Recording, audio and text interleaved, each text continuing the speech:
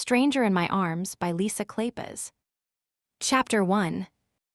Lady Hawksworth, your husband is not dead. Lara stared at James Young without blinking. She knew she had not heard the estate agent correctly, or perhaps he had been drinking, though she had never known him to tipple before. It was possible that he had grown a little dotty from having to work in the service of the current Lord and Lady Hawksworth. They would surely drive anyone mad, given enough time. I know it is a great shock to you all, Young continued earnestly. Concern flared in his bespectacled eyes as he glanced at Lara. To you in particular, my lady. Had the news come from a less reliable source, Lara would have dismissed it immediately. However, James Young was a cautious and trustworthy man who had served the Hawksworth family for at least a decade. He had done an excellent job of managing her trust property's income since her husband's death, no matter that there was precious little money to oversee. Arthur, Lord Hawksworth, and his wife, Janet, regarded Young as if they, too, doubted his sanity. They were an ideally suited couple, both of them blonde, tall, and spare of frame. Although they had 2 sons, the boys had been packed off to Eton and were seldom seen or even mentioned. Arthur and Janet seemed to care about one thing only: to enjoy their newfound wealth and status as conspicuously as possible. Preposterous, Arthur exploded. How dare you come to me with this nonsense? Explain yourself at once. Very well, my lord, Young replied. I received word yesterday that a frigate recently arrived in London carrying a most unusual passenger. It seems that he bears an uncanny resemblance to the late Earl. He glanced respectfully at Lara as he added, he claims to be Lord Hawksworth. Arthur exploded with disbelieving scorn. His lean face, carved with deep lines of cynicism, flushed a vivid shade of red. His long beak of a nose twitched angrily. What sort of outrageous hoax is this? Hawksworth has been dead for a year. It's impossible that he could have survived the shipwreck off of Madras. My God, the vessel literally broke in half. Everyone on board was lost. Are you telling me that my nephew somehow managed to survive? The man must be a lunatic to think that any of us would believe him. Janet's thin lips tightened. He'll be proved an imposter soon enough, she said crisply, smoothing the tooth-like points of dark Van Dyke lace that trimmed the bodice and waist of her emerald silk gown. Ignoring the Crosslands' furious disdain, Young approached the widow. Larissa sat in a gilt-wood armchair near the window, her gaze fixed on the carpet covering the floor. Like everything else in Hawksworth Hall, the Persian carpet was opulent to the point of tastelessness, woven in a fantastical design of surreal flowers spilling from a Chinese-style vase. The worn toe of a black leather shoe protruded from beneath the hem of Larissa's morning dress as she absently traced the edge of a scarlet flower with her foot. She seemed lost in memories, not noticing Young's approach until he had reached her. Abruptly, she straightened like a chastened schoolgirl and lifted her gaze to his face. Even in her dark bombazine dress, as high-necked and pristine as a nun's habit, Larissa Crossland possessed a soft, elegant beauty. With her dark sable hair always seeming on the verge of tumbling from its pins, and sultry pale green eyes, she was original and striking. However, her looks generated little heat. She was often admired but never pursued, never flirted with or desired. Perhaps it was the way she used cheerfulness like a weapon, if such a thing were possible, keeping everyone at a distance. It seemed to many in the town of Market Hill that Lara was an almost saintly figure. A woman with her looks and position could have managed to snare a second husband, yet she had chosen to stay here and involve herself in charitable works. She was unfailingly gentle and compassionate, and her generosity extended to nobleman and beggar alike. Young had never heard Lady Hawksworth utter an unkind word about anyone, not the husband who had virtually abandoned her, nor the relatives who treated her with contemptible stinginess. But for all her apparent serenity, there was something unsettling in her translucent green eyes. some quiet turbulence that hinted at emotions and thoughts she never dared express. As far as Young could tell, Larissa had decided to content herself by living vicariously through the people around her. It was frequently said she needed a man of her own. However, no one could ever seem to think of a particular gentleman who was suited to her. That was undoubtedly a good thing, if it turned out that the late Earl really was alive. "My lady," Young murmured apologetically, "I did not want to distress you, but I felt you would want to be informed immediately about any matter that concerns the late Earl." "Is there any chance it could be true?" Lara whispered, her face shadowed with a frown. "I don't know," came Young's careful reply. "As they never found the Earl's body, I suppose there is a chance that he—" "Of course it isn't true," Arthur exclaimed. "Have you both taken leave of your senses?" Brushing by Young, he assumed a protective expression and settled his hand on Lara's narrow shoulder. "How dare this scoundrel put Lady Hawksworth through such torment?" he exclaimed with as much false pity as he could muster. "I'm fine," Lara interrupted, stiffening at his touch. A frown knit her smooth brow. She pulled away and went to the window, longing to escape the overdecorated parlor. The walls were covered in bright pink silk and heavy gold scrollwork, the corners filled with vases of exotic palms. It seemed that every inch of available space was taken up with a collection of what Janet referred to as friggers, concoctions of glass birds and trees covered with clear protective domes.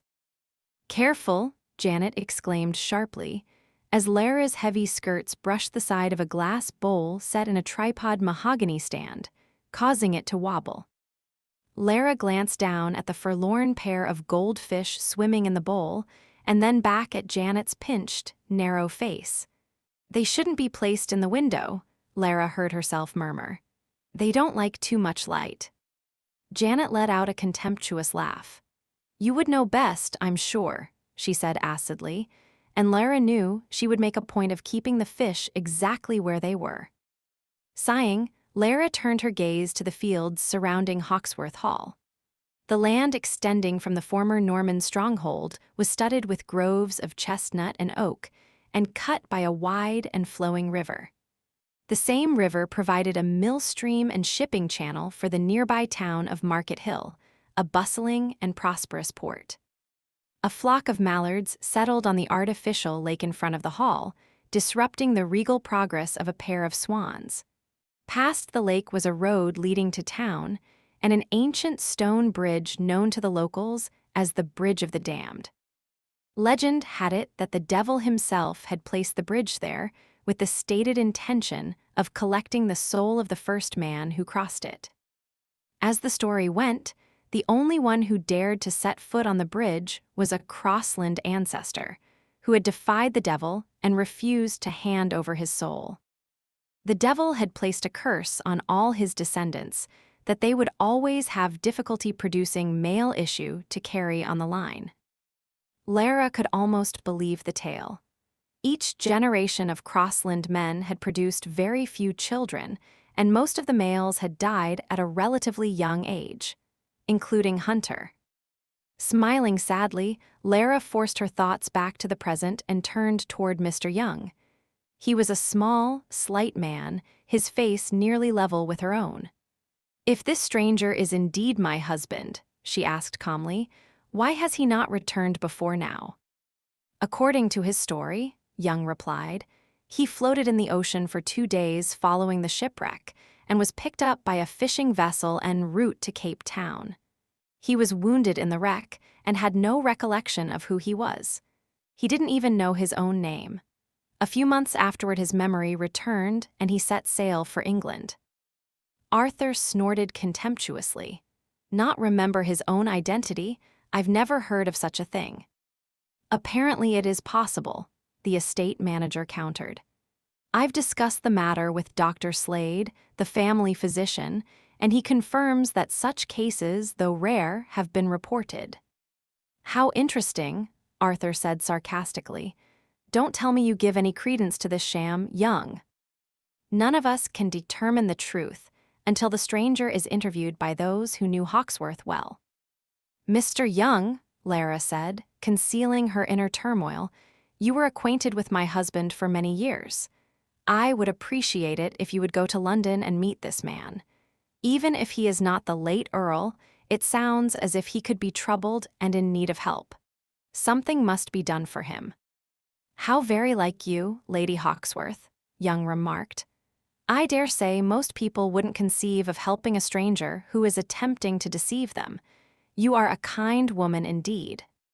"Yes," Arthur agreed dryly.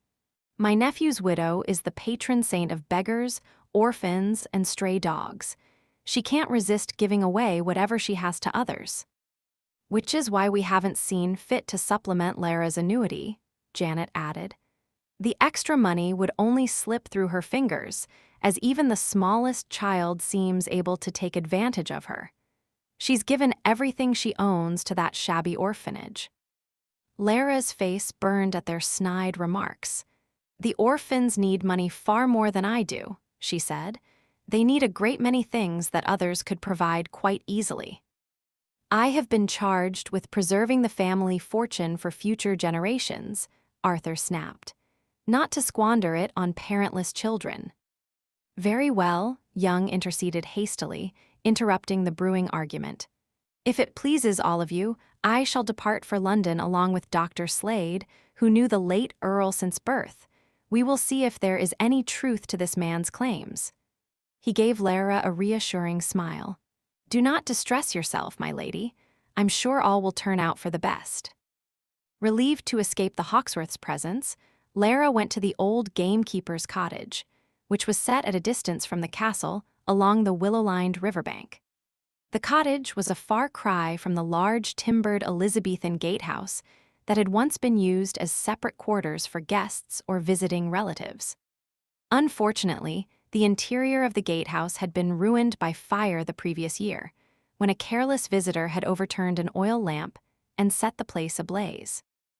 Arthur and Janet had seen no reason to have the place restored, deciding that the unoccupied cottage was sufficient for Lara's needs. She could have cast herself on the mercy of other relatives who might have offered her more comfortable lodgings, or even accepted her mother-in-law's offer to serve as her traveling companion, but she treasured her privacy too much for that. Better to remain near familiar surroundings and friends, despite the discomforts of the cottage.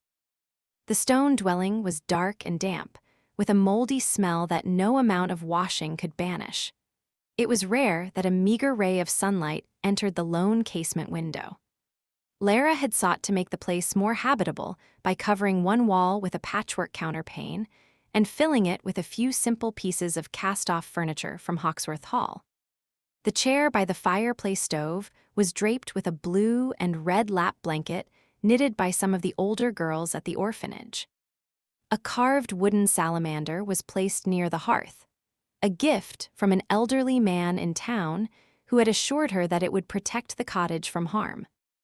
Closing herself in solitude, Lara lit a tallow-dipped candle and stood in the glow of its sputtering, smoky light. Suddenly, her body was racked by a hard shiver.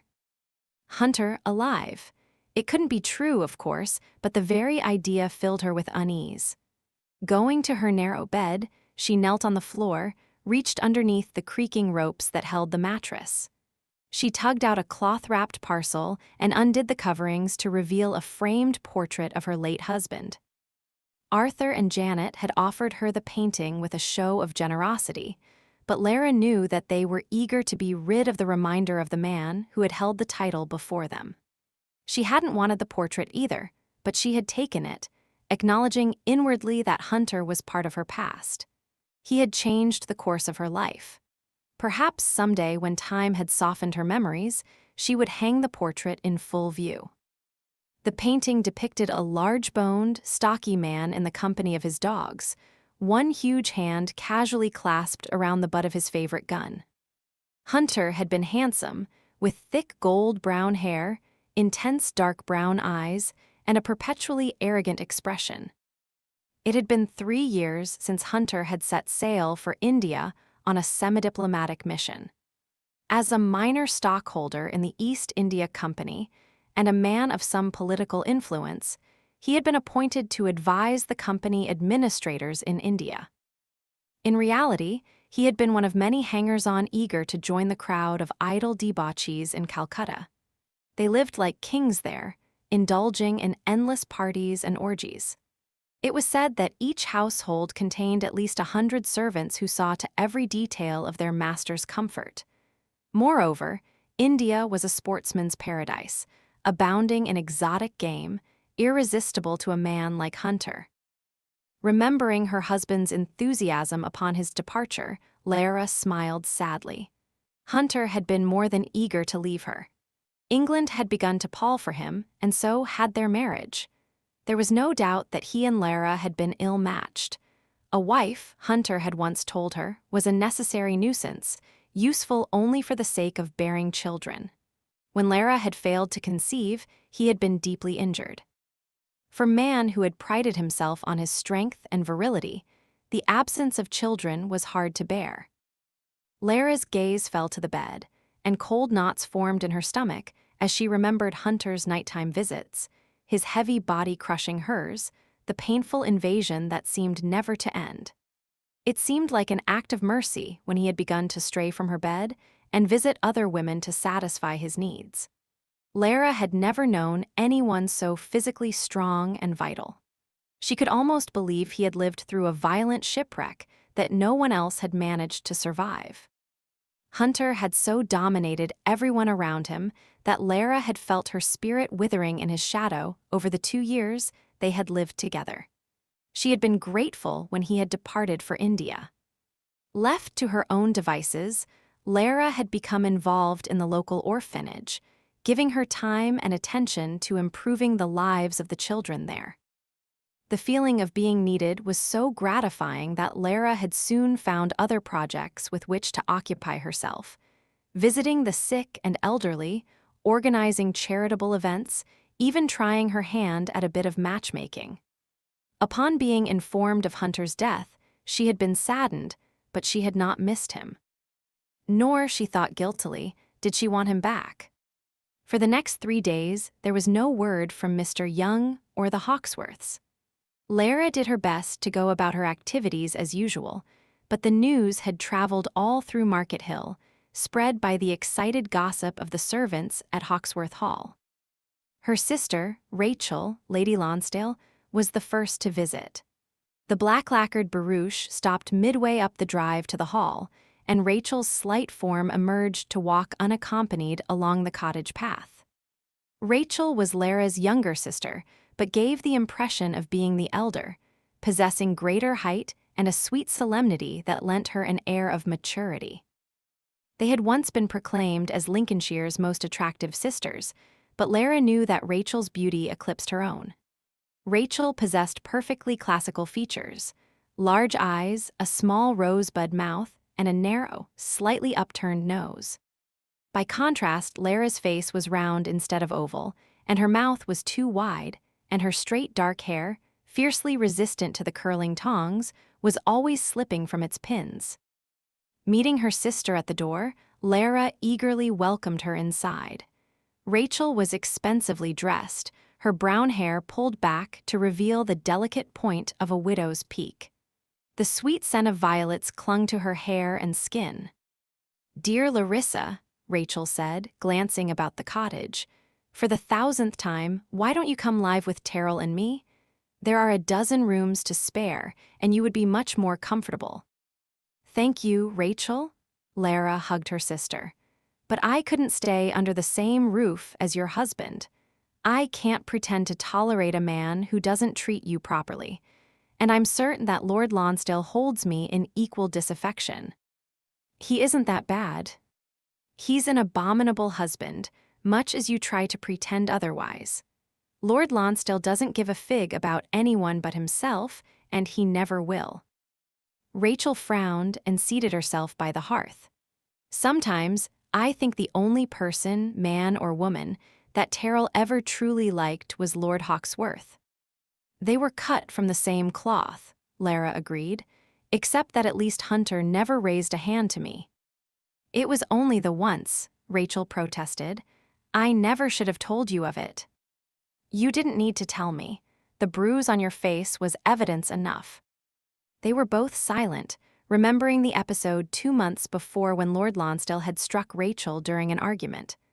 The mark on Rachel's cheek and eye had taken weeks to fade, causing Rachel to hide in her home until she could venture out without causing suspicion.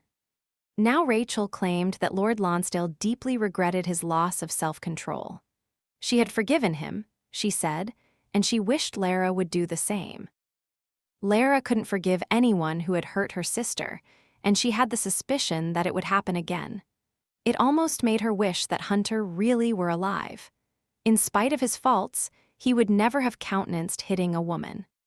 Hunter would have made it clear to Lord Lonsdale that such behavior was unacceptable, and Lonsdale might have heeded him, as Hunter was one of the few people on Earth whom he respected. "I didn't come here to talk about that, Larissa."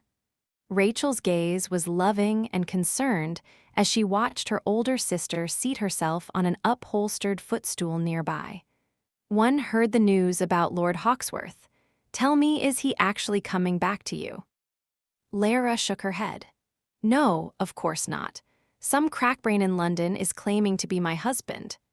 Mr. Young and Dr. Slade are visiting him, and I'm certain they'll have him confined in either Bedlam or Newgate, depending on whether he's mad or a criminal." "Then there's no chance that Lord Hawksworth is alive?" Reading the answer in Lara's face, Rachel sighed. "I'm sorry to say it, but my mind is relieved. I know that your marriage was not a good one. All I want is for you to be happy." "I wish the same for you," Lara said earnestly. "And you're in far worse circumstances than I ever was, Rachel. Hunter was far from the ideal husband, but he and I got along well enough, except for—" She stopped and blushed suddenly. It wasn't easy for her to speak of intimate matters. She and Rachel had a puritanical upbringing, their parents kind but distant. It had been left to Lara and Rachel to learn about the act of physical intercourse on their respective wedding nights. For Lara, the discovery had been an unpleasant one. Rachel seemed to read her thoughts as always. "Oh, Lara," she murmured, the color rising in her own face, "I think Lord Hawksworth must not have been as considerate of you as he should." Her voice lowered as she continued. "Lovemaking isn't so terrible, really. There were times with Terrell, early in our marriage, when I actually found it rather pleasant. Lately, of course, it's not at all the same, but I still remember how it once was." "Pleasant?" Lara stared at her in amazement. "For once, you're managed to shock me. How you could have liked something so embarrassing and painful is beyond me, unless you're trying to make a very bad joke. Weren't there occasions when Lord Hawksworth kissed you, held you close, and you felt rather warm and, well, womanly?" Lara fell into a perplexed silence. She failed to see how lovemaking, ironic term for such a repulsive act, could not be painful. "No," she said thoughtfully, "I can't ever remember feeling that way. Hunter wasn't fond of kissing or embracing, and when it was over, I was glad of it." Rachel's face was soft with pity. "Did he ever say he loved you?" Lara gave a hollow laugh at the idea. "Goodness, no, Hunter would never have admitted to such a thing." A bleak smile curved her lips. "He didn't love me. There was another woman whom he should have married instead of me. I think he often regretted his mistake." "You never told me that," Rachel exclaimed. "Who is she?" "Lady Carlisle," Lara mumbled, vaguely surprised that after all this time, the name still caused a sour taste in her mouth. "What is she like? Did you ever meet her?" "Yes, on a few occasions. She and Hunter were discreet, but it was obvious that they took enormous pleasure in one another's company. She liked all the same things he did: riding, hunting, horses. I've no doubt that he visited her often in private after we were married." "Why didn't Lord Hawksworth marry Lady Carlisle in the first place?" Lara hugged her knees and lowered her chin, unconsciously drawing herself into a ball. "I was much younger, whereas she was past childbearing age. Hunter wanted an heir, and I suppose he thought he could mold me to his liking. I did try to please him. Unfortunately, I couldn't seem to give him the one thing he wanted from me. A child, Rachel murmured. From the expression on her face, Lara knew that Rachel was thinking of her own miscarriage, which had occurred only a few months ago. Neither of us has had much success in that regard, have we? Lara's face burned as she continued. At least you've proven that you're able to conceive. With God's blessing, you'll bear a child someday. I, on the other hand, have tried everything. I drank tonics and consulted moon charts and put myself through any number of ridiculous and humiliating exertions. Nothing worked. When Hunter finally left for India, I was so glad that he was gone. It was a blessing to sleep alone and not have to wonder each night if I would hear his footsteps approaching my door. Lara shivered at the memories that flashed through her mind. I don't like sleeping with a man. I never want to again. Poor Larissa, Rachel murmured. You should have told me these things long before now. You're always so eager to solve others' problems and so reluctant to discuss your own. Had I told you, it wouldn't have changed anything, Lara pointed out, making an effort to smile. Had it been left to me, I would have chosen someone far more appropriate for you than Lord Hawksworth. I think Mama and Papa were so dazzled by his position and wealth that they overlooked the fact that you didn't suit. It wasn't their fault, Lara said. The blame was mine. I'm not really suited to be anyone's wife. I should never have married at all. I'm much happier on my own. Neither of us landed the kind of match we hoped for, did we? Rachel reflected with sad irony. Terrell with his moods, and your lummox of a husband, hardly the stuff of fairy tales. At least we live close to each other, Lara pointed out, trying to dispel the cloud of regret that seemed to hang in the air. That makes everything bearable, at least for me. For me as well. Rachel left the chair and went to hug her tightly. I pray only good things will happen to you from now on, dearest. May Lord Hawksworth rest in peace, and may you soon find a man who will love you as you deserve to be loved. Don't pray for that, Lara said, her alarm half feigned and half real. I don't want a man. Pray instead for the children at the orphanage and poor old Mrs. Lumley, who is going blind, and Mr. Peacham's rheumatism, and you and your ever-expanding list of unfortunates, Rachel commented, smiling fondly at her. Very well, I'll pray for them too. The moment Lara ventured into town, she found herself inundated with questions, everyone demanding to know the details of her husband's return from the dead. No matter how often she stated that Hawksworth's appearance in London was most likely a hoax, the citizens of Market Hill wanted to believe otherwise. Well, if 'tisn't the luckiest woman in Market Hill, said the cheesewright as soon as Lara entered his shop, one of many that lined the town's primary street of Maingate. The air was redolent with a pleasantly milky, tangy smell that wafted from the slabs and rounds of cheese stacked on the wooden tables.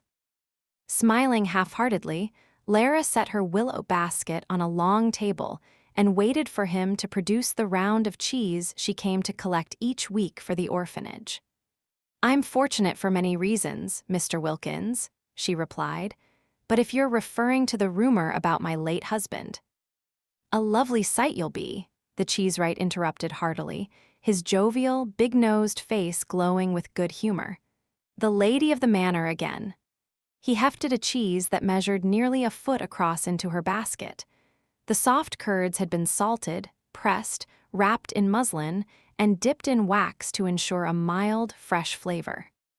Thank you, Lara replied evenly, but Mr. Wilkins, I must tell you I'm sure you that the story is false. Lord Hawksworth is not coming back. The Misses Withers, a pair of elderly spinster sisters, entered the shop and tittered in pleasure as they saw Lara. Identical flower-trimmed bonnets covered their small gray heads, which bobbed together in a swift exchange of gossip. One of them approached Lara and laid a frail, blue-veined hand on her sleeve. My dear, the news reached us this morning. We're so happy for you, so happy indeed. Thank you, but it's not true, Lara insisted. The man who claims to be my husband is undoubtedly an impostor. It would be a miracle if the Earl had managed to survive the shipwreck.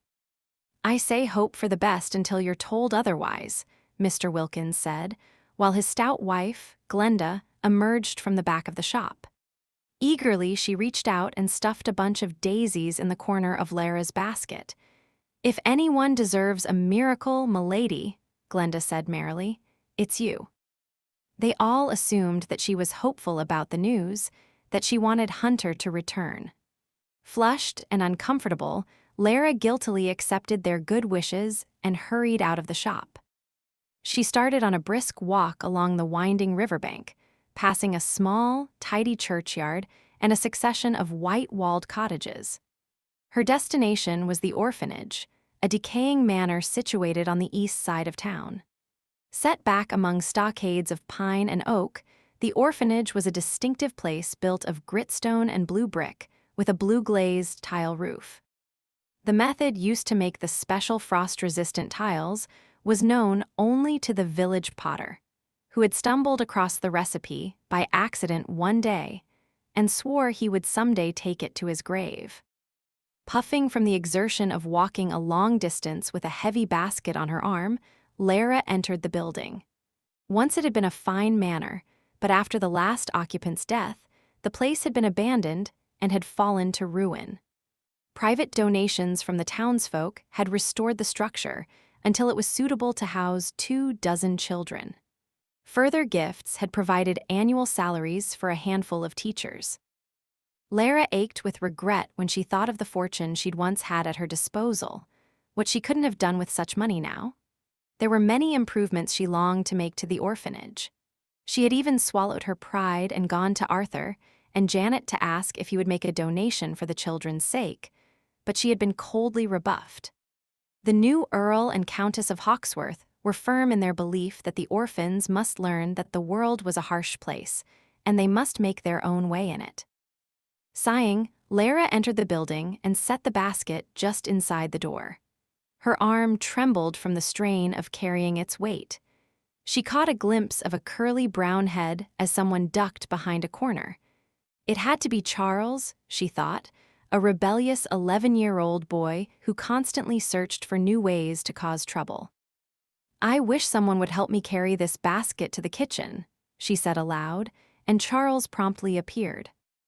"You carried it this far by yourself," he observed sullenly. Lara smiled into his small, freckled, blue-eyed face. "Don't be surly, Charles. Help me with the basket, and on the way to the kitchen you can tell me why you aren't in class this morning." "Miss Thornton sent me out of the schoolroom," he replied, lifting one side of the large basket and eyeing the cheese hungrily. Together they carried it down the hall, their steps softened by the threadbare carpet. "I was making too much noise and paid no mind to the teacher." "Why is that, Charles?" "I learned my maths before everyone else. Why should I have to sit still and do nothing just because I'm smarter than the rest of 'em?" "I see," Lara replied, reflecting ruefully that it was probably true. Charles was an intelligent child who needed more attention than the school was able to provide. "I'll speak to Miss Thornton. In the meantime, you must try to behave yourself." They reached the kitchen, where the cook, Mrs. Davies, greeted her with a smile. Mrs. Davies' round face was rosy from the heat of the stove, where a large kettle of soup was kept warming. Her brown eyes were bright with interest. "Lady Hawksworth, we've heard the most astonishing rumor from town." "It isn't true," Lara interrupted ruefully. "It's merely some troubled stranger who has convinced himself, or is trying to convince us, that he is the late Earl. If my husband had survived, he would have come home long before now." "I suppose," Mrs. Davies said, seeming disappointed. "It would have made a romantic story, though. If you don't mind my saying so, m'lady, you're too young and pretty to be a widow." Lara shook her head and smiled. "I'm quite content with my situation, Mrs. Davies." "I want him to stay dead," Charles announced, causing Mrs. Davies to gasp in horror. "What a wee devil you are," the cook exclaimed. Lara bent until she and the boy were at eye level and smoothed his unruly hair. Why do you say that, Charles? If he is the Earl, you won't come here anymore. He'll make you stay at home and do his bidding. Charles, that's not true, Lara replied gravely. But there's no reason to argue the point. The Earl is gone, and people don't come back from the dead. Dust from the road coated Lara's skirts as she returned to the Hawksworth estate, passing tenant farms bordered with wattle and daub fences made of woven branches and mud. Sunlight glittered on the water that spilled lavishly beneath the bridge of the damned. As Lara neared the stone cottage, she heard her name called. She stopped in surprise at the sight of her former Abigail, Naomi, running from the hall with her skirts lifted to keep from tripping. Naomi, you mustn't run like that, Lara exclaimed. You'll fall and hurt yourself. The plump lady's maid gasped with exertion and feverish excitement. Lady Hawksworth, she exclaimed, struggling to catch her breath. Oh, milady, mister, Young sent me to tell you. He is here at the castle. They're all here, and you must come at once. Lara blinked in confusion. Who is here? Mr. Young has sent for me. Yes, they've brought him from London. Him? Lara asked faintly. Yes, milady, the Earl has come home. Chapter 2. He words seemed to hover and buzz around Lara like gnats. The Earl has come home, come home. But it can't be, she whispered. Why would Mr. Young have brought the stranger here from London? She licked her dry lips, the inside of her mouth feeling like parchment. When she spoke, her voice didn't sound like her own. Have you seen him? The maid nodded, suddenly bereft of words. Lara stared fixedly at the ground and forced out a few halting words. You knew my husband, Naomi. Tell me, is the man at Hawksworth Hall? She lifted her beseeching gaze to the maid, unable to finish the sentence. I think so, milady. Nay, I'm certain of it. But the Earl is gone, Lara said numbly. He drowned. Let me help you to the castle, Naomi urged, taking her arm. You look all queer and white, and 'tis no wonder. 'Tisn't every day a woman's dead husband comes back to her. Lara pulled away from her with a jerky movement. Please, I need a few minutes to myself. I'll walk up to the hall when I'm ready.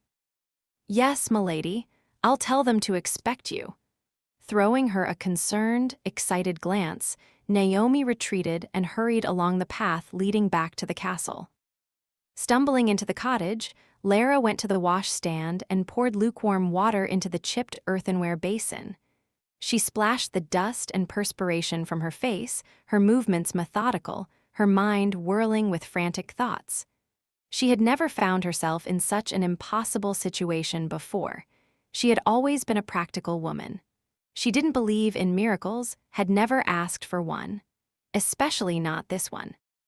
But this wasn't a miracle, Lara reminded herself, letting down her disheveled hair and trying to coil and pin it back in place.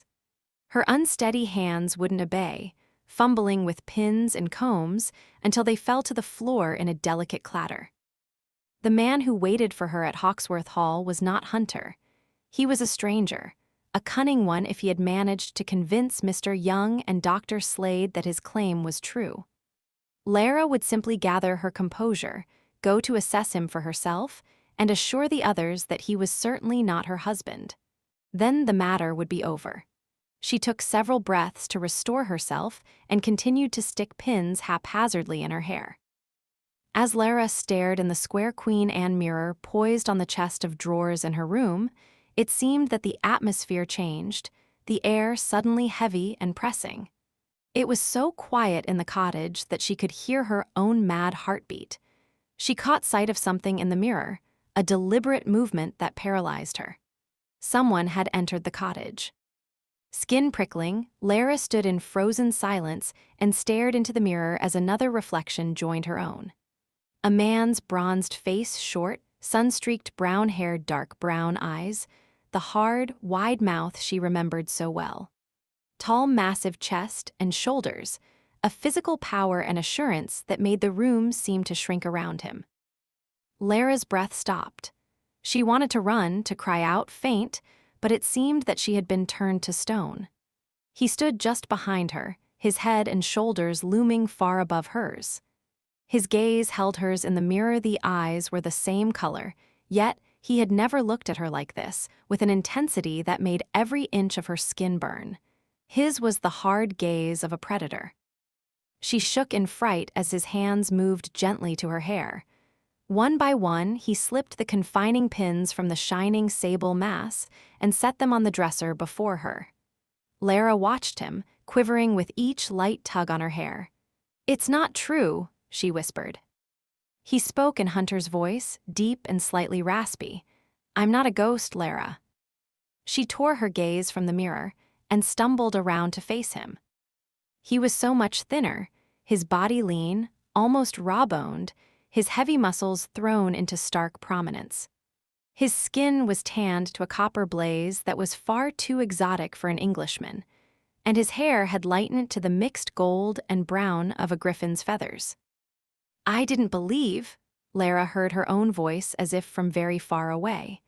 There was a pinching sensation around her chest, and her heart could no longer sustain its own violent rhythm. Although her lungs moved in painful spasms, she couldn't seem to get enough air. A thick mist rolled over her, covering all sight and sound, and she sank swiftly into the dark abyss that opened beneath her. Hunter caught her as she fell. Her body was light and lush in his arms, conforming easily to his hard grip. He carried her to the narrow bed and sat on the creaking mattress, cradling her in his lap. Her head tilted back, her ivory throat encased in the banded black fabric of her morning gown. He stared intently at her, riveted by the delicacy of her face. He'd forgotten a woman's skin could be so fair and fresh. Her mouth in repose was soft and a little sad, her face as vulnerable as a child's. How strange for a widow to look so unawakened.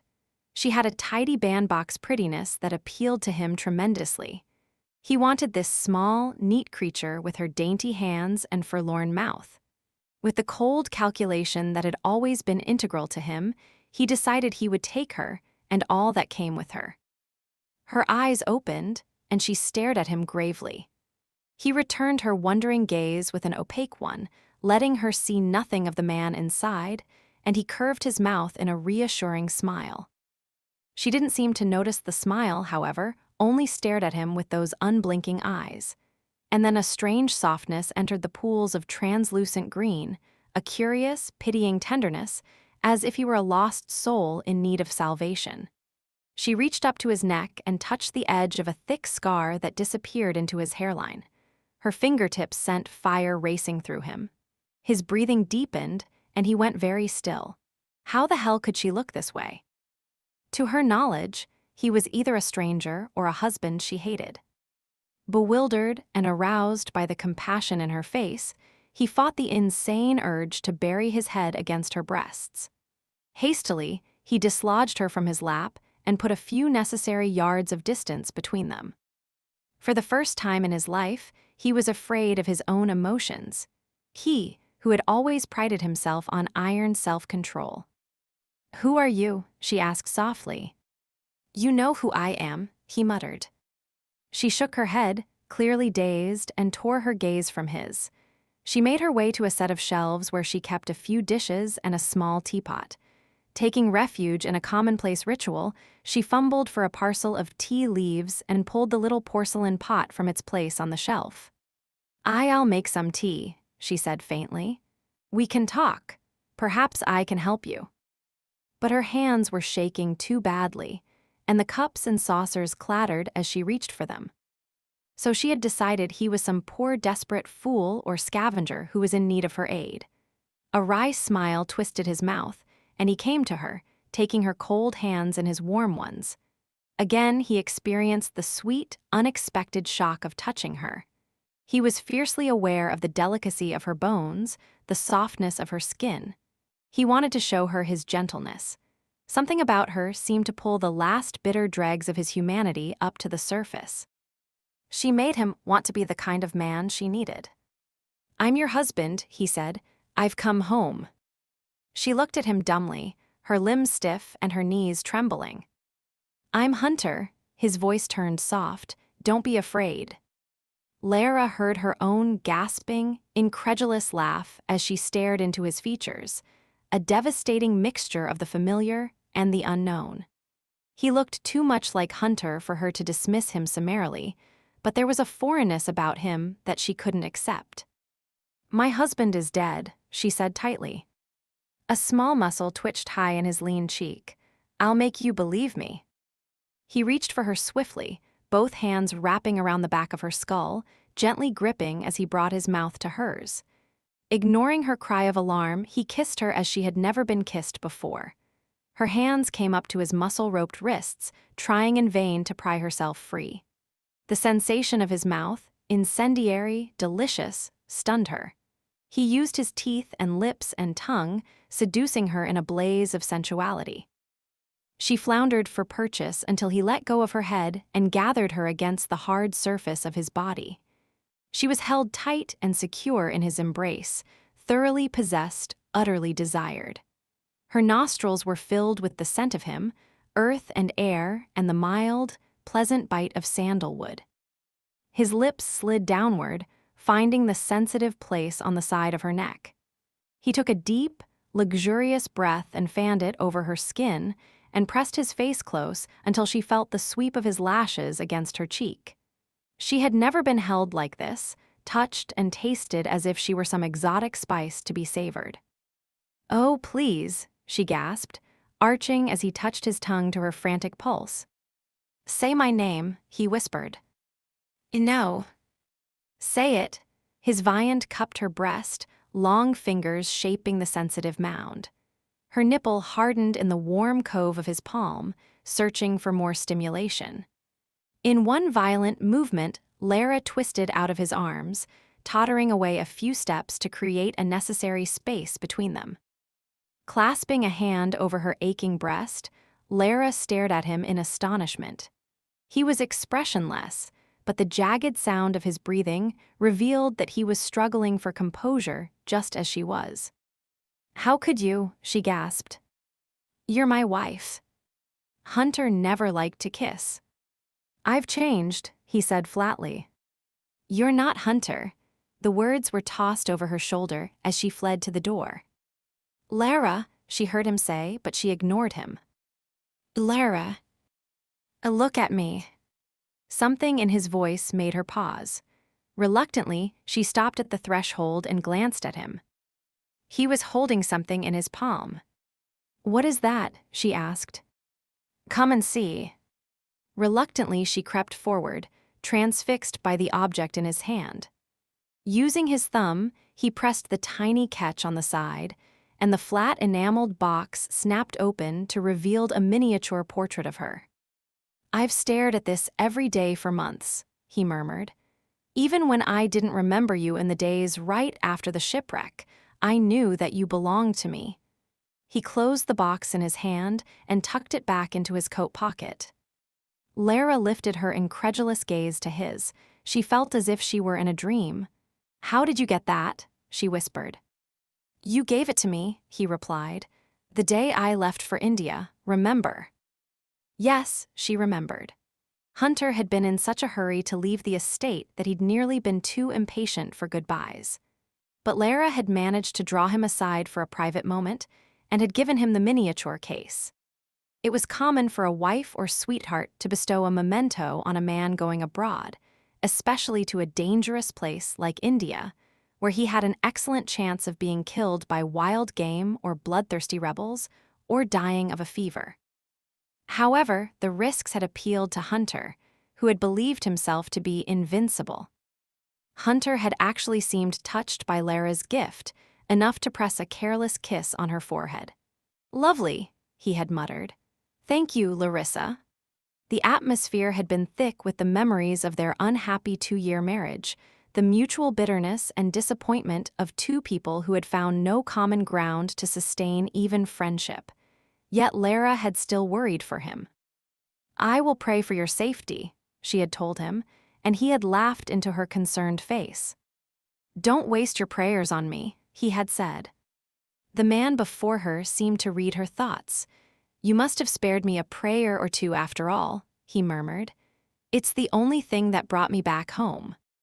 Lara felt the blood drain from her face, and she staggered beneath the weight of sudden realization.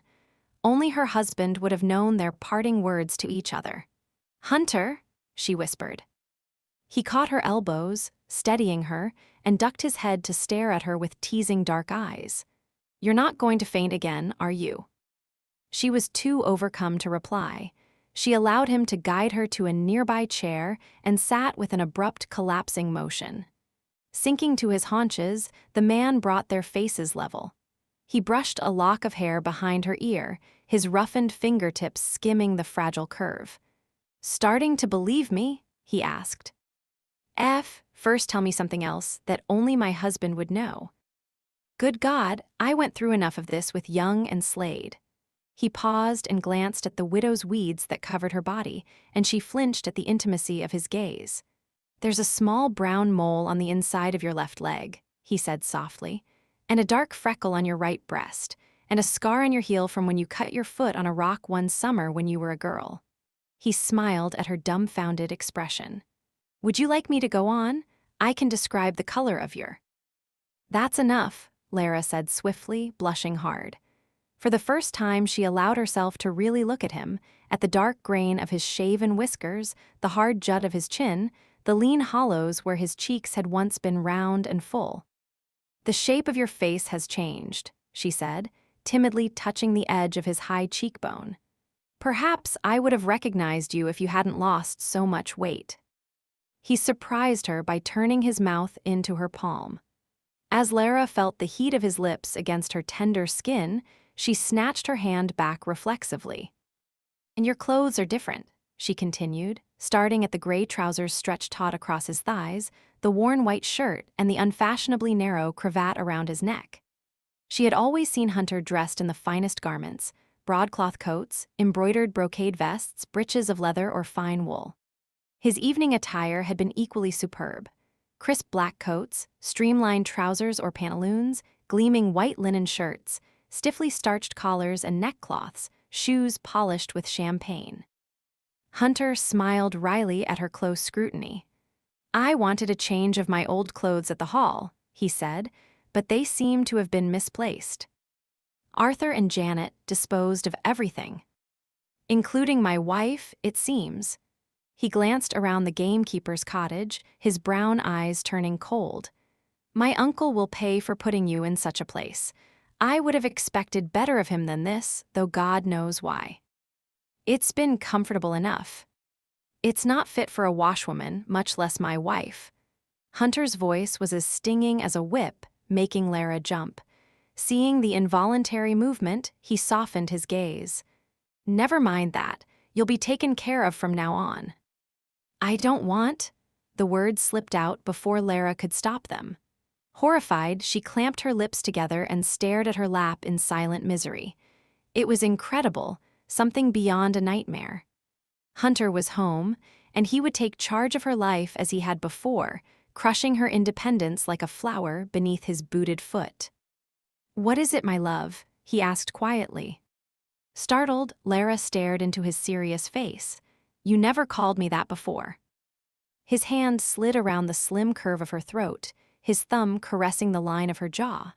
He ignored the way she shrank from his touch. "I've had a great deal of time to think, Lara.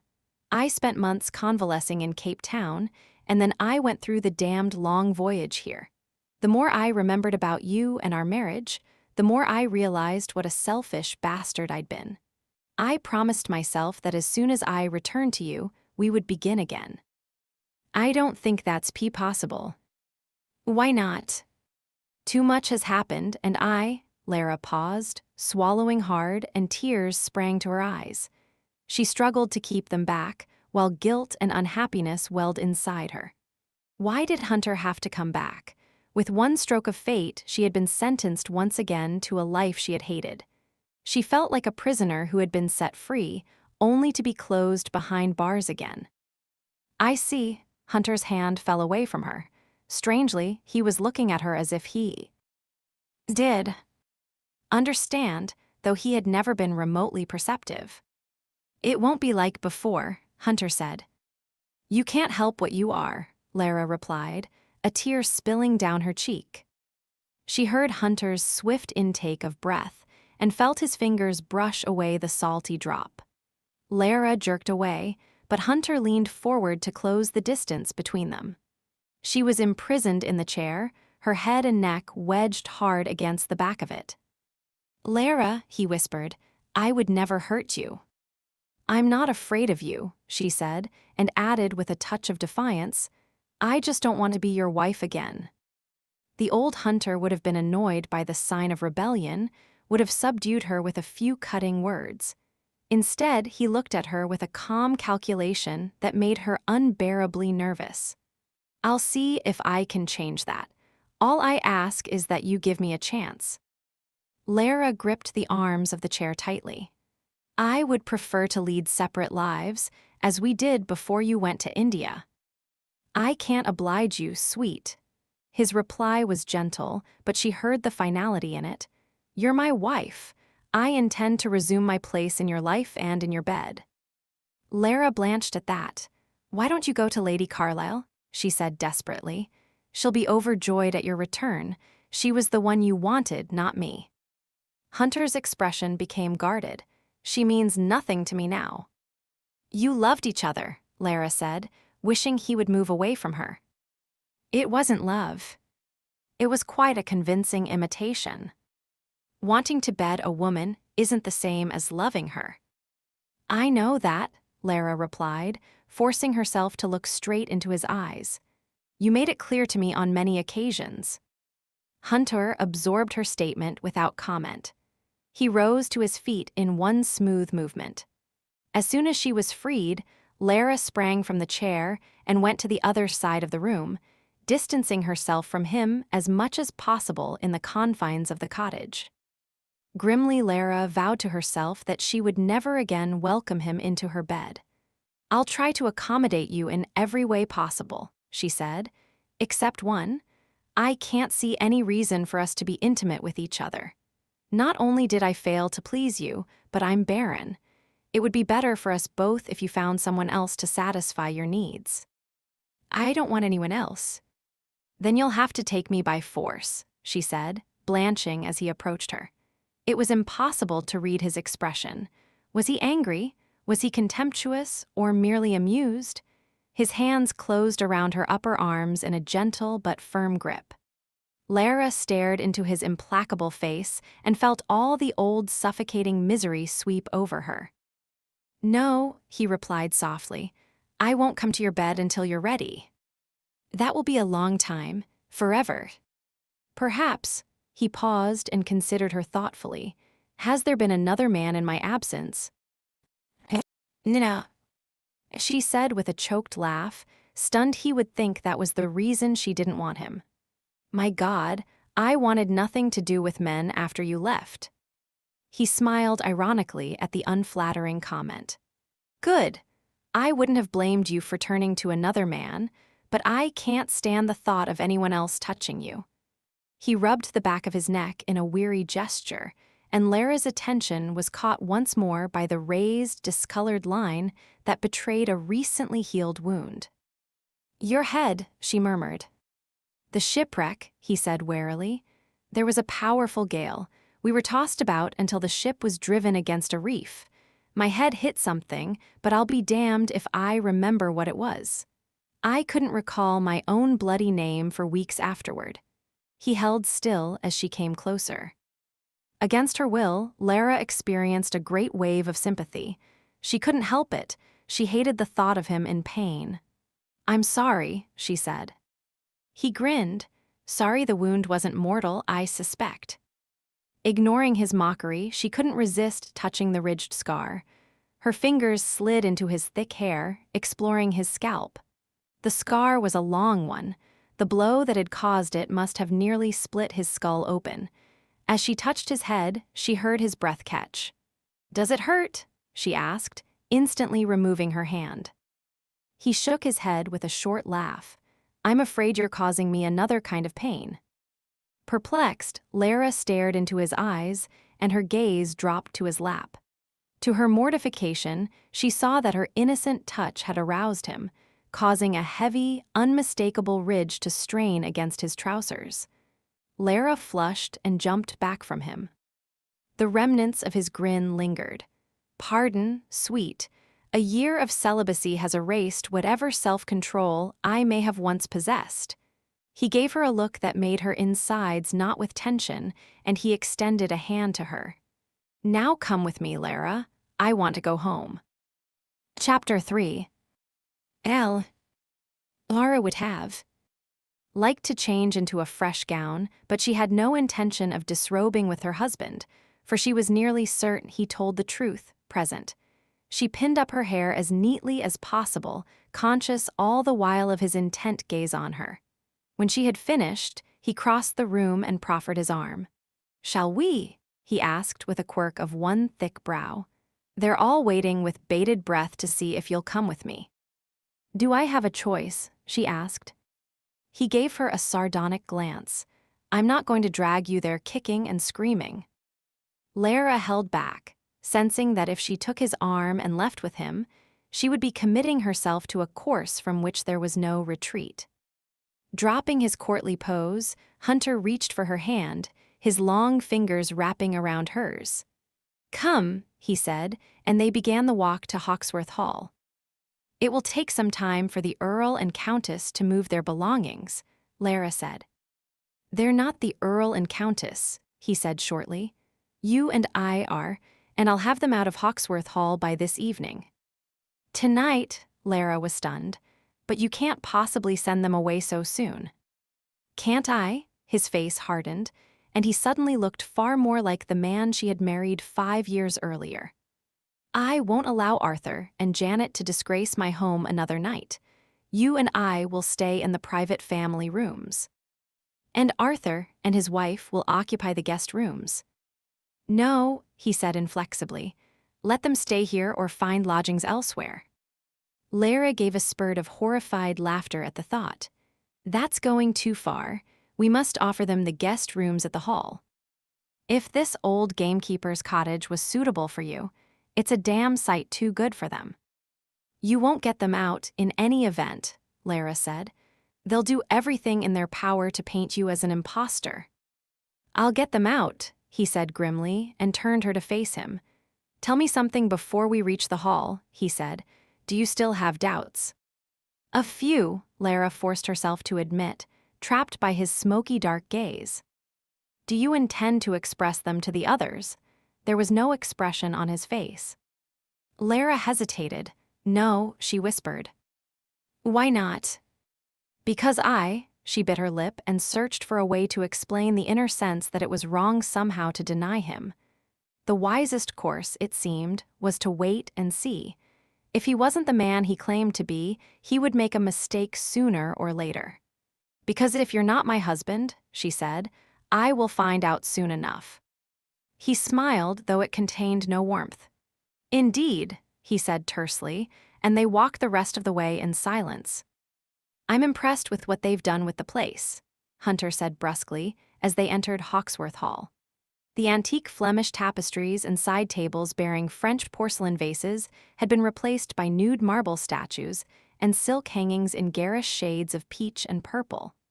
The medieval fireplace, large enough to fit a dozen men inside, had been stripped of its original carved Flemish overmantel.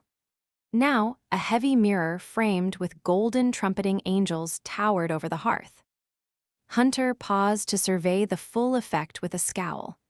It's not everyone who can take an elegant home and decorate it like a brothel in such a short time. "I wouldn't know," Lara replied. "I'm not as well acquainted with brothels as others are." He grinned at the crisp rejoinder. "As I recall, you were more than happy for me to spend my nights in brothels rather than visit your bed." Uncomfortably, Lara returned her attention to the vulgar decor. "Unfortunately, none of this can be changed now." "Why not?" "It would be wasteful. We can well afford the expense." "You had better look through the estate books before you make any assumptions," Lara said in a low voice. I suspect that our accounts have been depleted in your absence. Your uncle has extravagant habits. Hunter nodded grimly and took her elbow as they went through the hall. He had an air of calm authority, seeming entirely comfortable in his surroundings. Surely an impostor would have displayed some sign of uncertainty, but he showed none. Lara had never dreamed they would be together in this house again. She had closed away the memories of her life with him, but now he had come back with a suddenness that left her reeling. It was impossible to believe that he was here, even with his large hand on her arm and the taste of him lingering on her lips. The area surrounding the double curving staircases was filled with at least 50 servants, housemaids, underbutlers, footmen, kitchen staff, hallboys, and odd job men. The servants greeted them with wondering exclamations, realizing that Lara's presence beside Lord Hawksworth was a positive confirmation of his identity.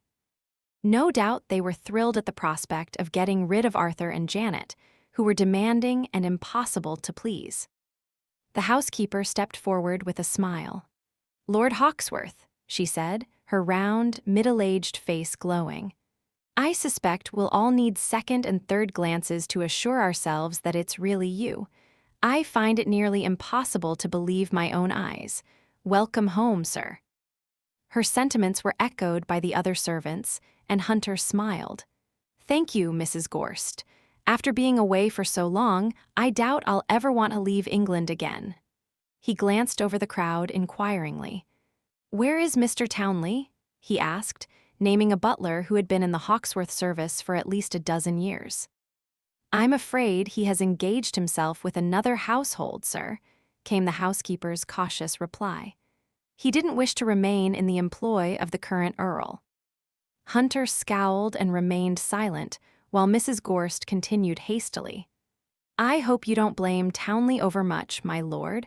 He was quite distressed at your death, that is."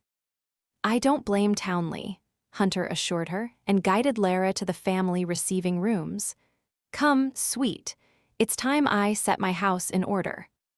"There he is," a voice exclaimed as they entered the upstairs receiving room, and there was a chorus of excited cries. Arthur and Janet were there, of course, as well as Mr. Young, Dr. Slade, and some Crossland relatives who had come to see the stranger for themselves. Arthur came forward before anyone else, regarding Hunter with contempt. "It seems you've gotten Lara to side with you." He turned his attention to her and sneered. "An ill-advised move, my dear. I'm surprised that you would be so easily convinced to help this scoundrel in his charade. You've revealed a weakness of character I hadn't suspected until now." Lara returned his gaze without blinking. "It is no charade, my lord." Mr. Young interceded calmly. "I assure you, Lord Arthur, in my opinion this man is indeed Hunter Cameron Crossland, Lord Hawksworth." "No doubt he is paying for your support," Arthur snapped. "Well, I intend to take up the matter with the courts. I will not allow an impostor to come forth and proclaim himself as the Earl of Hawksworth. To begin with, he bears only a passing resemblance to Hawksworth, who would have outweighed him by at least 3 stone. The man at Lara's side smiled. "It's no crime for a man to lose weight, Arthur." Arthur gave him a derisive stare. "It must have been damned convenient for you to suddenly remember that you were the inheritor of a large fortune." Mr. Young interceded calmly. "All the evidence confirms this man's identity, Lord Arthur. We have tested his memory and found it to be accurate. We have identified special marks on his body, including the shoulder wound from a hunting accident when he was a boy. We have even examined samples of his handwriting, which closely resembles Lord Hawksworth's. His appearance, though altered, is consistent with the late Earl's. And that, combined with the recognition of everyone who has seen him so far, proves that he is Hawksworth." "I do not recognize him," Arthur said hotly, "nor does my wife." "But then, you have the most to lose if he is the Earl," Dr. Slade pointed out, a cynical smile appearing on his leathery face. "Besides, his own wife accepts him, and a woman as honorable as the Countess would never accept a stranger as her husband. Unless she stands to profit by it, Janet sneered, pointing a bony finger at Lara. She would bed down with the first man available if it meant regaining the Hawksworth fortune. Lara gasped in outrage. I don't deserve such an accusation. A young, pretty widow, starved for a man's attention, Janet continued sharply. You've fooled a great many people with all your noble prattle about the orphanage, but I know what you really are. Enough, Hunter said. There was a murderous gleam in his eyes that unnerved them all. He stared at Arthur with a vengeful gaze that caused the man to sweat visibly. Get out of my sight, Hunter said. Your belongings will be sent to you unless you dare set foot on the estate. In that case, they'll be burned. Now leave and count yourselves fortunate that I don't pay you back in full for what you've done to my wife. We've been nothing but generous to Lara, Janet burst out. What lies has she been spouting? Out. Hunter took one step toward Janet, his hands raised as if to throttle her. Janet hurried to the door, her eyes bulging with fear. You have the manners of an animal, she spat. Don't think your ruse will fool anyone. You're no more the Earl of Hawksworth than one of the dogs in the kennel is. Arthur joined her in the doorway, and they both left while excited murmurs rippled through the assemblage. Hunter bent his head, his mouth close to Lara's ear. I never meant for you to be left at their mercy. Forgive me. Lara turned to stare at him in wonder. Hunter had never apologized to her for anything. He hadn't been capable of it. There are moments when I almost agree with Janet, she whispered. You're not at all like the man I married. Would you rather have me back the way I was? He asked, too quietly for the others to hear. Lara blinked in confusion. I don't know. She backed away as the crowd swarmed around him, exclaiming over the miracle of his return. The servants were in a muddle, scurrying to obey two masters as they packed some of Arthur and Janet's belongings. Hunter had not retreated from his position that the Crosslands must leave the estate at once, a humiliation that Lara knew they would never forgive. Janet stormed about Hawksworth Hall in explosive wrath, hurling orders and insults at everyone in her path. Feeling lost and uneasy, Lara wandered through the house. Some of the upstairs informal rooms had been left in their original condition, serene and tasteful. The windows swagged in pale, watered silk and velvet, the French furniture light and clean. Taking stock, are you? Came a silken voice from the doorway of the ladies' reading room, and Lara turned to see Janet standing there. With her thin frame held so stiffly, she seemed as hard and sharp as a knife blade. Lara felt a twinge of pity for Janet, knowing that the loss of the title and estate was a devastating blow. For a woman of such overweening ambition, returning to the modest life she had known before must be difficult to bear. I'm sorry, Lady Crossland, she said sincerely. I know how unfair the situation must seem. Spare me your false pity. You think you've won, don't you? Well, one way or another, we'll get the title back. Arthur is still the heir presumptive, and we have 2 sons, and as everyone knows, you're barren. Have you told that to the impostor claiming to be your husband? Lara's face turned white. Have you no shame? No more than you, apparently. How willing, how eager. You are to climb between the sheets with an absolute stranger. Janet's face twisted into an ugly sneer. For months you've played the martyr, with your angelic face and ladylike manners, while in truth you're nothing but a cat in heat. Her tirade was interrupted by an angry growl, and both women froze in surprise as a lean male form entered the room with the speed of a striking cobra. Hunter seized Janet and shook her, his countenance dark and wrathful. Be glad you're a woman, he advised, or I would kill you for what you just said. Let go of me, Janet screeched. Please. Lara said, hurrying forward. Hunter, don't. His back stiffened at the sound of his name. There's no reason for a scene, Lara continued, approaching him. No harm was done. Let her go for my sake. Suddenly, he released Janet with a sound of disgust, and the woman fled the room. Lara blinked in amazement as her husband turned toward her. It seemed that his entire body was filled with bloodlust. She had never seen such a savage look on Hunter's face. Even at his angriest, he had never lost the polished veneer that had been his birthright. But sometime between the day he had left for India and now, his civilized facade had cracked, and a very different man was emerging. "Janet is a vindictive bitch," he muttered. "She was speaking out of anger and pain," Lara said. "It meant nothing to me," she broke off with a gasp as Hunter came to her in a few strides.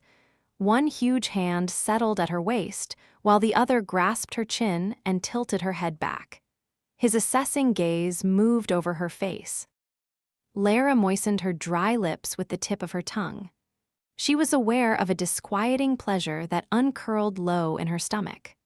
Her breath turned choppy, and she stared at the broad chest before her face, remembering the solid feel of his body against hers, the exciting way he had kissed her. Janet's accusations had hit their mark. Lara couldn't deny that she was attracted to this man and that she had never felt this way about her husband. Was it because they had both changed, or was it proof that this man wasn't Hunter? Everything was happening too quickly. She needed to be alone to try to make sense of things. "Don't touch me," she whispered. "I can't bear it."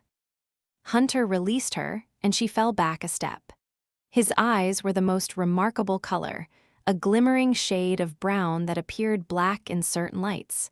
Without doubt, they were Hunter's eyes, but they were filled with an intensity she had never seen before. "How could you be my husband?" she exclaimed unsteadily. "But how could you be anyone else? I don't know what to think or how to feel." Hunter didn't flinch under her doubtful gaze. "If you don't accept me, go tell the others," he said. "It all rests on you. Without your support, I don't have a chance in hell of convincing anyone else of who I am." Lara passed a hand over her moist forehead.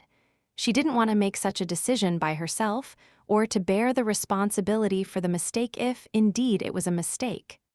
"We could wait for your mother to return from her travels," she said. "Once she learns about you, she'll come here as soon as possible. I will accept whatever she decides. A mother would certainly know her own son." "No," his face was like granite. "You decide. Am I your husband, Lara?" "I suppose Mr. Young is right, that the evidence points to." "Damn the evidence. Am I your husband?" "I can't be absolutely certain," she said, stubbornly refusing to give the yes or no that he wanted. "I never knew you very well. We weren't intimate in any way except physically, and even then," she faltered, her cheeks on fire. "It was always impersonal," he acknowledged bluntly. "I had no damn idea of how to treat a wife in bed. I should have treated you like a mistress. I should have seduced you. The truth is that I was a selfish fool." Lara dropped her gaze. "I wasn't the one you wanted." "That wasn't your fault. You married me to have children, and I couldn't give you." "That has nothing to do with this," he interrupted. "Look at me, Lara." When she refused, he tangled his fingers at the back of her head, loosening the simple braided twist. "I don't give a damn if you conceive or not," he said. "It doesn't matter to me anymore." "Of course it does." "I've changed, Lara. Give me a chance to show you how things can be between us." There was an endless moment of silence. Lara's gaze went to his firm, wide mouth, and she wondered in panic if he would kiss her again. Suddenly, he seemed to make a decision, and his hand swept down the front of her body in a caress so light and swift that she had no time to react. Her breast tingled from the fleeting brush of his palm. He lowered his mouth to her neck, his breath hot and soft on her throat. Lara gasped as he touched his tongue to her pulse. "You have skin like a child's," he whispered. "I want to undress you right here, hold you naked in my arms, love you the way I should have so long ago." Lara's face flamed, and she tried to push him away, only to find that she had been caught securely against him in an unbreakable hold. His head moved, and he caught at the sensitive juncture of her neck and shoulder, biting gently through the cloth of her gown. Lara quivered at the erotic shock of it, her entire body arching. Oh. The Indians believe that a woman's life has no value or meaning without a husband, he said, pressing kisses over her throat and in the delicate hollow beneath her ear. A teasing note entered his voice. They would consider you a very fortunate woman to have me return from the dead. I did very well without you, Lara replied, gripping his rock-hard shoulders as her knees wobbled. She felt him smile against her ear. In India, you would have been burnt alive on my cremation pyre to spare you the misery of living without me. It's called a sati. That's barbaric. Her eyes closed as his hands found the tense curve of her buttocks through the folds of her skirts. Please, I don't want. Just let me touch you. It's been so long since I've held a woman. How long? She couldn't help asking. More than a year. She felt his palms slide up her spine in a savoring stroke. What if a widow doesn't want to be burnt? She asked breathlessly. She doesn't have a choice. Well, I was sorry to learn of your death, but I was hardly moved to commit suicide. He laughed. You probably considered yourself well off when you were told about the shipwreck. No, she said automatically, but to her horror, a guilty flush spread over her face. Hunter drew back to look at her, and a wry smile touched his lips. Liar, he said, before he took her mouth in a swift, glancing kiss. I really didn't. Lara began uncomfortably, but he changed the subject with a speed that dazed her. I want you to have some new gowns made. I won't have my wife wearing rags. Lara looked down at her black bombazine dress, gripping a loose fold of cloth. But the expense, she said half-heartedly, thinking of how nice it would be to have some new clothes. She had become heartily sick of black and gray. The expense doesn't matter. I want you to dispose of every morning gown you own. Burn them all if you like. He fingered the material of her high neckline, and order some negligées while you're about it. In all her life, she had never worn anything but white cotton nightgowns to bed. I don't need a negligée, she exclaimed. If you don't have one made, I'll get it for you. Lara pulled away from him and fidgeted nervously, plucking at her sleeves, her waist, her skirts. I won't wear garments that are intended for seduction. I'm sorry if it displeases you, but you must understand that I will never come to you of my own volition.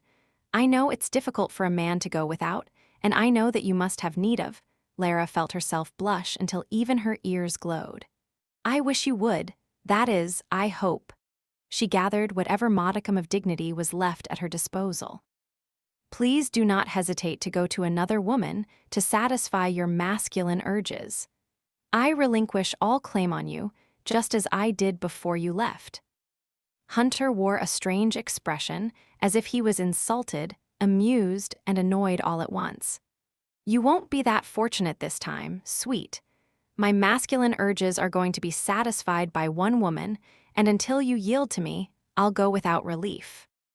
Lara lifted her chin in determination. I will not be swayed on this point. Neither will I. The air around them seemed to crackle with challenge. Lara's heart began a swift, heavy thudding, its rhythm resonating all through her. Her composure was further shaken when Hunter gave her a smile that held a disarming self-mockery. She had never bothered to consider Hunter's attractiveness before. It hadn't mattered to her if he was handsome or not. He had been the match her parents had arranged, and she had accepted their judgment. Later, the unhappiness of their marriage had eclipsed any consideration of his looks. But for the first time, she realized that he was handsome, exceptionally so, with a trace of subtle charm that set her decidedly off balance. We'll see how long either of us can last, he said. Lara's expression must have betrayed her thoughts, for Hunter laughed suddenly and slid her a provocative glance as he left the room. Chapter 4. Later that night, Hunter tried to focus on one goal, finding the journals.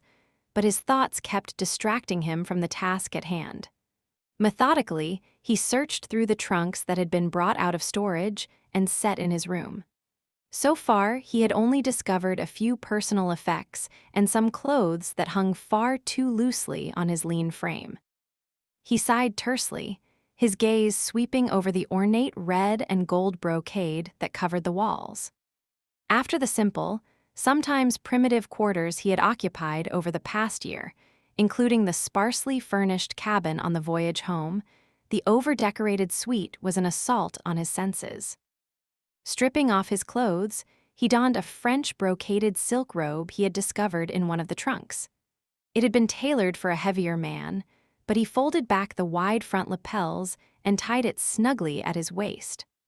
Although it carried a stale smell from having been packed away so long, the fabric was soft and fine, made of woven brown and cream silk shot with gold stripes. His attention returned to the tumbled contents of the trunks. He frowned, wondering where in hell the journals were. It was possible they had been discovered after his death and had either been destroyed or packed away somewhere else. He rubbed his jaw thoughtfully, scratching through the wiry bristle that had grown since that morning. He wondered if Lara had known about the journals. There had been no sign of Lara since dinner. She had eaten little and retired early, darting away from him like a frightened rabbit. The servants had been remarkably unobtrusive, probably at the direction of the housekeeper, Mrs. Gorst. Most likely, they all assumed that he was enjoying a long-awaited homecoming. Unfortunately, this would be the first of many nights to be spent in solitude. He would not force himself on an unwilling woman, no matter how badly he wanted her. It would take time and patience to win a place in Lara's bed. God knew she was worth the effort. Her response to his kiss that afternoon had been assurance enough on that point. She was decidedly reluctant, but not cold. For one moment, she had responded to him with devastating sweetness and fire. Even now his flesh twitched and rose powerfully at the memory. A grim smile curved his mouth as he struggled for self-control. One thing was clear: he'd been celibate for too long. At the moment, any woman would have been sufficient to serve his needs, but he'd consigned himself to live like a monk, while his exquisitely beautiful wife slept only a few doors away. He set his miniature of Lara on the semicircular table against the wall and ran his finger lightly along the worn edges of the enameled frame. With an expert touch, he opened the frame to reveal the delicate portrait inside. The familiar sight of her face soothed and refreshed him as always. The portrait artist hadn't adequately captured the lushness of her mouth, the singular sweetness of her expression, the color of her eyes, like mist in a green meadow. No mere brush on canvas could have conveyed such things. Lara was a rare woman with an unusual capacity for caring about others. Generous and easily entreated, she seemed to have a talent for accepting people with all their flaws. It would be easy for others to take advantage of her. She needed a man's protection and support. She needed a great many things he was all too willing to provide. Experiencing a sudden urge to see her again, to reassure himself that he was really here with her, he left his room and went to the suite of 3 rooms adjoining his. "Lara," he murmured, tapping the door lightly, alert to every sound and movement within. There was nothing but stillness. Repeating her name, he tested the door, discovering that it had been locked. He recognized Lara's need to put some sort of barrier between them, but primitive masculine outrage sparked inside him. She was his, and he would not be denied access to her. "Unlock the door," he said, giving the knob a warning rattle. "Now, Lara." Her response came then, in a higher-pitched voice than normal. I don't wish to see you tonight." "Let me in." "You promised," she accused tautly. "You said you wouldn't force yourself on me." Hunter set his shoulder to the door and sent it bursting open, discovering that the small brass lock was more ornamental than useful. "There will be no locked doors between us," he said curtly. Lara stood by the bed, her face stark white, slender arms wrapped tightly around herself. From her rigid posture, it was clear that she was using every ounce of self-control to keep from bolting. She looked like an angel, her body clad in layers of white muslin, her hair gathered in a dark shining stream over her shoulder. Remembering the firm tenderness of her breasts and hips in his hands, the sweetness of her mouth beneath his, Hunter felt a smoldering heat begin in his groin. He couldn't ever remember wanting a woman like this, craving the feel and scent and taste of her with every fiber of his being. "Please leave," she said unsteadily. "I'm not going to rape you, Lara," he said bluntly. "If that were my intention, I'd be on top of you now." The crude words made her flinch. "Then why are you here?" "I thought you might be able to tell me where the rest of my belongings are." Lara considered the question for a moment. "Arthur sold or destroyed many of your things when he moved into the house," she said.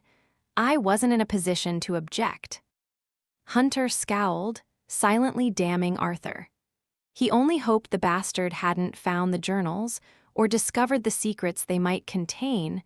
Better that they had been disposed of. "I asked the servants to bring whatever was left to your room," Lara murmured. "What are you looking for?" He shrugged and kept his silence. There was a chance that the journals were hidden somewhere in the house. If so, he would rather not make Lara aware of their existence. Wandering farther into the room, he noticed the way she backed, away, preserving the distance between them. She looked lovely and wary, her small chin set defiantly.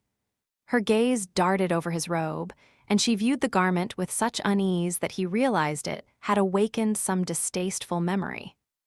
"What is it?" he asked gruffly. A frown worked between her fine dark brows, pinching them together. "Don't you remember?" He shook his head. "Tell me." "You wore that the last time you visited me." It was clear from her expression that the experience hadn't been particularly pleasant. He heard himself mutter some sort of apology. They were bound in uncomfortable silence, while Hunter stared at his wife in a mixture of anger and regret, wondering how to erase the apprehension in her eyes. "I told you it won't be like that again," he said.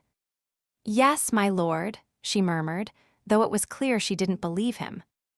Cursing beneath his breath, he paced across the oriental carpet. He knew it would provide her with no end of relief if he left now, but he didn't want to just yet. It had been so long since he'd enjoyed any real companionship. He was lonely, and being in her presence was the only comfort he had, despite the fact that she had no great liking for him. The room was decorated in the same florid style as his, only worse. The bed was a virtual monument, with carved and gilded end posts as thick as tree trunks, and valances heavy with gold and red beadwork. The ceiling was smothered in a pattern of golden shells and dolphin moldings, not to mention a huge oval mirror framed with figures of bare-breasted mermaids.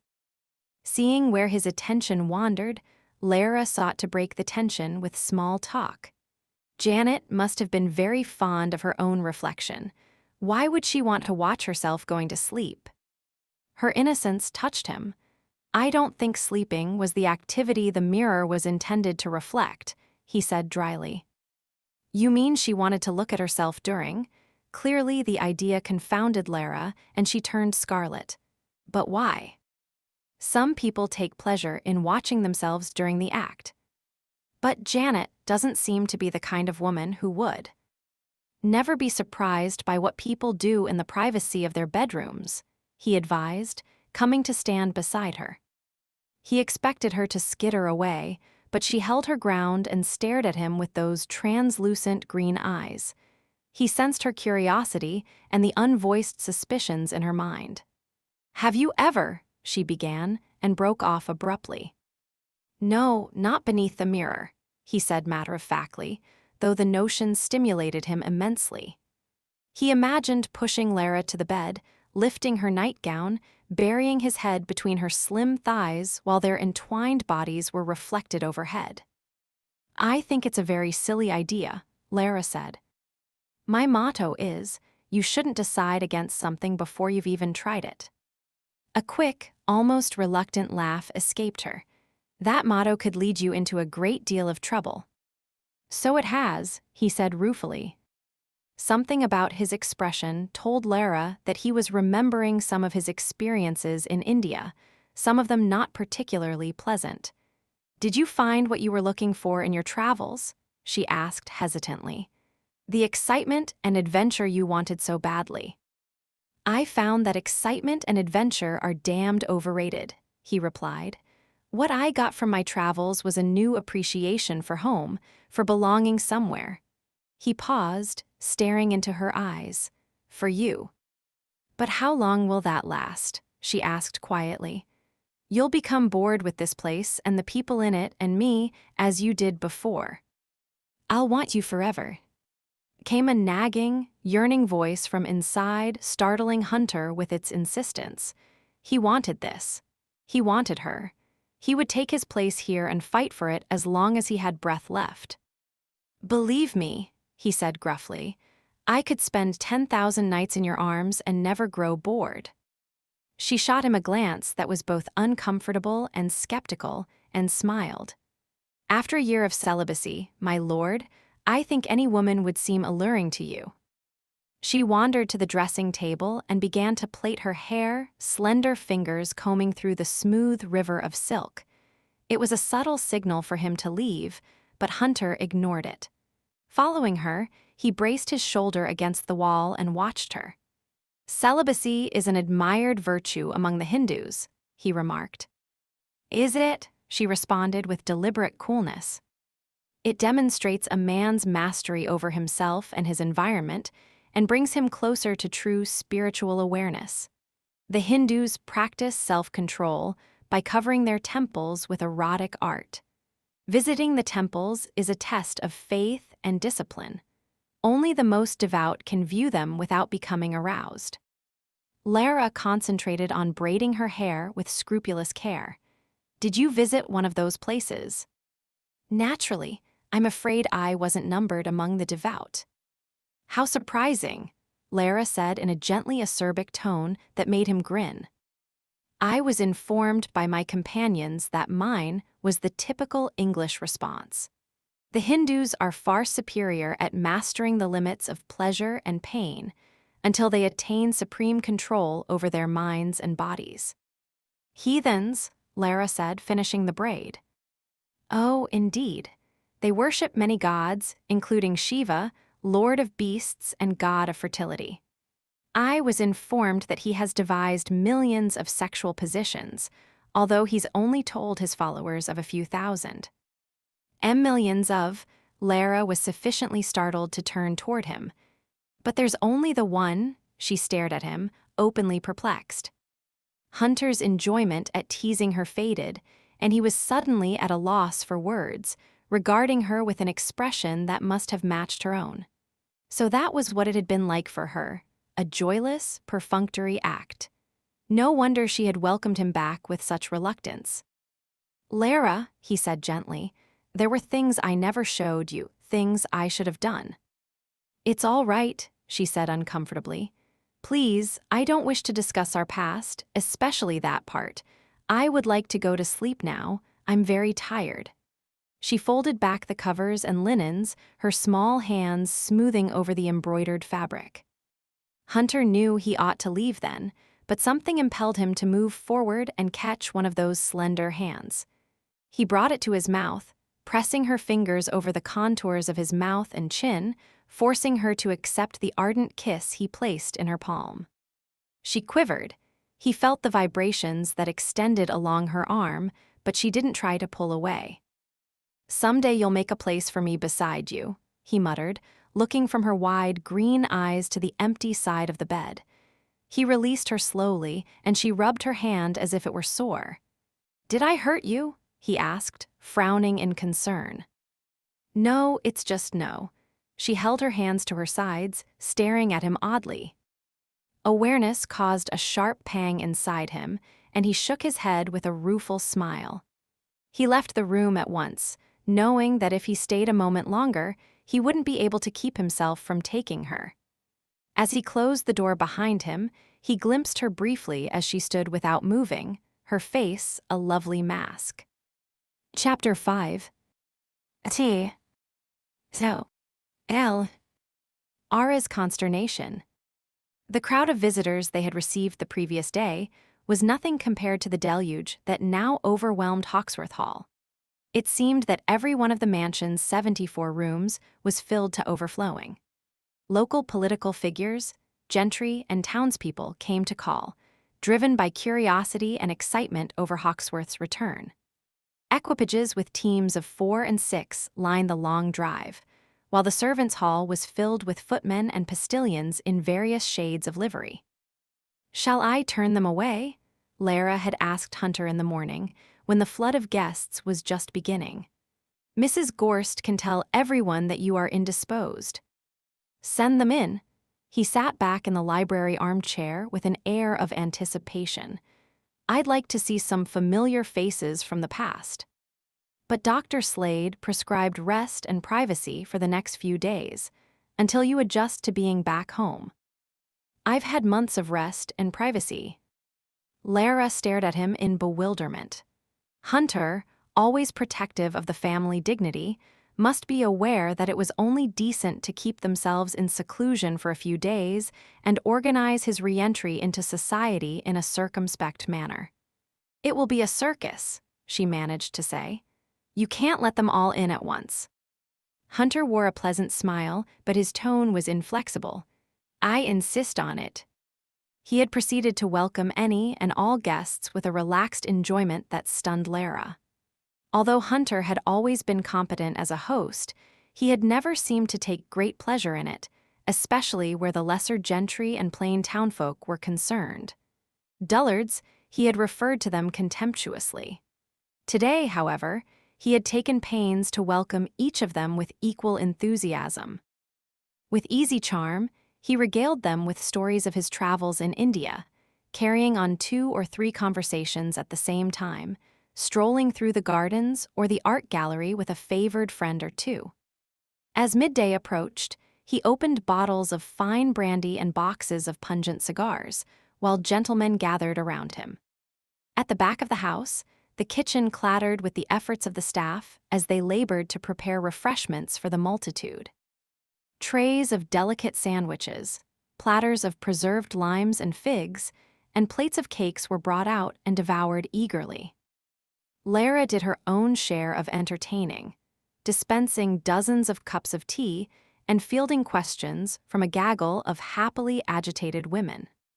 "What did you think when you first saw him?" One woman entreated, while another demanded to know, "What were his first words to you?" "Well," Lara said uncomfortably, "naturally it was a very great surprise." "Did you weep? Did you faint? Did he take you in his arms?" Bemused by the onslaught of questions, Lara stared into her own cup of tea. All at once, she heard her sister's dryly amused voice from the doorway. "I should think those things are none of our concern, ladies." Lara glanced upward and felt close to weeping as she saw Rachel's sympathetic face. Rachel, more man anyone, understood what Hunter's return meant to her. Struggling to conceal her relief, Lara excused herself from the gossip circle and pulled Rachel out of the room. They stopped in the private corner beneath the grand staircase, and Rachel held Lara's hands in a comforting grip.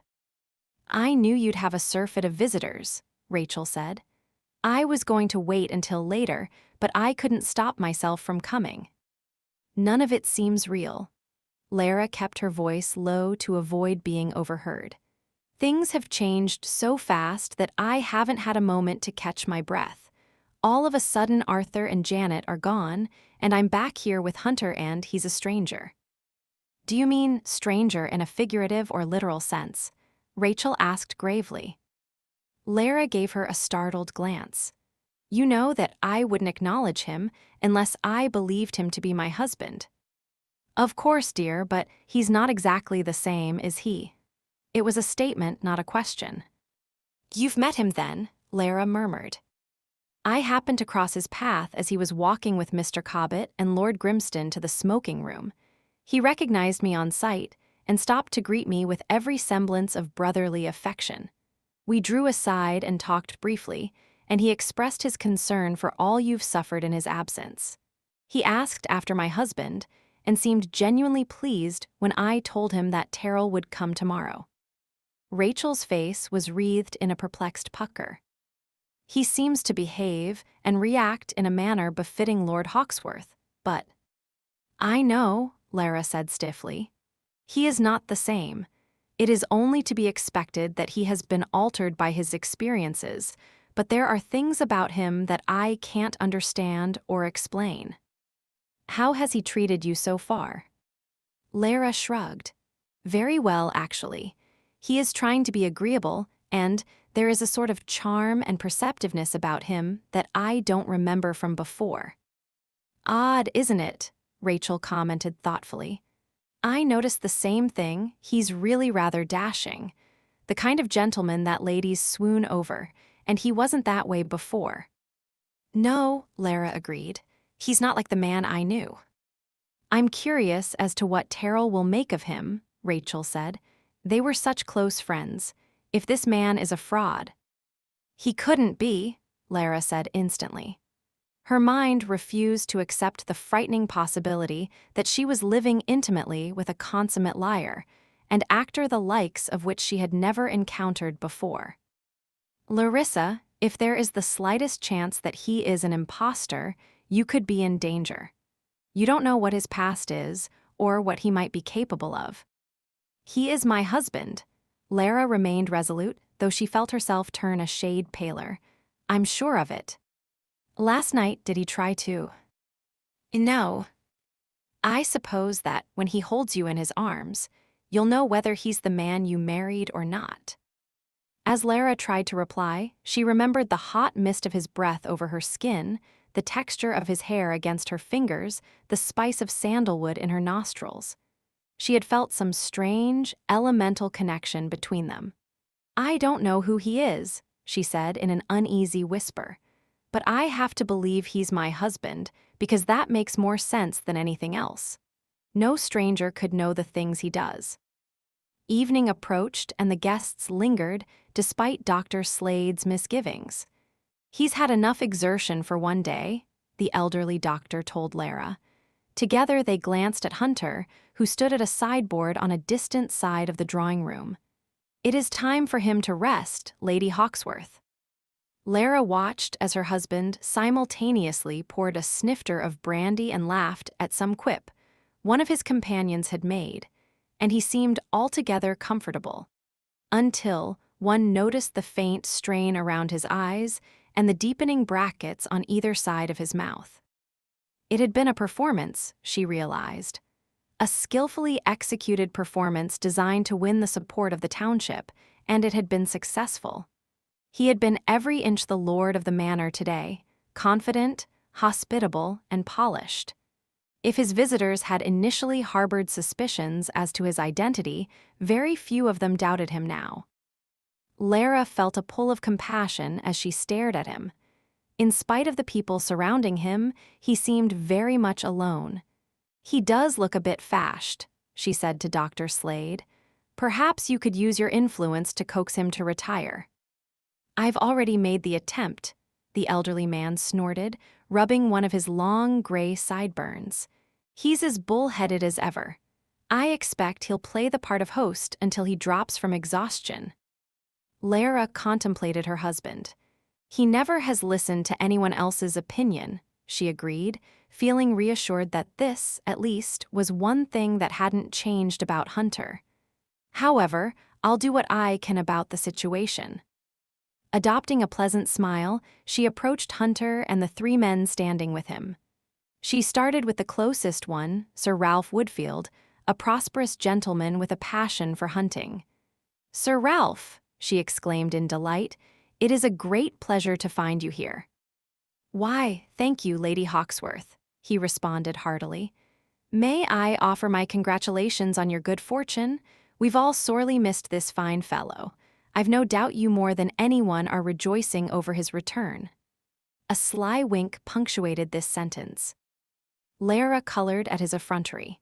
It was hardly the first of such remarks that had been made to her that day, as if the entire town of Market Hill considered her to be a love-starved widow. Concealing her annoyance, she smiled at him. "I am indeed blessed, sir, and so will others be as soon as I tell you about the idea that came into my head recently. I am certain that you will adore it." "Oh," Sir Ralph cocked his head, her words seeming to penetrate the comfortable brandy-induced fog around him. "I was thinking about your collection of thoroughbreds and the excellent care you give to your animals, and then it occurred to me, why doesn't Sir Ralph begin a home for old and crippled horses right here at Market Hill?" His jaw hung slack. A home for? A place for them to go when they become lame, ill, or otherwise unable to perform their duties. "I'm certain it aggrieves you to know that so many loyal horses are needlessly destroyed after their years of service." "Yes, but—" "I knew you would be enthused about saving the lives of all those poor animals," she said. "You wonderful man. We will discuss this matter soon and set out a course of action." Clearly dismayed, Sir Ralph muttered something about going home to his wife and bid them farewell as he slunk from the room. Lara turned to the next gentleman, a confirmed bachelor of 45. "As for you, Mr. Parker, I've been lending your situation a good deal of thought." "My situation?" he repeated, his eyebrows converging until they formed a straight line across his forehead. "I've worried, you see, over the fact that you're so bereft of companionship and all the care and comfort a wife provides. Well, I have found the right woman for you." "I assure you, Lady Hawksworth, there's no need." "She's perfect," Lara insisted. "Her name is Miss Mary Falconer. The two of you are remarkably similar in character. Independent, practical, opinionated, it's an ideal match. I plan to introduce you without delay." "I am already acquainted with Miss Falconer," Parker said, his teeth grinding audibly. "An aging, ill-tempered spinster is hardly what I consider a perfect mate." "Aging, ill-tempered? I assure you, sir, Miss Falconer is an absolute angel. I insist that you reacquaint yourself with her, and you will see how mistaken you are." Cursing beneath his breath, Parker took a hasty leave, throwing Hunter a dark look over his shoulder, as if commanding him to take his wife in hand. Hunter merely smiled and shrugged. As Lara turned her benevolent attentions to the other guests, they suddenly found reasons to leave at once, quickly collecting hats and gloves and rushing to their carriages. As the last visitor was taking his leave, Hunter joined Lara in the entrance hall. "You have a distinct talent for emptying a room, my love." Not certain whether it was a compliment or complaint, she replied warily. "Someone had to get rid of them, else they would have stayed all night." "Very well, you've banished our visitors, and you have me all to yourself. I'm interested to learn the rest of your plan for this evening." Disconcerted by the teasing glint in his eyes, Lara twined her fingers in a knot. "If you would care to retire, I'll have a supper tray sent up to your room." "You're suggesting I go to bed early and alone?" His short grin both mocked and flirted with her. "I was hoping for a better offer than that. I believe I'll go to the library and write some letters." "Shall I send your supper there?" He shook his head briefly. "I'm not hungry." "But you must eat something," she protested. He regarded her with a smile that caused an odd, sweet flutter in her stomach. "It seems you're determined to feed me. All right, we'll have supper in the family parlor upstairs." Thinking of the cozy area located so near to his bedroom, Lara hesitated and shook her head. "I would prefer the dining hall down here." He scowled at the notion. "I would lose my appetite. I've seen what Janet did to the room." Lara smiled ruefully. "An Egyptian motif is the latest craze, I'm told." "Sphinxes and crocodiles," he muttered. "Serpents carved in the legs of the table. I thought the main hall was bad enough. I want everything restored to the way it was when I left. It's a damned strange homecoming when I can't recognize half the rooms here. Turkish tents, Chinese dragons, sphinxes, it's a nightmare. Laura couldn't help laughing at his aggravated expression. I thought so too, she confessed. When I saw what they were doing to the house, I didn't know whether to laugh or cry and your mother had a dreadful fit. She actually refused to set foot here again. I suppose that's one argument for keeping the place as it is, he said dryly. Lara held her fingers to her mouth, but her merriment seeped out, the sound echoing against the marble walls. Hunter grinned and took her hand before she had time to react. Clasping it lightly, he rubbed his thumb in her palm. Come upstairs and have supper with me. I'm not hungry. His hand tightened over hers. You need to eat more than I do. I'd forgotten how tiny you are. I'm not tiny, she protested, tugging at her hand in the vain attempt to retrieve it. I could fit you in my pocket. He drew her a step closer, smiling at her discomfiture.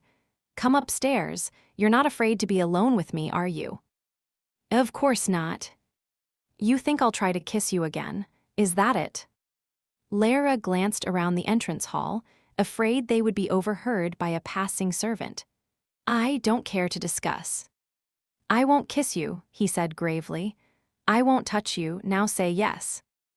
Hunter. Say it. A spurt of annoyed laughter escaped her. All right, if it is so terribly important that we share a meal together. Terribly, he said softly, his teeth flashing in a triumphant smile. Despite the changes Lord and Lady Arthur had made, they had kept the cook, for which Lara was grateful. The cook, Mrs. Rouleté, had been in the employ of the Hawksworths for more than a decade. Using French and Italian techniques, she prepared foods with a finesse that rivaled the best chefs in London. Lara had become accustomed to the simple meals she had eaten in her cottage, or the pepper pots brought by a cook-maid who had occasionally come from the village. It was a delight to sit down to a meal prepared at Hawksworth Hall once more. In honor of Hunter's homecoming, Mrs. Rouleté had prepared his favorite meal: spit-roasted partridge garnished with lemon, accompanied by creamed eggplant, boiled artichokes, and a steamed macaroni pudding covered with butter and shaved cheese. Oh, how I've missed this! Lara could not help from exclaiming as the first course was brought to the table in the private parlor. She inhaled the heady aroma of fine cuisine and sighed. I must confess, the greatest hardship was having to do without Mrs. Rouleté's cooking. Hunter smiled, his face bathed in golden candlelight. It should have softened his countenance, but no trick of light or shadow could blunt the hard, elegant edges of his cheekbones or the insistent jut of his jaw. It disconcerted her to see her husband's face this way, so familiar and yet so altered. Lara wondered if she had ever looked at him this closely, for this long, when they were married. She couldn't seem to avoid his gaze, so intense and restlessly searching, as if he were trying to learn every secret turn of her thoughts. I should have brought you some of the shipboard fare from my voyage home, Hunter remarked. Salted dried meat, dried peas, and grog, not to mention tough cheese and sour beer and an occasional helping of weevils. Weevils, Lara exclaimed in horror. They infested the hardtack. He laughed at her expression. We learned to be grateful after a while. They carved perforations in the biscuit, which made it easier to break apart. Lara made a face.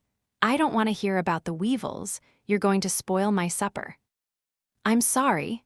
He attempted to look contrite, reminding her of the mischievous boys at the orphanage. We'll change the subject, then. His gaze fell to her bare left hand as she picked up a morsel of bread and broke it apart. Tell me why you're not wearing the ring I gave you. Lara stared at him blankly, then felt a quick shock of realization. Oh, she paused, stalling for time, while blood rushed to her cheeks. Where is it? He prompted gently. I don't recall exactly. I think you do. Lara nearly choked on her guilt. The ring, a carved gold band, had been the only piece of jewelry he had ever given her. It was wrong of me, but I sold it, she said in a rush. I didn't have anything else of value, and I needed the money it would bring. I had no idea that you would ever know about it, or... What did you need the money for? Food, clothing? Not for me, it was. She took a deep breath and let it out in a controlled stream. The children, at the orphanage. There are nearly 40 of them, all different ages, and they need so many things. They didn't have enough blankets, and when I thought of the poor children shivering in their beds at night, I couldn't bear it. I went to Arthur and Janet, but they said, well, that doesn't matter. The fact was, I had to do something, and the ring was of no use to me. She looked at him apologetically. I didn't know you were coming back. When did your involvement with the orphanage begin? Just a few months ago, when Arthur and Janet were moving into Hawksworth Hall. They asked me to take up residence in the cottage, and The title has only been theirs for 2 months. Lara shrugged. My insistence on staying would only have delayed the inevitable, and it was good for me to live in the cottage. I'd been sheltered and insulated for my entire life. When I was compelled to move out of Hawksworth Hall and live in humbler circumstances, it opened my eyes to the needs of the people around me. The orphans, and the elderly and ill, and those who are lonely. I was told by more than one person today that you'd become something of the town matchmaker. Lara colored modestly. I've only helped in 2 such situations. That hardly qualifies me as a matchmaker. You were also described as a busybody. Busybody? She exclaimed in indignation. I assure you, I try never to intrude where I'm not wanted. Sweet Lara. There was a subtle flicker of enjoyment in his eyes. Even your own sister admits that you can't resist trying to solve other people's problems. One afternoon a week you spend hours reading to a blind old woman, a Mrs. Lumley, I believe. You spend 2 full days at the orphanage, and another running errands for an elderly couple, and the rest of the time scheming and matchmaking and prodding reluctant people into doing good works for others. Lara was astonished that Rachel would have confided such things in him. I wasn't aware that it was a crime to help someone in need, she said with as much dignity as she could marshal. What about your needs? The question was so intimate, so startling and yet unspecific, that Lara could only look at him in wide-eyed confusion. I'm sure I don't know what you mean. I am fulfilled in every way. My days are filled with friends and interesting activities. Don't you ever want more? If you mean have I desired to marry again, the answer is no. I have discovered that it is possible to lead a pleasant and productive life without being someone's wife. Some reckless inner impulse prompted her to add, I don't like having a husband. His face went smooth and serious. Lara thought that he was angry with her until he spoke in a tone filled with self-reproach. My fault. The flash of bitterness made her uncomfortable. It was no one's fault, she said. The truth is that we don't suit. We share none of the same interests as you do with Lady Carlisle. Really, my lord, I think you should go to her. I don't want Lady Carlisle, he said brusquely. Lara picked up a fork and toyed with a morsel of partridge, but her former pleasure in the food had dissipated. I am sorry about the ring, she said. He waved the words away with an impatient gesture. I'll have another made for you. There's no need. I don't want another. Lara sent him a discreet but steady glare, her entire body simmering in rebellion. Now he would command and crush her into compliance. But he held her gaze and sat back in his chair, contemplating her as if he found her a fascinating puzzle. I'll have to tempt you then. I have no interest in jewelry, my lord. We'll see about that. If you desire to dispose of money, and I doubt that there is much left for you to spend, it would please me for you to make improvements to the orphanage. He glanced at her left hand, her fingers clenched around the silver fork as if it were a weapon. The orphans are fortunate to have such a dedicated patroness. Very well, make a list of what you require for the place, and we'll discuss it. Lara nodded and removed the linen napkin from her lap. "Thank you, my lord. If you'll excuse me, I'd like to retire now." Before dessert, he gave her a chiding glance and grinned. "Don't tell me you've lost your sweet tooth." Lara couldn't help returning his smile. "I still have it," she admitted. "I asked Mrs. Rouelet to make a pear tart." Hunter stood and went to her chair, settling his hands on her shoulders as if to keep her there forcibly. Leaning close to her ear, he lowered his voice and murmured, "Stay for just one bite." The velvet rasp of his voice made her shiver. He must have felt the tiny movement, for his fingers tightened on her shoulders. Something about his touch disturbed her profoundly, a gentle strength, a sense of ownership that she balked at. She made an automatic gesture to push him away, but as she felt the warm, hair-dusted backs of his hands, she paused. She couldn't seem to stop herself from exploring the shape of his long bones, the hard angles of his wrists. His fingers flexed, like a cat kneading its paws, and she drew her hands over his in a tentative sweep.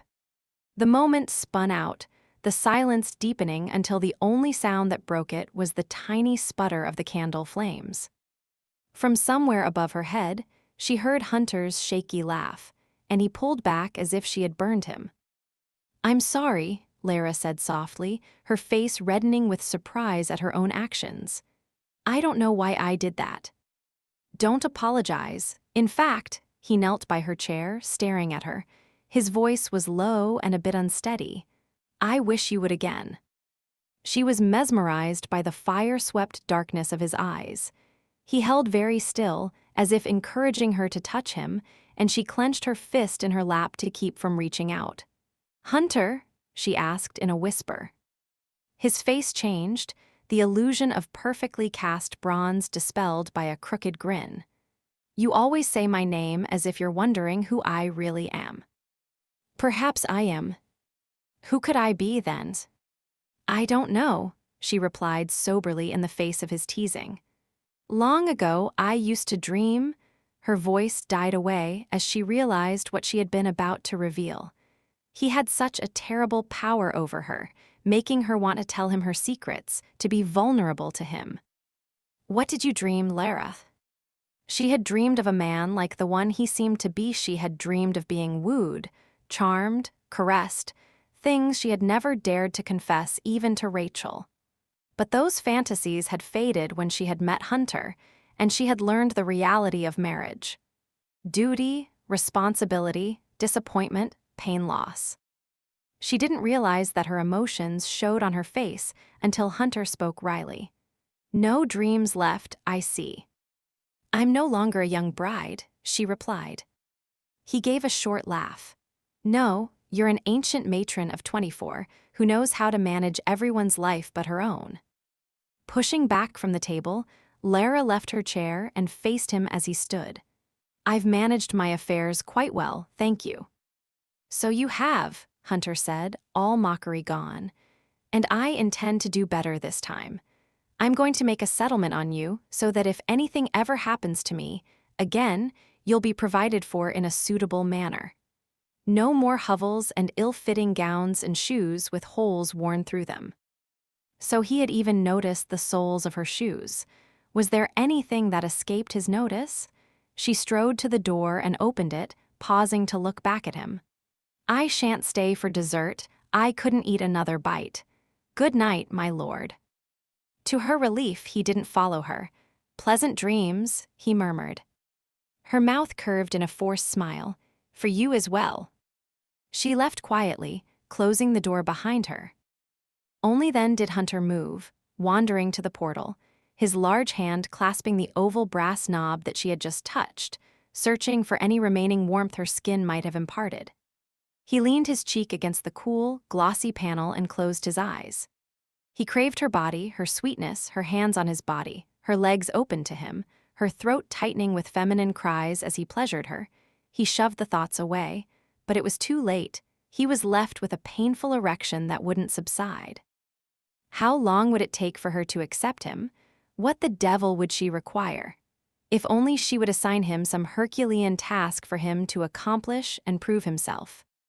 "Tell me what to do," he thought, emitting a slight groan. "And by God, I'll do it 10 times over. Disgusted by his maudlin longing, he pushed away from the door and went to the Chippendale mahogany sideboard, its serpentine front adorned by delicate gilded swags and carved leaves. A silver tray had been placed on the top, laden with cut glass decanters and snifters. He poured a healthy splash of brandy for himself and downed it at once. Hanging his head, Hunter waited for the smooth fire in his throat to spread through his chest. He braced his hands on the top of the mahogany cabinet, fingers curving over the edges, and then he felt it. A tiny, nearly undetectable hinge at his fingertips. Curiosity prickled along his nerves. Removing the silver tray and glasses, he set them on the floor and felt underneath the top of the sideboard in a search for hinges and latches. Locating an irregularity in the wood, he pressed inward, felt it give, heard a click. The top of the sideboard loosened, and he lifted it free. A secret compartment, and what it contained made him sigh in sudden relief. Just then a footman entered the room to remove the plates and bring dessert. "Not now," Hunter barked. "I want to be alone." The servant closed the door with a muffled apology. Letting out an explosive breath, Hunter scooped up the pile of thin, leather-bound journals that had been stored in the sideboard's false top, carried them to the chair by the fire, and sorted them in the correct order. He began to read, scanning the pages rapidly. As he absorbed the neatly written lines, he tore out the finished pages in sheaves of 2 or 3 and fed them to the fire. The flames danced and crackled in anticipation, flaring up with each new addition. Every now and then Hunter paused thoughtfully, staring into the grate, watching the words that blazed and shrank into ashes. Chapter 6. Ara entered the breakfast room and felt a stab of apprehension when she saw that Hunter was there. He sipped a cup of black coffee, the way he had always taken it, and set aside a copy of the Times. As he beheld her, the footman in attendance brought Lara a cup of chocolate and a plate of strawberries and left for the kitchen while Hunter seated her. "Good morning," he murmured, his gaze sweeping over her face, not missing the shadows beneath her eyes. "You didn't sleep well." Laura shook her head. "I lay awake for the longest time." "You should have come to me," he said, his face innocent except for the devilish spark in his brown eyes. "I could have helped you to relax." "Thank you, no," Lara said promptly. She lifted a strawberry to her lips, but before she tasted it, a sudden laugh choked her, and she set down her fork. "What is it?" Hunter asked. She pressed her lips together, but that only worsened her giggles. "You," she gasped. "I'm afraid you're in desperate need of a tailor." Hunter had donned some of his old clothes, and he was swamped in folds of extra fabric, his jacket and waistcoat hanging loose, his baggy trousers held up by some miracle she didn't care to speculate on. An answering grin appeared on his face, and he spoke in a rueful tone. "I like to hear you laugh, sweet, even when I'm the target." "I'm sorry, Lara dissolved in another burst of merriment. She pushed back her chair and went to him, unable to keep from investigating further. She pulled at the loose wads of material at his sides and waist. "We can't have you go about looking like this. Perhaps a few stitches here, and there would help." "Whatever you suggest." He leaned back in his chair and smiled as she continued to fuss over him. "You look a complete vagabond," she exclaimed. "I have been a vagabond," he said, "until I came home to you." Lara's gaze met his. His dark eyes gleamed with amusement.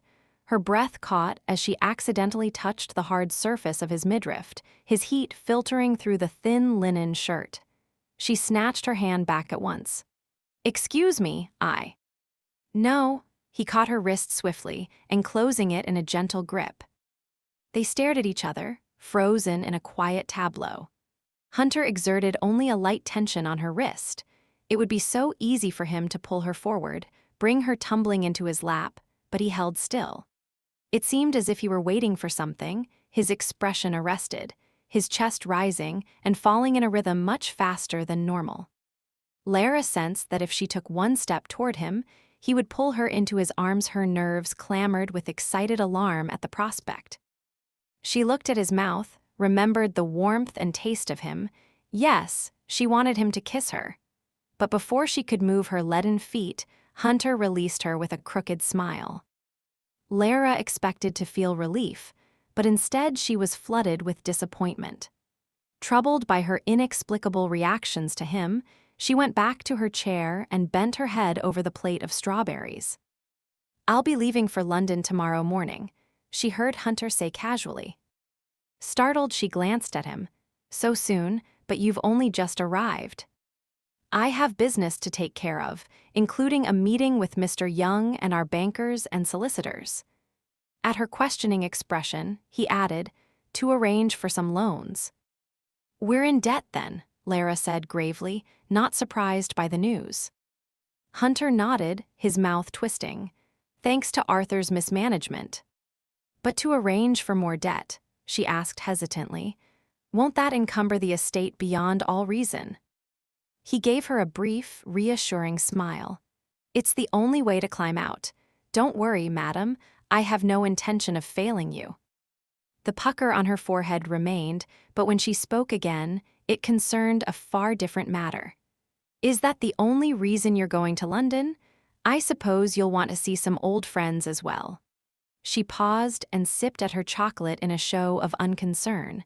"Lady Carlisle, for example." "You keep mentioning her name," he commented. "Hardly flattering, this desire of yours to push me into the arms of another woman." "I was merely asking." Lara didn't know what had prompted her to bring up the subject. She forced herself to eat another strawberry as she waited. "I told you I don't want her," he said flatly. Lara struggled against a senseless feeling of gladness at the information. Her mind pointed out that it was to her benefit if Hunter renewed his affair with Lady Carlisle, thus sparing her from his unwanted attentions. "It is only to be expected that you would pay her a visit after having been gone for so long," she said. "At one time, you cared for each other very much." Hunter scowled and pushed back from the table. "If this is the direction of your breakfast conversation, I believe I'll occupy myself elsewhere." As he stood up, there was a respectful tap on the door, and the senior footman's impassive face appeared. "Lord Hawksworth, there is a caller." At Hunter's nod, the footman brought a card on a silver tray. Hunter read the card with an impassive expression. "Send him in," he said. "I'll receive him here." "Yes, my lord." "Who is it?" Lara asked as the footman departed. "Lonsdale." "Rachel's husband." Lara stared at Hunter curiously, wondering why his reaction should be so matter-of-fact, even unenthusiastic. For years Terrell, Lord Lonsdale, had been one of Hunter's best friends, and yet Hunter's face was that of a man confronted with an unwanted duty. Hunter watched the door, and as soon as the sound of footsteps approached, a smile appeared on his lips, but it wasn't natural. It was the expression of an actor preparing himself for a performance. Lord Lonsdale entered the room, his face glowing with anticipation and happiness, unusual for Lonsdale, who was known for his moodiness. There was no doubt of his genuine gladness to see Hunter again. "Hawksworth!" he exclaimed, striding forward to seize him in a brief, bear-like embrace. The two men laughed and pulled apart to survey each other. Although Lord Lonsdale was above average height, he didn't quite reach Hunter's towering build. He was robust and muscular, though, and had a love of riding and sporting that rivaled Hunter's. Dark-haired and fair-skinned, with deep blue eyes inherited from an Irish grandmother, Lonsdale was a handsome and engaging man when he wished to be. Other times, he allowed his famous temper to explode out of control, frequently with unpleasant results. He always apologized afterward with a charm and sincerity that made everyone forgive him. Lara would have liked him much more if he were not married to her sister. "My God, man, you're half the size you were," Lonsdale exclaimed, laughing, "and as dark as a savage." "And you're the same," Hunter replied with a grin. "Exactly the same.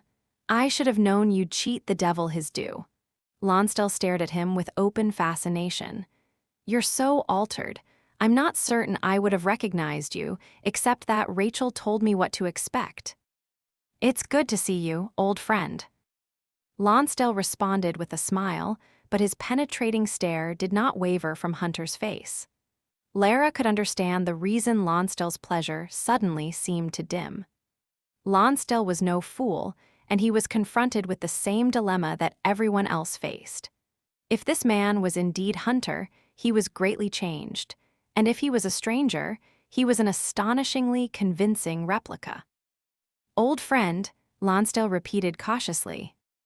As if sensing the man's anxious desire for proof, Hunter let out a coarse laugh that made Lara flinch.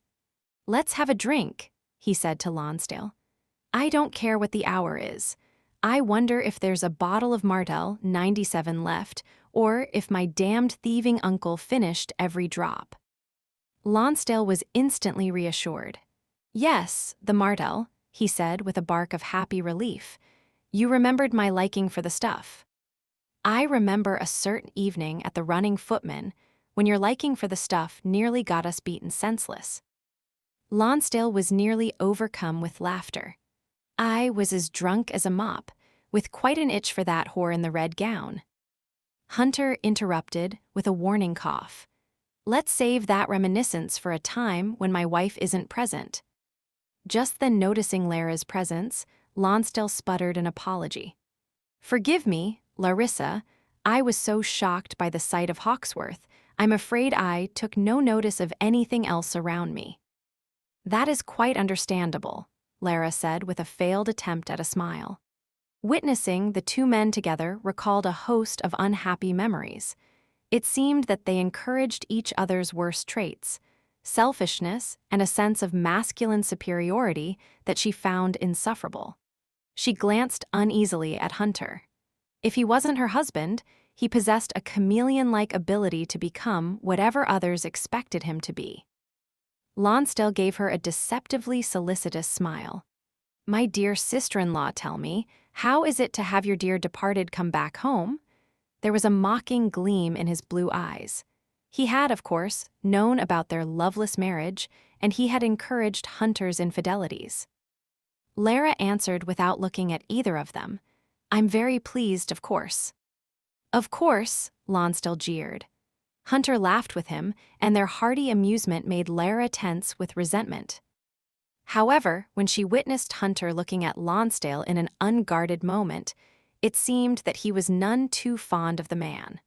What in heaven's name was going on? Bewildered, Lara remained at the breakfast table and toyed with the remains of her meal while the men took their leave. Hunter would surely drive her mad. Was she to trust the evidence before her eyes, or her constantly shifting feelings? All of it was contradictory. She reached to his empty place and picked up his cup, touching where his hands had touched, her fingers curving around the delicate china. Who is he? She thought, filled with frustration. As he had indicated, Hunter left early the next day. He came to Lara's room just as she began to awaken, the morning sun slipping through a space between the closed drapes and stealing across her pillow. She started as she realized that she wasn't alone in the room and jerked the covers high under her chin. Hunter, she said, her voice raspy from sleep. She shrank deep into her pillow as he sat on the edge of the bed. A smile touched his dark face. I couldn't leave without seeing you one last time. How long will you be gone? She blinked uneasily, not daring to move as Hunter reached for the sable length of her braid. No more than a week, I expect. He pulled the braid across his palm as if enjoying the texture against his skin and laid it back on the pillow with care. You look so snug and warm, he murmured. I wish I could join you. The thought of him climbing under the covers with her made her heart contract in alarm. I wish you a safe trip, she said breathlessly. Goodbye. Hunter grinned at her eagerness for him to leave. Aren't you going to give me a farewell kiss? He leaned over her, smiling into her startled face, and waited for a reply. When she remained silent, he laughed softly, his coffee-scented breath fanning over her chin. "All right, we'll put it on account. Goodbye, sweet." Lara felt his weight leave the bed, and she continued to bunch the covers tightly under her chin until the door had closed behind him. In a few minutes, she sprang from bed and hurried to the window. The Hawksworth equipage, with its perfectly matched team of 4 and distinctive green and gold coachwork, rolled away along the tree-lined drive.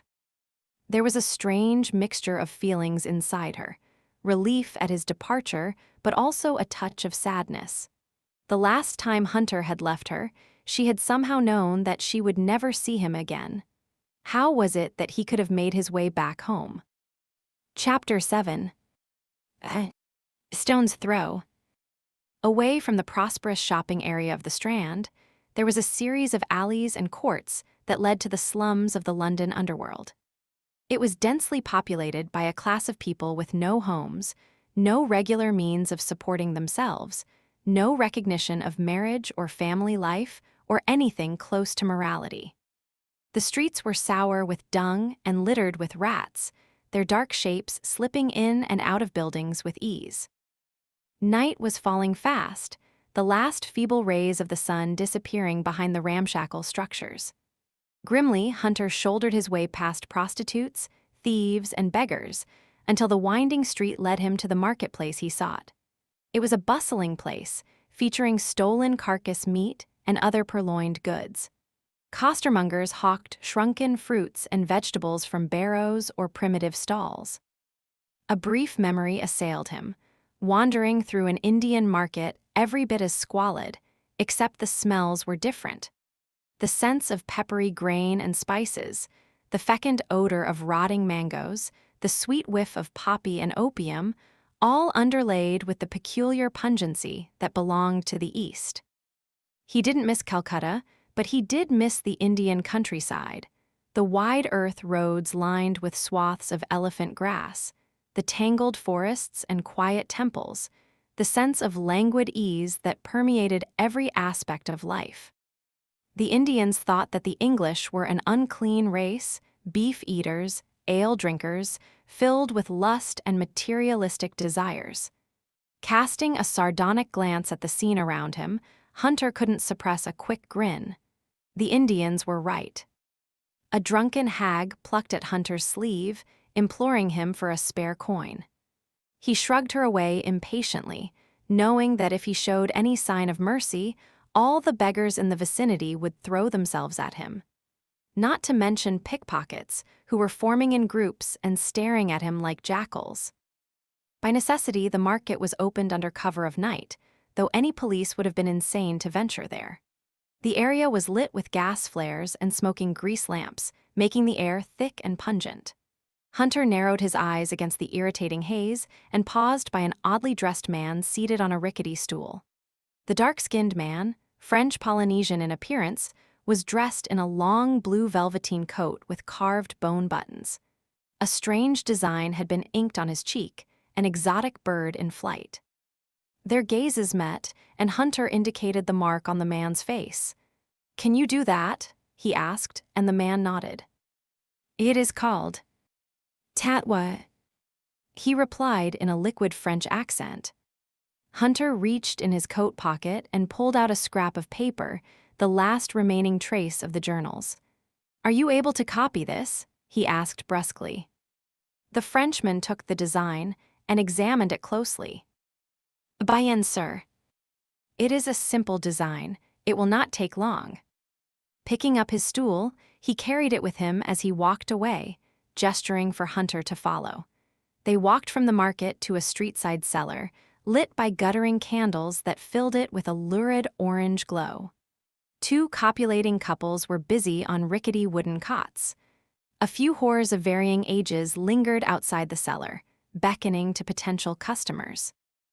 "Out," the Frenchman said briskly. "I have a customer." The whores cackled and cawed, moving away from the doorway. The Frenchman cast Hunter a vaguely apologetic glance while the couples inside finished their transactions. "It's my room," he said. "I let them use it in return for a share of the profits."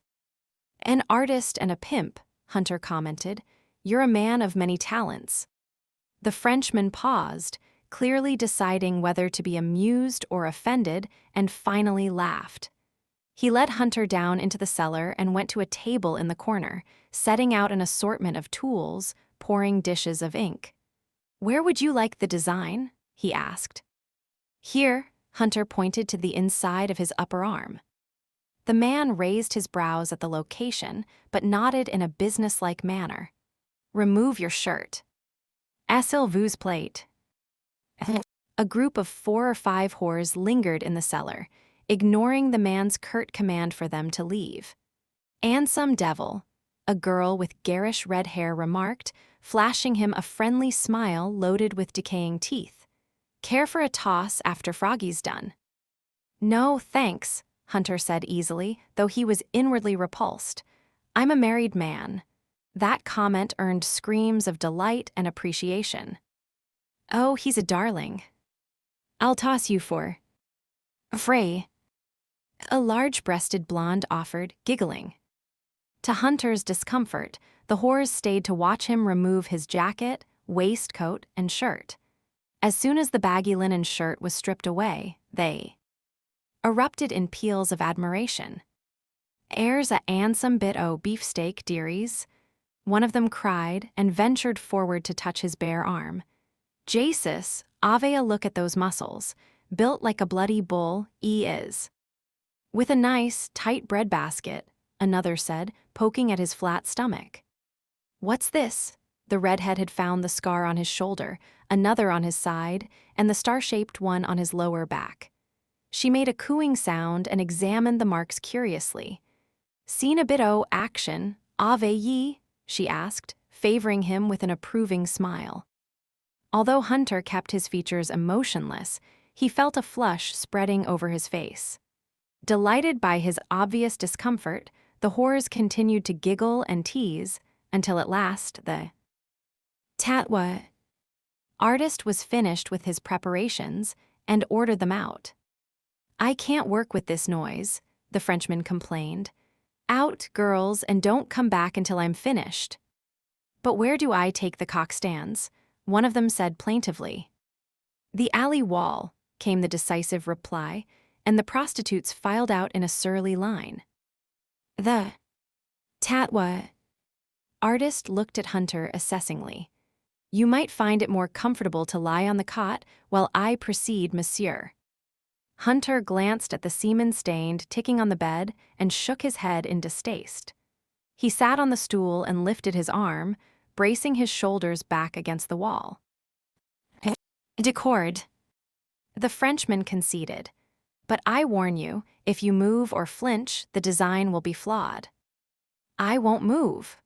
Hunter watched as the man approached him with 2 ivory instruments, one of them fitted with a short needle.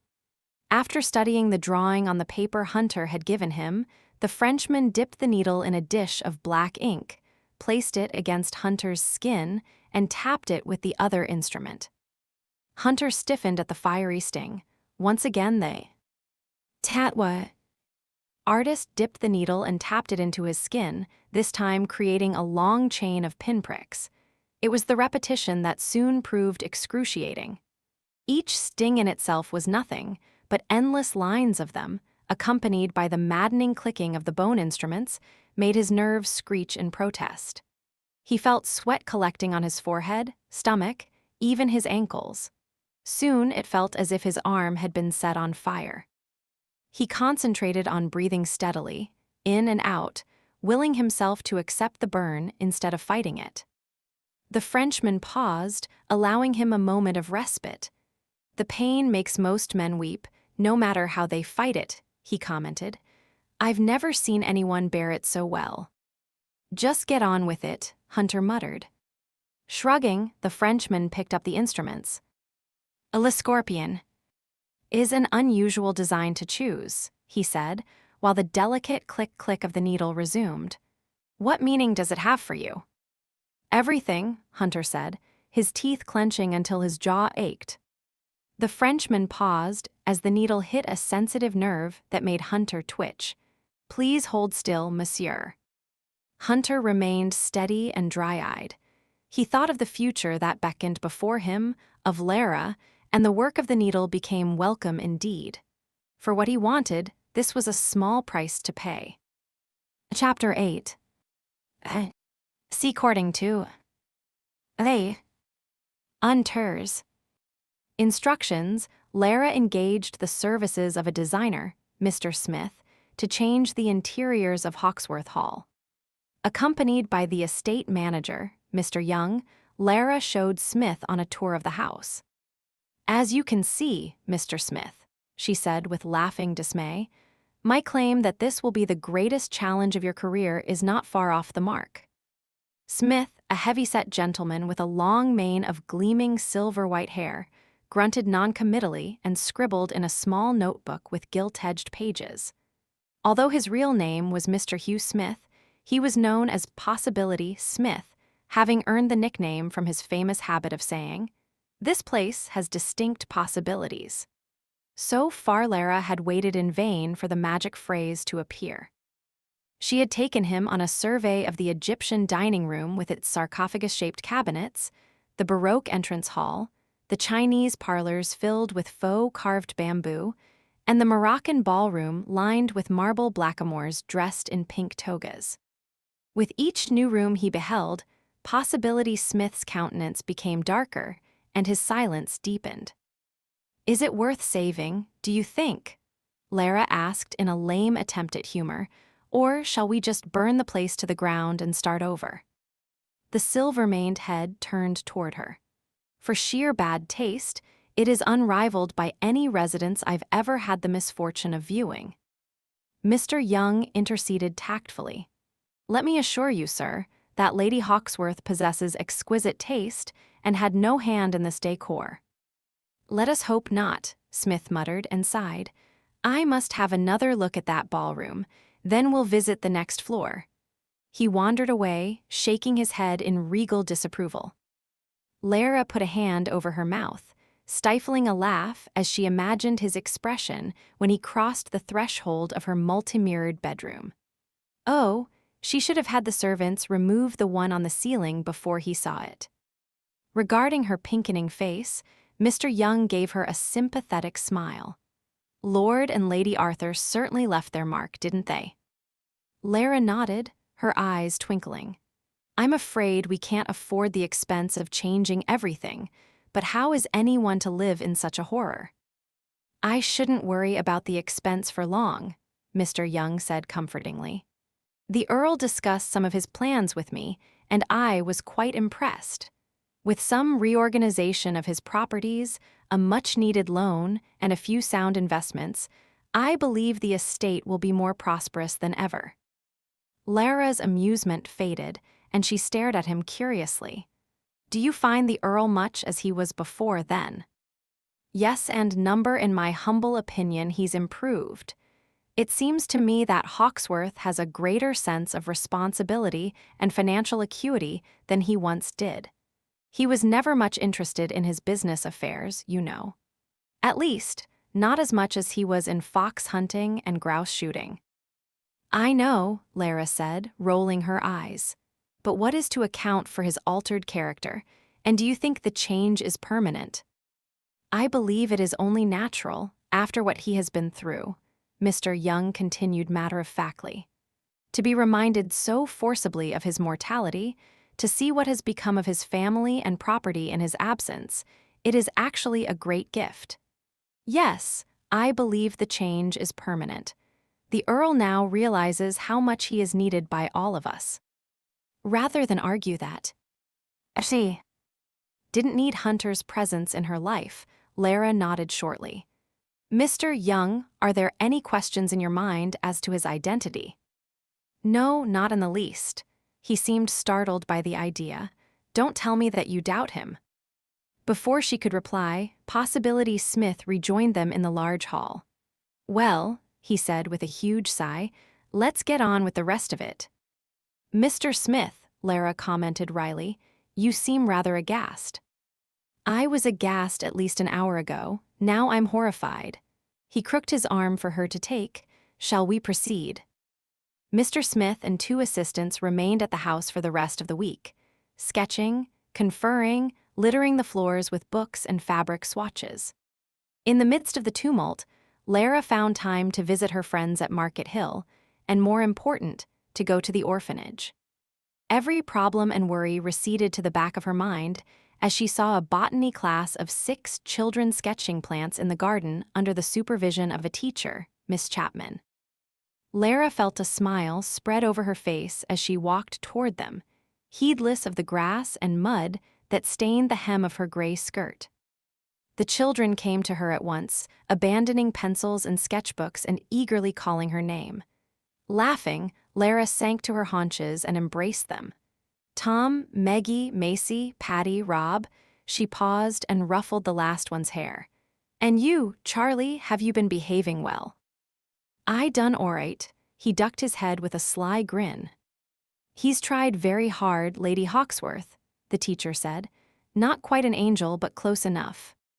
Lara smiled and hugged Charlie despite his squirming protest. After inspecting the drawings in progress, she drew aside to confer with Miss Chapman. The teacher, a small, light-haired woman close to her own age, regarded her with friendly blue eyes. Thank you for the artistic supplies, Lady Hawksworth. As you can see, we're making good use of them. I'm glad, Lara replied with a rueful shake of her head. I debated the wisdom of purchasing paint, paper, and books when clothes and food are always so badly needed. Books are as necessary as food, I think. Miss Chapman cocked her head and regarded her curiously. Have you seen the new boy yet, Lady Hawksworth? New boy, Lara repeated, startled. I wasn't aware how and when. He arrived last evening, the poor mite. Who sent him? I believe it was the doctor from Holbeach Prison. He sent the boy here as soon as his father was hanged. We're not quite certain what to do with him. There's not a single bed to spare. His father was hanged. Lara's brow wrinkled in a frown. For what crime? I wasn't informed of the particulars. Miss Chapman lowered her voice. The boy was living with him in prison. Evidently, there was no other place for the lad to stay. Even the local workhouse refused to take him. A queer, sick feeling came over Lara as she digested the news. An innocent child living amongst hardened prisoners. What sane person would allow it? How old is the boy? She murmured. He appears to be 4 or 5, though children in those circumstances are usually small for their age. I must see him. Miss Chapman gave her an encouraging smile. Perhaps you'll have better luck than the rest of us. So far, he hasn't spoken a word to anyone. He turned vicious when we tried to bathe him. Oh, dear. Distressed, Lara took her leave of the botany class and headed to the old manor house. It was relatively quiet inside, the children engaged in various classes and activities.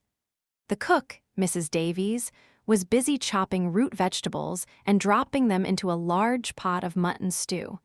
No one seemed to be aware of the child's whereabouts. An odd creature he is, Miss Thornton, the headmistress, remarked, emerging from a schoolroom as soon as she became aware of Lara's presence. It's an impossible task to locate him. All I can be certain of is that he prefers the indoors. He seems to be afraid of going outside, most unnatural for a child. Is there any room at all to spare for him? Lara asked in concern. Miss Thornton shook her head decisively. He had to spend the night on a makeshift pallet in one of the schoolrooms, and I doubt he slept a wink. After the place he's lived in, I'm hardly surprised, she sighed. We'll have to send him elsewhere. The question is, who will take him? I don't know, Lara replied, troubled. I'll have to think on the matter. In the meanwhile, would you mind if I search for him? Miss Thornton regarded her doubtfully. Would you like for me to assist you, Lady Hawksworth? No, please go on with your regular duties. I believe I can find him on my own. Yes, Lady Hawksworth, the headmistress said, clearly relieved. Methodically, Lara searched the house room by room, guessing that the boy would choose some quiet corner to hide in, away from the company of the boisterous children.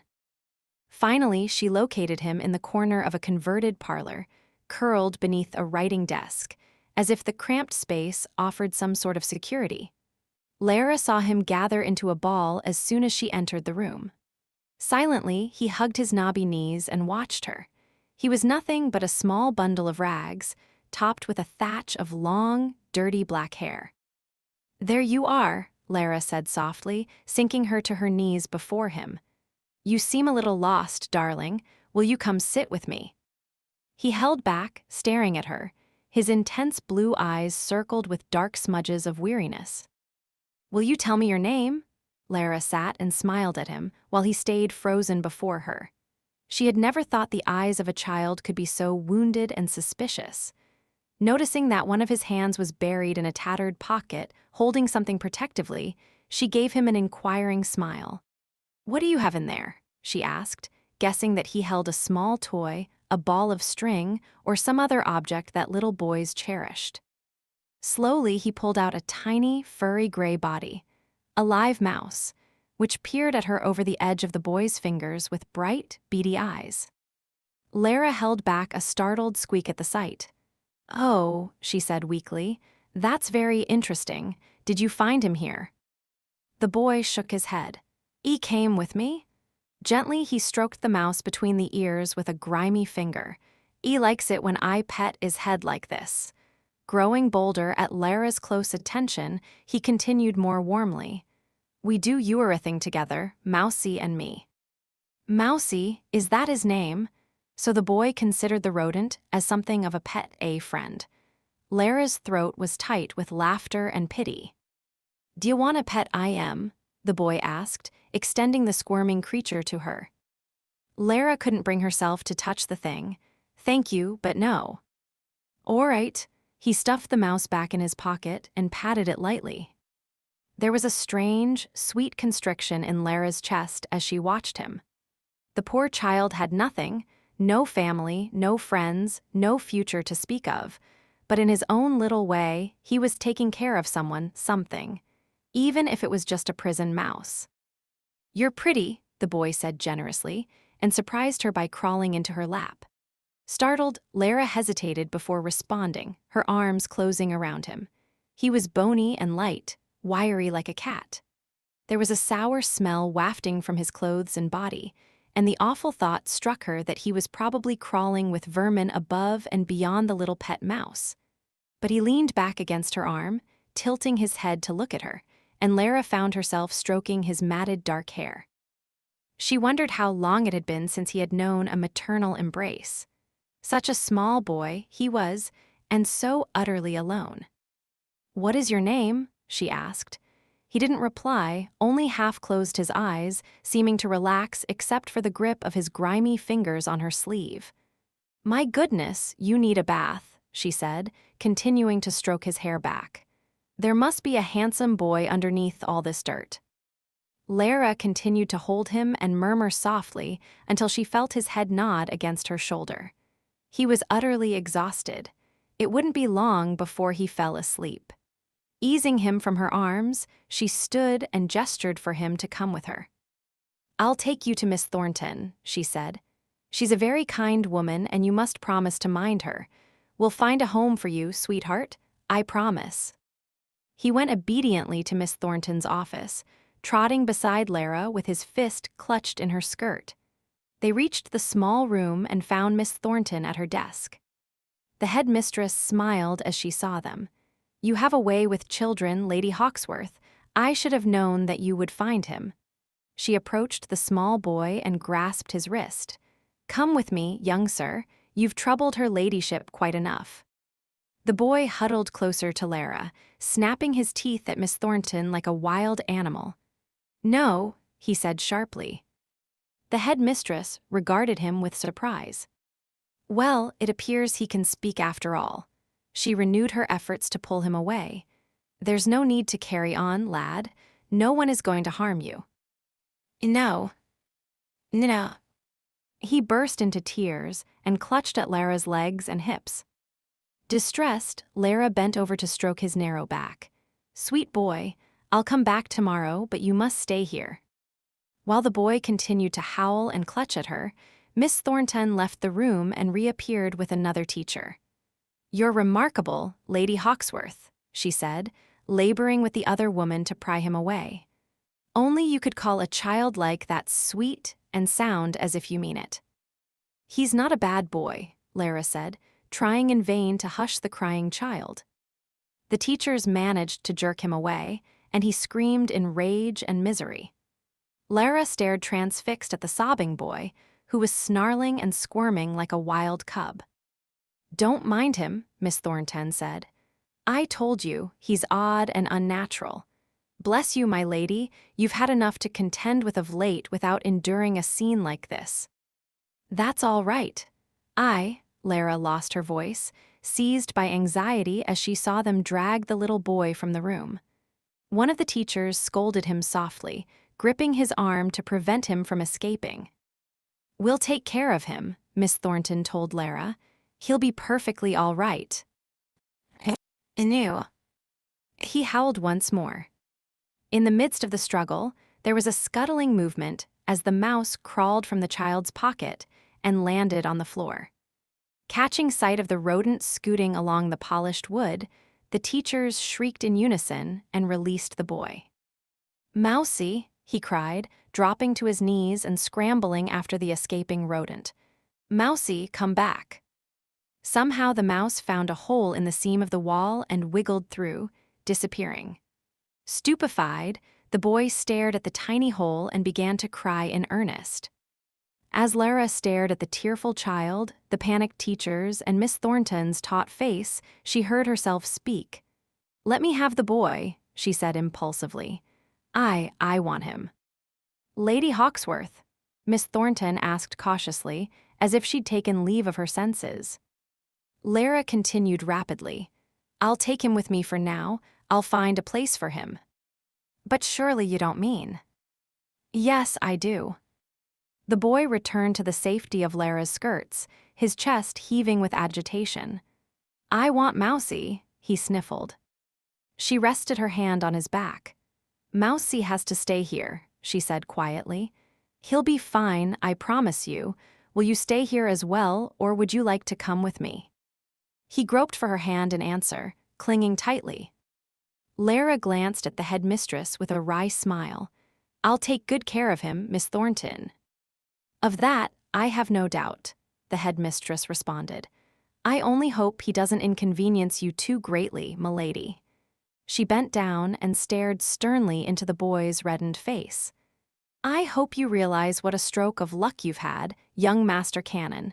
If I were you, I'd try very, very hard to please Lady Hawksworth." "Canon," Lara repeated. "Is that his name?" "The family name, yes, but he won't tell us what they call him." The little hand tugged at Lara's, and a pair of watery, bright blue eyes stared into hers. "Johnny," he said distinctly. "Johnny," Lara repeated, squeezing his fingers gently. "Lady Hawksworth," the headmistress cautioned. "In my experience, it is better not to make much of a child in his situation, or he'll grow to expect it. I know that sounds cruel, but the world isn't kind to penniless orphans. He'd best know his place in it." "I understand," Lara said, her smile fading. "Thank you, Miss Thornton." The servants at Hawksworth Hall were clearly stupefied by the sight of Lara's small, shaggy guest, who never released his hold on her skirt. He seemed unaware of the overwrought grandeur of his surroundings, all his attention centered on Lara. "Johnny is rather shy," Lara murmured to her personal maid, Naomi, whose overtures to the child had been quickly rebuffed. "It will take a little time for him to become accustomed to all of us." Naomi's plump face regarded the boy doubtfully. "He looks as though he's been raised in the forest, m'lady." Silently, Lara reflected that the forest was a far more wholesome place than the diseased and dangerous environment Johnny had been living in. She drew her fingers lightly over the boy's matted hair. "Naomi, I want you to assist me in washing him." "Yes, m'lady," the maid muttered, though she looked taken aback at the prospect. While Lara's personal tub was painstakingly filled by a horde of housemaids carrying buckets up and down the stairs, she sent for a plate of gingerbread and a glass of milk. The child devoured every drop and crumb as if he hadn't eaten for days. When his appetite was satiated, Lara and Naomi brought him to her dressing room and removed his tattered clothes. The difficult part was convincing Johnny to enter the water, which he regarded with the highest degree of suspicion. He stood naked by the tub, his body so frail as to be almost delicate. "I don't want to," he said stubbornly. "But you must," Lara said, trying to suppress a laugh. "You're very dirty." "Me pa says a bath'll make you die of ague." "Your father was mistaken," Lara said. "I take baths all the time, and it's a lovely feeling to be clean.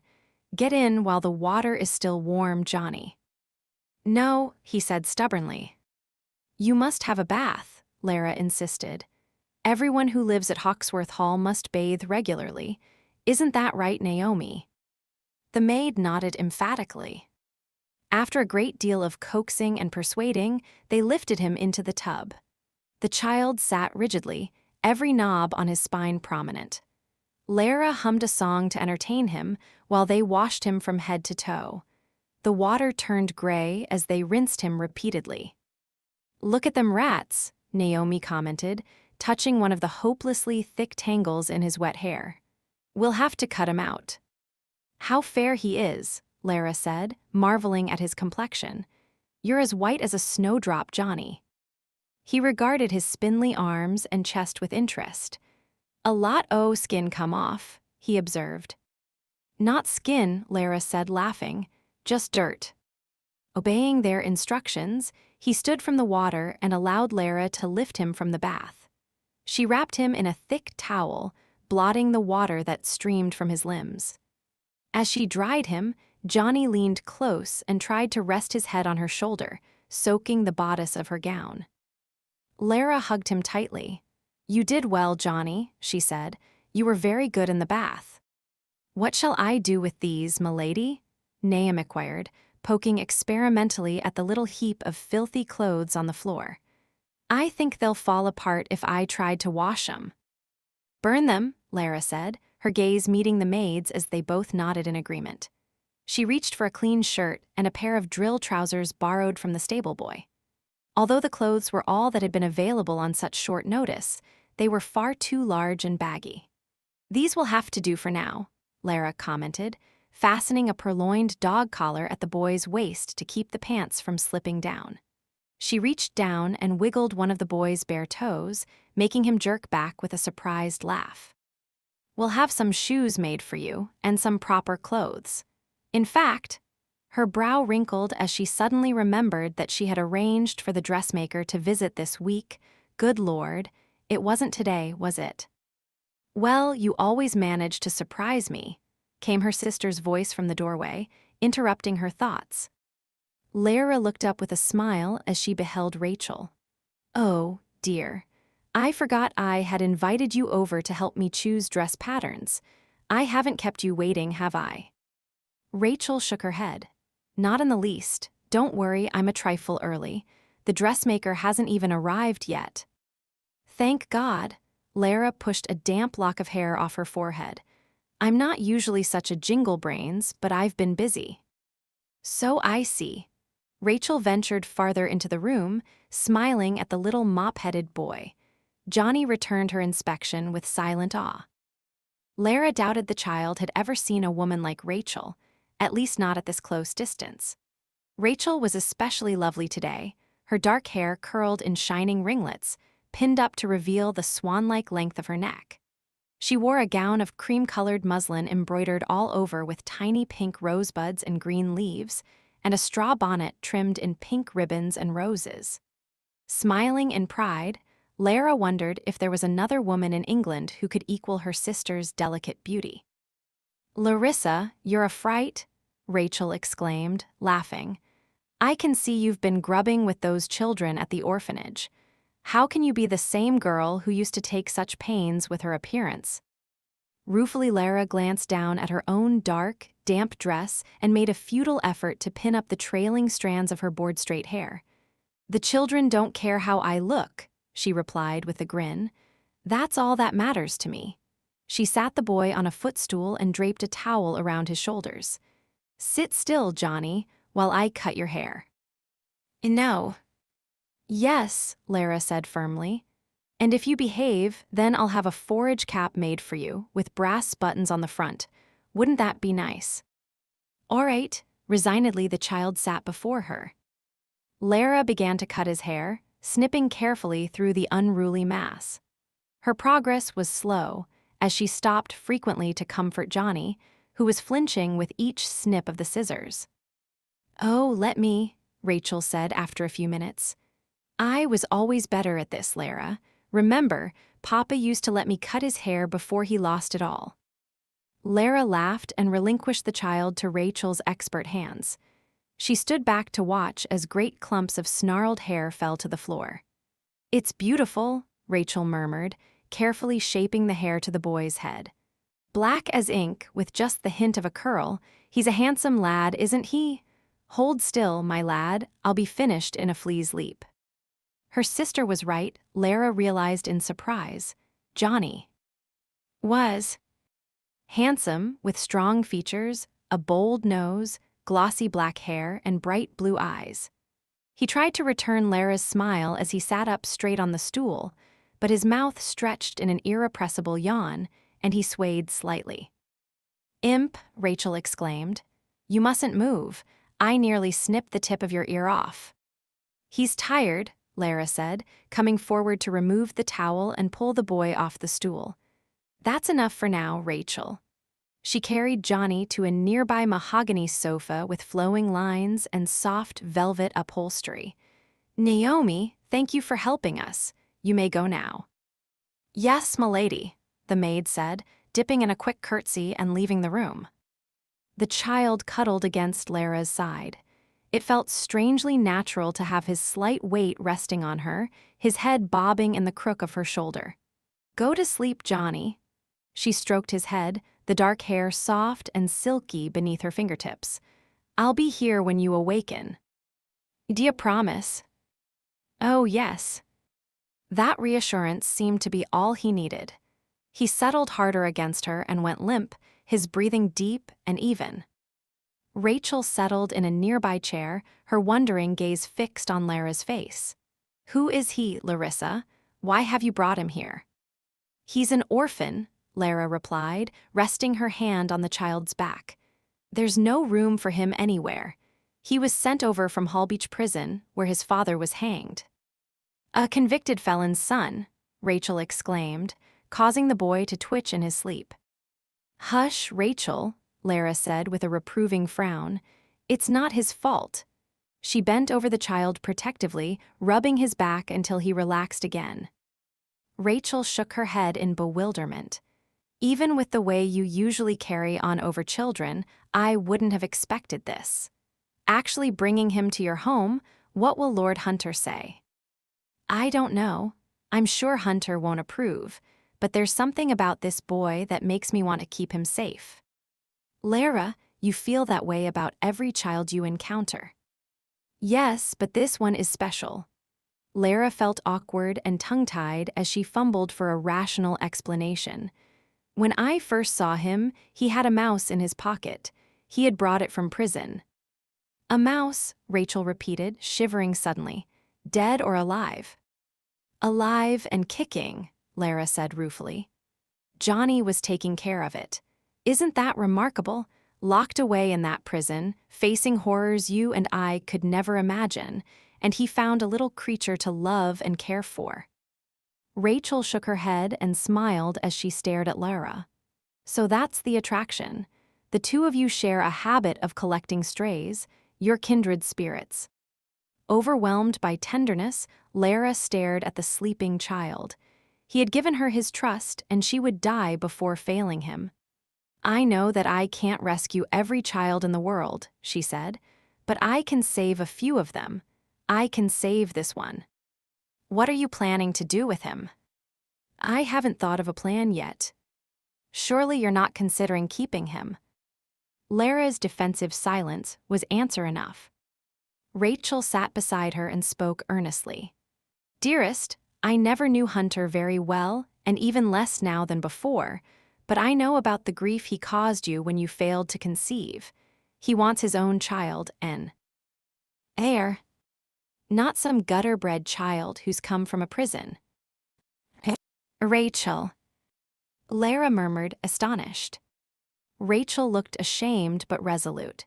"You may not like my choice of words, but I must be frank. You've become accustomed to making choices without the interference of a husband. Now Hunter has returned, and things are different. A wife must abide by her husband's decisions." Lara set her jaw stubbornly. "I'm not trying to offer this boy as a substitute for the children I can't have. How else is Hunter to see it? The way I do, that this is a little boy who needs our help." "Dearest," Rachel's delicate mouth curved in a sad smile, "I don't want you to be disappointed. I don't think it is wise to cause problems between yourself and Hunter so soon after his return.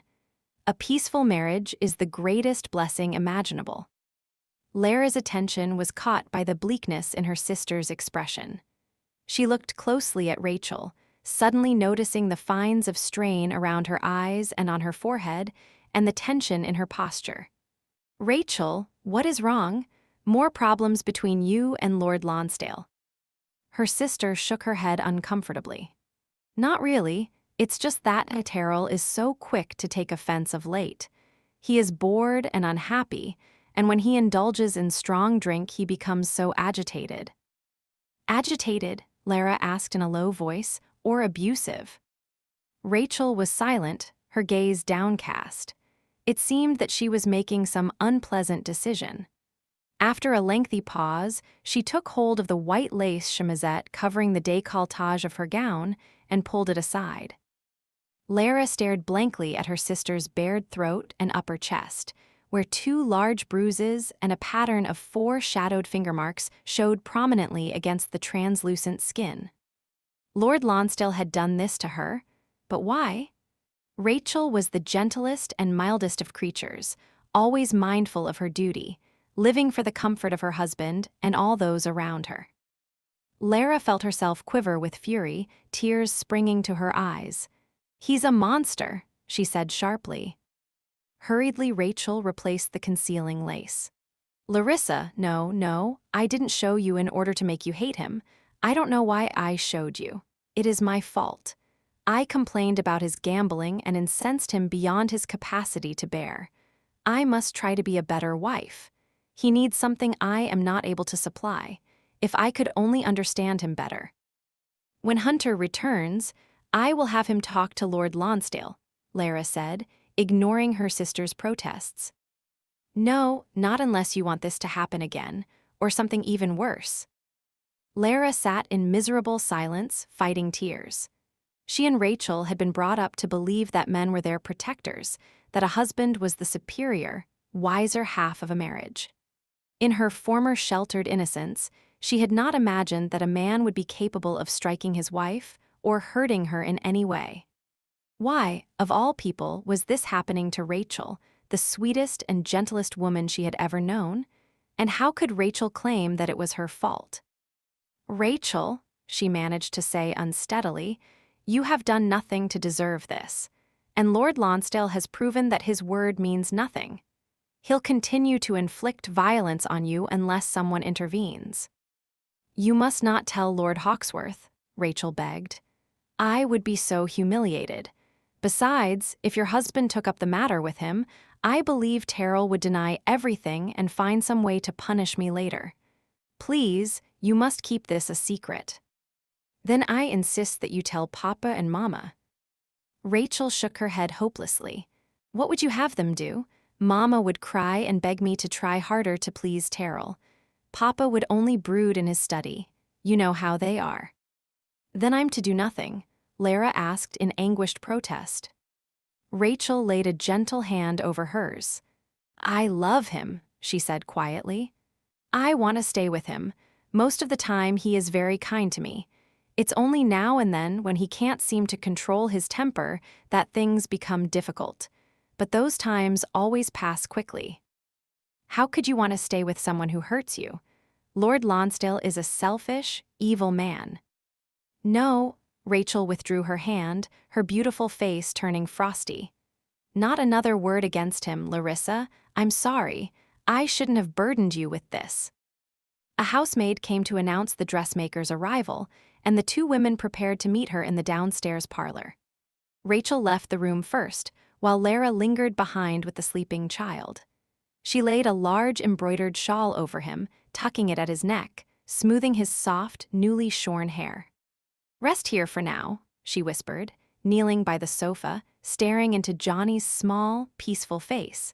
He seemed absurdly helpless, left at the mercy of a large and uncaring world. Thinking of his plight and of Rachel's, and the various problems of all her friends at Market Hill, Lara closed her eyes briefly. "Dear Father in heaven," she said under her breath, "there are so many who need your mercy and protection. Help me to know what to do for them. Amen."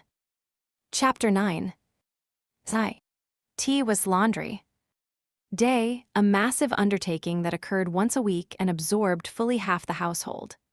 As had been her habit since the early days of her marriage, Lara supervised and participated in the washing, folding, and mending. In a house as large as Hawksworth Hall, it was necessary to sew cloth tickets on every pillowcase, featherbed, sheet, and blanket to determine where they belonged. Articles that were too worn or damaged to use were kept in a scrap bag to be sold to the rag merchant, the proceeds of which were divided amongst the servants. "Bless you, milady," one of the maids said as they folded freshly laundered linens in the washhouse. "We've all missed the extra money we used to get from the ragman. Lady Arthur kept every shilling for her own purse." "Well, now everything is back the way it used to be," Lara replied. "Thank heaven," the maid said fervently, and went to collect another basket of laundry. Lara frowned and began to retie the loose strings of her white apron. The air in the wash-house was humid, steam rising from huge iron vats that had been filled with soaking linens. She supposed she should be glad of having returned to her duties as mistress of the household. She had always experienced a fair amount of satisfaction in keeping Hawksworth Hall properly organized and efficiently managed. However, it seemed that her enjoyment in housekeeping and estate management had begun to pall. Before widowhood, she had always been too busy being the lady of the manor to notice much outside the borders of the estate. Now the time spent at the orphanage seemed far more important than anything she could accomplish here. The strings of the apron slipped from Lara's fingers, and she fumbled for them. Someone approached her from behind. Before she could turn around, she felt warm, masculine fingers tangle briefly with hers. She went still, her chest reverberating with the thudding of her heart. Until her dying day, she would recognize the touch of those hands. Hawksworth tied the apron around her waist with meticulous care. Lara could feel the faint, hot puffs of his breath stirring in her hair. Although he didn't pull her against him, she sensed the towering height and strength of the body behind hers. "What are you doing here?" she asked weakly. "I live here," he informed her, his voice like a stroke of velvet down her spine. "You know that I meant the wash house. You've never set foot in this building before today. I couldn't wait to see you." Out of the corner of her eye, Lara saw two maids pause uncertainly at the doorway as they saw that the master of the household was there. "You may come in, girls," she said loudly, beckoning to them to return to their chores, but they giggled and disappeared, evidently deciding that she needed a few moments alone with Hawksworth. "You should have given me time to prepare myself," Lara protested as her husband turned her to face him. She was disheveled and red-faced, her hair straggling around her moist cheeks, her body swathed in a huge apron. "I would have at least changed my gown and brushed my—" Her voice died away as she stared at him. Hawksworth was astonishingly handsome, his dark eyes dancing with cinnamon lights, his sunshot brown hair brushed neatly back from his face. He wore perfectly tailored clothes that displayed, no, flaunted, the power of his body. The snug-fitting beige pantaloons lovingly followed every muscular line of his legs and emphasized his masculine endowments in a way that brought scarlet heat to Lara's cheeks. A blindingly white shirt and cravat, elegantly patterned waistcoat, and crisp dark blue coat completed the ensemble. The exotic dark hue of his skin only made him more striking. Lara had no doubt that the mere sight of him would make any number of women swoon. In fact, her own insides were twisting in agitation. It definitely had to do with the way he looked at her. Not a nice, respectful gaze, but the kind of look she imagined a man would give a prostitute. How was it that he could make her feel as if she were standing naked before him when she was covered in layers of confining clothes and an apron the size of a tent? "Did you have a pleasant stay in London?" she asked, trying to gather her wits. "Not especially." His hands tightened at her waist as she tried to pull back. "It was productive, however." "My time here was also productive," she said. "There are some things I must discuss with you later." "Tell me now." Hawksworth slid an arm around her and began to pull her from the wash-house. "I must help with the laundering." "Let the servants take care of it." He descended the 2 steps leading to the pathway that connected the building to the main house. "I would rather talk to you at supper," Lara said, pausing at the top of the steps so that their faces were level. "After you've had a few glasses of wine." Hawksworth laughed and reached for her, making her gasp as he lifted her off her feet and swung her easily to the ground. "Bad news, is it?" "Not bad," she said, unable to take her gaze from his wide, expressive mouth. "I would like to make some rather significant changes around here, and you may not approve." "Changes?" His white teeth gleamed as he smiled sardonically. "Well, I'm always open to bargaining." "I have nothing to bargain with." Hawksworth stopped before they reached the house, drawing her into a secluded nook of the hedges bordering the kitchen garden. The air was fragrant with herbs and sun-warmed flowers. "For what you have, sweet wife, I would lay the world at your feet." Realizing his intentions, Lara tried to twist away, only to find herself caught securely against him. His torso was as hard as iron, muscles protruding through the layers of clothing that separated them, and low against her abdomen and belly, the hot, leaping pressure of masculine flesh, instantly roused by her nearness. "My lord," she gasped, "Hunter, don't you dare." "You're not as shocked as you pretend. You're a married woman after all." "I haven't been for a long time." She pushed in vain at his chest. "Release me at once." He grinned, and his embrace only tightened. "Kiss me first." "Why should I?" she returned frostily. "I didn't touch a single woman in London," he said. "I only thought of you." "And you expect a reward for that? I've done my best to encourage you to take a mistress." He urged his hips against hers, as if she weren't already aware of his jutting arousal. "But I only want you." "Haven't you ever been told that you can't have everything you want?" That elicited a swift grin. "Not that I recall." Despite his brutish strength, he seemed boyish and mischievous, and Lara realized that it wasn't fear that made her pulse beat so wildly. She was caught in a flurry of excitement, discovering for the first time the power of holding an aroused male at bay.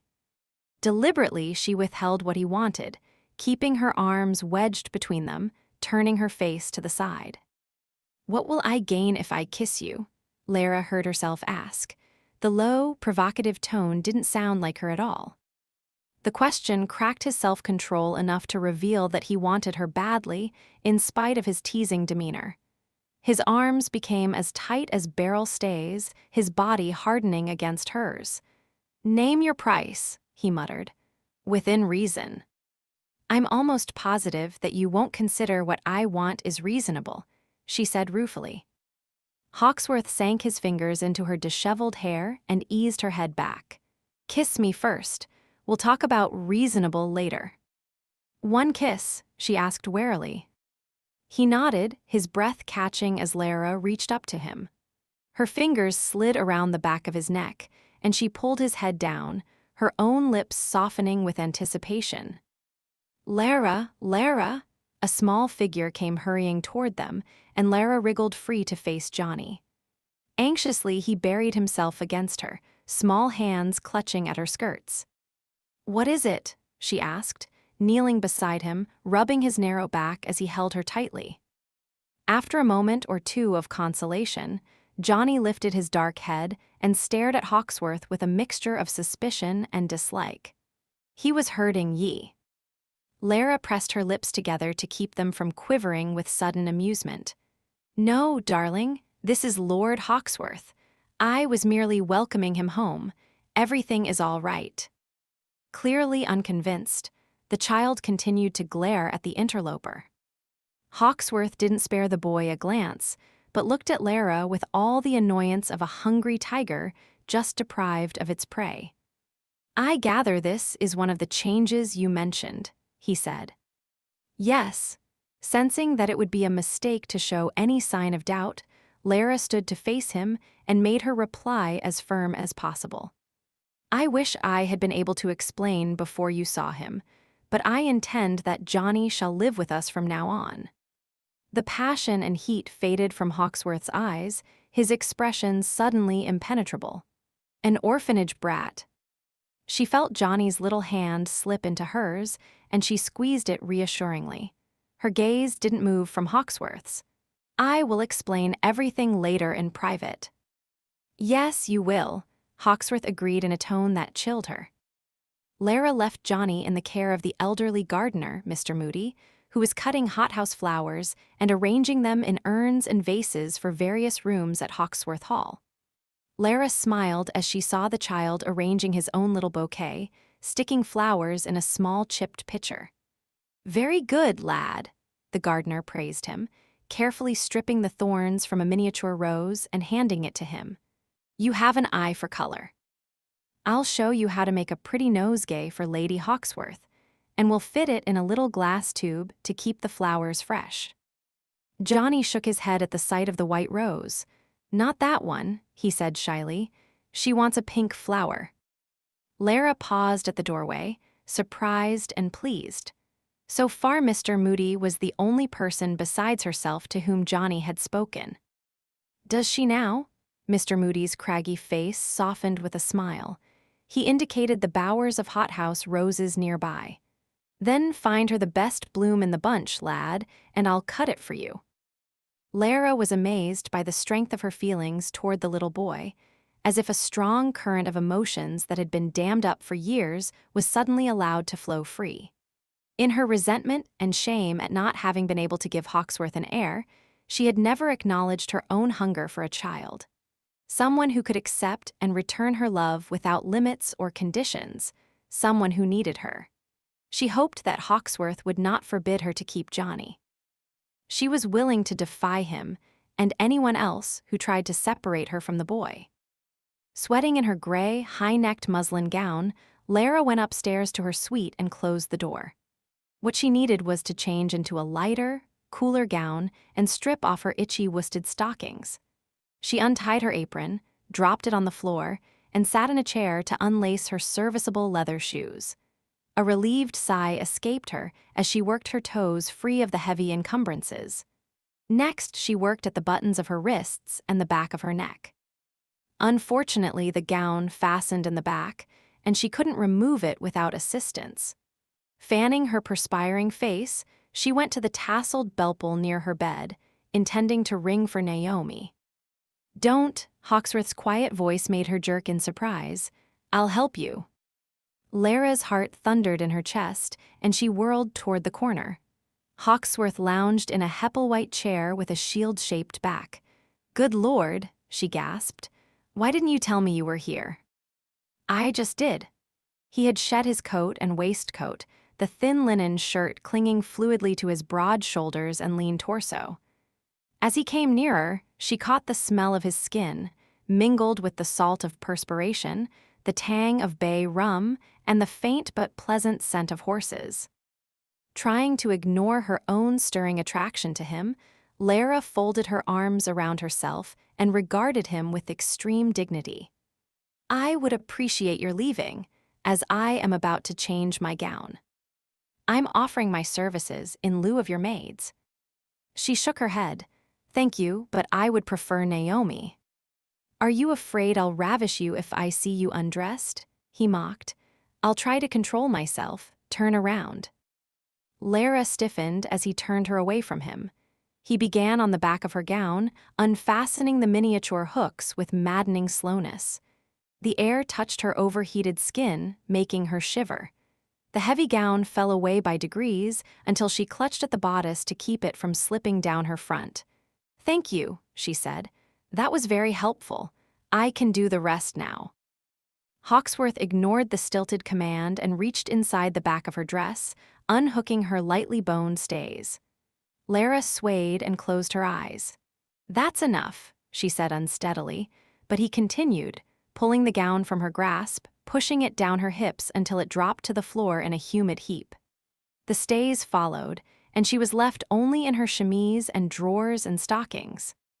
His palms hovered over her shoulders and upper arms, not quite touching, bringing goosebumps to her skin and making the fine downy hairs prickle.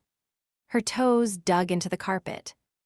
She hadn't felt like this since she was a frightened young girl on her wedding night, not knowing what was expected of her, having no idea what he intended. Still standing behind her, Hawksworth reached across her front to the mother-of-pearl buttons closing her chemise. For a man she had once considered rather ham-handed, he released the tiny buttons with surprising dexterity. The chemise sagged beneath his ministrations, cool air wafting over her exposed cleavage. The delicate cambric clung to the tips of her nipples, barely concealing them. "Do you want me to stop now?" she heard him ask. "Yes," she wanted to say, but her unruly mouth wouldn't produce a sound. She was paralyzed with curiosity as he let down her hair, smoothing back the strands that clung to her moist, salty cheeks. His fingers slid under the dark silk and lightly rubbed her scalp, his touch so soothing and pleasurable that she felt a responsive moan welling up in her throat. Her back arched, and she fought the overwhelming temptation to lean against him and invite more. He stroked the back of her neck, manipulating the taut muscles that ached from her labors of the morning, releasing pain and delight at the same time. He spoke close to her ear, making her shiver. "Do you trust me, Lara?" She shook her head, still unable to speak. He laughed softly. "I don't trust myself either. You're too beautiful, and I want you too damn badly." He stood so close, but the only place he touched her was her neck, his fingers compressing the sore nape with exquisite gentleness. She sensed rather than felt that he was aroused again. The thought should have made her bolt, but somehow she just stood quietly under his ministrations.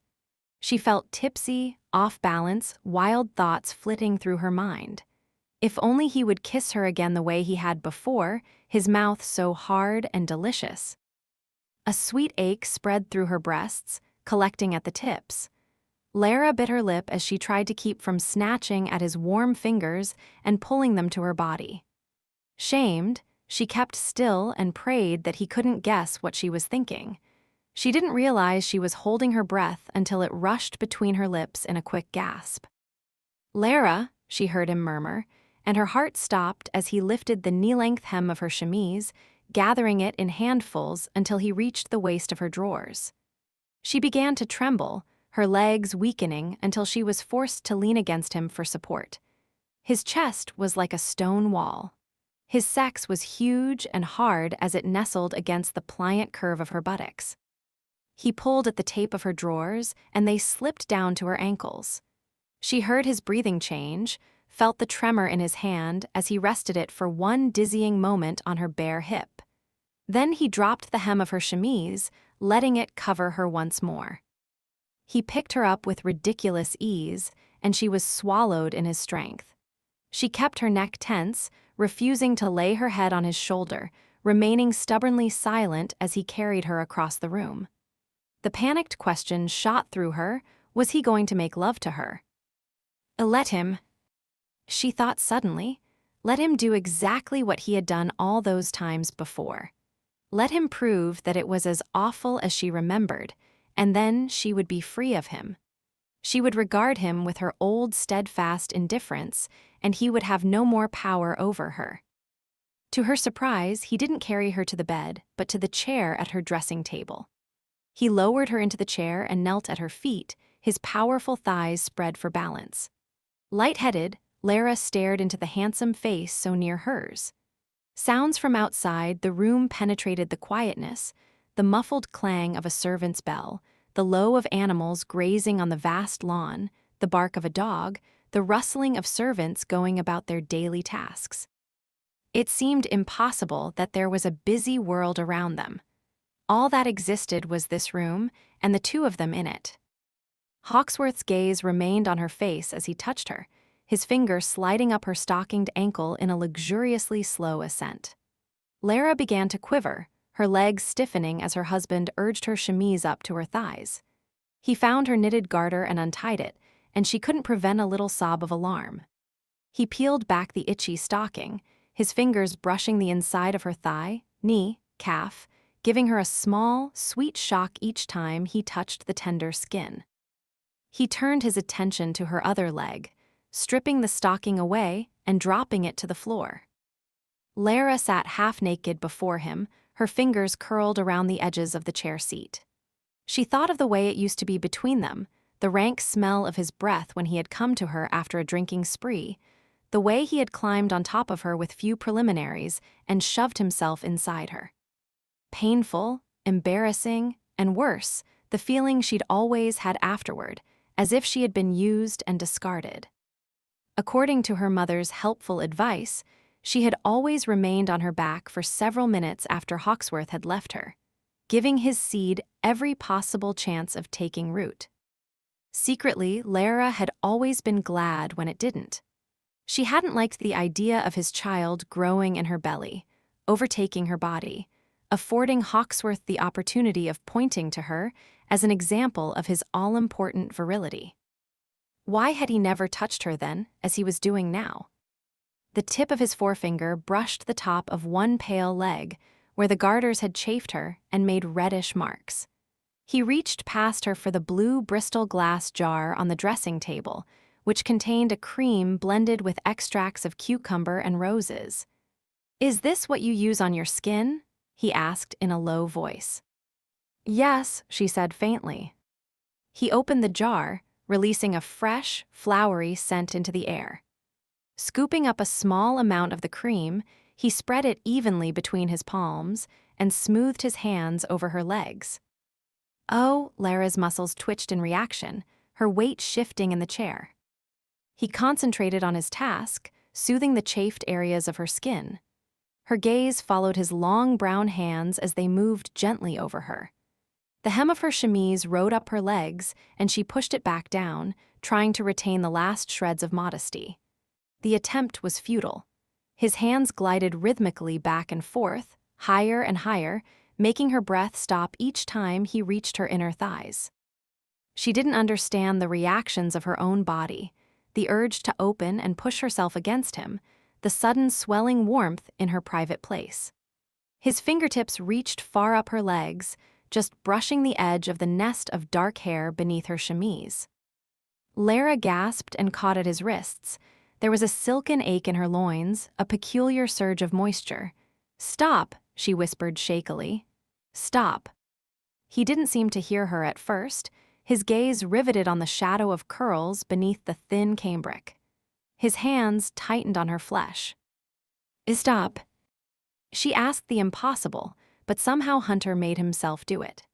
He closed his eyes before the sight of her drove him insane, the soft, pale skin, the fluff of dark hair that lured his fingers to dive beneath her chemise.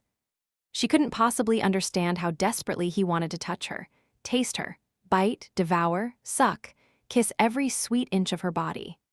His muscles were as stiff as iron, not to mention the battering ram that surged against the tight fabric of his pantaloons. He was close to exploding. When he was able to move, he took his hands from her and stood. Not paying much attention to where he was going, he crossed the room until he nearly walked into a wall. He braced his hands against it and concentrated on restoring his shattered self-control. "Cover yourself," he said brusquely, keeping his eyes fixed on the garishly papered wall before him, "or I won't be responsible for what I do." He heard her move like a startled rabbit, fumbling in the armoire for clothing. While she dressed, he breathed in a controlled pattern. The fragrance of the skin cream lingered on his hands. He wanted to go back to her, rub his rose-scented fingers over her breasts and between her thighs.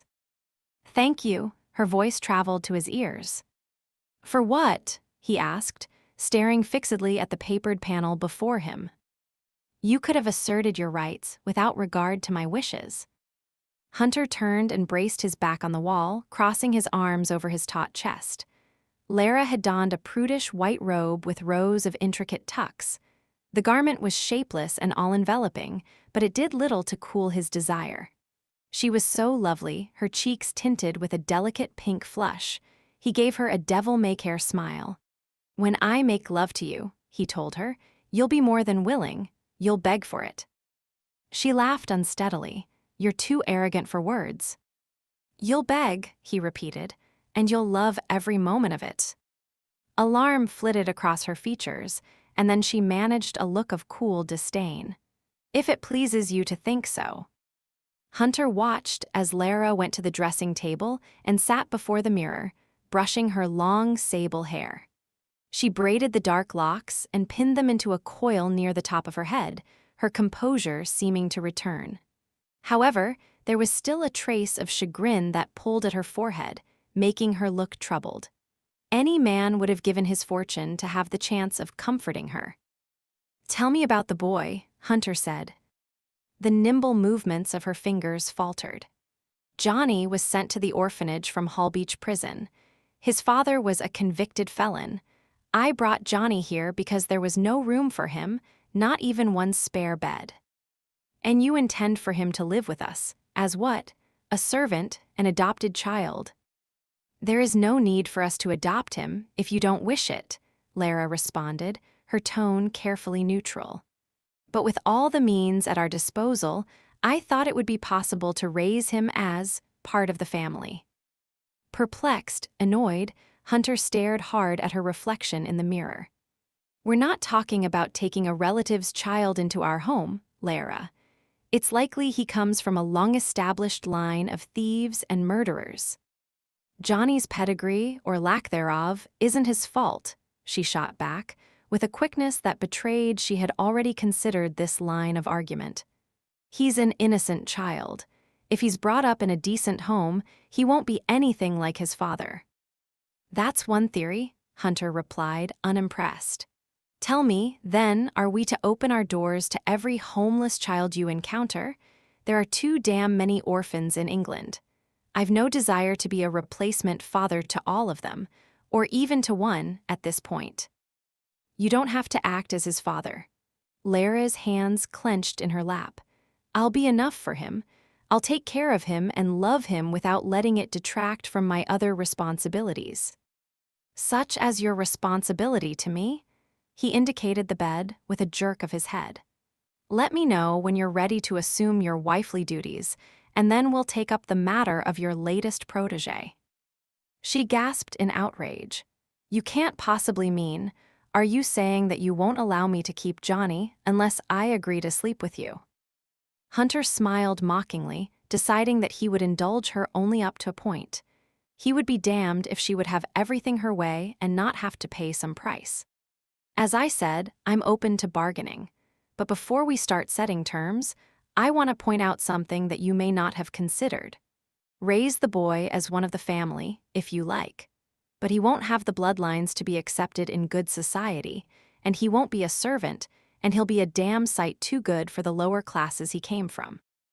Lara compressed her mouth, stubbornly refusing to see the truth in his words. "That won't matter. I'll help him to find his own place in the world." "Like hell it won't matter," he said savagely. "You don't understand what it's like to live between two worlds and not fit in anywhere. How would you know what it's like to be a misfit? You've always been a Hawksworth and had everyone bowing and scraping before you since the day you were born. Hunter clenched his jaw until it vibrated. A torrent of words jammed inside him. She dared to defy him. She imagined him as a cold-hearted bastard and styled herself as the patron saint of all helpless creatures. Well, he was more than ready to answer her challenge. "Fine," he said. "Keep him here. I won't stand in your way." "Thank you." Her tone was wary, as if she sensed what was coming next. "And in return," he continued silkily, "you can do something for me." He walked to the Heppel-white chair and picked up a brown paper parcel beside it. Casually, he tossed the feather-light package to her. She caught it in a reflex movement. "What is this?" Lara asked. "A present." "Open it." She complied slowly, as if suspecting some sort of trick, and it was, in a way. The present was for his benefit, not hers. Setting the brown paper on the dressing table, Lara extracted a delicate, slippery length of black silk and lace. Hunter had bought the negligee from a London dressmaker, who had created the garment as part of a large order for a celebrated courtesan. The customer would never miss it, the dressmaker had assured Hunter, eager for his future patronage. The negligee was little more than a film of transparent silk, the bodice made of a web of sheer lace. The flowing skirt was slit to the waist in 2 places. "Only a prostitute would wear this," Lara said in a stricken whisper, her green eyes huge. "A very, very expensive prostitute, my sweet." Hunter wanted to laugh at her obvious horror. "I could never." Her voice trailed into silence, as if the thought of wearing it was too terrible to mention aloud. "But you will," he said, enjoying himself. "You'll wear it for me tonight." "You must be mad. How could I possibly wear something like this? It's indecent. She turned pink, a bright blush seeping down her neckline. "I may as well be naked," she exclaimed. "There is always that option," he said with a thoughtful expression. You devil, you degenerate manipulative." "Do you want Johnny to stay?" he asked. "And if I do wear it, what guarantee do I have that you won't?" "Leap on you in a fit of lust," he supplied helpfully. "Bull the cow, hoist the cock, play the hurdy-gurdy." "Oh, stop it." She glared at him while her cheeks turned crimson. "I won't touch you," he promised, a grin tugging at his lips. "Just wear the damn gown for one evening. Will it be so difficult?" "No." She dropped the gown and covered her hot face with her hands, her small voice seeping out from between her fingers. "It will be impossible. Please, you must ask something else of me." "Oh, no." There was nothing in the world he wanted more than to see her in the black negligee. "You've told me what you want, and I've reciprocated. You're getting off lightly, you know. The child will be here for years, whereas your part of the bargain will be over in one evening."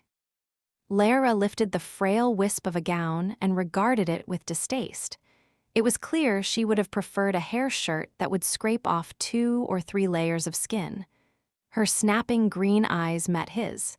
"If you dare to touch me or make jest of me, I'll never forgive you. I'll find some way to make you sorry. I'll—" "My love," Hunter interrupted softly, "you've already made me damned sorry.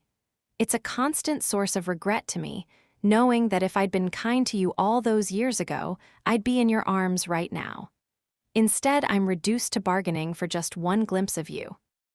Lara's defiant anger faded, and she regarded him with pained confusion. "It wasn't all your fault," she said unhappily. "I wasn't the one you wanted, and I don't enjoy intimacy of that kind. I think it's the way I'm made, or just some instinct I lack." "No, Lara, God, there's nothing wrong with you." Hunter closed his eyes, while the bitter taste of regret filled his mouth. He chose his words with excruciating care. "If you could just allow yourself to believe for one moment that it doesn't have to be painful or unpleasant." "Perhaps you could be more gentle than before," Lara said, her lashes lowering. "I believe it doesn't necessarily have to be painful, but even then, I don't think you could change my feelings about the act." Her lovely face was so apologetic and dejected that it took all Hunter's strength to keep from going to her. "What feelings?" he asked gruffly. Lara replied with obvious difficulty. "To me, what happens between a man and woman is so sordid shameful, and I'm such a failure at it. I have some pride, you know." She picked up the silk garment, which hung limply in her perspiring hands. "Making me wear this is a mockery, don't you see? It reminds me of my inadequacy as a wife." "No," he said roughly. "The failure was your husband's, Lara, never yours." Lara stared at him with an arrested expression. The words he had chosen, "your husband's," made it sound as if he were speaking of another man. Of course, he could be referring to himself in the third person, but it was an odd way to speak about himself. A touch of fear prodded her heart to beat more sharply, and she wondered if she should voice her suspicions. Before she could say anything, however, Hawksworth headed to the door. He paused at the threshold and glanced back at her. "The bargain is set, Lara. If you want the child to stay, you'll have no objections from me. You know what I want in return." Lara nodded stiffly, twisting the negligee in her hands as he left. After Lara had changed into fresh linens and a light muslin gown, she emerged from her room to find Hawksworth waiting for her. There was an almost penitent look on his face, though she sincerely doubted that he regretted the bargain he'd made with her. "I thought you might take me around the house and describe the changes you're planning with Mr. Smith," he said. "Perhaps you should consult with Mr. Smith and his assistants instead. I'm sure they are far better able to explain things than I, and if you don't approve of the schemes we've chosen, you can take it up with them directly." "I approve of everything you've chosen." He took her hand and smiled at her, lightly playing with her fingers. "And I don't want to talk to Smith. I want you, so take me around the house, please." The last word was added with a cajoling smile she found hard to resist. Lara hesitated while his fingertips drifted to the tender inside of her wrist. "All right," she said. "I'll tell you as much as I can remember, although Mr. Smith used many Italian words that I couldn't begin to pronounce." Hawksworth laughed and kept her hand as they walked, threading his fingers with hers. It was an oddly pleasant feeling, her hand enclosed in his much larger one. They began with the ballroom, where the Moroccan statuary would be replaced by rows of gleaming windows and marble colonnades. "They'll use fleur de perche." "Marble, I think," Lara said, stopping in the middle of the ballroom, the two of them standing alone on a sea of shining parquet. Her voice echoed slightly in the large room. "Mr. Smith said it contains many beautiful shades of amber, and over on that wall they'll install ivory-colored paneling to make the room lighter." She turned to face him, seeking his reaction. His eyes were so dark and fathomless that she almost lost her train of thought. "As for the plasterwork." A long silence passed. "Yes," Hawksworth prompted softly. Lara shook her head, unable to remember a word she had been about to say. She kept staring at him, fascinated by his face, as thoroughly English and aristocratic as always, and yet there was something different about him. It was more than the exotic copper hue of his skin and the startling whiteness of his teeth. It was a trace of foreignness, a sense that he didn't belong here in this civilized home discussing its interiors. With an effort, Lara turned away and forced herself to continue. "They're going to strip away all the gilded plasterwork and replace it with a very subtle bas-relief." Her breath caught as she felt his hand settle at her waist. Moistening her dry lips, she managed to finish. "Two artists. Stuccatori. Mr. Smith called them, will be sent from Venice to do the work." "Very nice," he murmured. He was so tall, he was standing close behind her, with the top of her head just reaching his shoulder. Suddenly, she was tempted to lean back against him and press her head to his chest until she could hear his heartbeat. She had never liked very large men, feeling dominated in their company. But his strength now seemed inviting, and she realized in silent surprise that she no longer found his touch distasteful. Lara stepped away from him with a nervous laugh. "I hope that Arthur and Janet will never take possession of the house again," she said lightly. "One wonders what new schemes they might come up with." Hawksworth didn't share her smile. "They won't," he said seriously, following her, catching her easily. His warm hand slid to the small of her back. "There's nothing to fear from the Crosslands." As he stared into her upturned face, he lifted his hand to the side of her throat and stroked her skin with the backs of his knuckles. Lara swallowed and stared at him, while his light touch made her shiver. "You know they must be planning some sort of legal action against us," she said. "I'll deal with them when the time comes." His dark gaze captured hers. "I'll take care of you, Lara. Don't doubt it for a second." "No, of course She stopped and gasped as she felt him stroke her waist, sliding up until the heels of his hands brushed the sides of her breasts. To her bewildered dismay, she felt a responsive ache inside. "I wish you wouldn't touch me like that," she whispered. His head lowered, and she felt his mouth brush against her throat. "Why not?" he asked, searching for the tiny hollow beneath her ear. "Because it makes me feel so," she groped for words, but as he pulled her closer, every rational thought flew from her head. He cupped her breast with tantalizing gentleness, the soft weight fitting exactly in his hand. At the same time, he caught her earlobe with his teeth and touched it with his tongue. "How does it make you feel?" he murmured, but she only gasped and pressed herself against him in an unconscious plea for more. He obliged her at once, capturing her lips in a long, slow kiss, his tongue gently probing and stroking inside her mouth. Skillfully, he teased and caressed her, the kiss so compelling that she couldn't help responding. Her mind reeled with the improbability of the situation, finding such dizzying pleasure in her husband's embrace. They strained to be closer, her small hands clinging to his broad back, her body caught between his hard thighs. The sweeping excitement intensified, and she moaned and sagged against him until they were molded together from breast to thigh. Only then did Hawksworth release her with an unsteady laugh, his lungs working hard for air. He stared at her swollen lips and flushed face, and a soft curse escaped his lips. "You make it hard to concentrate on panels and cornices," he muttered, his eyes bright with amusement. Lara took a deep breath and tried to collect herself. She couldn't bring herself to look at him, afraid that if she did, she would be tempted to walk straight back into his arms.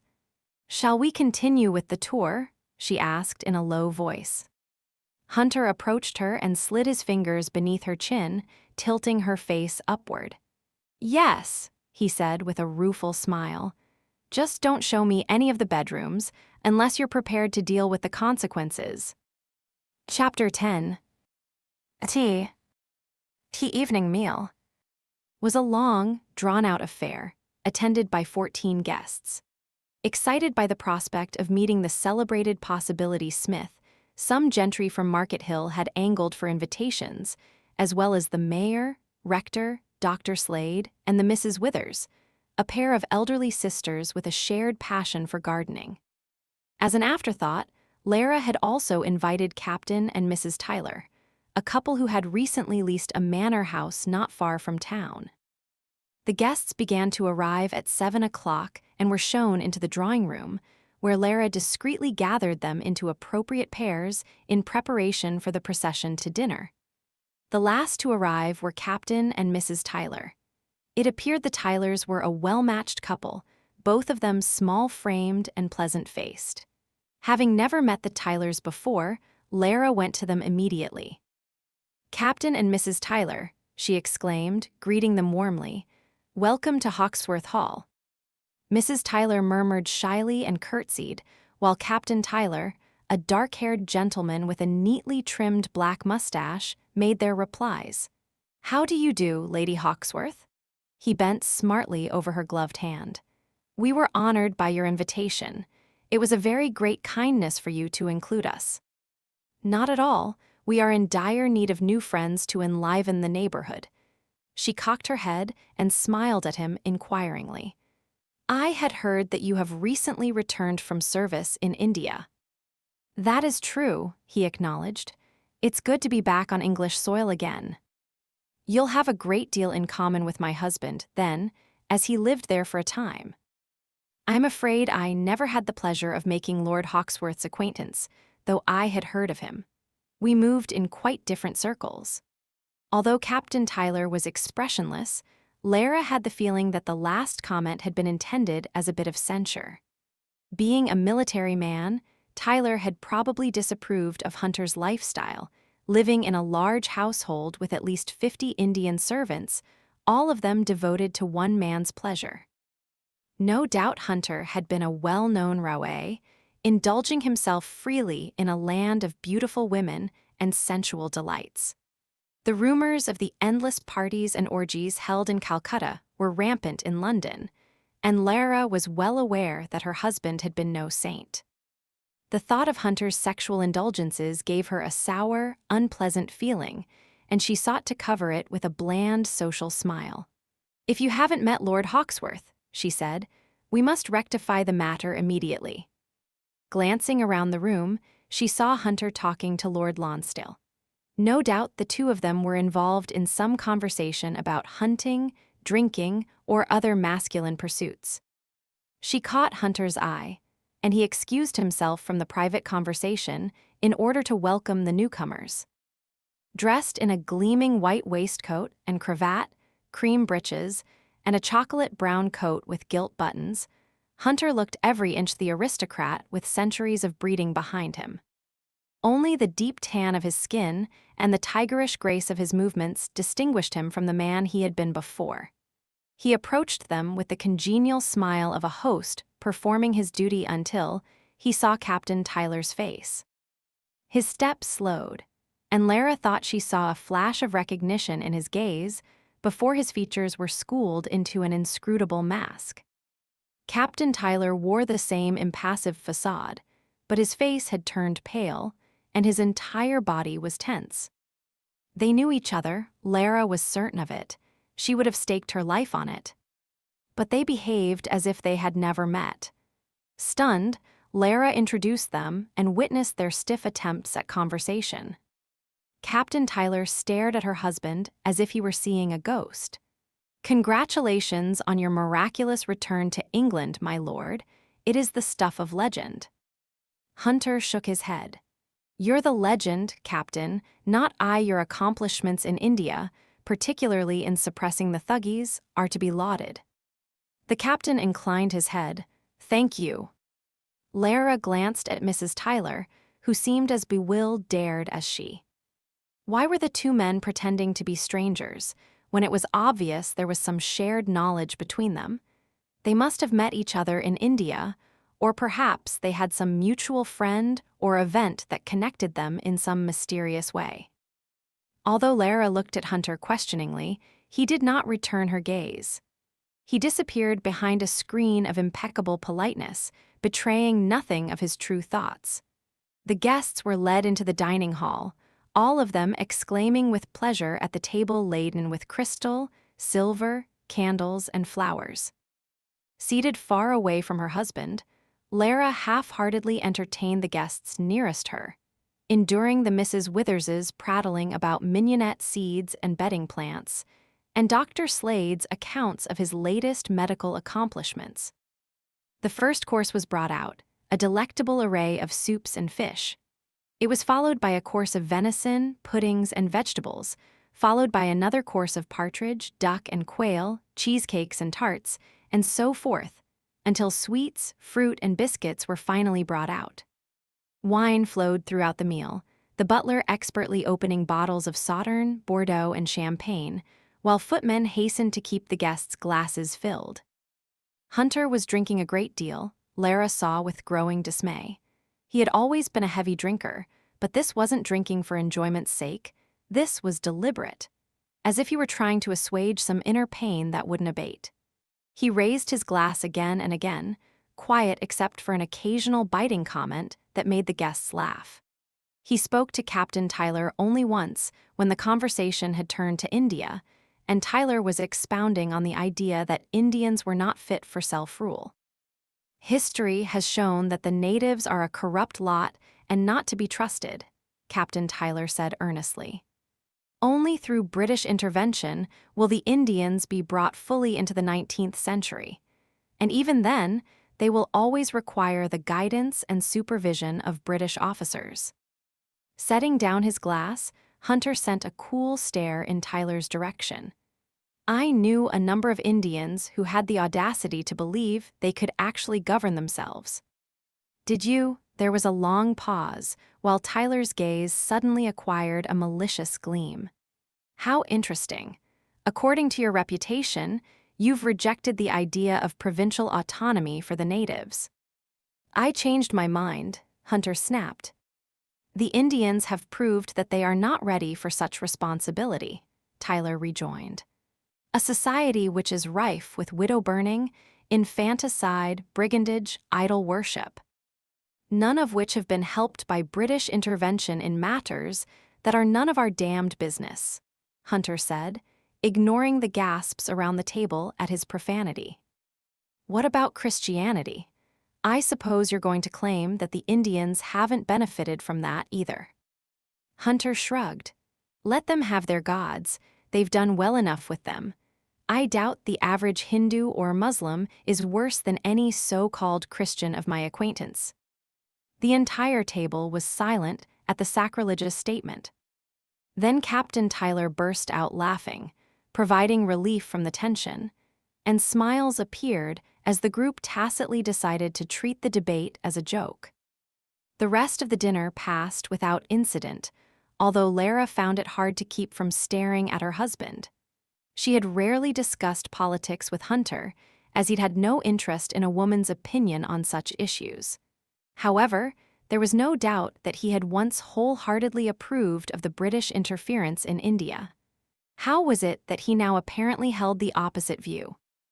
It took an eternity for the dinner party to end, with the rituals of after-dinner port and tea passing slowly, the guests staying until after midnight. Finally, the last one had left, and the servants began to clear away the remaining plates and glasses and silver. Lara made an attempt to slip away to her room, reasoning that Hunter had drunk too much to notice or care where she went. Just as she reached the grand staircase, he caught her arm in one large hand, startling her. Lara spun to face him, her heart jumping high in her throat. Hunter reeked of port, his eyes were glazed and his color was high, and he wasn't quite steady on his feet. Drunk as an emperor, her father would have put it. Some men in that condition were as mellow as cattle, while others were loud and boisterous. Hunter was neither of those things. There was a sullen curve to his mouth and a dangerous moodiness in his expression. "Where do you think you're going?" he asked, his grip firm on her arm.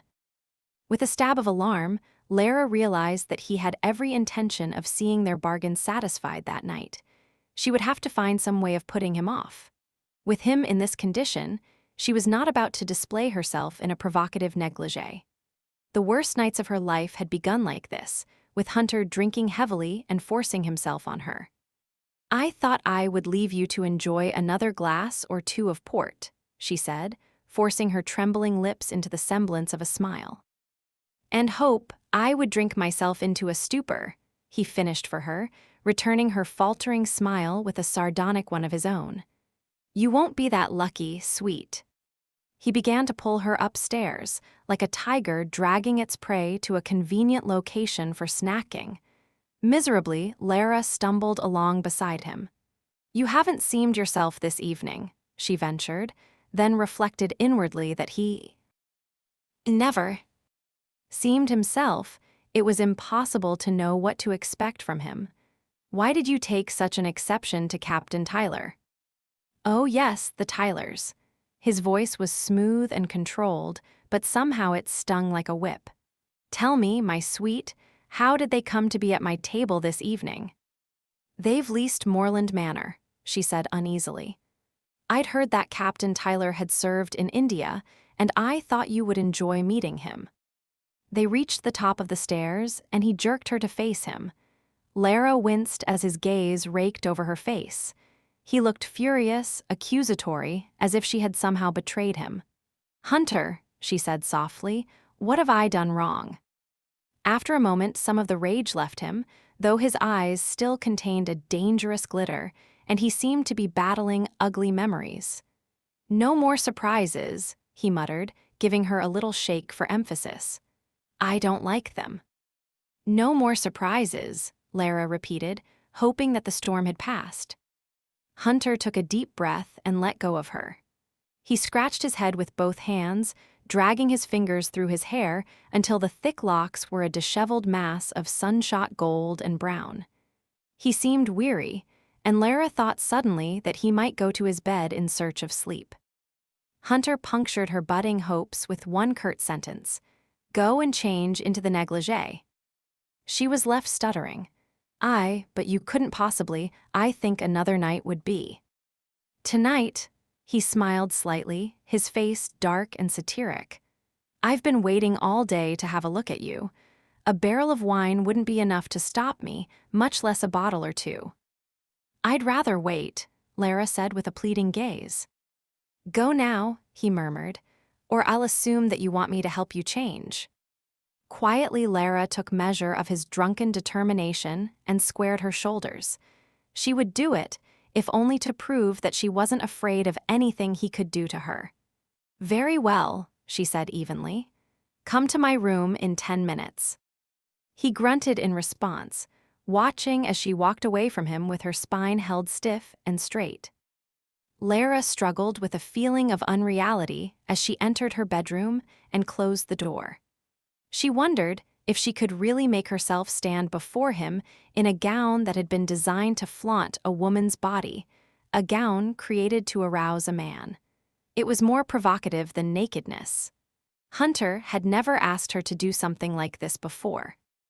She supposed it was a result of the sexual experience he had gained in India. Or perhaps this was merely a way of reasserting his control over her, to expose and shame her until she had no pride left. Well, it wasn't going to work. He could humiliate her any way he chose, but he wouldn't touch the core of self-respect within her. She would put on the vulgar garment and despise him every minute that she wore it. Trembling with outrage, Lara went to the armoire, where she had buried the negligee in a stack of chaste undergarments. Locating the garment, she drew it out with a grimace of distaste. The fragile web of lace and silk was so fine that she could have easily pulled it through a ring. Awkwardly, Lara undressed herself, having no desire for Naomi's assistance. She left her clothes and shoes in a heap on the floor. The negligee slid over her body in a cool whisper of silk, making her shiver. It fastened with tiny ribbons, which barely held the bodice and waist together. The skirt, if that was what it could be called, parted on both sides when she walked, exposing the entire length of her legs and part of her hips. Should she let her hair down? She was tempted to unpin the braided coronet atop her head and brush the long locks until they helped to conceal her body. No, Hunter would only be amused by the cowardly attempt at modesty. Lara went rigid as someone entered the room without knocking. Drawing close beside the armoire, half hidden by the massive piece of furniture, she peeked around it cautiously. Her husband sauntered to the Heppel-white chair, carrying a bottle of wine. He had removed his coat and cravat, the neck of his white shirt gaping to reveal his brown throat.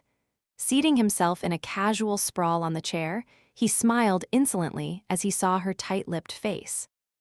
Not bothering to hide his anticipation, he took a long pull on the bottle and gestured for her to come out of hiding. The silent command increased Lara's furious agitation.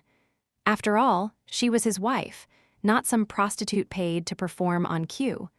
"What shall I do?" she asked in a low, resentful voice. "Walk toward me." There was a fire in the grate, too far away for Lara to feel its heat. Goose bumps rose on her chilled skin. Gritting her teeth, she forced herself to obey, taking one step, then another, the fine Aubusson carpet prickling beneath her bare feet. As she came near him, the firelight shone through the transparent black silk.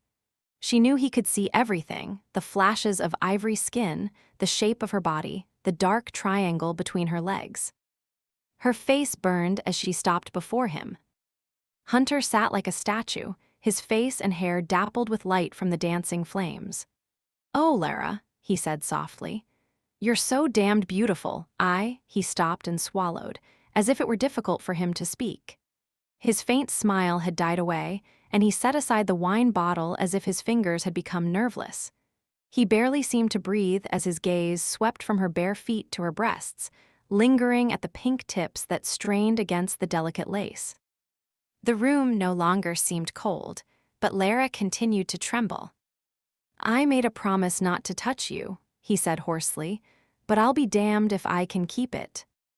If he had grabbed or forced her in any way, she could have resisted.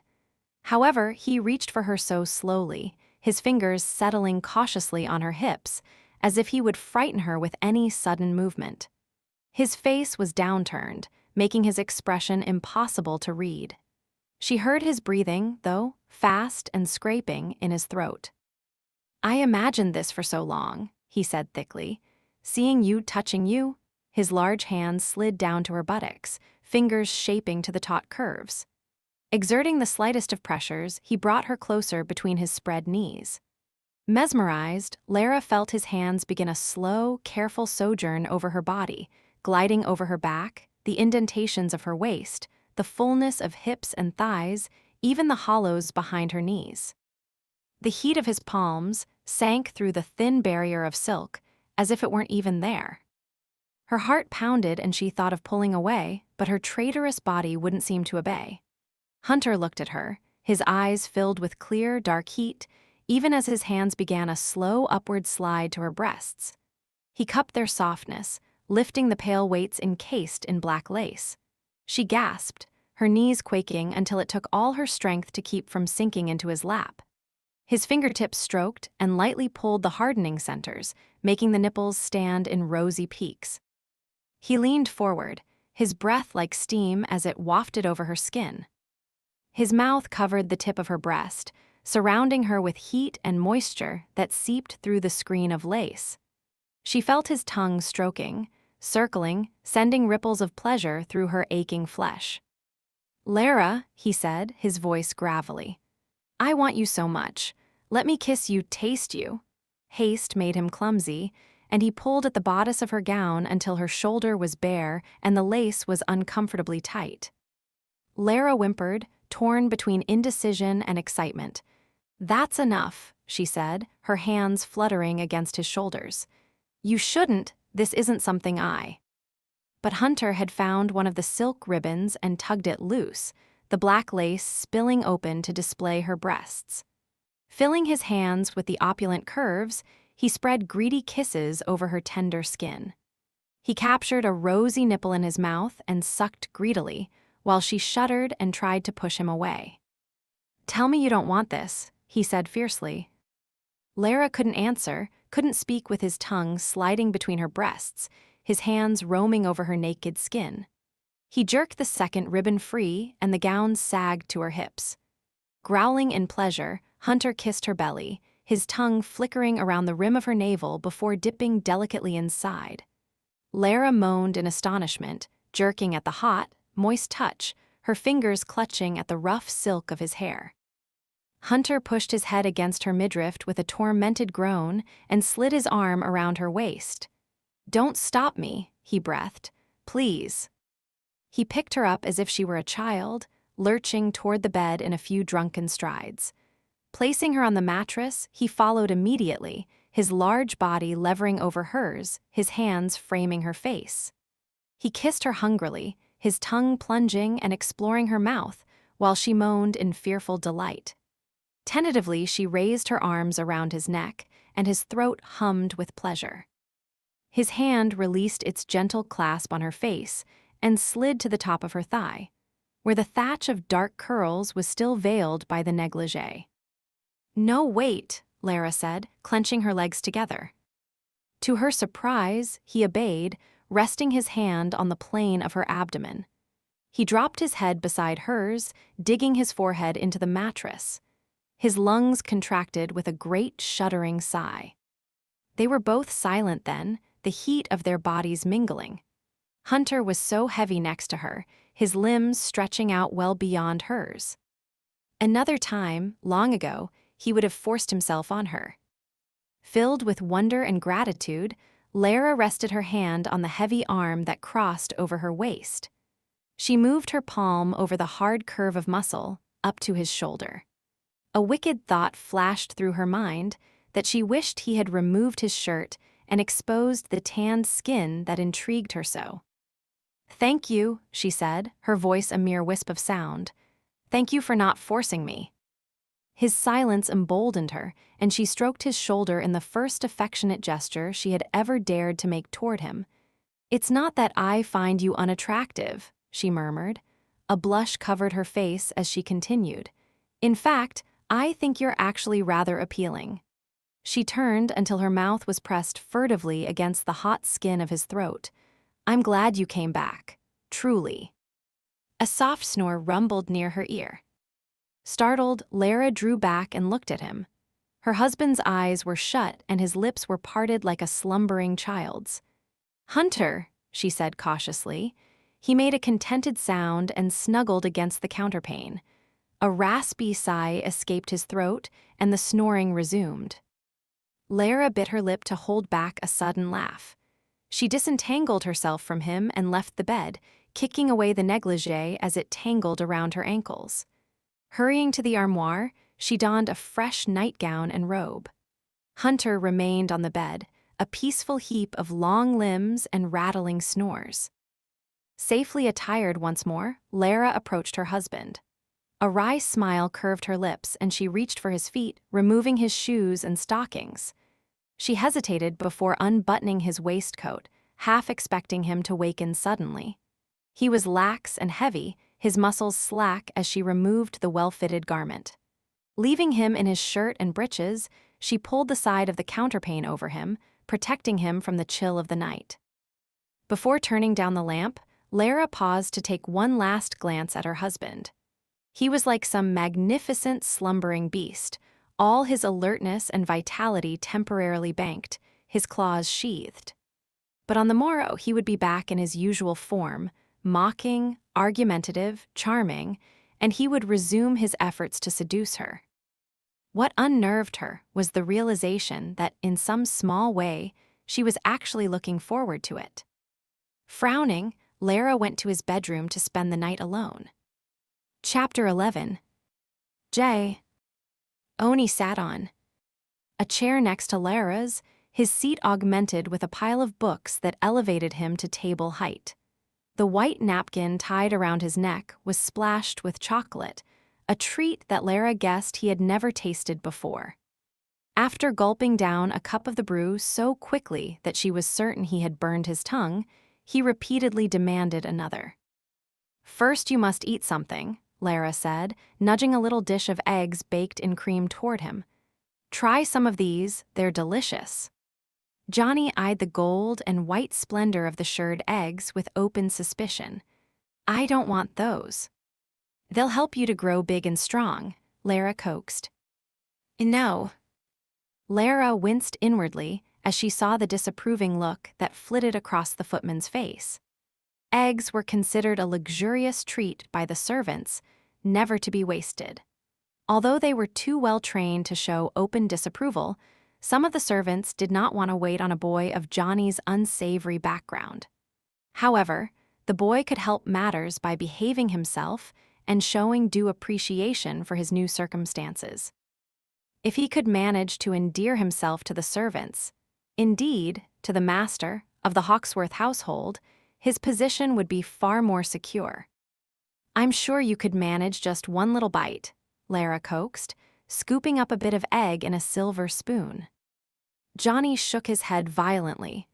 "More chocolate," he commanded, evidently having no plans to be endearing this morning.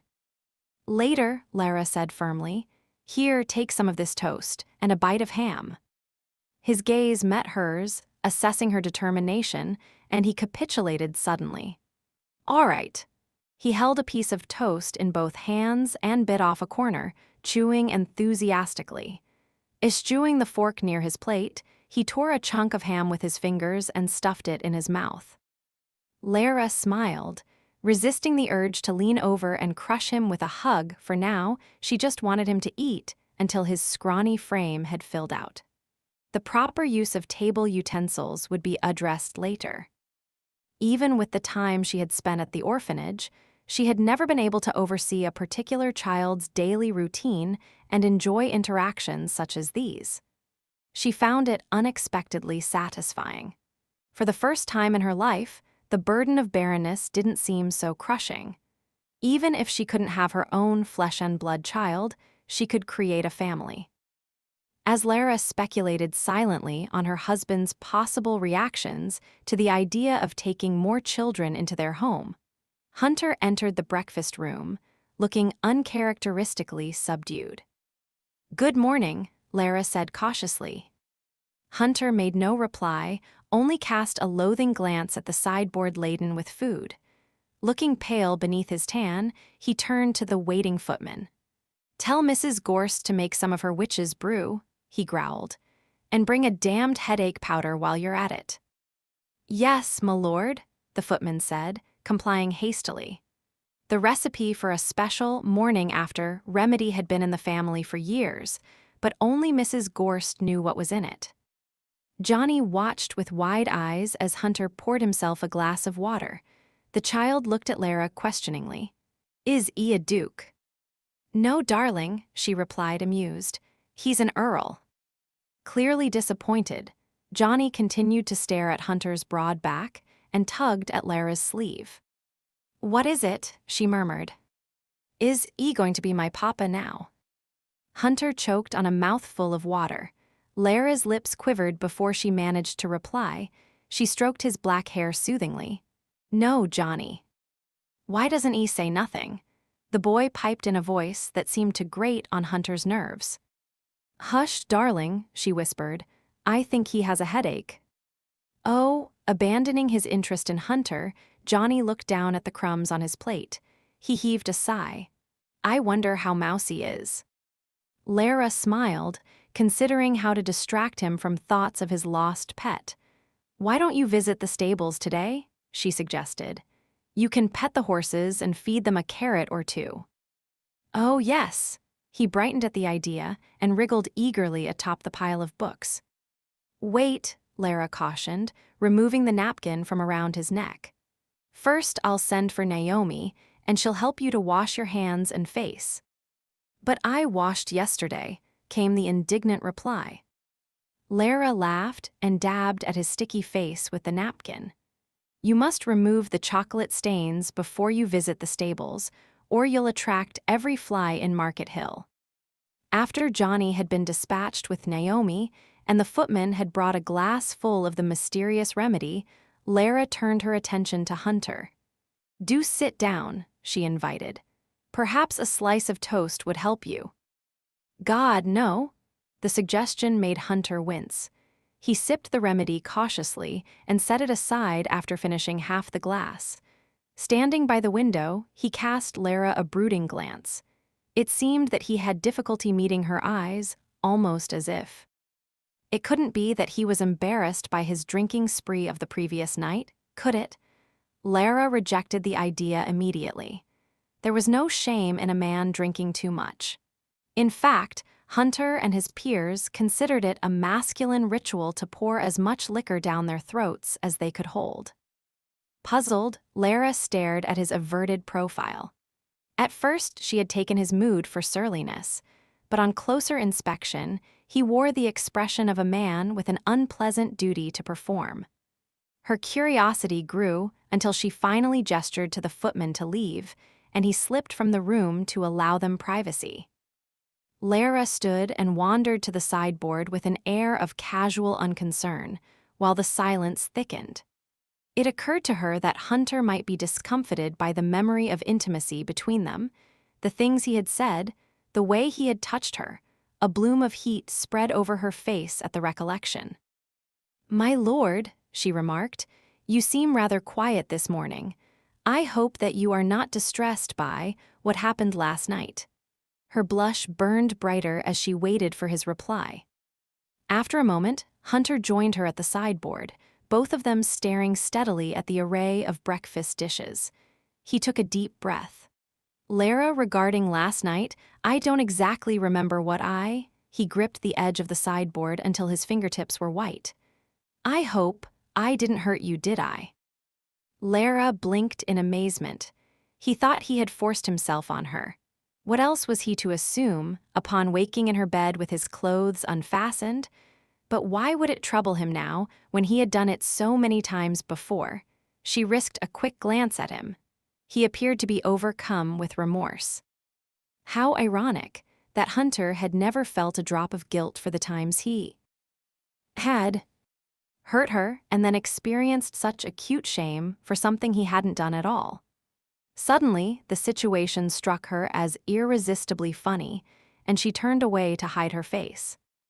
You were very much in your cups, she said, struggling to sound dignified. I suppose you didn't know what you were doing. She heard a string of muffled curses, which only worsened her giggles, and she fought to contain them until her shoulders trembled.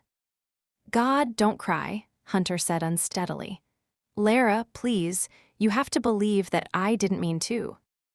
Lara turned toward him, and his face went blank with astonishment as he saw her mirth. You didn't, she gasped. You fell asleep, she hiccuped with laughter, scooting away from him. You little devil, Hunter exploded, following her around the room. His relief was matched only by his annoyance. I've gone through hell this morning.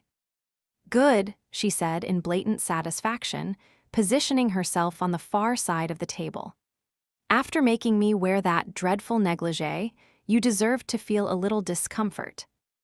Hunter tried to close the distance between them in a few strides, but she dodged him and retreated behind a chair. I'm not sorry for making you wear the negligee, only that I barely remember seeing you in it. You'll have to put it on again. I most certainly will not. It doesn't count if I don't remember. I remember enough for the both of us. I've never been so mortified. Abandoning the chase, Hunter braced his hand on the table and surveyed her with glowing dark eyes. You were beautiful, that much I do recall. She tried not to be disarmed and flattered, but it was difficult. The mood changed between them, becoming surprisingly comfortable. Lara sat at the table, while Hunter glanced at the crumb-scattered area Johnny had occupied. Have you told the boy that he's to live with us from now on? He asked abruptly. A smile touched her lips, not in so many words. Actually, he seems to take it for granted. He's damned lucky. Any other child in his situation would have been dispatched to a workhouse, or worse. Lara picked up a fork and toyed with the remaining scraps on her plate. My lord, she murmured, there is something I would like to discuss with you. I've been thinking about what happened to Johnny, having to live in prison with his father because there was no one to keep him, and I'm certain that he isn't the only one. If it occurred at Hallbeach, it must happen in other prisons as well.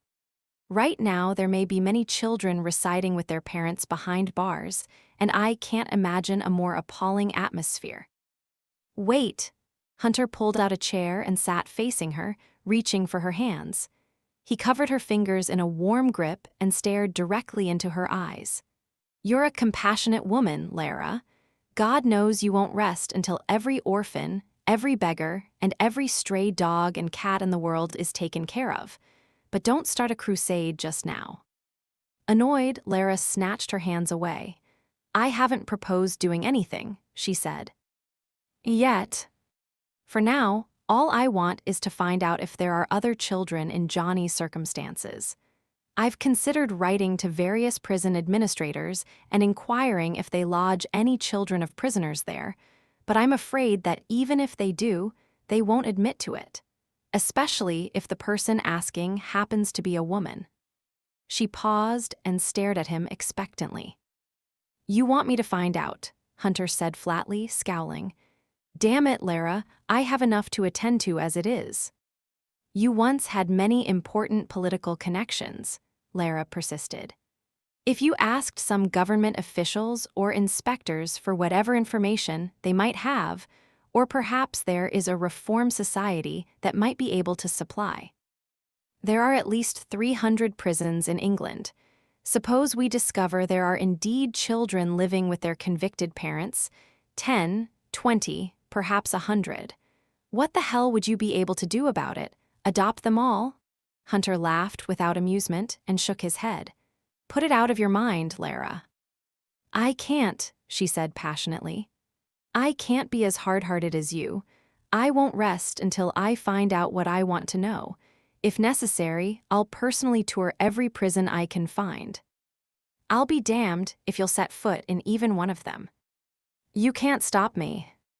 They glared at each other, and Lara felt herself turn scarlet with a mounting rage that seemed out of proportion to the situation. If only she hadn't learned what it was like to live without a husband, if only she hadn't experienced the heady feeling of making her own decisions after he had left for India, then she might have been able to accept his judgment.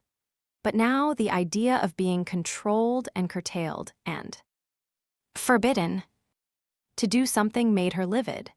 Terrible words rose to her lips. She wished he were back in India, or at the bottom of the sea, or any other place than in the same room with her. Somehow she kept silent, the effort making her eyes sting with furious tears. She heard Hunter's low voice. Lara, you're too precious for me to let you risk one hair on your head. So rather than tying you to a bedpost to ensure that you don't visit any damned prisons, I have a proposition for you. Bewildered by his sudden tenderness, Lara lowered her head and concentrated on drawing invisible circles across the surface of her skirts. Whatever your proposition involves, I am not going to wear that negligee again. He reached over to squeeze her thigh. Here's the bargain, my love, I'll get the information you require, but in the meantime, you're not to go near Hall Beach or any place like it. And when I find out what you wish to know, you won't take action of any kind without consulting me. Lara looked up and opened her mouth to argue. I didn't object when you told me that Johnny was going to live with us, he reminded her. You took matters into your own hands without saying a word to me. I chose not to stand in your way because I understood how badly you wanted to keep the boy.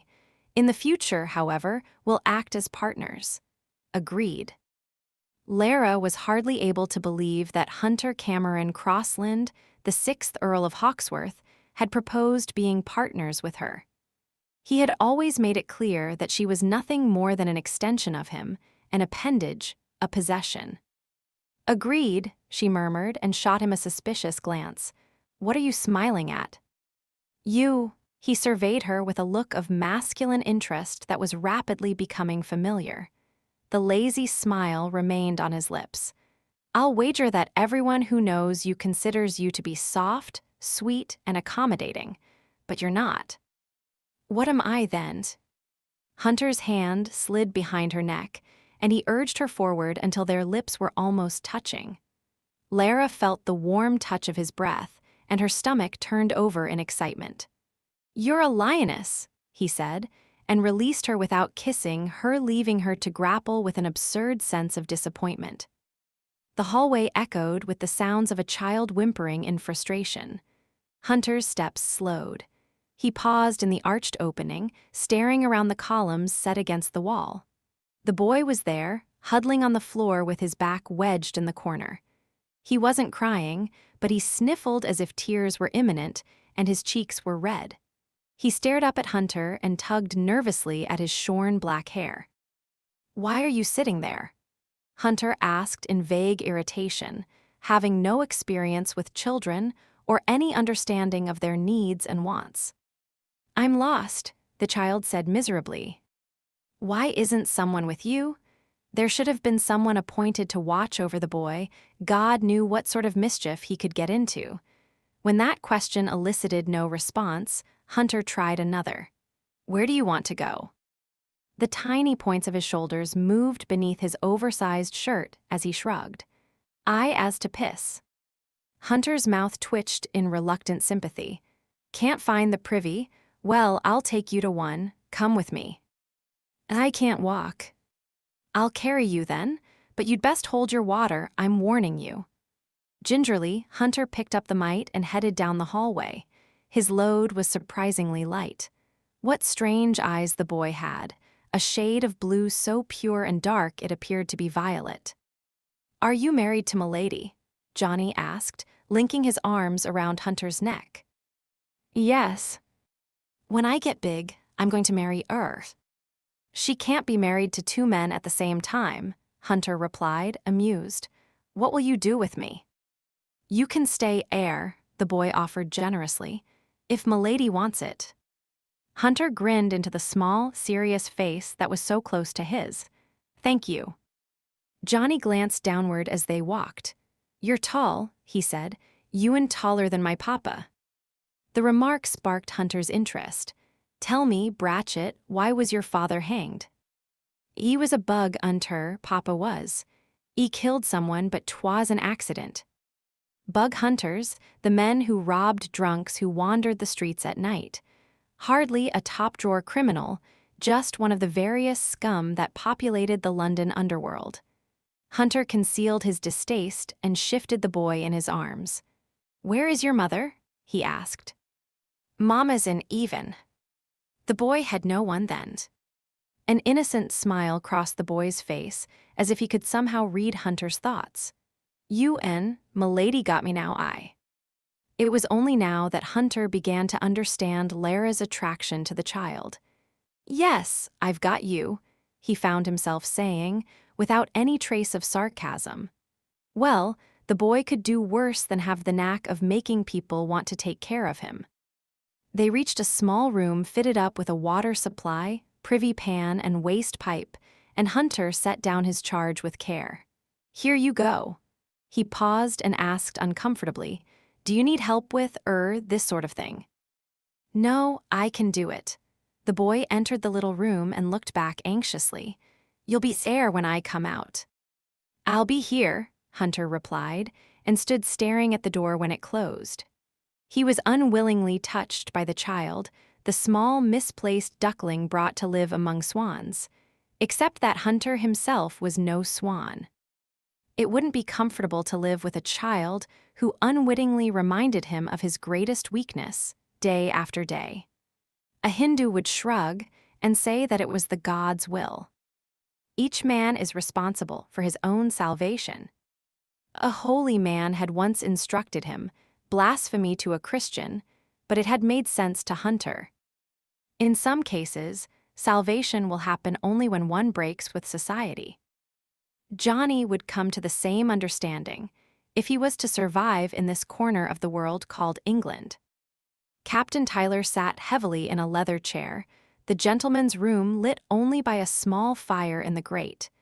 He held a glass of brandy in both hands, letting his palms warm the liquor. He sipped it slowly, in the manner of a man who deeply appreciated small luxuries. Moreland Manor, a small but well-maintained house, was poised on a hill like an elegant little bird that had established its preferred territory. The cloudless night loomed around them, vast and cool, making Tyler glad of his cozy sanctuary. The hour was late, and his attractive wife slept peacefully upstairs, her waist slightly thickened by a pregnancy in its early stages. The joy of expecting his first child should have filled Tyler with contentment. And being back in England, something he had fiercely desired for 8 years, should have given him the peace he had long expected. However, the well-deserved peace and contentment eluded him, driven away by a most unexpected turn of events. "Damn you," Tyler murmured, gripping the brandy tightly. "Why didn't you stay in India?" And then something amazing happened, something he would later acknowledge he should have expected. The shadows in the room seemed to shift and alter, and a dark figure emerged from the corner. Too stunned to react, Tyler watched as the current Earl of Hawksworth walked toward him. "I had better plans," Hunter said softly. To his credit, Tyler remained outwardly calm while he struggled to collect himself. The trembling of the glass in his hands was all that betrayed his agitation. "Cocky bastard," he said. "Only you would dare to accost me in my place of residence. I wanted to see you in private." Tyler buried himself in his brandy, not stopping until he had drained it. "Until last night, I thought you were dead," he said gruffly. "What the devil are you doing in England?" "That's not your concern. I only came to warn you, don't interfere." "You dare to give me orders?" Tyler turned purple. "What of Lady Hawksworth? That poor woman has a right to know." "I'm taking care of her," Hunter said, his voice softly menacing. "And I'll have your silence, Tyler, one way or the other. After all I've done for you, I deserve it." Tyler seemed to swallow back a reprimand, while his conscience warred with a bitter sense of obligation. Eventually, his shoulders sagged with defeat. "Perhaps you do," he muttered. "I'll have to think on it. For pity's sake, leave now. You remind me of things I'm trying damned hard to forget." Chapter 12. T. So. L. Ara's frustration. The promised report concerning English houses of correction did not come the next week or the next. She was almost grateful for the refurbishing of the house, which occupied much of her attention as Possibility Smith and an army of craftsmen and assistants went about their work. She also visited her friends at Market Hill and the orphanage. Most of her waking hours, however, were consumed by Johnny and the task of accustoming him to the new world he had been introduced to. And of course, there was Hunter. He managed the family's affairs, dutifully attended social events, and listened to his tenants' concerns. In addition, he managed the tricky and unorthodox strategy of involving the family more deeply in trade, when other peers were aspiring to do the opposite.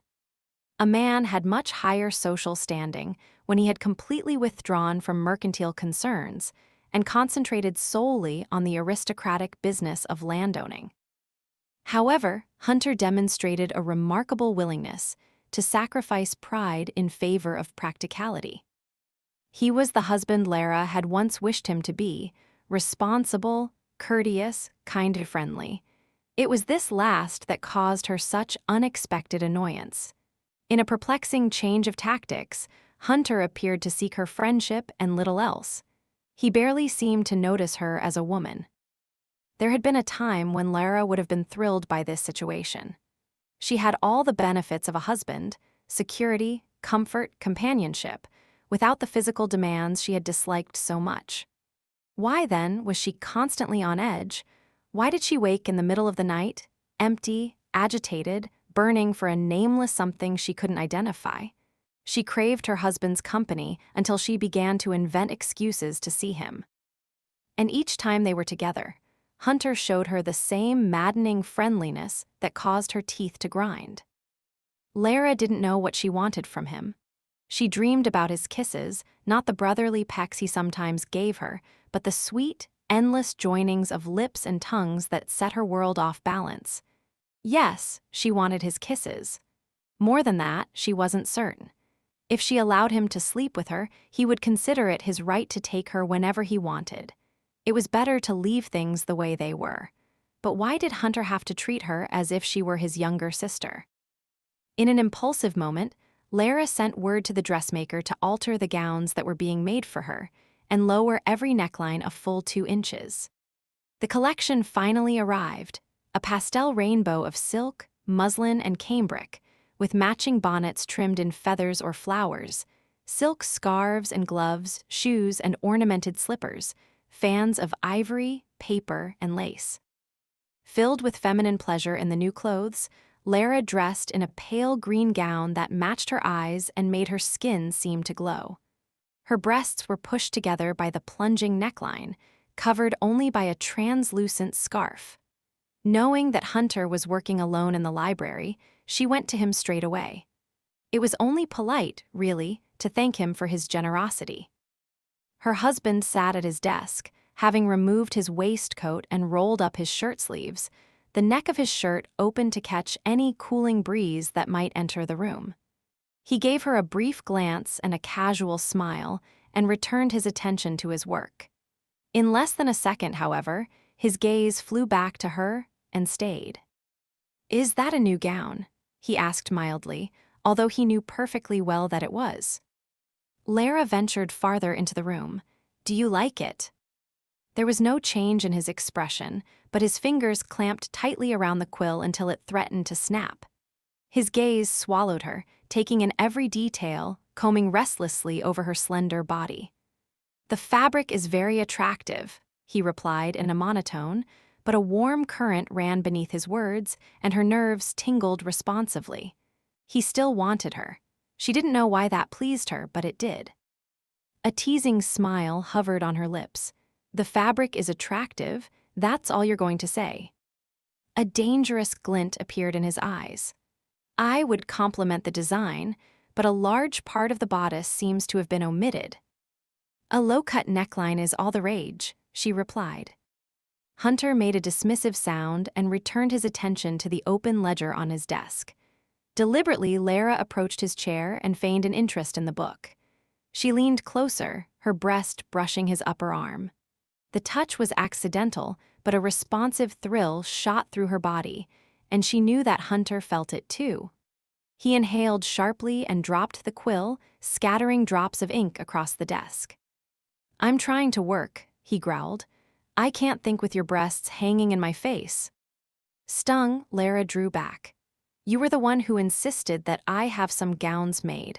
I merely wanted to show one to you. I had some misbegotten idea of thanking you." "Yes, well," he half laughed, half groaned, and reached for her before she could turn away.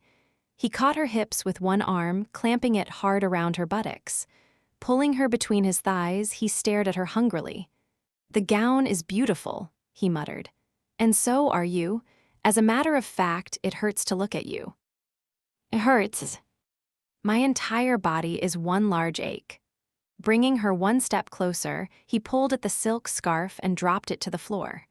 With a suddenness that left her stunned, he buried his face in her exposed cleavage, his half-open mouth dragging over her breast, tongue touching the cool ivory smoothness. "You're making me insane," he mumbled, the bristle of his jaw making her skin tingle. "No, don't pull away, let me." Lara jumped in shock as he found her nipple through the delicate muslin of her gown. "Stop it, stop."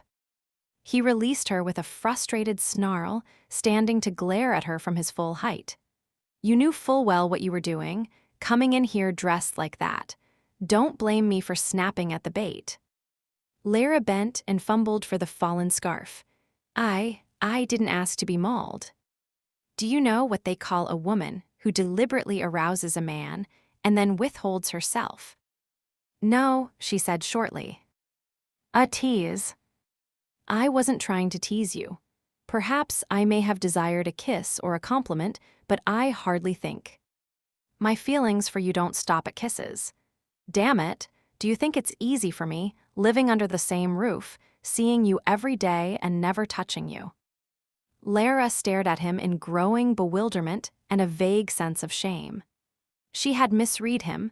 She hadn't understood that he still wanted her, that it was difficult for him to live with her. "I want to make love to you," he continued, his voice slightly hoarse. "I want to see you naked, kiss you everywhere, pleasure you until you beg me to stop, and wake in the morning with you in my arms. And hear your voice telling me—" He broke off and set his jaw hard, as if fighting to contain the words. Lara fidgeted in agitation. "I'm sorry," she said softly. "I didn't realize that you still desired me." "Here's a clue." He seized her once more, his fingers closing around her wrist, and pulled her hand right between his legs. Ignoring her squeaking protests, he molded her hand around the stiff, straining length of his erection until the heat of him burned through his trousers and scorched her palm. With his other arm, he pressed her body tightly against him. "This is what happens every time I'm in the same room with you. A stiff cock and blue balls are a fair indication that a man wants you." The memories of all her old experiences with him seemed to cloud Lara's mind. She couldn't think of the throbbing hardness beneath her hand as anything other than a weapon. It wasn't difficult to recall the knife-like thrusts, the intimate battering that had left her sore, defeated, and shamed. Never, never again. "I don't care to discuss your private parts," she choked. She tried to jerk her hand free, but he wouldn't allow it. "I'm a man, not a eunuch. I can't kiss and touch you and never have you." He buried his mouth in the curve of her neck, making her shudder. "Let me come to you tonight. I've tried to be patient. I can't stand it any longer." Close to tears, Lara finally managed to wriggle free and tottered back a few steps. "I'm so sorry. I can't. Don't know why please. You must go to Lady Carlisle." The mention of his former mistress seemed to be the last straw. Hunter's face twisted with furious contempt. "Maybe I will." Lara was as still as a statue, watching as he went to his desk and snatched up a letter. "By the way," Hunter snapped, "I've just received a letter from Lord Newmarsh. He served on a parliamentary committee to investigate prisons. Here's the information you wanted." He tossed the letter to her, and she made a fumbling attempt to catch it. The folded paper fluttered past her fingers and slipped to the floor. Striding from the room, Hunter threw one last jeer over his shoulder. "Go help the poor and needy, Lady Bountiful." Lara scooped up the letter and turned to glare at the door as it slammed behind him. "Lecherous goat," she said, but a trickle of guilt seeped through her annoyance. Hunter had been right. She had known what she was doing. She had wanted him to admire her. She had wanted him to desire her.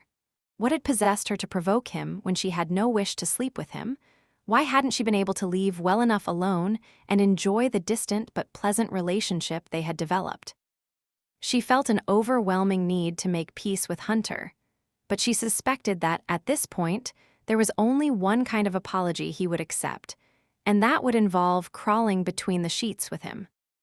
Sighing, Lara went to the chair at his desk and seated herself. She touched the leather upholstery, which seemed to hold a lingering trace of warmth from his body. If she closed her eyes, she could almost detect his scent, the hint of sandalwood that was clean, fresh, and exotic at the same time. "I'm sorry," she almost said aloud, though there was no one to hear. She was sorry for not being like other women who didn't seem to mind intimacy with men, and sorry for Hunter, who wanted more than she was able to give him. Remorse and loneliness knotted inside her. Bending her head over the letter, she began to read. Hunter left on horseback, giving no word as to where he was going, and stayed away all afternoon and evening. Lara waited in the family parlor, curled on the velvet upholstered sofa.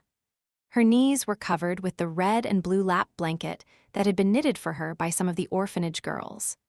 The housemaids had replaced it at least 3 times with far more elegant embroidered and fringed blankets from the linen storage, but Lara had retrieved it each time.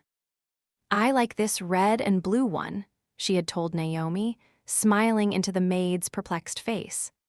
"I know it's not perfect, but every missed stitch or lumpy knot reminds me of the children who made it, and it's by far the most comfortable blanket in the house. If I were you, milady, I shouldn't want anything to remind me of when the Crosslands cast you out of the house," Naomi had dared to comment, eyeing the blanket with disfavor. "'Twas a dark time for us all." "I don't want to forget it."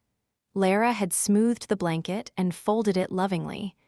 "I learned some important things from that experience. I've been a better person since then, I hope." "Ah, milady." Naomi had given her a warm smile. "You were always a jewel, we all thought so." "What of Lord Hawksworth?" Lara had asked suddenly.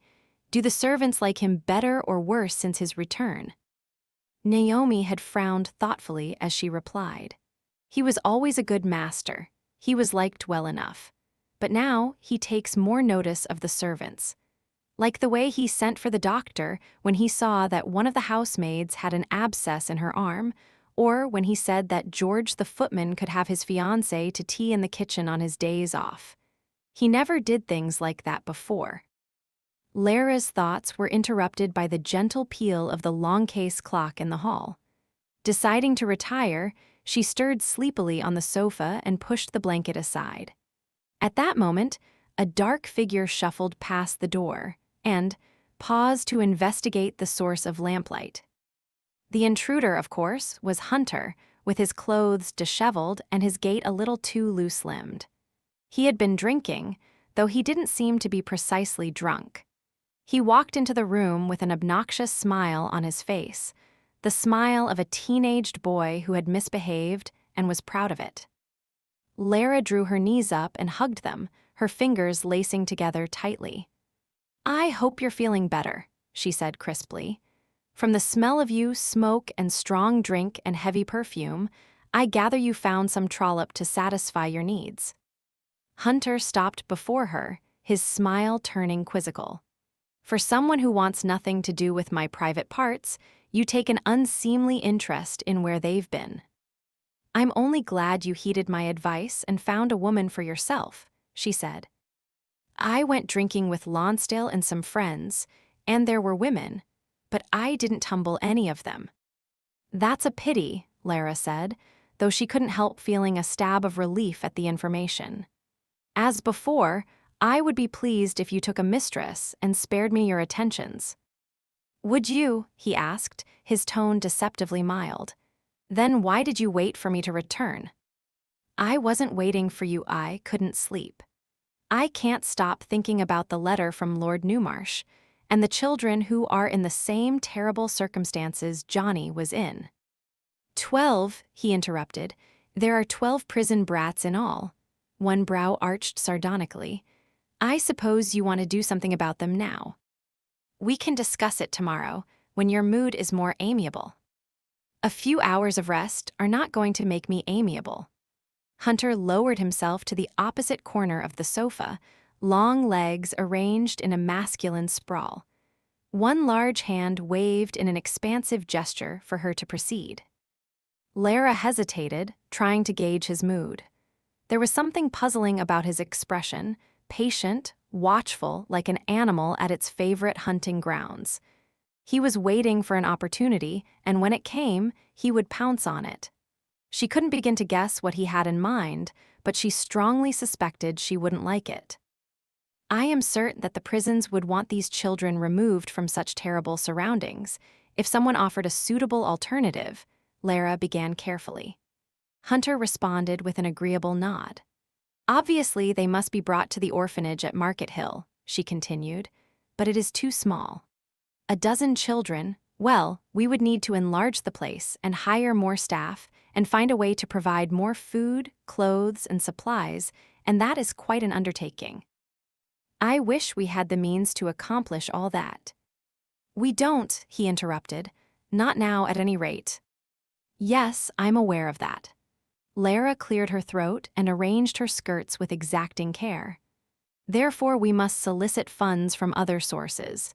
With all of our friends and acquaintances, it shouldn't be difficult. That is, if we arrange some sort of benefit for the orphanage." "What kind of benefit?" "A ball, a sizable one. We could use it as a means to attract donations for the Market Hill orphanage. And to ensure that everyone will come, we could also use it as an occasion to welcome you home." She steeled herself not to wince at his steady dark stare. It was a good idea, actually. The ton would be so curious to see the mysteriously returned Lord Hawksworth and hear his incredible story that they would flock in droves to the ball. He was already the talk of London, and this would surely be the event of the season. "So you plan to exhibit me like a two-headed freak at the county fair, and use the proceeds to benefit your orphans?" "It wouldn't be like that," Lara protested. "It would be exactly like that."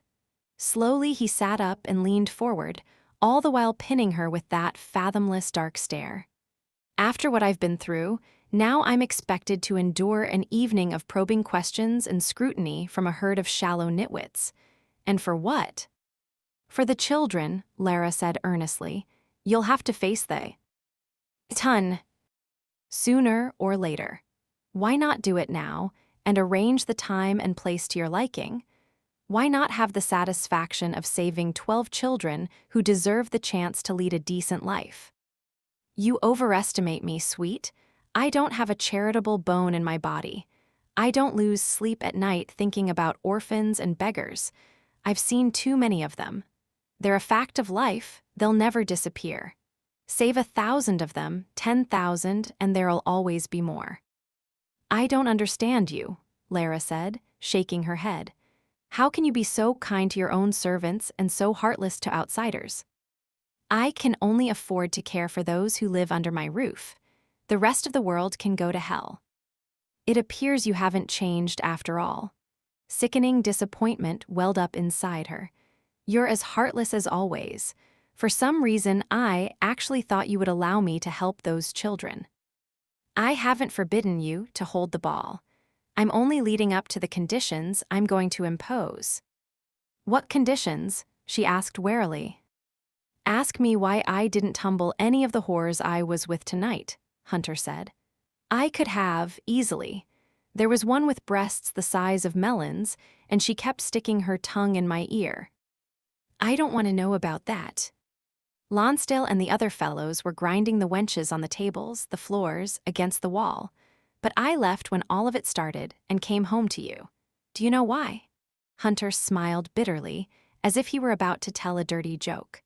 Because I'd rather sit outside your door and moon over you while you sleep in your celibate bed. The mere act of holding your hand, or hearing your voice, or smelling your perfume, is more exciting than bedding 100 women. You only want me because I'm a challenge, she said.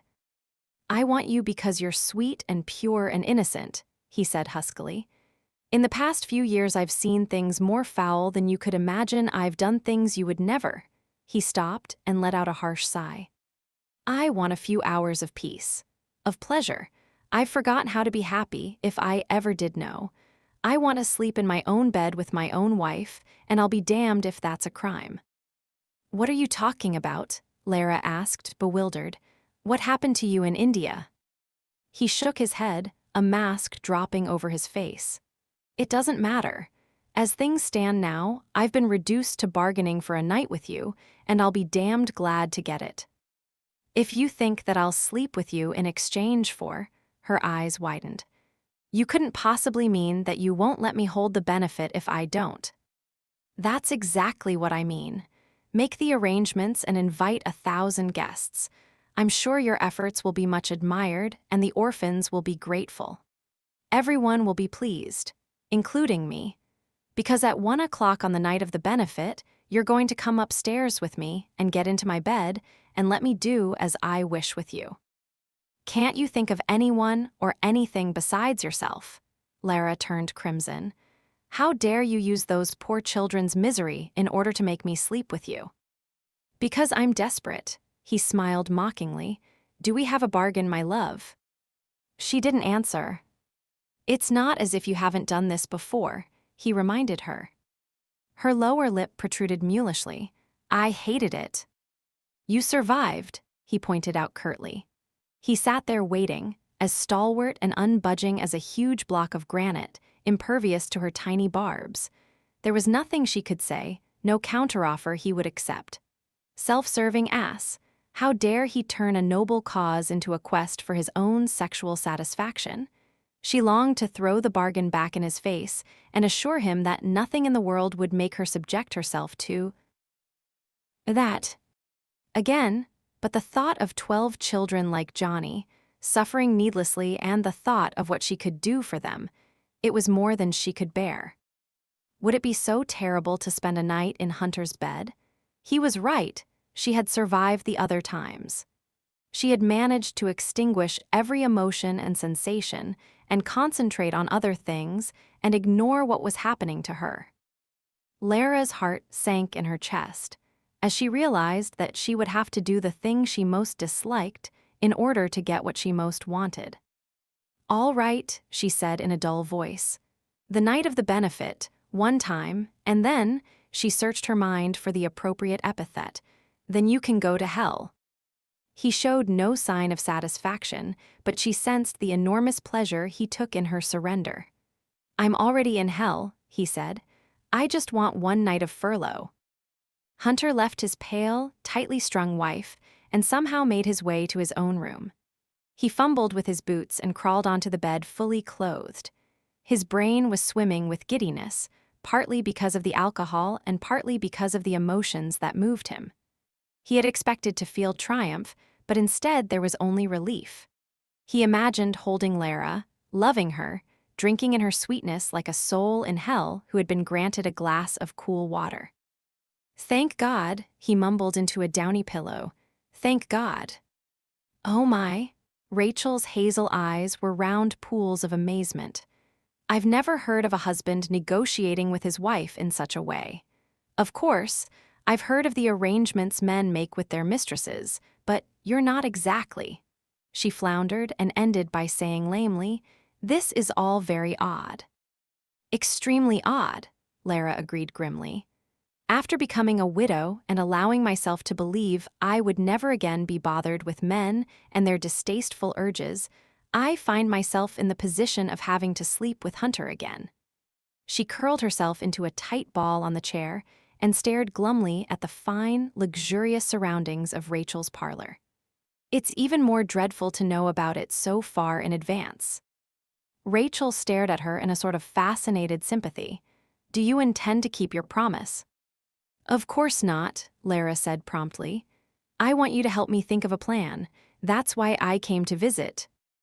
Obviously flattered and pleased that her older sister would value her ideas, Rachel set aside her needlework and concentrated on the problem. I suppose you could make yourself so unattractive that he would no longer desire you, she said. Or go catch the pox from someone and hope it spreads over your face. Lara wrinkled her nose. I'm not especially fond of that idea. Rachel began to wax enthusiastic about the project. You could feign illness. That would only work for so long. Perhaps there is some way to render him impotent, some herb or powder we could give him. Lara considered the suggestion doubtfully. I shouldn't want to risk making him ill, and it seems a very tricky plan. I would be so nervous that I would end up giving the whole thing away. Picking up a stray skein of blue silk, Rachel wound it around her finger. Perhaps, she said hesitantly, you should just give yourself to him for one night and be done with it. I won't be used. That way, Lara said, suddenly fierce. I won't be a convenience or a possession. I must disagree, Larissa. I don't know where you've gotten these strange ideas. Lord Hawksworth is your husband. You belong to him. You vowed to obey him.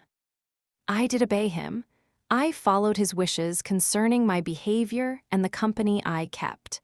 I asked his permission for everything. I tolerated his adultery, and I never once denied him my bed. But then he left for India, and for 3 years I only had myself to please, and I can't go back to the way it was. You may have to, Rachel murmured, unless we can come up with a suitable plan to divert him. They were both silent for a long time. Their unspoken thoughts were underscored by the pounding of the heavy saturating rain outside as it splashed on the graveled drive and streamed down the window panes. A gray, dolorous day, matching Lara's mood to perfection. Finally, Lara spoke. The only thing that makes sense is to find someone else that Hunter will desire more than me. Then he'll be so besotted over his new discovery that he'll forget all about our bargain. But didn't he say that you are the only woman he wants? He didn't mean it, Lara said shortly. I know from past experience that Hunter isn't capable of restricting himself to one woman. He likes variety. He enjoys the conquest. Whom are you going to find? Rachel asked. What kind of woman will be irresistible to him? That's the easy part, Lara said, going to stand by the window, watching the sheets of rain whipping down from the sky. You know, Rachel, I think this plan has half a chance of working. Chapter 13. He roads had turned to mud by the time Lara left the Lonsdale estate. The heavy chaise and four moved sluggishly through the mire, making slow progress past sodden pastures, farms, and prickly hedgerows planted to keep cattle from wandering.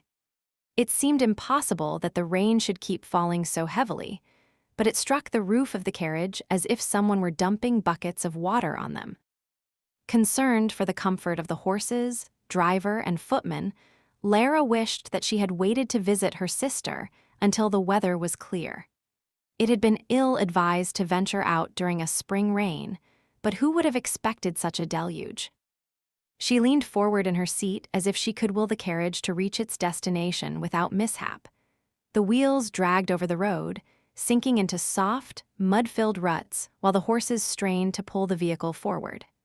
Suddenly, the carriage gave a peculiar lurch and settled in a diagonal tilt, throwing Lara across the seat in a sprawl. She sat up and struggled to reach the door, wondering what had happened. The door opened, water and wind blasting in as the footman's worried face appeared. "Are you injured, milady?" No, I'm fine," she said hastily. "What about you, George, and Mr. Colby?" "We're all right, milady. There was a hole in the road. The carriage is stuck.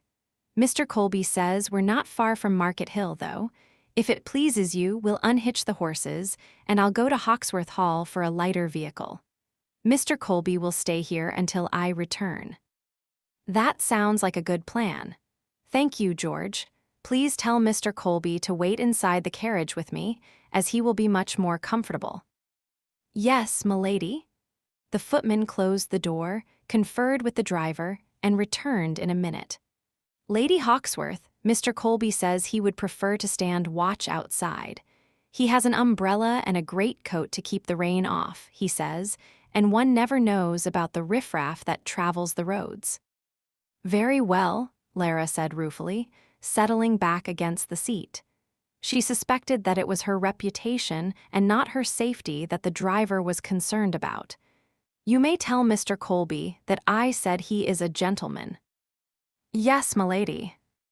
Rain pounded on the disabled carriage, fat, aggressive drops that seemed to strike from every direction. Lightning shot across the sky, while rolls of thunder were punctuated by ear-splitting cracks that made Lara jump. "What a misadventure," she said aloud, hoping that George and Mr. Colby didn't catch their deaths after being chilled and soaked through to the skin. She would hold herself to blame if either of them became ill. The wait seemed interminable, but after a while there seemed to be some activity other than the storm outside. Lara stared out the window, but all she could make out were some blurry shapes moving through the grayness of the storm. She edged closer to the door and reached for the knob, intending to have a look outside. Just then the door was wrenched open, admitting a gust of wind and cold rain. Startled, Lara scrambled to the far side of the vehicle, while a huge, dark shape appeared in the open space. The man, swathed in a black greatcoat, removed his hat. It was Hunter, a slight smile on his lips, his long lashes spiky and wet from the water that dripped down his face. "I thought you were a highwayman," Lara exclaimed. "Nothing so romantic," he assured her, "merely your husband." A husband who was as dashing and unpredictable as any highwayman, she thought. "You didn't have to come out in this downpour, my lord. The servants are well able to bring me home." "I had nothing better to do."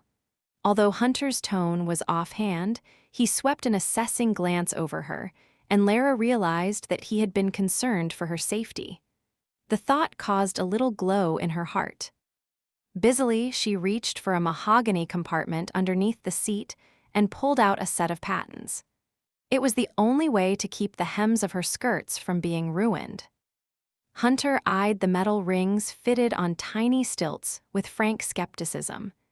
"You don't need those," he said as she endeavored to buckle the leather fastenings around her feet. "Yes, I do. Otherwise my skirts will become muddy." That produced a hearty laugh. "I'm standing in ankle-deep mud at the moment, madam. You would sink up to your knees. Put those aside and come here." Lara complied reluctantly, tying her bonnet ribbons in a neat bow. "You haven't brought a carriage?" she asked. "And risk having a second one stuck." He reached for her and swept her into his arms, carrying her out into the storm. Lara gasped and ducked her head against his shoulder as stinging pellets of rain struck her face. She saw that Mr. Colby was seated on horseback, holding the reins of Hunter's chestnut gelding as he waited for them. Hunter lifted Lara into the empty saddle as if she weighed no more than a feather and swung up behind her. The saddle was slick and smooth, with no pommel for Lara to hook her knee around. Instinctively, she scrabbled for purchase, feeling herself slide across the horse's back. She was caught at once, a muscular arm locking around her. "Relax," Hunter said close to her ear, his voice caressing. "Do you think I'd let you fall?" Lara couldn't reply, blinking hard against the rain, shivering as it sank through her pelisse. With one hand, Hunter unbuttoned his greatcoat and pulled her inside, enveloping her in a snug cocoon. It was warm against his body, and her shivers of discomfort changed to tremors of pleasure. Breathing deeply, she filled her nostrils with the smell of damp wool, and Hunter's familiar spicy scent. She slid her arms around his hard midriff, feeling utterly safe, tucked inside his coat with the rain coming down around them. Evidently, her bonnet annoyed him, for he jerked impatiently at the ribbon, pulled it off, and threw it aside as the horse began a bone-jarring trot. Lara emerged from his coat in indignation. "That was my favorite," she began, but a sheet of rain hit her face, and she ducked inside the greatcoat once. More, the horse's gait evened into a swift, smooth canter. She had only ridden like this once before, when she was a small child and her father had taken her on horseback to the village shop and bought her an ell of ribbon for her hair. Her father had seemed so large and powerful to her, so capable of solving all her problems. As she had gotten older, her father had somehow shrunk into human proportions, and she had seen with disappointment the way he had withdrawn from both his daughters after they were married. As if she and Rachel were no longer his responsibility. "Lord Hawksworth is your husband." Rachel's voice echoed through her mind. "You belong to him." Hunter's arm was hard around her as he held her through the cloak, his thighs moving smoothly to control the horse. A nervous pang went through Lara's stomach as she thought of being at the mercy of this large, seemingly invulnerable man. He had promised to be gentle with her, but when a man was moved by his base desires, he had little control over his actions. With those unhappy thoughts in mind, the proximity of Hunter's body no longer seemed pleasant, and she shifted uncomfortably. Somewhere over her head, she heard him ask something, but the storm and the thudding of the horse's hooves made it impossible to hear. Why had Hunter come after her himself? Once he wouldn't have considered her worth the bother. So much of his behavior was puzzling these days, the way he had bargained for her favors instead of simply forcing himself on her, the mix of mockery and endearments that never betrayed his true feelings, and now riding to her rescue when there was absolutely no need. As if he were wooing her favor. But why would he court her when he knew for a fact that she would sleep with him in a month's time? Lara was so distracted by the unanswered questions that it was almost a surprise to find that they were on the drive leading to Hawksworth Hall. They stopped before the front entrance, and servants rushed outside with umbrellas. Lara was both sorry and relieved when Hunter released her from his greatcoat and helped her from the horse. A footman held an umbrella overhead and escorted her to the entrance hall. Naomi hurried to divest Lara of the damp pelisse, while Mrs. Gorst dispatched a pair of maids to fill a bath for her. Lara stood shivering in her damp traveling gown, watching as Hunter removed his coat and hat. He rubbed his dripping face and scrubbed his fingers through his partly wet hair and slanted her a crooked smile. Her own feelings confounded her. He was her adversary, but also her protector. He wanted her body, and in the process of pursuing it, he could very possibly break her heart. Heedless of the servants who might have seen them, Lara approached him hesitantly. "Thank you," she said. Before he could reply, she stood on her toes, braced her palms on his hard chest, and pressed her lips to his smooth-shaven cheek. Hunter was very still, his breath catching slightly. The kiss was chaste by any standards, but when she drew back to look at Hunter, he wore an absorbed, intent look. Their gazes met, and a wry grin twisted his lips. "For one of those, I'd swim the channel," he said, and headed in the direction of the library. Luxuriating in the large copper bath, Lara immersed herself up to her collarbone and closed her eyes in contentment. The heat of the water seemed to penetrate to her bones, while the lavender scent Naomi had sprinkled in the bath caused fragrant steam to rise in the air. A few long wisps of her hair fell from the topknot on her head and dangled in the water. As she splashed the water over her chest and throat, someone opened the door of the dressing room without knocking. Lara tensed while Naomi went to intercept the visitor. "Oh, my lord," Lara heard the maid say, "Lady Hawksworth is indisposed, that is." Hunter entered the dressing room and stopped at the sight of his wife in the bath, only her head and one bare foot visible. Lara's toes curled tightly over the rim of the copper tub. "I thought you'd be finished by now," Hunter said, staring at her without blinking. "As you can see, I'm in the middle of my bath," Lara replied, striving to sound dignified. "Naomi, please show Lord Hawksworth out." "That's all right, Naomi." Hunter turned to the lady's maid with a considerate smile. "I'll attend my wife. Why don't you go downstairs and have some tea, rest your feet, take the rest of the afternoon off." "Wait," Lara began, frowning, but it was too late. Giggling, Naomi accepted the invitation and disappeared, leaving the two of them alone together. The door closed behind her with a swift click of the latch. Lara directed a reproving stare at her husband. "Why did you do that?" He ignored the question. "You have eyes like a mermaid," he murmured. "Soft, pale green, beautiful." "I knew it was only a matter of time before you walked in during my bath," Lara said, trying to sound calm, although her heart was pounding. "Your request to see me in that negligee made it quite evident that you're a shameless voyeur." Hunter grinned. "I've been found out, it seems, but you can't blame me for it." "Why not?" "After more than a year of sexual deprivation, a man has to have some pleasure." "You could expend your energy on something more productive," Lara suggested as he came closer to the bath.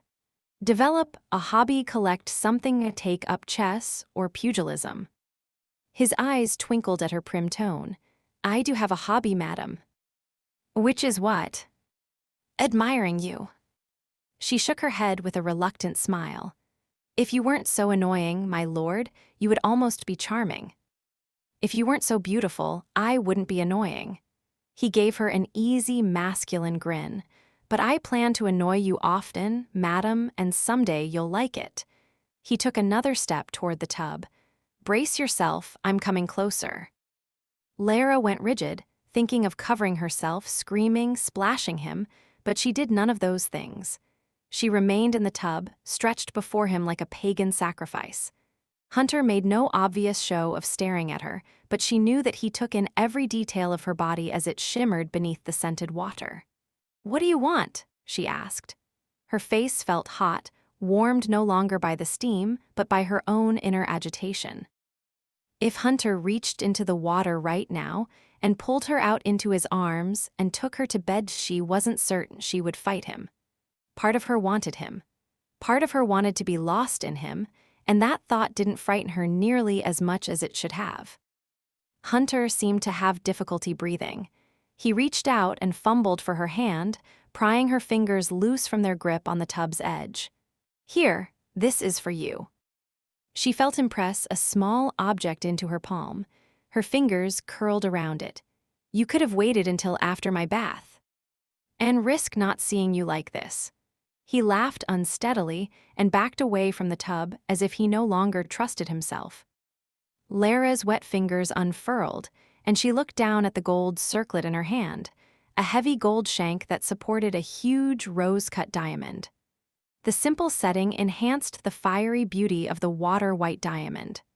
"Oh," she said softly, staring at the stunning piece, unable to trust her own eyes. "You never had a betrothal ring, as I recall," Hunter remarked casually. Lara continued to stare at the sparkling gem in her hand. "But is it wise to make such a purchase in our circumstances?" "We can afford it," he said abruptly, sounding annoyed. "You leave those worries to me. If you don't like the thing, we'll have it exchanged for something you prefer." "No, I know, it's beautiful." Hesitantly, Lara slid the stone, which weighed at least 4 carats, onto her finger. The ring fit snugly on the 4th finger of her left hand, looking unreal in its magnificence. It felt odd to wear a ring after leaving her hand bare for so long. Finally, she dared to look at Hunter. He was expressionless, but his posture betrayed his tension. At the sight of her small smile, he seemed to relax. "You've never given me anything like this before," Lara said. "I hardly know what to say." "You can thank me later," Hunter replied, regaining his usual cockiness. "I believe you know how." He left the room with an arrogant male laugh, while Lara's shy pleasure turned into annoyance. She should have expected him to ruin the tender moment with a reminder of the hideous bargain they had made. Settling back in the tub, she lifted her hand and regarded the ring closely. The jewel was suitable for a queen.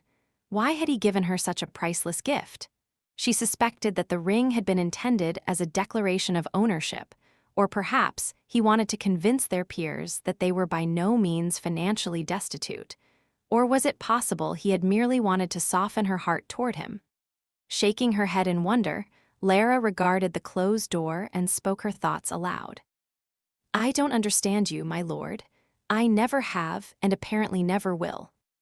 Possibility Smith's labors on Hawksworth Hall were far from over, but he had more than earned his sizable fee on the ballroom alone. Gone were the marble blackamoors dressed in pink togas and the heavy, ugly giltwork. The room was now light and fresh, the walls covered in cream paint and crowned in delicate plasterwork, the row of long windows bordered by amber marble colonnades. 4 huge chandeliers hung from the ceiling, strings of glittering crystal drops shedding light on the parquet floor below. At Lara's instruction, the gardener, Mr. Moody, had made up massive arrangements of roses, lilies, and exotic blooms that had been placed around the ballroom. The heady fragrance spread through the air as a cool spring breeze blew through the open windows. The night of the ball had come quickly, far too quickly for Lara. She desperately wanted the evening to be a success. From the enthusiastic responses the invitations had garnered, it was sure to be heavily attended. She planned to use every means at her disposal to collect enough pledges for the orphanage to make certain that there would be no more children forced to live in an English prison. Hopefully, Hunter would do his part by entertaining the guests with the tale of his miraculous return from India. "Promise you'll try to be charming," Lara had pleaded with him earlier in the day. "And promise you won't mock anyone when they ask silly questions." "I know what to do," Hunter had interrupted grimly, his mouth curling with impatience with the entire affair. "I'll play my part to everyone's satisfaction, just so long as you fulfill your obligations." Knowing what he meant, Lara had bit the inside of her cheeks and flashed him a quick glare. It had been the first time in nearly a month that he'd had the bad taste to remind her of their bargain. She comforted herself with the knowledge that come 1 o'clock, Hunter would be far too busy with another woman to give her a thought. With Naomi's help, Lara bathed leisurely in hot lavender-scented water and smoothed perfumed cream over her shoulders, arms, and throat. A faint dusting of pearl powder gave a translucent gleam to her face, while an application of rose-tinted salve made her lips dewy and pink. Naomi pulled Lara's hair into a braided coil atop her head, giving the effect of a sable crown, and adorned it with individual pearls sewn onto pins. Lara's gown was simple yet beautiful, a delicate sheath of white overlaid with silvery gauze. The neckline swooped dramatically low, while the sleeves were nothing more than transparent bands of silver lace. It was an elegant gown, but a little too daring. Of course, it had been far more circumspect before she had mistakenly told the dressmaker to lower the neckline. Lara stared at the mirror critically. "Thank heaven there is time for me to change." "Oh, milady, you mustn't," Naomi exclaimed. "'Tis the loveliest gown I've ever seen, and you're a picture in it." "The picture of indecency," Lara said, laughing as she tugged uncomfortably at the bodice. "I'm going to fall out of this thing at any minute." "Lady Crossland wore gowns cut lower than that without batting an eye," Naomi said. "'Tis the fashion." Forbearing to point out that Janet was the kind of woman who had installed a mirror on her bedroom ceiling, Lara shook her head. "Bring out the pink gown, Naomi. I'll remove the pearls from my hair and fasten a rose there instead." As the maid opened her mouth to argue the point, Johnny came bursting into the room with screams and yelps of delight. "Watch out! He's coming!" the boy cried and dove against Lara's skirts. Startled, Lara looked up as a tigerish roar resounded through the room, and Hunter came through the doorway. Moving with fluid swiftness, he approached Lara and snatched up the giggling boy. He lifted Johnny in his arms and pretended to snack on him like a starving beast, while the child squirmed and screamed and laughed. "They're playing tiger hunting in India again," Naomi said to Lara. "They've been at it all week." Lara smiled as she watched the pair. In the past few weeks, Johnny had begun to display a boisterous energy that equaled 10 boys. He was a natural mimic and had responded well to Lara's efforts to teach him manners. He liked games of all kinds and used his crafty intelligence to excel in them. Dressed in a light blue short coat and dark blue trousers, his black hair covered with an ever-present forage cap adorned with brass buttons, Johnny could never be mistaken for a child who had come from the gutter. He was handsome, healthy, and adorable. And he was hers. She didn't care what others thought of the situation or how many disdainful eyebrows were raised. She would not care in the future, when others were sure to spread ugly rumors about Johnny's parentage and insinuate that he was her bastard child or Hunter's. How could any of that matter? She had been given the chance to take care of a child, to love him, and she intended to do just that. What she hadn't expected, however, was Hunter's bond with Johnny. Despite his lack of experience with children and his initial resistance to Johnny's presence in their home, Hunter seemed to understand the boy far better than Lara did. He had quickly learned the mysterious language of frogs, mud cakes, sticks, rodents, and rocks that so delighted little boys. Games of chase and challenge, wrestling, off-putting stories, Hunter knew endless ways to enthrall Johnny. "I like the boy," he had admitted easily, when Lara had dared to mention his apparent attachment to the child. "Why shouldn't I? I'd prefer him to any of the delicate, passive creatures that are trotted out from most aristocratic nurseries." "I expected you to resent him because he's not yours," Lara had said bluntly. Hunter had smiled sardonically. "As you once pointed out, his lack of pedigree isn't his fault. And the mere fact of having Crossland blood doesn't ensure that a boy will turn out to be a paragon. I'm proof enough of that." Squirming from Hunter's grasp, Johnny approached Lara. His blue eyes were round with interest and awe as he beheld her evening gown. "You look pretty, Mama." "Thank you, darling."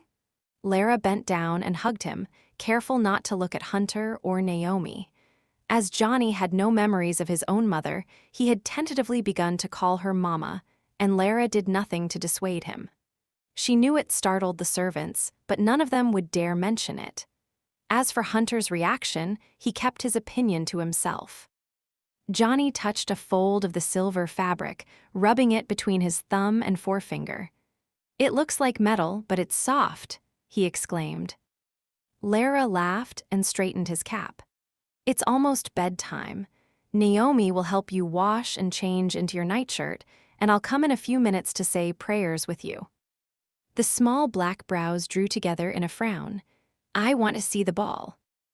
Lara smiled, understanding Johnny's curiosity about the strange proceedings. For the past few days, he had watched the preparations for the event, the flowers and decorations being brought in, the chairs and stands set up for the musicians, and the laborious efforts of the kitchen staff. "When you're older, you may have your own children's ball," she said. "And when you're an adult, you may attend all the balls you wish, although by then I'm afraid you'll do your best to avoid them." "I won't be an adult for years, Anne." "Years," Johnny said fretfully, enduring Lara's smiling kiss and trailing after Naomi as she led him from the room. Left alone with Hunter, Lara was finally able to turn her full attention to him. "Oh," she said softly, as she received the full impact of her husband in evening clothes. a remarkable sight to behold. Straightening his cream Marcella waistcoat and adjusting his crisp white cravat, Hunter glanced at Lara with a wry smile. His cream pantaloons were snug but not too tight, and his dark blue coat followed the lines of his broad shoulders and lean, well-exercised body with breathtaking precision. He wore his hair unpowdered, the short golden brown locks brushed back from his face. During the past weeks, his complexion had lightened from its startling copper tan to a smooth, light amber. A well-turned-out, utterly civilized man, one would think at first glance, but on closer inspection, there was something exotic and mysterious about him. As she stared at him, she experienced a moment of doubt that frightened her.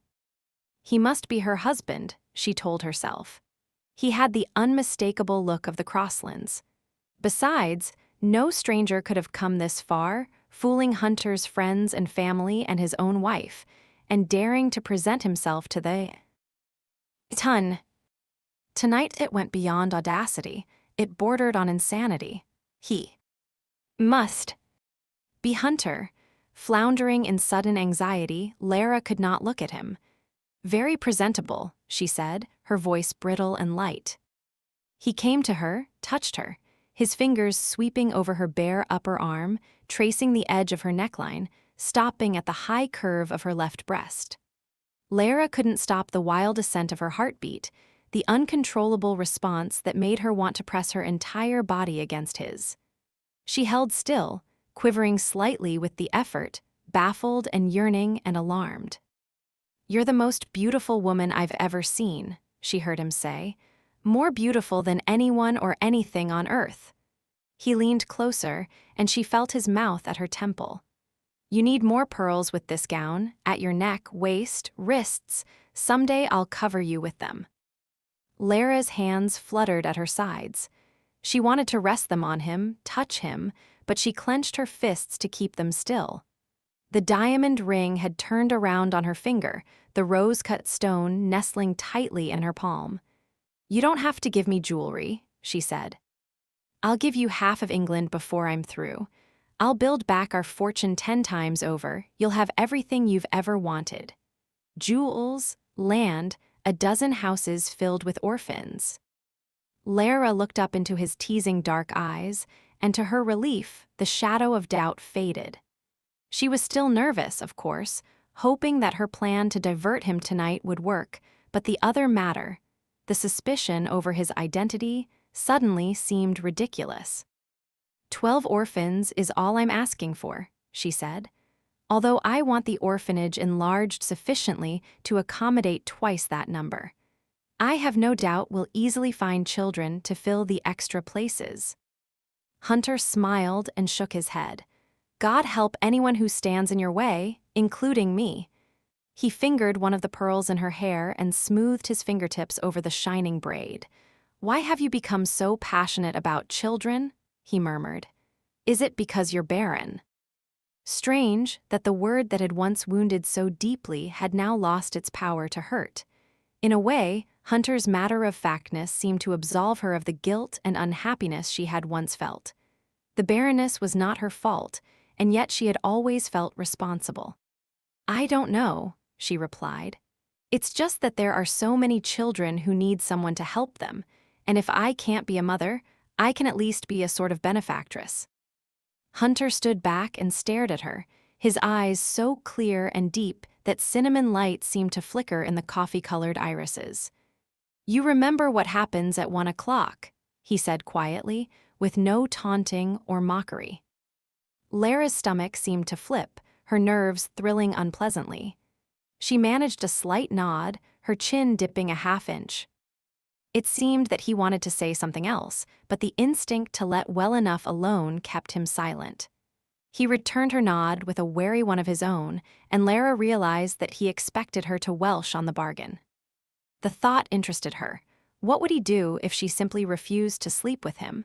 Would he be angry, demanding, sullen? Would he try to seduce her, ravish her, or simply wash his hands of her? Carriages lined the long drive leading to Hawksworth Hall, while crowds of servants and footmen worked with smooth efficiency to convey the members of the Ton. From the vehicles to the entrance hall, Lara and Hunter stood together, greeting and exchanging pleasantries with each new arrival. Hunter performed his duties with competent charm, but Lara was aware of a tension in him, a reined-in impatience that betrayed his longing to be elsewhere. The ballroom and surrounding halls echoed with conversation and laughter, as guests exchanged witticisms with well-oiled ease. They swarmed around the row of heavily laden buffet tables, filling china plates with cold meats, puddings, eggs stuffed with caviar, pastries and salads, exotic fruits and marzipan sweets. The uncorking of wine and champagne bottles provided a steady staccato beneath the rapturous hum of the guests, while lilting music drifted from the musician's bower in the ballroom. "Lovely," Rachel exclaimed, joining Lara when she was finally able to move freely among the guests. It occurred to Lara that her sister had lost weight recently. Her fine bones were too prominent. Even so, Rachel was exceptionally pretty, her skin like rich milk, her eyes a swirling mixture of green, brown, and gold.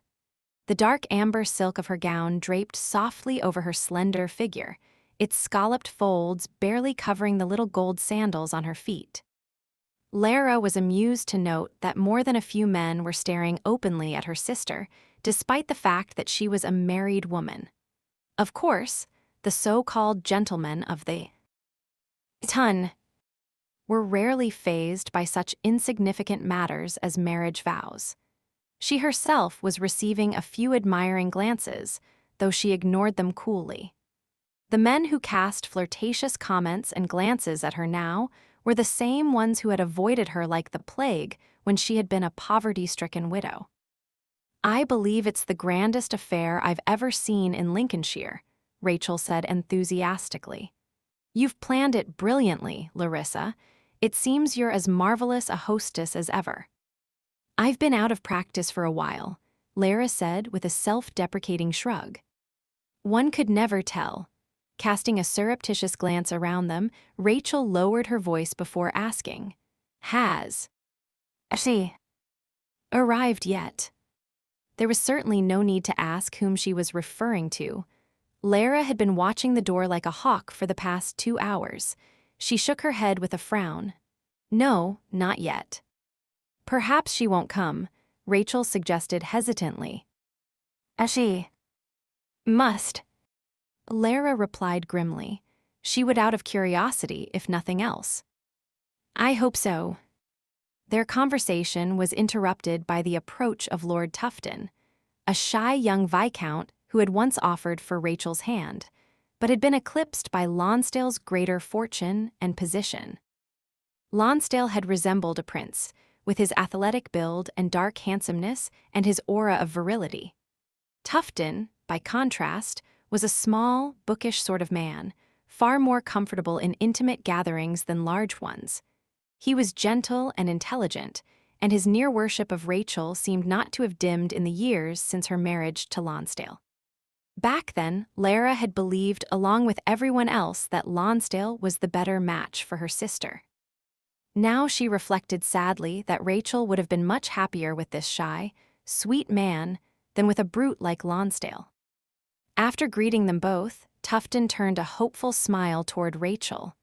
"Lady Lonsdale," he murmured, "would you do me the honor, that is, I hope you would consider?" "Are you asking me to save a dance for you, Lord Tufton?" Rachel asked. "Yes," he said with patent relief. Rachel smiled. "My lord, I would be very pleased to." "Hello, darling." To all of their dismay, Lord Lonsdale's voice interrupted Rachel's reply.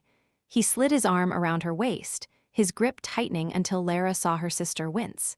His hard gaze bored into Tufton's mild brown eyes. "My wife has saved all her dances for me, Tufton, tonight and every night thereafter. Save yourself the embarrassment of rejection by refraining to approach her ever again. And tell that to any other man who wishes to pant and drool over her." Lord Tufton flushed and stammered excuses as he made a strategic retreat to the other side of the room. Lara turned a questioning stare toward Lonsdale, wondering what had caused such crude behavior. "Lord Lonsdale," she remarked coolly, It's perfectly normal for a married woman to indulge in a harmless dance or two. I'll handle my wife as I see fit. I'll thank you not to interfere. Excuse me, ladies. Lonsdale gave them a mocking glance, as if the word were hardly applicable to such a pair, and left after one last remark to Rachel. Try not to behave like a tart, will you? The sisters were frozen in silence as he walked away. Did Lonsdale just call you a tart? Lara managed to ask, white-faced. It's only that he's jealous, Rachel murmured, staring at the floor. She seemed like a wilted flower, all her lovely glow evaporated. Lara seethed with fury. What does Lonsdale have to be jealous of?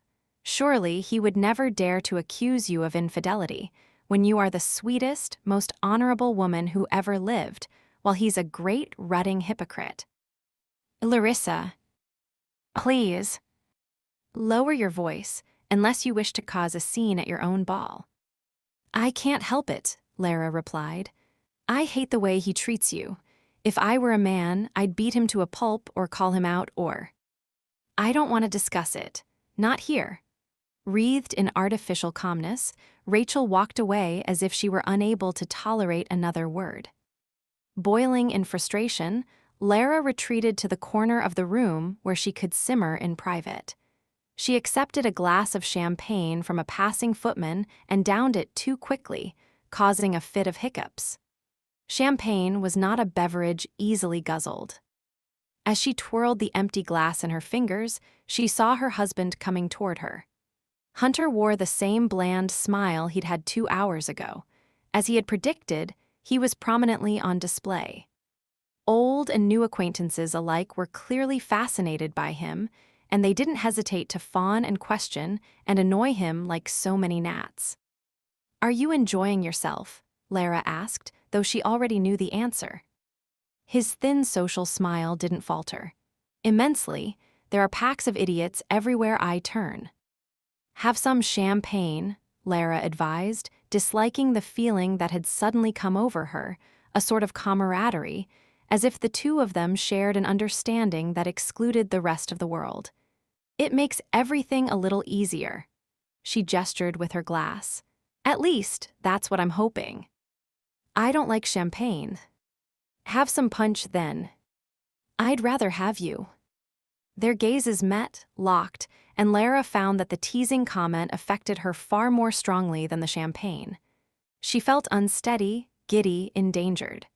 He was waiting, she realized, minute by minute, biding his time until 1 o'clock when she would be helpless in his arms. Every instinct prompted her to turn and run, but there was no sanctuary available. She took a deep breath and still felt suffocated. Gently, Hunter removed the glass from her nerveless fingers, gestured for a servant who seemed to appear from nowhere, and placed it on a silver tray. Another? He asked, and Lara nodded stiffly. Her gloved hand curled around the stem of a new glass, and she drank it as rapidly as the first, with the same results. The sparkling bubbles seemed to float into her brain, and she covered her mouth with her fingers to suppress another attack of hiccups. Hunter's brown eyes gleamed with amusement. It's not going to work, my sweet. What's not going to work? You can drink until you're corned, pickled, and salted, but I'm still going to hold you to our bargain. She gave him a glance of seething annoyance. I had no such plan in mind. However, I'll drink as much champagne as I want. After all, I can't recall a time when you ever came to my bed sober. His gaze evaded hers, and his mouth tightened in what was either anger or regret. I'm sorry about that, he said gruffly, glancing about the room as if she had made him uncomfortable. Lara, Something caught his attention, and he stopped in mid-sentence.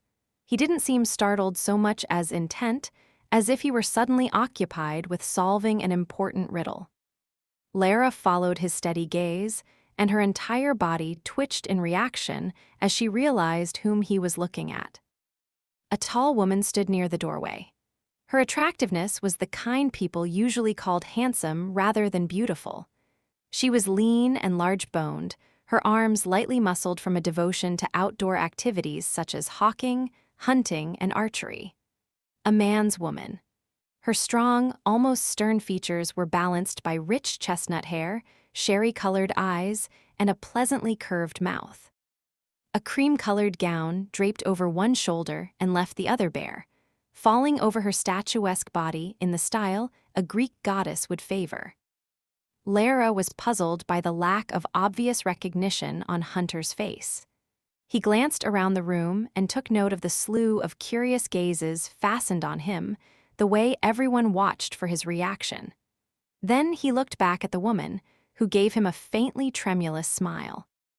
Suddenly, the woman's identity seemed to dawn on him, and he shot Lara a glance of black rage. "Damn you," he breathed, and left her as he headed toward his former mistress, Lady Carlisle. Lara felt hundreds of gazes on her as the scene unfolded. The rush of gossip, amused, pitying, fascinated, threatened to drown out the musicians.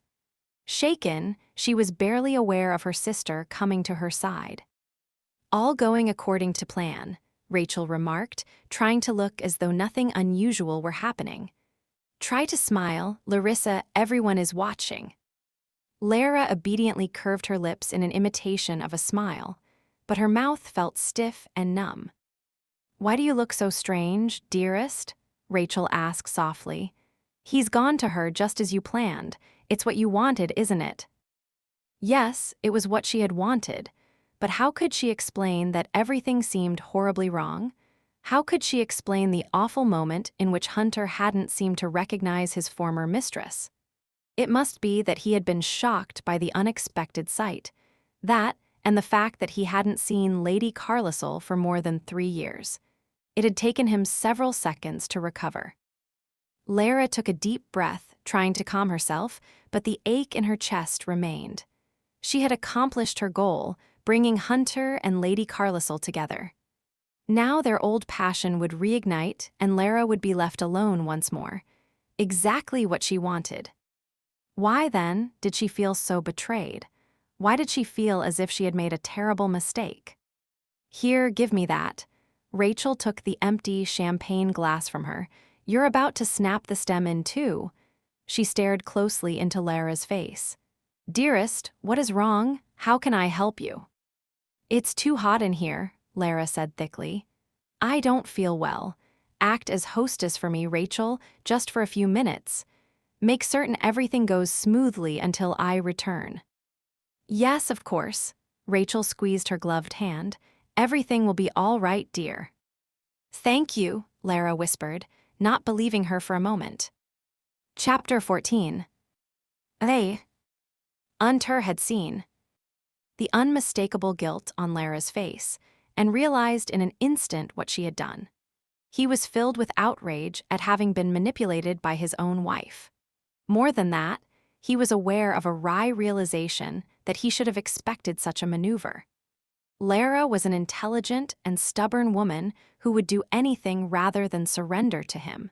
It had been a clever idea to stage a public reunion with his former mistress, and Lara's timing couldn't be faulted.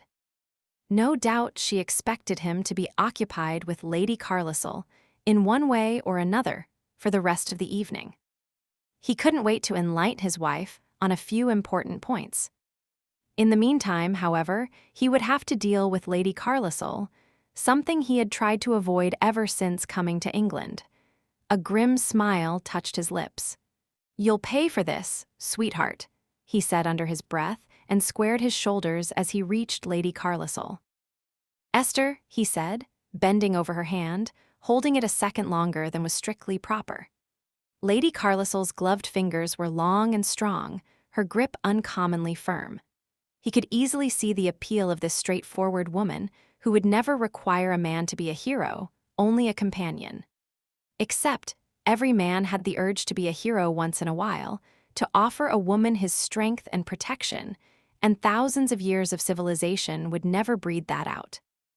"You heartless knave," Lady Carlisle murmured, though her brown eyes were warm with affection. "Why haven't you come to me? I've been waiting ever since I learned of your return from the East." She gave his fingers a light squeeze and withdrew her hand. "I would have chosen a more private moment than this," he said with a slight smile. "The time and place wasn't of my choosing. Our dear Larissa persuaded me, by means of a charming letter, to come here tonight." "Did she?" Hunter remarked pleasantly, longing to find his meddling wife and throttle her. "What exactly did she write, Esther?" "Oh, something along the lines of wanting you to be happy after all you had been through, and believing that I was necessary to your happiness." Her gaze met his, her height making it nearly unnecessary for her to look up at him. "Was she right, my lord?" Coming from another woman, the question might have been coy, but she infused it with a quiet earnestness that touched Hunter. To hell with the ball and the avidly watching guests, he thought suddenly. He would be damned if he'd hurt this woman in front of them all. He had already provided more than enough entertainment for them, and at his own expense. "Let's talk," he said bluntly, taking her elbow and pulling her from the ballroom. Lady Carlisle gave a low laugh of pleasurable anticipation, accompanying him willingly. "We're already talking, my dear."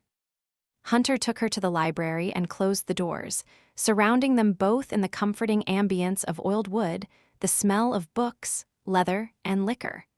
Turning the key in the lock, he fought a leaden feeling of dread. Silently, he cursed Lara for maneuvering him into this situation. "Esther," he said, facing her. She smiled and held out her arms to him. "Welcome home. Oh, it's been too long." Hunter hesitated and went to her. She was an attractive, pleasant woman, but he tensed at the feel of her arms closing around him, her long body matched against his. She wasn't the one he had desired and dreamed of, and he wouldn't satisfy himself with anyone other than Lara.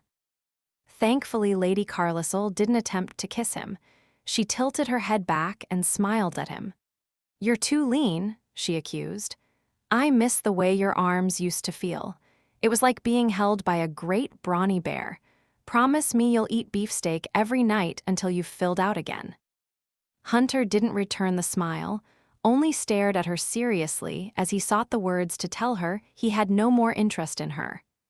God, it would have been easy if he disliked her, but the reluctant respect she inspired was a definite hindrance. As it turned out, explanations weren't necessary. Lady Carlisle read it all in his expression or lack thereof. Her friendly grasp loosened, and then her arms fell away. "You don't want me, do you?" she asked incredulously. There was a welter of confusion and pain in her eyes, but somehow Hunter forced himself to meet her gaze. "I want to make a new start with my wife," he said gruffly. "With Lara," her mouth dropped open. "If you want to be rid of me, Hawksworth, you have only to say so, but don't insult me with lies." "Why shouldn't I want my own wife?" "Because she is the last woman you would ever want. I remember the countless times we used to make sport of her. You used to despise such delicate creatures. You said Lara was as spineless and cold as a jellyfish. And now you expect me to believe that you have some sort of feeling for her. She wouldn't last 5 minutes with you. She never could." "Things have changed, Esther." "I should say so," she retorted. She stared at him and began to look rather queer, the healthy glow of her skin undercut by an ashen paleness. "Oh no," she whispered. "Oh, I should have known." "What is it?" Moved by concern, Hunter reached for her, but she twisted away with a sickly gasp. She threw a desperate glance at the door, briefly contemplating escape, but made her way to a chair instead. She sat down abruptly, as if her legs had been cut from beneath her.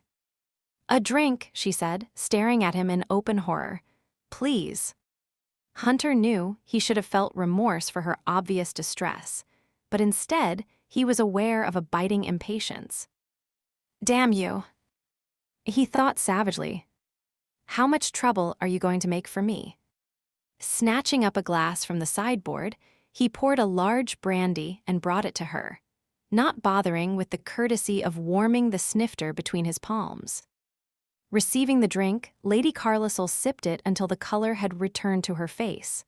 "My God," she said, staring at him over the rim. "I don't know why I was fool enough to hope. He didn't survive the shipwreck. He's dead, and somehow you've taken his place." Tears glimmered in her eyes, but she dashed them away impatiently. "You're not Hawksworth. You're not half the man he was." The accusation filled him with cold fury, but he kept his reply quiet and calm. "You're distraught."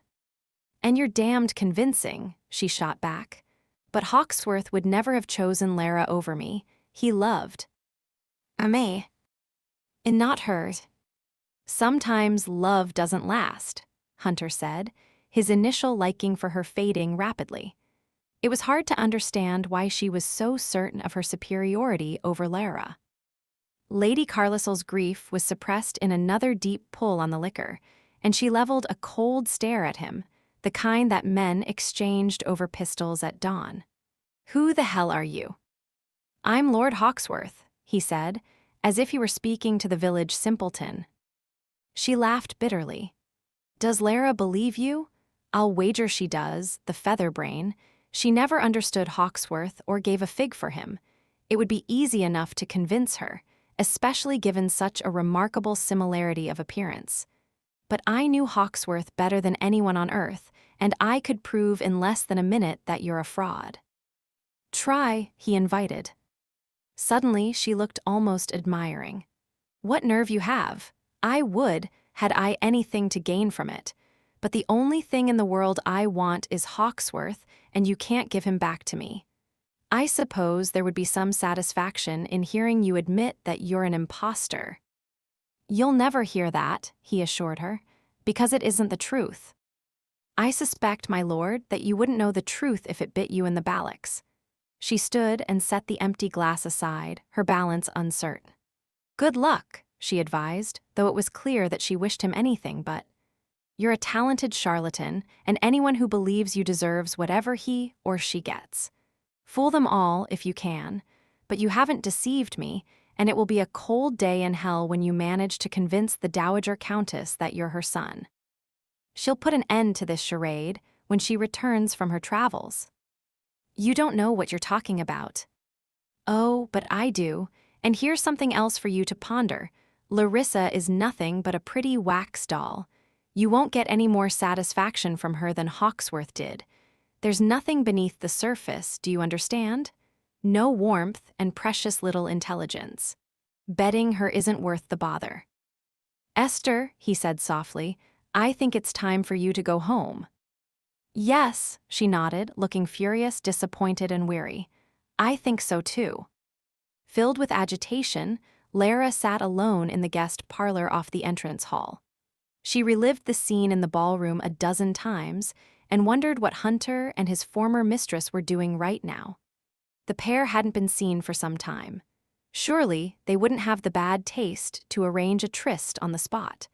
On the other hand, they were passionate lovers who hadn't seen each other in over 3 years. A strange feeling bubbled up inside her jealousy that left an acid taste in her mouth.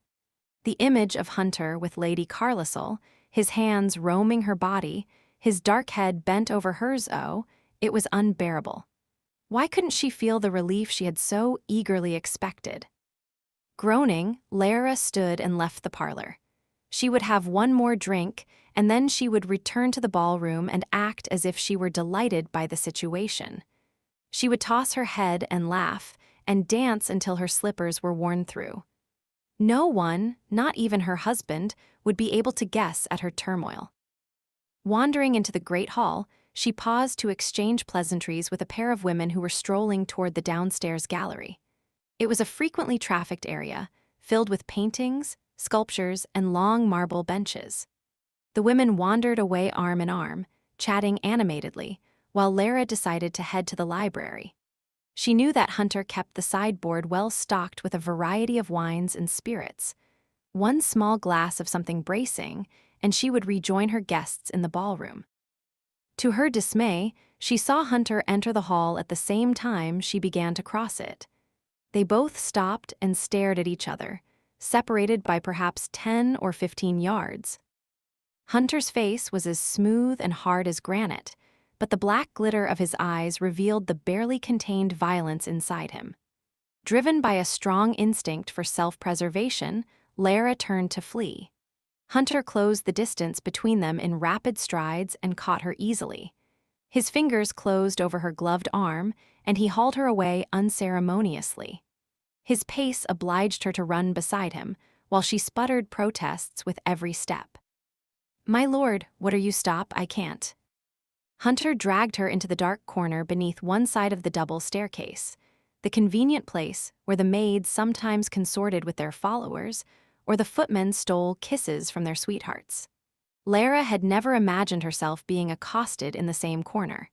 In spite of her breathless objections, she was pinned against the wall by 14 stone of anger-charged male.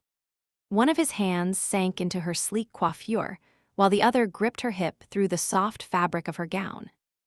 Hunter's voice was filled with fury. "Somehow, I don't recall having seen Lady Carlysol's name on the guest list." Lara winced as his hand tightened in her hair. "I thought I was doing you a kindness."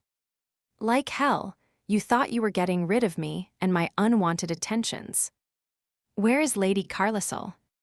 "She decided to leave after I explained that I have no interest in her. And now, the only question left is what to do with you."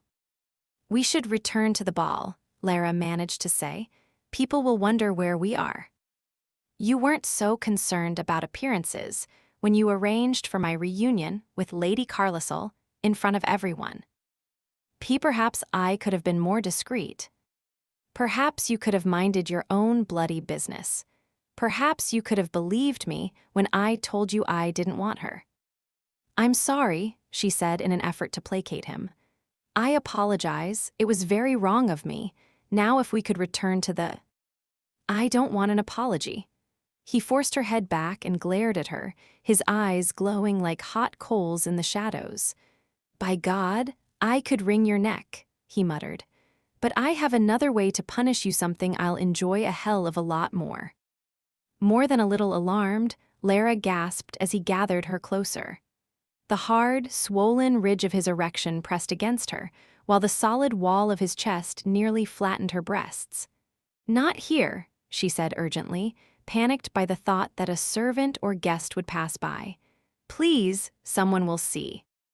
"Do you think I give a damn?" he growled. "You're my wife." "Mine.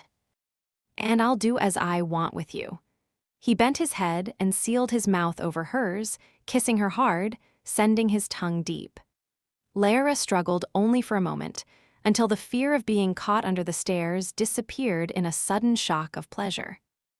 Hunter kissed her as if he would devour her, his mouth hungry and searching, while his hands cupped the back of her head and held her steady. The kiss tasted of brandy and the spicy essence that was uniquely him.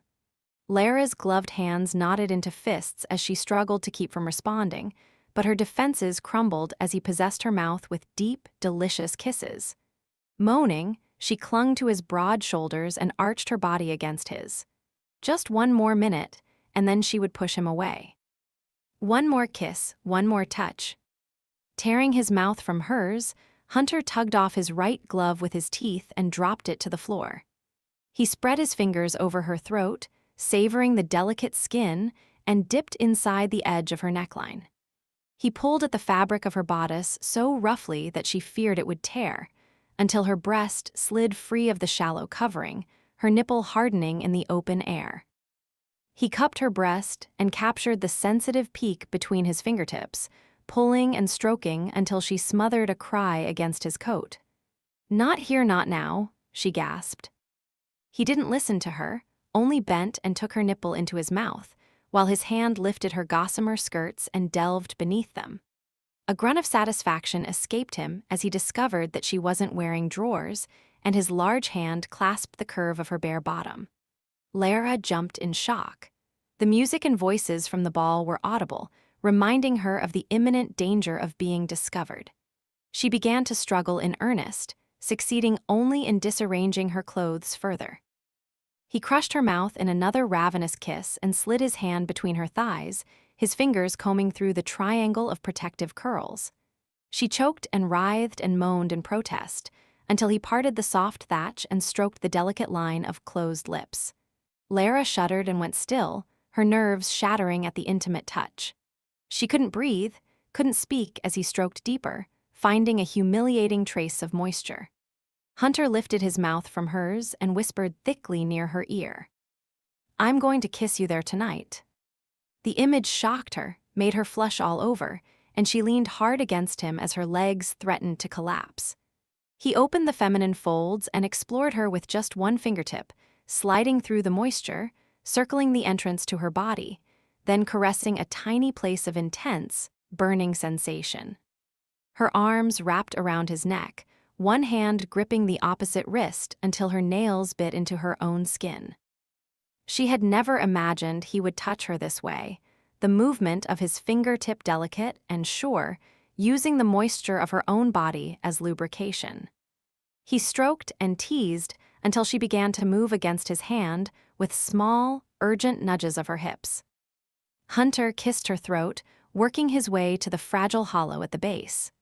"Do you want more?" he asked, his rasping voice barely penetrating the roar of her heartbeat. "I don't know what you mean." "Do you?" "Yes. Yes." She was beyond shame or reason, not caring what he did to her, as long as he didn't stop. Her body moved in a voluptuous quiver as she felt his finger nudge inside her. "Oh." He stroked the slippery silk of her body, at first advancing an inch or two, then sliding the entire length of his finger inside. Lara's head fell back, eyes closed, while the pleasure threatened to uncoil in a way that would surely make her faint, or worse, scream. Struggling to suppress the moans that kept rising in her throat, she clamped her teeth on her lower lip. His finger moved in a delicious pattern of advance and retreat, and Lara realized that he was mimicking the movements of lovemaking. Her hips thrust in helpless response, delighting in each slow penetration, her inner muscles grasping at him hungrily. "Kiss me," she said shakily, craving his mouth on hers. "Please, ow." Hunter lowered his head, but his lips remained a teasing inch away from hers, their panting breaths mingling in swirls of heat. His body was tense and aroused, his skin covered with a fine, hot mist. "This is your punishment, Lara," he whispered, "to burn as I do." Her breath caught as she felt his fingers slip away from her trembling body. Gently, he reached around his neck and unlocked her taut arms. Letting go of her, he bent to retrieve his glove from the floor. Lara leaned against the wall and watched him. He was going to leave her. "No," she said faintly. "Wait, He gave her one scorching glance and walked away, leaving her alone in the shadow beneath the stairs. Lara stared after him, angry, aghast. "How could you?" she heard herself whisper. "How could you?" After a minute, she fumbled with her clothes in an effort to restore them, but her fingers were strangely clumsy. She couldn't keep her mind on any subject other than her husband and the exciting, mortifying things he had just done to her. Lara never quite knew how she survived the rest of the evening. Somehow she was able to produce a sociable manner, an agreeable smile, an air of calmness that concealed the chaos within. There was only one moment when she feared her facade would crack, when it was time for the dancing to begin. Leading the first dance was a duty she might have found enjoyable if not for the fear that everyone could somehow see what had transpired between them. "I can't," she whispered as Hunter came to her and pulled her hand through the crook of his arm. To her mortification, she felt a tide of red sweep over her chest and face. "Everyone is watching." "You were the one who invited my ex-mistress here," he muttered with an indecipherable expression. "You can't blame them for being curious as to the state of affairs between us. The gossip will be 10 times worse after you and I retire early," Lara said. "They'll assume that we're either arguing or humping ourselves into exhaustion," he finished for her, the corners of his mouth lifting in a taunting smile. "Must you be so crude?" she asked tightly. Hunter responded by treating her with an exaggerated politeness that was almost worse than crudity. Nodding to the musicians to begin a sprightly quadrille, he led Lara to the middle of the ballroom and waited for the other guests to join them. A multitude of couples fell in rapidly, and soon Lara was whirled into a pattern of sashing, skipping feet. She had always loved dancing, and it had been a long time since she had led a quadrille, but there was painfully little enjoyment in this one. She felt awkward and terribly exposed, unable to escape the memory of what they had just done beneath the stairs. She nearly stumbled when she thought of her husband's gentle hands on her breasts and between her thighs. Midnight came, and the minutes crowded upon each other in rapid succession until the appointed hour was nearly upon her. Lara glanced around the crowded ballroom for her husband, but there was no sign of him. Perhaps he was already upstairs waiting. She felt as desperate as a criminal facing the moment of execution. But the moment under the stairs was still with her, the shameful delight lingering like strong perfume. Nearly 1 o'clock. Hunter had chosen the time well. The guests were moving in an inebriated, self-entertaining swarm, and her absence would scarcely be noticed.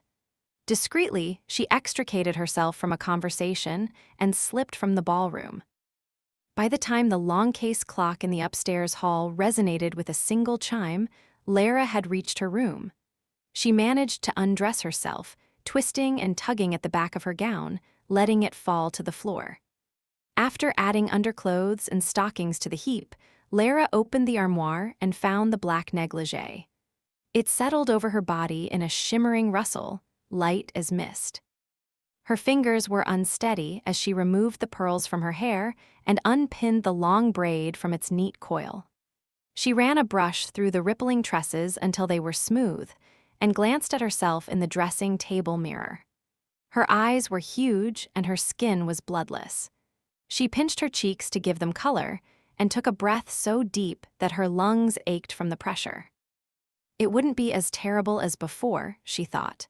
She believed that Hunter, in spite of his annoyance, would try to be gentle, and in return she would be as accommodating as possible in the hopes that he would finish quickly. Then it would be over, and on the morrow things would go back to the way they had been. With that thought in mind, she left her bedchamber and padded quickly down the hall to his suite. Shaking with nerves, Lara entered Hunter's room without knocking. The lamp had been turned low, a quiet glow of light barely encompassing the huge bed. Hunter sat on the corner of the mattress, still dressed in his evening clothes. His dark head lifted, and a murmur left his throat as he saw her in the black negligee. He was very still as she came to him, his smoldering gaze taking in everything: the white flashes of her bare feet, the roundness of her breasts encased in black lace, the sable fall of her hair. "Lara," he murmured, touching a lock of her unbound hair with unsteady fingers. "You look like an angel in black." She shook her head. "My actions of this evening have proved that I'm far from an angel." He didn't argue the point. Seeing that his earlier anger had abated, Lara began a careful apology. "My lord, about Lady Carlisle." "Let's not speak of her. She doesn't signify." "Yes, but It's all right, Lara." He released her hair and touched the side of her throat. "Sweet, go back to your room." Stunned by his words, Lara stared at him silently. "It's not because I don't want you," Hunter said, standing to remove his coat. He draped the garment around her shoulders and closed it over her front. "In fact, the sight of you in that negligee is more than I can bear." "Then why?" she asked in bewilderment. "Because I realized tonight that I can't play games and claim your body as the prize. I thought I could, but—" He stopped and gave a huff of self-mocking laughter. "Call it a scruple, I never knew I had. I want to fulfill the bargain. I don't want you this way, as if you owe me something. You don't." "Yes, I do. I'll be damned if the only way I can have you is through coercion. So go back to your room and lock the door." The moment was a revelation. Lara's amazed stare seemed to make him uncomfortable. Hunter turned and went back to the bed, hoisting himself onto the corner and waving her to leave with an abrupt gesture. Lara didn't move. A new feeling of trust unfurled inside her as she realized that he would never again force himself on her, no matter what the circumstances, no matter how badly he wanted her.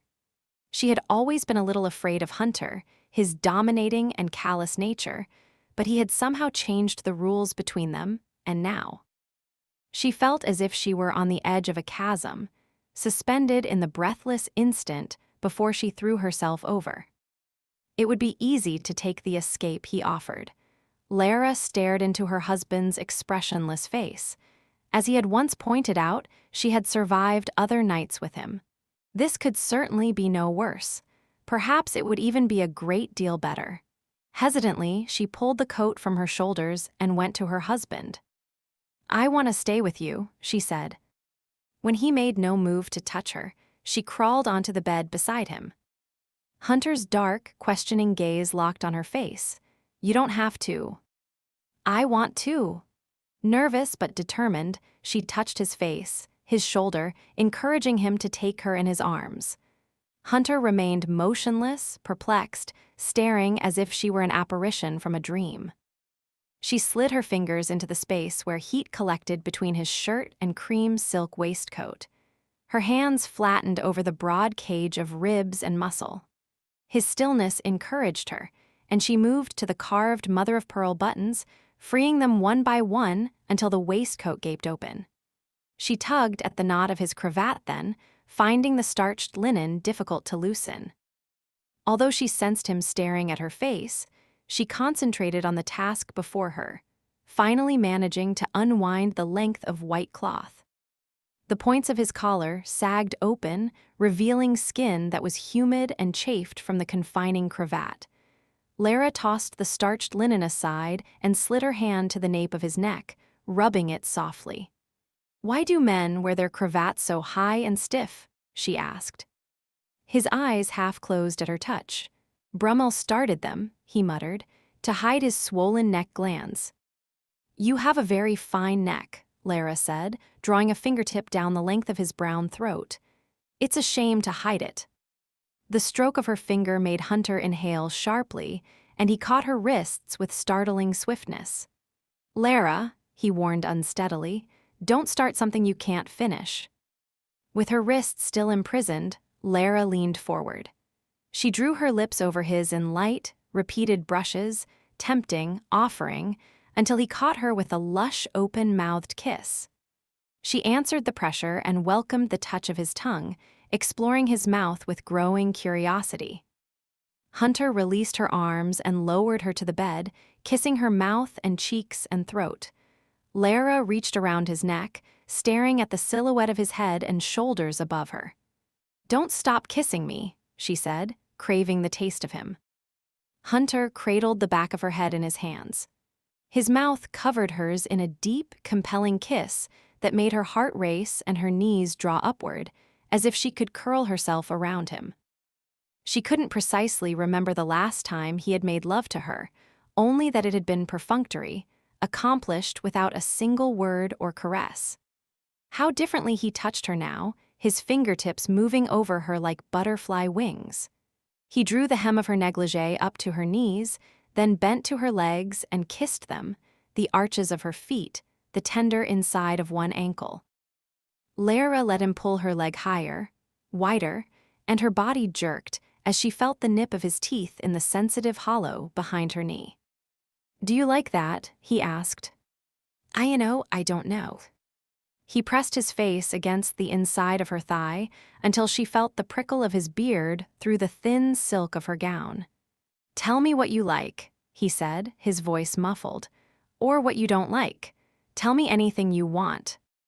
"When I came to you tonight," she said, "I thought I wanted you to finish this quickly." He laughed suddenly, his hands gripping the sides of her legs. "I want to make it last as long as possible. I've waited for this night. God knows when I'll get another." The heat of his mouth sank through the negligee as he kissed her thigh.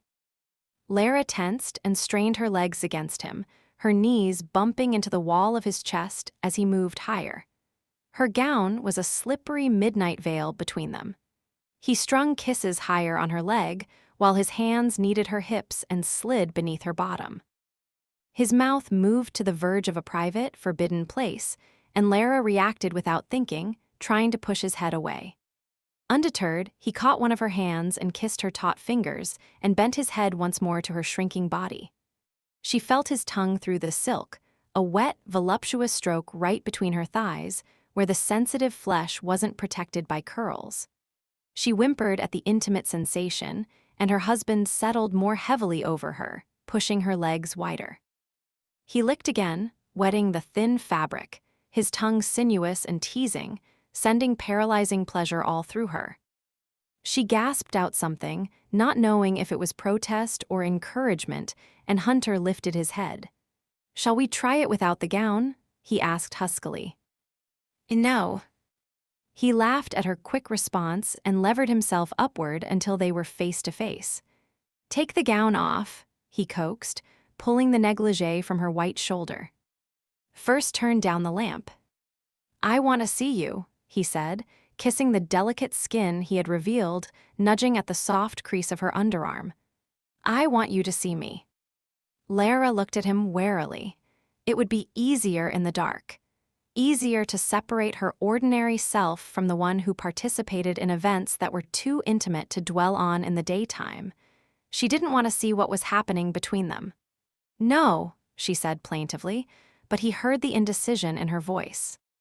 "Sweet darling," he whispered against her shoulder, "try it this way just once." She lay unprotesting as Hunter slid the gown from her shoulders and eased it down her legs, leaving her vulnerable in the shallow pool of lamplight. He pulled her against him, her bare skin clasped against his fully clothed body. "Help me," he said. Obediently, Lara worked at the buttons on his shirt, the linen crumpled and warm from his skin.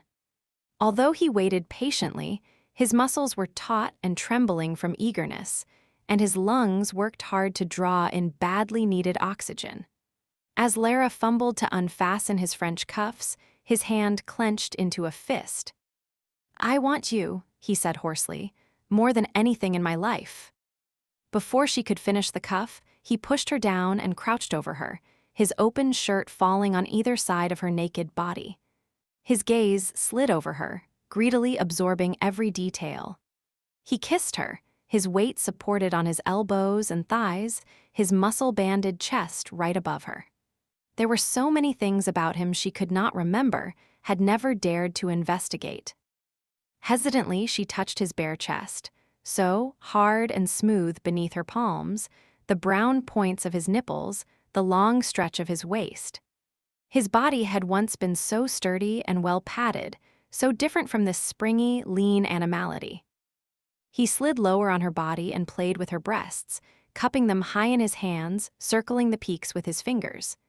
His mouth opened over the center of one plump mound, drawing the nipple inside, catching it between his teeth. Lara moaned, riveted by the sight of his dark head hovering over her chest, while he tugged and suckled, first one breast, then the other. She felt strange, feverish. Something was loosening inside her, every defense falling away. His hand moved over her stomach, and she opened her legs to invite his touch, his penetration, anything he wanted. Sensing her sudden abandon, Hunter dragged his mouth everywhere, tasting and kissing her waist, tummy, thighs, kissing the soft curls between them, breathing in the intimate fragrance.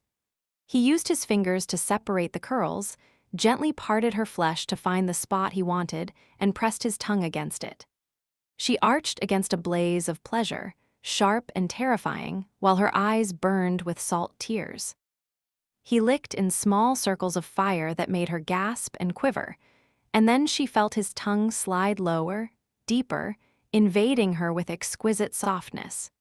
He used the weight of his chest to pin her legs wide, while his tongue nurtured the sensation to savage intensity. Lara struggled upward, raising on her elbow, using her free hand to touch his head, fingers tangling in his thick hair. Her heart pounded against her ribs, her vision blurred, and all awareness and feeling centered in the place his mouth covered. He worshipped, consumed, devastated her, until the twisting pleasure became too much, and she spasmed endlessly, groaning with the force of her release. After the last contraction had faded, Hunter raised himself to look directly into Lara's wet, bewildered eyes. His expression was serious as he used his fingers to brush away the tear tracks on her cheeks. She touched his mouth with trembling fingers, his lips damp from the liquor of her own body. He urged his knee between her thighs, and she parted them at once, trusting him with every last part of herself. He fumbled with the openings of his pantaloons, and there was a blunt, heavy pressure against the soft cove of her body. She braced herself against it, knowing that now the pain would come. He entered her slowly, pushing into the yielding flesh so gradually that there was no discomfort, only the feeling of being stretched and deliciously filled. Her body accepted the massive intrusion, the thrust penetrating deeper until she moaned in astonished delight. Now fully joined with her, Hunter paused and buried his face in the fragrant curve of Lara's shoulder. She felt his large body shaking as he struggled to contain an eternity of pent-up passion. "It's all right," she murmured, drawing her hand down the long plane of his back. Her hips tilted in an encouraging lift, and he gasped at the small movement. "No, Lara," he said thickly. "No, wait, God, I can't." She pushed upward again, managing to take more of him inside, and the silken undulation was his undoing. He groaned and climaxed without even thrusting, his body coursing with pleasure. A long, shivering minute later, he rolled to his side, bringing her with him. Still panting for breath, he kissed her roughly, his mouth flavored with salt and a provocative essence that was not at all unpleasant. Lara was the first to speak, her face pressed against his smooth chest. "Nah. May I turn down the lamp?" His laughter rumbled beneath her cheek. He obliged her and left the bed for a moment, removing his clothes and reaching for the lamp. When all trace of light had been extinguished, he came back to her in the darkness. Lara awakened from a dream about Psyche, the maiden who was sacrificed to a winged serpent and was carried away instead by Eros, the unknown husband who came to her at night and made love to her without being seen. Rolling to her back and stretching, Lara was almost startled to feel a man's body beside her. Instantly, she reached for the sheet, which had fallen to her waist. A large hand covered hers. "Don't," came Hunter's low murmur. "I like to see the moonlight on your skin." He had been awake, watching her. Lara glanced down at her body, gilded by the bluish-white light shining through the half-open window, and she continued to tug at the sheet. Hunter removed the linen from her grasp and pulled it completely away from her. He touched the tips of her breasts, the silvery curves leading down to the shadowed hollow between. She turned toward him, seeking his mouth, and he gave her a kiss so satisfying and enticing that she felt her pulse quickening once again. His hands slid to her bottom, cupping the round shapes in his palms, gripping and pulling her closer. The hard length of his arousal pressed against her stomach, no longer a weapon to be feared but an instrument of pleasure. Lara reached for it cautiously, encircling the shaft with her fingers, sliding them along the hot silken skin. Her touch made him shiver, his body responding eagerly to the caress. She sensed that there were things he wanted to show her, teach her, but for now he let her explore him as she liked. She moved down to the pouch between his legs, testing the pendulous weight, and slid her fingers up the shaft to the smooth, broad tip. He groaned and lowered his mouth to her throat, kissing her, telling her in guttural murmurs how much he wanted her. Pushing her knees upward and apart, he settled in the lee of her thighs and took her, sheathing himself in a deep slide. Lara gasped and wriggled to accommodate him. There was only an instant of discomfort before her body accepted him in dewy welcome. He began a steady rhythm, driving straight and sure within her, angling himself to press against her sex with each stroke. She lifted herself up to him, cradling him with her hips, her hands gripping the dense muscles of his back.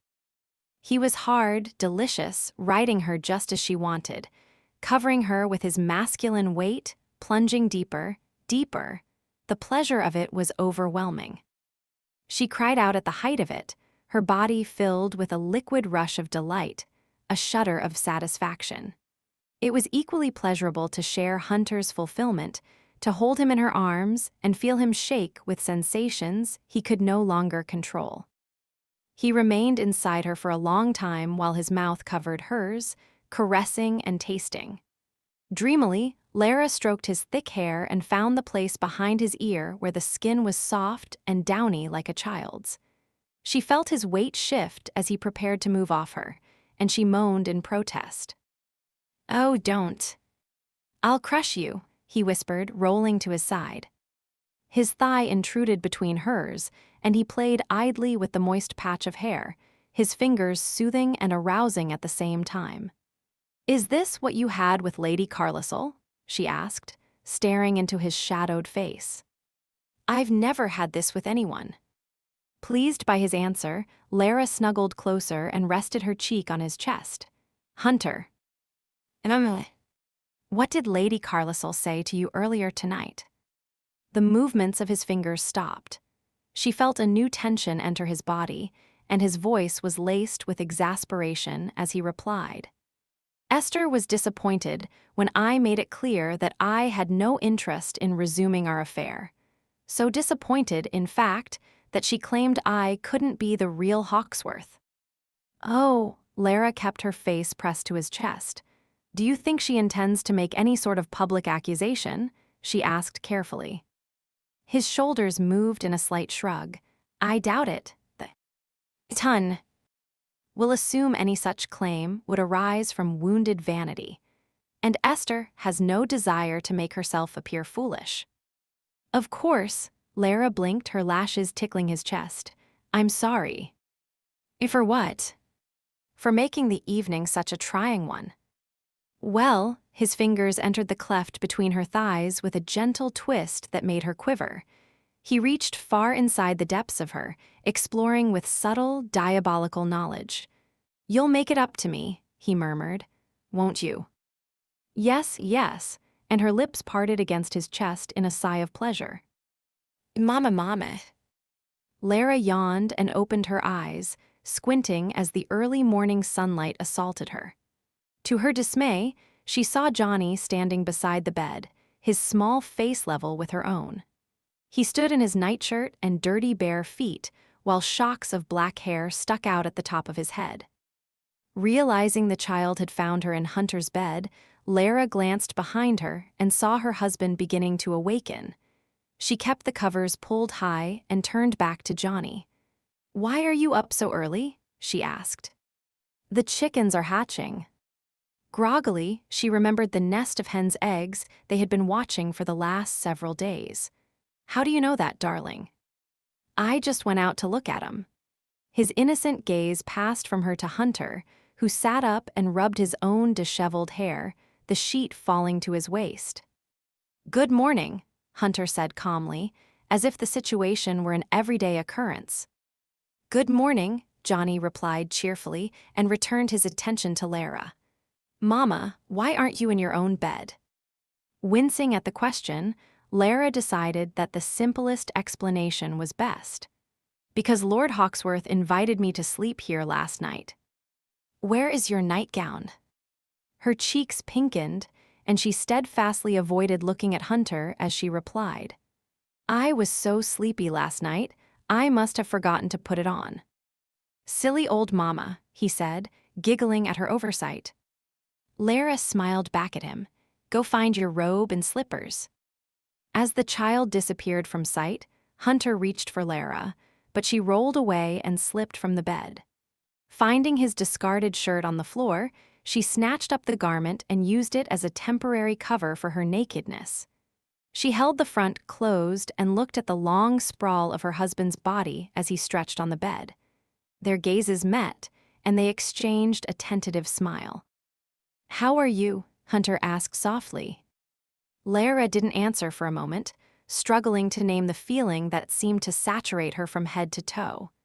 It was a strange, warm gladness, more complete and certain than anything she'd felt before. She didn't want to leave him even for a minute, wanted to spend the day with him, and tomorrow, and every day after that until she had learned everything about him.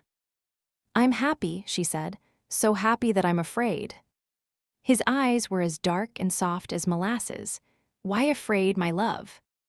"Because I want so badly for it to last."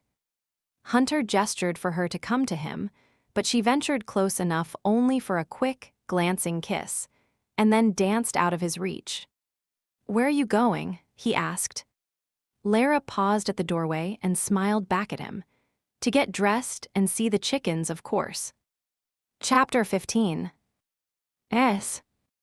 Omething had to be done with the prison children while the orphanage was being enlarged. Leaving them in their current circumstances was out of the question. Lara couldn't abide the thought of any of them spending one more night in the foul, dangerous places they had been consigned to live in. The only solution was to convince the people of Market Hill to take the children into their homes until the orphanage was ready to receive them. Unfortunately, that idea was met with a general reluctance that astonished her. "How can they be so cold-hearted?" Lara complained to Hunter after she had made a morning of calls, during which her requests on behalf of the children had been politely refused. Wandering farther into the library, she removed her bonnet and tossed it to a chair and fanned her overheated face. "The only people I've asked to take in a child or two are families with more than enough means to support them, and it's only for a matter of months. Why won't anyone lift a finger to help? I was so certain I could count on Mrs. Hartcup or the Wyndhams." "Practical considerations," Hunter replied matter-of-factly, pushing his chair back from his desk. He pulled Lara to his lap and began to unfasten the detachable ruff from around her neck. "All charitable impulses aside, my sweet, you have to recognize that you're not asking them to take in ordinary children. The good citizens of Market Hill regard the prison orphans as criminals in training, and who could blame them?" Lara stiffened in his lap and shot him a glance of displeasure. "How can you say that when Johnny has been such an angel?" "He's a good lad," Hunter acknowledged, smiling wryly as he cast a glance toward the window. It was only then that Lara heard a snapping, popping noise and realized that Johnny was outside indulging in his favorite pastime, pounding tiny gunpowder caps with rocks or firing them in his toy pistol. "But Johnny is the exception," Hunter continued. "Many of the other children need special care and attention. Some of them can't be trusted any more than if they were wild animals set loose in the town. You can't expect the Hartcups or Wyndhams or anyone else to take on such a responsibility." "Yes, I can," she said obstinately, frowning into his sympathetic face. "Hunter, what is to be done?" "Wait for the new wing to the orphanage to be finished and additional teachers to be hired," he said. "I can't wait. I want the children out of prison immediately. I'll bring them all here and take care of them myself if I have to." "What about Johnny?" Hunter pointed out evenly. "How will you explain it when all your time and attention are devoted to a dozen other children and there's none left for him?" "I'll tell him. I'll simply say," Lara stopped with a frustrated groan. "He won't understand," she admitted. Hunter shook his head in the face of her obvious misery. "Sweet darling," he murmured, "I would advise you to harden your heart just a little, but somehow I don't think you can." "I can't leave those children in prison for months," she said. "All right, damn it. I'll see if I can do something, though I doubt I'll have any more luck than you." "You will," Lara said, instantly hopeful. "You have a talent for getting people to do what you want." Hunter grinned suddenly. "I have another talent that I intend to demonstrate tonight." "Perhaps," she said provocatively, and scooted from his lap. Hunter became an unexpected ally, making calls, coaxing, bargaining, and bullying with all his considerable charm until he had found temporary homes for all 12 children. Having been the object of one of Hunter's campaigns, although for a far different cause, Lara knew exactly how difficult it was for the townspeople to refuse him. She would never regard him in the same way after their night together, the first time she had ever experienced pleasure and fulfillment in a man's arms. Even more surprising than the physical satisfaction had been the realization that she could trust him. Hunter was a kind man, Lara thought with some amazement. Her husband. Kind. not only to her but to the others around him. She didn't know what had caused such a change, but she was deeply grateful for it. Although he didn't approve of her philanthropic meddling in other people's lives, he seemed to understand it, and he indulged her as much as he thought reasonable. Hunter had always been busy, but his pursuits were far different from in the first years of their marriage. He had once been a standard figure at every hunt or sporting event, not to mention a visible fixture at gaming clubs. Lara suspected his old comrades were sorely disappointed to discover that Hunter had returned from India with a new sense of responsibility toward his dependents. He developed the Crosslands' interests in shipping, trading, and manufacturing companies, and acquired a brewery that returned a steady profit each month. Taking an interest in the workings of his own estate, he paid close attention to the harvest and farming, and undertook to make improvements the tenants had long requested. As a young man accustomed to privilege and filled with a sense of invulnerability, Hunter had once believed the world existed only to give him pleasure. The only time he had ever been denied anything was when he had been confronted by Lara's infertility, and he had handled it poorly. Now he seemed immeasurably older and wiser, taking nothing for granted, shouldering the responsibilities he had once done his best to avoid. Not that Hunter was a saint, there was a touch of the rascal about him that Lara enjoyed. He was seductive, tricky, teasing, encouraging her to lay aside her morals and romp with him in a manner she would never have believed herself capable of. One evening, he visited Lara's bedroom with the stated intention of enjoying the ceiling mirror before it was removed by Possibility Smith and his assistants. Ignoring Lara's mortified protests, he made love to her beneath their reflections and laughed as she dove under the covers immediately afterward. He took her to a dignified musical evening and whispered outrageous passages from Indian love texts in her ear, accompanied her on a private picnic, and seduced her beneath the open sky. He was the husband she had never dared to hope for, compassionate, exciting, and strong. She loved him, it was impossible not to, although some tiny flicker of fear kept her from admitting it aloud. In time she would tell him, when she felt safe in doing so. Some part of her heart was waiting for him to prove himself, offer a signal or sign or key that would allow her to relinquish every last part of herself to him. Lara covered herself in a large apron and stood at the corner of the kitchen work table, crushing linseed in a small marble mortar. Carefully, she scraped the oily powder from the bowl and dropped the linseed into a cup of melted beeswax. It was an old family recipe for a poultice that would ease the gout, an affliction that had lately tormented a resident of Market Hill, Sir Ralph Woodfield. Although Sir Ralph was a proud man who hated to ask a favor of anyone, he had sent a servant over that morning to request a batch of the treatment. Enjoying the fragrance of the cooling beeswax, Lara poured another half cup of linseed into the mortar and began to grind it with circular strokes of the pestle.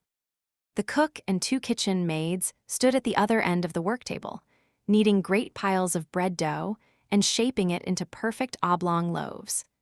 They were all entertained by one of the maids' cheerful warbling of a love song that was currently popular in the village.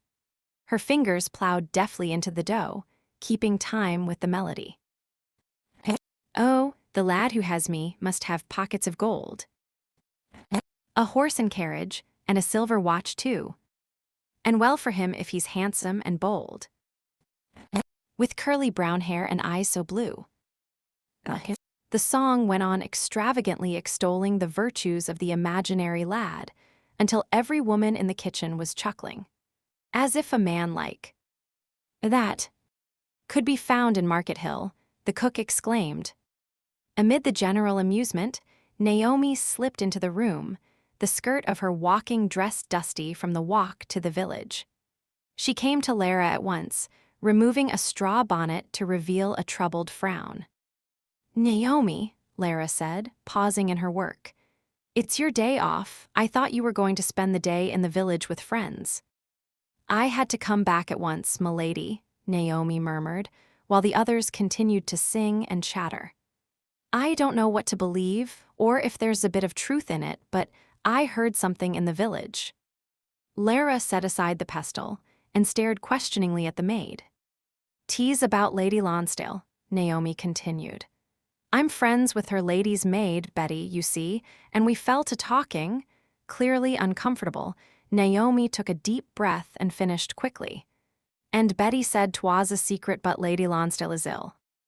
Aware that the others were listening, Lara pulled the maid to the corner of the kitchen and whispered rapidly. Ill, but that couldn't be. Why wouldn't I have been told? Betty says the family doesn't want anyone to know. How ill? Lara asked urgently. Naomi, did Rachel's maid tell you, did Lonsdale do my sister some violence? The maid's eyes lowered. 'Twas a fall down the stairs, Lady Lonsdale said. Betty wasn't there to see it, but she says it looks worse than a simple fall. She says Lady Lonsdale is in a bad way, and they haven't even sent for the doctor. Horror, turmoil, and most of all rage. Lara trembled from a torrent of emotions. Lonsdale had beaten Rachel again. She was certain of it, and as with the other times, he had been remorseful afterward, and too ashamed to send for a doctor when Rachel needed medical attention. Lara's mind clicked with plans. She had to reach Rachel, take her from Lonsdale, bring her to a safe place, make her well. Milady, the maid said tentatively, please don't tell anyone as how you found out. I wouldn't want Betty dismissed on account of this. Of course I won't, Lara replied, somewhat amazed by her own calmness when all was chaos inside. Thank you, Naomi. You did well to tell me. Yes, milady. Seeming relieved, Naomi gathered her bonnet and left the kitchen. Not looking at the cook and kitchen maids, who had begun to whisper, Lara wandered in a daze until she found herself in the gentleman's room. The walls were covered with an assortment of stuffed and mounted game Hunter and his father had shot. Eerily shining glass eyes were set in somber animal faces. The aura of smug masculine victoriousness, bred through generations of Hawksworths, seemed to fill the room. Springing into action, Lara went to the cabinets beside the long row of gun cases and opened them furtively, finding bags of shot, cleaning implements, powder horns, and mahogany boxes of pistols cushioned in velvet. Pistols with handles of pearl, wood, silver, carved, engraved, adorned as lavishly as religious artifacts. Lara had never actually fired a pistol before, but she had seen Hunter and other men of her acquaintance with them. The loading and operation of them seemed simple enough. Fueled by rage that worsened with each passing minute, she hardly noticed that someone had entered the room until Hunter spoke. Having returned from an inspection of new fence that had been built on the estate, Hunter was dressed in riding clothes. Is there going to be a duel? He asked lightly, coming forward to remove a pistol from her unsteady grasp. If you're going to kill someone, I insist on knowing in advance. Lara resisted him, hugging the weapon against her midriff. Yes, she said, her anguished fury breaking forth as she stared into his taut face. Tears spilled from her eyes. Yes, I'm going to kill your friend Lonsdale. He's done it to Rachel again. Again. I don't know what condition she's in, but I intend to take her away from that place. I should have done it long ago.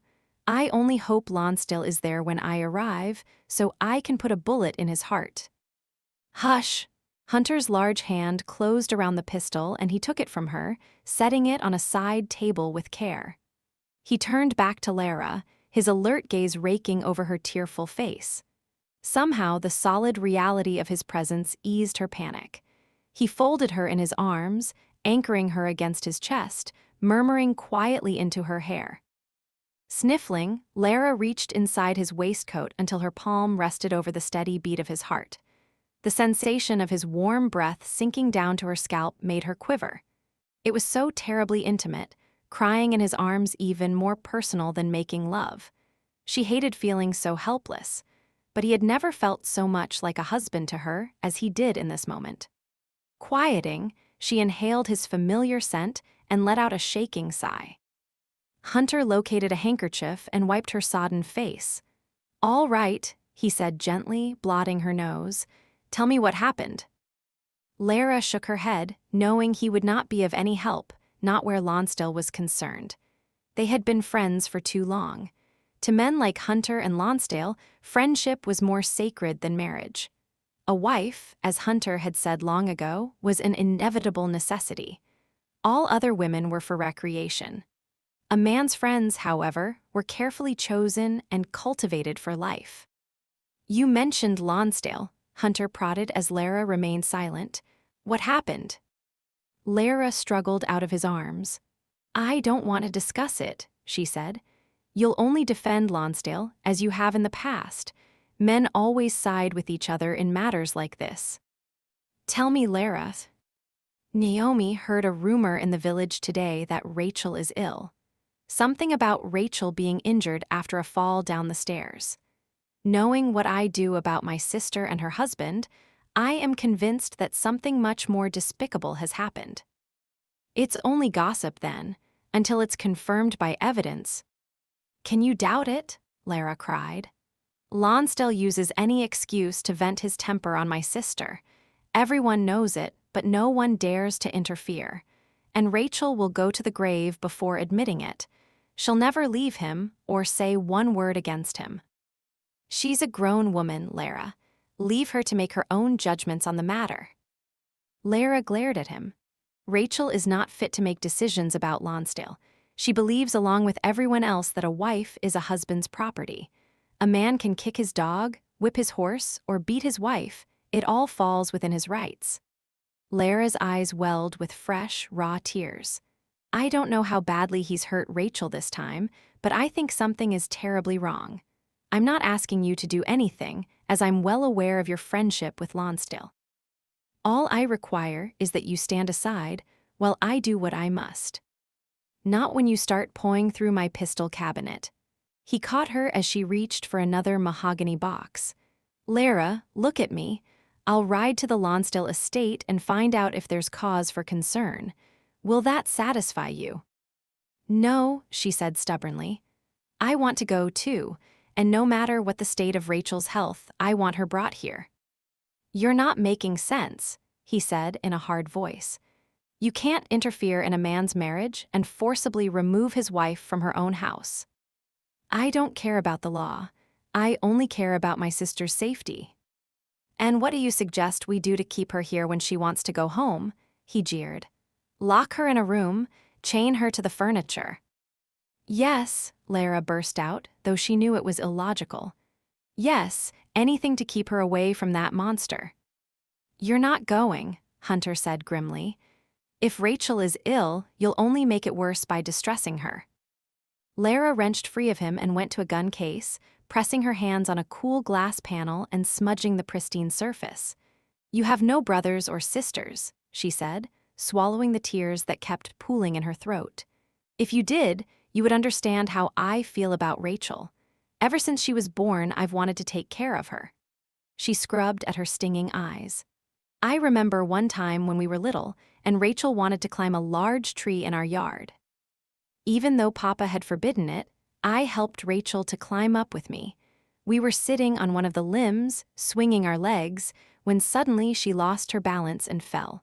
She broke her arm and collarbone when she hit the ground. I was too slow to save her. All I could do was watch her fall through the air, and my stomach flipped over and dropped as if I were the one falling. I would have given anything to put myself in her place.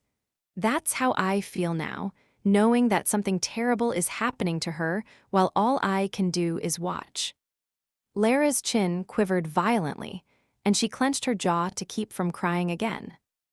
A long time passed. The room was so still that she might have thought Hunter had left, except that part of his reflection shone in the smudged glass. "I know you can't do anything," Lara said stiffly. "You don't want to make an enemy of your closest friend, and that's what will happen if you dare to interfere." Hunter gave a curse that raised the hairs on the back of her neck. "Stay here, damn you," he said gruffly. "I'll bring Rachel to you." She spun around and stared at him in round-eyed amazement. You will.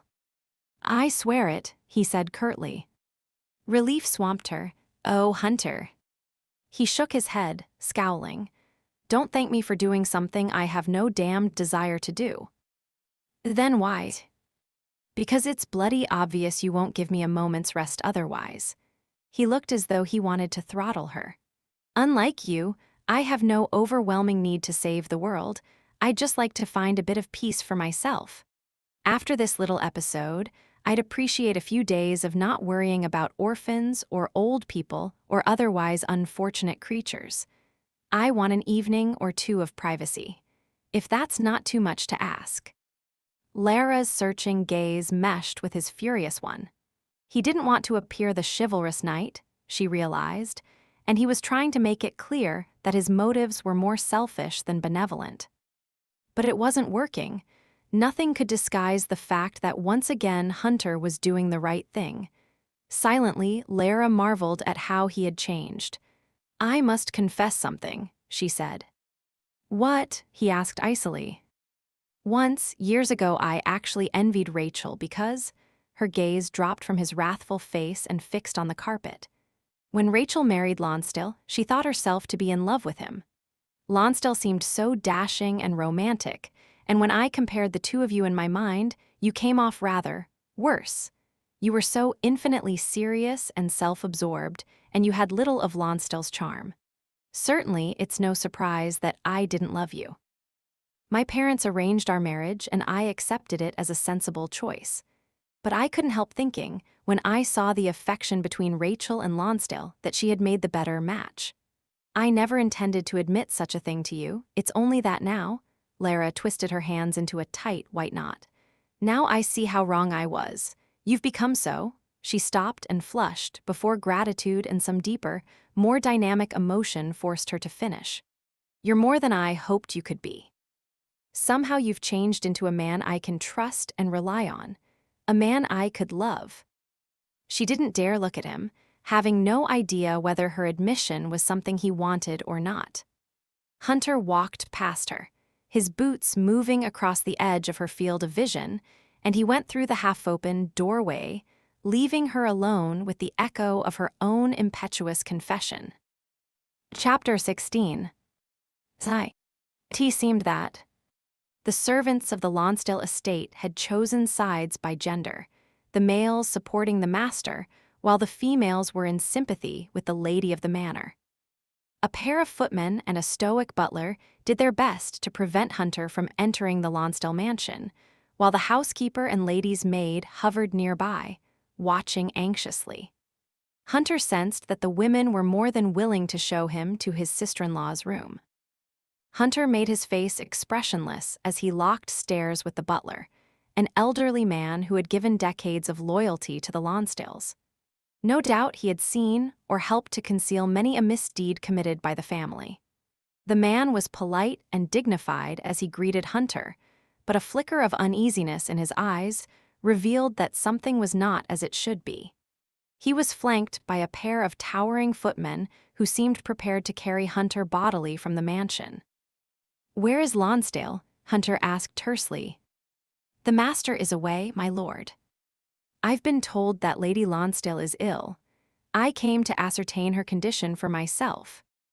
The butler spoke with the requisite hauteur, but it seemed that his color heightened slightly. "I cannot confirm any details regarding Lady Lonsdale's health, my lord. Naturally, it is a private matter. Perhaps you could take it up with Lord Lonsdale when he returns." Hunter glanced at the footmen and the two women by the stairs. Their frozen expressions made him realize that Rachel was ill indeed. The situation reminded him of an occasion in India when he visited the house of a dying friend and found the place filled with relatives from both sides of the family. Their silent despair had hung in the air like a haze of smoke. They had all known that if the man died, his wife would be burned alive with his corpse. Hunter remembered the red paint handprint the bereaved wife had left on the doorway just before going to fulfill the ancient tradition of a settee. The mark was all that had remained to remind the world of her existence. To Hunter's sickening frustration, he could do nothing to help her. the Indians felt so strongly about a sati that they were apt to kill a foreigner who dared to interfere. How little a woman's life was valued in so many cultures, even in this one, supposedly so modern and enlightened. Hunter hadn't been able to argue with Lara's assessment that in the eyes of English law, a man's wife was his property to do with as he saw fit. Judging from the anxious gloom hovering in this place, the unfortunate Lady Lonsdale was about to fall victim to society's callous disregard, unless someone intervened. Hunter spoke to the butler, though his words were directed to all of them. "If she dies," he said quietly, "you'll likely be charged as accomplices to murder." He could feel, even without looking, how the comment affected the group. A current of fear, guilt, and concern rippled through the room. They all remained motionless, even the butler, as Hunter went to the stairs. He stopped before the plump housekeeper. "Show me to Lady Lonsdale's room." "Yes, my lord." She ascended the stairs with such swiftness that Hunter was obliged to take them two at a time. It was dim and still in Rachel's bedroom, a sweet, dry note of perfume in the air, the velvet curtains closed except for a 6-inch space that allowed a hint of sunlight. Rachel reclined on large lace-trimmed pillows, her hair long and loose, her fragile body swathed in a white gown. There were no bruises apparent on her face or arms, but she had a strangely waxen complexion, and her lips were chapped and bloodless. Becoming aware that someone was in the room, Rachel opened her eyes and squinted at Hunter's dark shape. A whimper of fright escaped her, and he realized that she thought he was Lonsdale. "Lady Lonsdale," he said quietly, coming to her side. "Rachel." He looked down at her as she tried to shrink away. "What happened to you? How long have you been ill?" He took her thin, cold hand in his large one and gently chafed her fingers. She stared at him with the eyes of a wounded animal. "I don't know," she whispered. "I don't know what happened. He didn't mean to do it, I'm certain, but somehow I fell. Rest, that's all I need. It's just that, it hurts dreadfully, I can't seem to sleep." She needed a hell of a lot more than rest, starting with a visit from Dr. Slade. Hunter had never taken much notice of Rachel, thinking of her only as an attractive but less interesting imitation of Lara. However, seeing the faint resemblance she bore to his wife and her obvious suffering, he was aware of a twist of pity in his chest. "Lara sent me for you," he muttered. "God knows you shouldn't be moved, but I promised her," he broke off abruptly, filled with frustration. Lara's name seemed to pierce through Rachel's pain-fogged nightmare. "Oh, yes, Larissa. I want Larissa, please." Hunter cast a sideways glare at the housekeeper, who stood nearby. "What the hell is going on?" "She's been bleeding, sir," the housekeeper replied softly. "Ever since the fall, nothing we do seems to stop it. I wanted to send for the doctor, but the master forbade it." Her voice dropped until it was barely audible. "Please, sir, take her away from here before he comes back. There's no telling what might happen if you don't." Hunter looked back at the listless figure on the bed and pulled the covers back. There were rusty splotches of dried blood on Rachel's nightgown and more beneath her. Gruffly, he ordered the housekeeper to assist him, and together they pulled a soft cambric robe around the ailing woman. Rachel tried to help, gamely lifting her arms into the sleeves, but even the smallest movement seemed to cause her agony. Her lips were blue and tightly compressed as the housekeeper buttoned the front of the robe. Hunter leaned over and slid his arms beneath her, speaking as if she were a small child. "Good girl," he murmured, lifting her easily. "I'll take you to Larissa, and you'll be better soon." He tried to be gentle, but she moaned in pain as he cradled her against his chest, her bare feet dangling. Swearing silently, Hunter wondered if moving her would result in her death. "Go on, my lord," the housekeeper urged at his hesitation. "It's for the best, you must believe me." Hunter nodded and carried Rachel from the room. Her head dropped on his shoulder, and he thought she had fainted, but as he brought her down the stairs, he heard a feeble whisper. "Thank you, whoever you are." The pain and blood loss must have made her delirious, he thought. "I'm Hawksworth," he said, trying not to jostle her as they continued down the staircase. "No, you're not," came her faint but certain reply, and her thin fingers touched his cheek in gentle benediction. The carriage ride to Hawksworth Hall was torturous, Rachel white-faced and ill, gasping every time the wheels hit a rut or hole in the road. She lay curled on the length of the velvet seat, cushioned by pillows and blankets that did little to ease her misery. After a while, Hunter found himself flinching at Rachel's quiet moans, her pain affecting him more than he expected. Like everyone else, Hunter had wanted to ignore Lonsdale's past treatment of Rachel, reasoning that what transpired between a married couple in the privacy of their own home was not his concern. He had no doubt that many people would say that he was going too far in removing Rachel from the Lonsdale estate. Damn them all, he thought savagely, as Rachel whimpered in misery. It was the fault of everyone in Market Hill and all the Lonsdale's friends and relatives. They had collectively allowed the situation to come to this. It seemed almost miraculous that Rachel didn't die during the hideous carriage ride. They finally arrived at Hawksworth Hall, and Hunter carried her into the house with great care. He found old Dr. Slade already there, waiting with Lara. His wife did not seem surprised by her sister's condition, and he guessed that her imaginings had led her to expect the worst. At Lara's direction, Hunter brought the patient to his wife's own bedroom and settled her on the linen sheets. While maids bustled about and Lara bent over Rachel, and the doctor rummaged through his case, Hunter wandered from the room. His part was done. He supposed he should feel some sort of satisfaction at having fulfilled his promise, but instead he was troubled and restless. He went to the library and closeted himself there, drinking slowly, wondering how the hell he would deal with Lonsdale when he arrived. No matter how remorseful Lonsdale appeared, Hunter knew that he couldn't allow him to take his wife back. How could Lonsdale convince any of them that he wouldn't harm Rachel again? How could they be certain that he wouldn't eventually kill her? Lonsdale wouldn't change, Hunter reflected, starting on his second brandy. People never did. He thought of what Lara had said to him earlier. "Somehow you've changed into a man I can trust and rely on. A man I could love." The earnest confession, spoken with such gentle hope, had filled him with bitter longing. He hadn't known how to respond, still didn't. He wanted Lara's love. He would do anything to have her, though he might prove as destructive to her in his own way as Lonsdale was to Rachel. A servant came to tell him that the doctor was ready to leave, and Hunter set aside his brandy. He reached the central hall just as Lara and Dr. Slade did. The old doctor's face was grave and dark with displeasure, his wrinkles more prominent than usual, giving him the look of a surly bulldog. Lara seemed composed but brittle, her facade concealing a welter of emotion.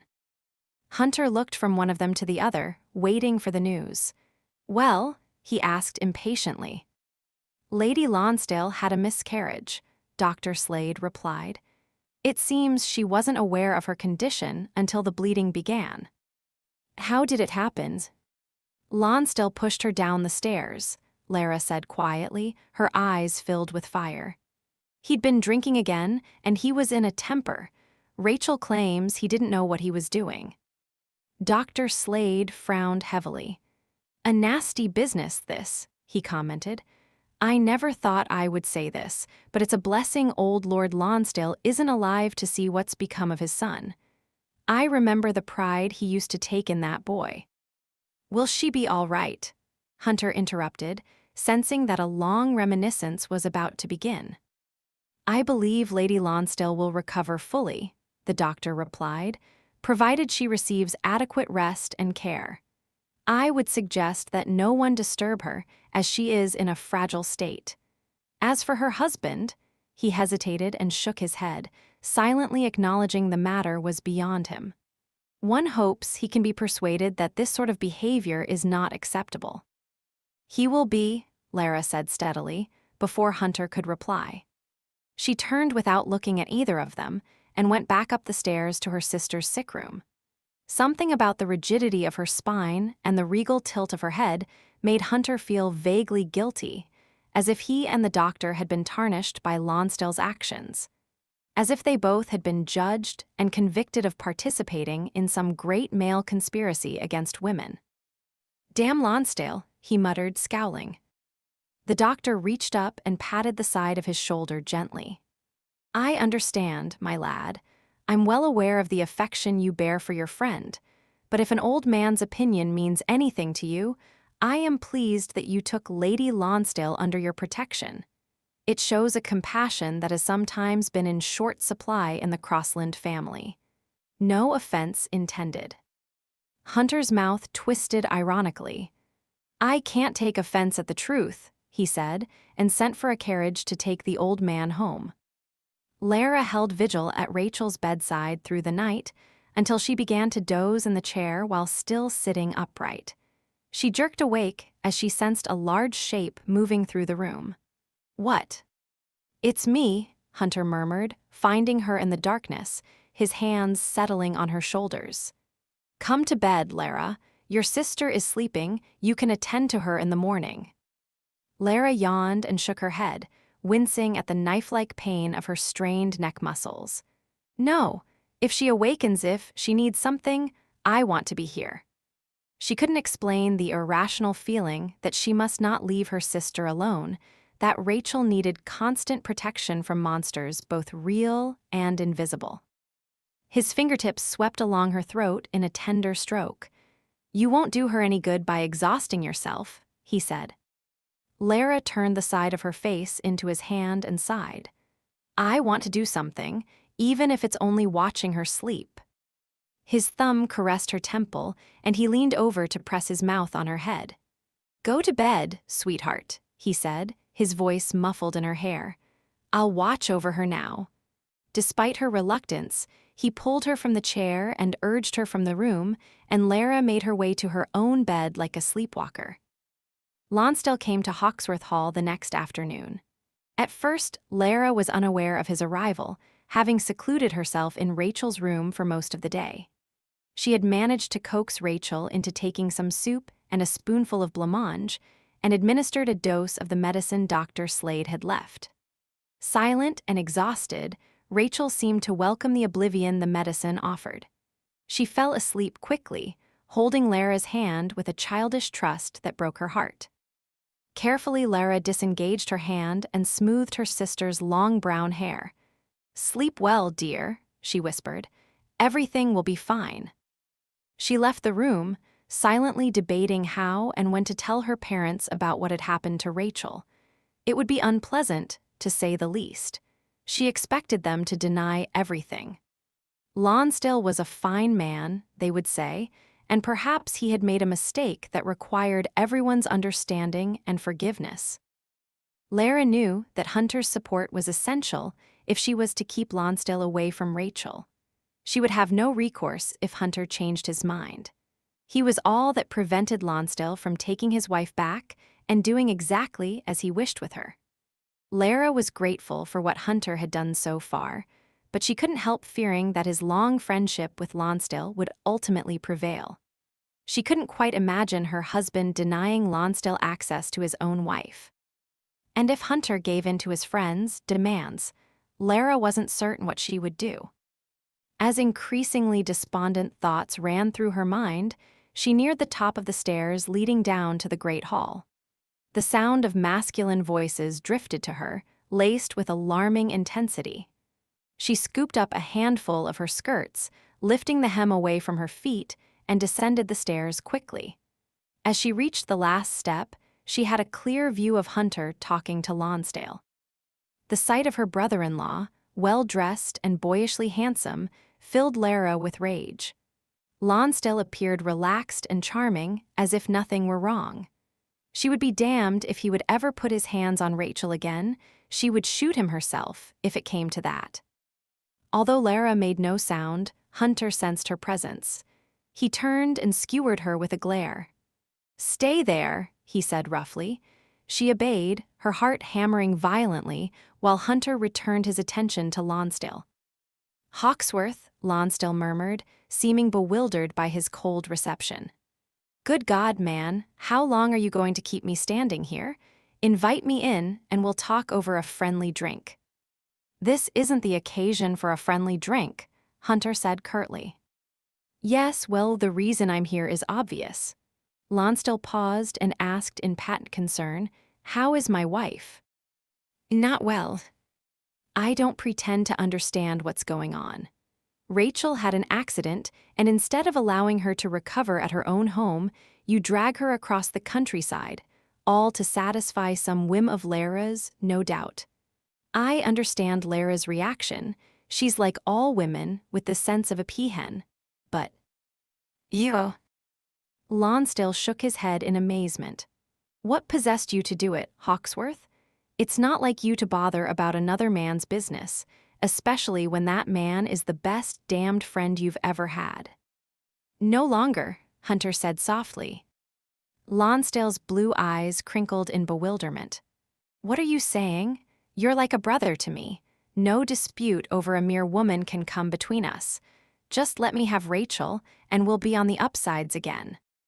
She can't be moved. Lonsdale laughed incredulously at the refusal. She will be moved if I say so. She's my wife. He sobered as Hunter continued to stare at him implacably. Why are you looking at me like that? What the devil is going on? Hunter didn't blink. Leave Terrell. An anxious frown crept over Lonsdale's face. Tell me how Rachel is. She was pregnant, Hunter said flatly. She lost the baby. Lonsdale's color seemed to drain away, and his mouth moved in a convulsive twist. I'm going to see her. Hunter shook his head, refusing to step aside. She's being taken care of. She lost the baby because you brought her here while she was ill, Lonsdale cried. Lara bit her lip in an attempt to remain quiet, but somehow her voice came bursting forth. Rachel had a miscarriage because you pushed her down the stairs. She told me and Dr. Slade all about it. It's a lie. Lara, shut up, Hunter growled. And you wouldn't even send for a doctor, Lara continued recklessly, ignoring him. She didn't need one, damn you. Lonsdale's temper exploded, and he started for her with a dark flush climbing his face. You're trying to poison everyone against me. I'll close your mouth for you, you bitch. Lara retreated automatically, forgetting the stairs were just behind her. She fell backward with a gasp, sitting down hard on the second step. From there, she could only watch in wide-eyed horror as Hunter seized Lonsdale like a hound with a hapless fox. Get out, Hunter said, swinging his former friend toward the door.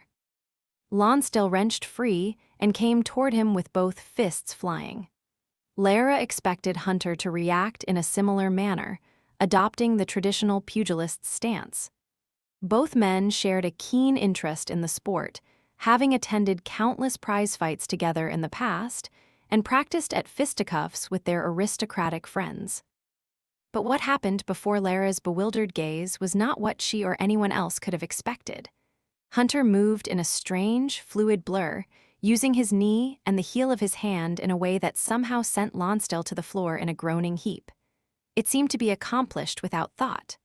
Hunter ended up crouched over Lonsdale, his arm drawn back in preparation for one last blow. A fatal blow, Lara realized suddenly, trying to gather her wits. She saw from Hunter's taut, strangely blank face that he was more than ready to kill the man beneath him.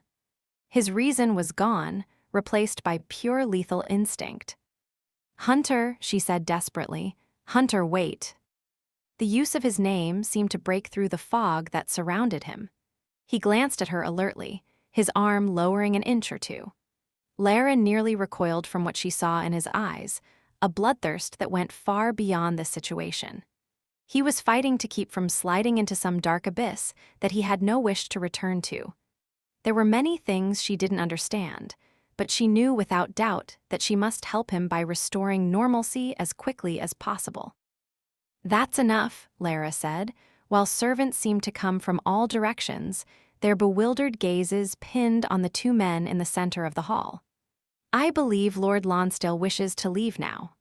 She stood and brushed at her skirts and spoke to a footman who waited nearby. George, Please assist Lord Lonsdale to his carriage."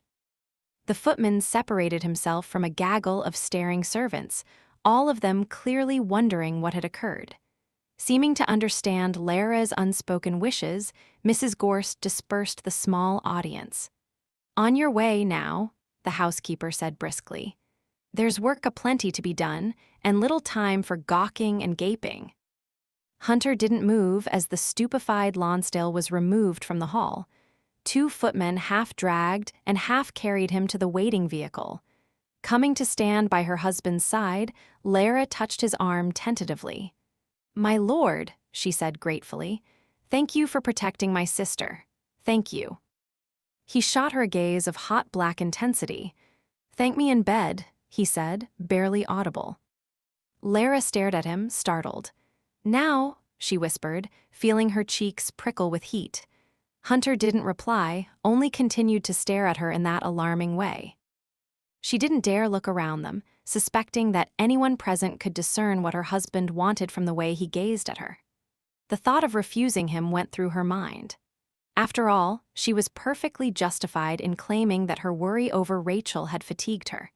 It was the truth, but Hunter had never made a request in this way before.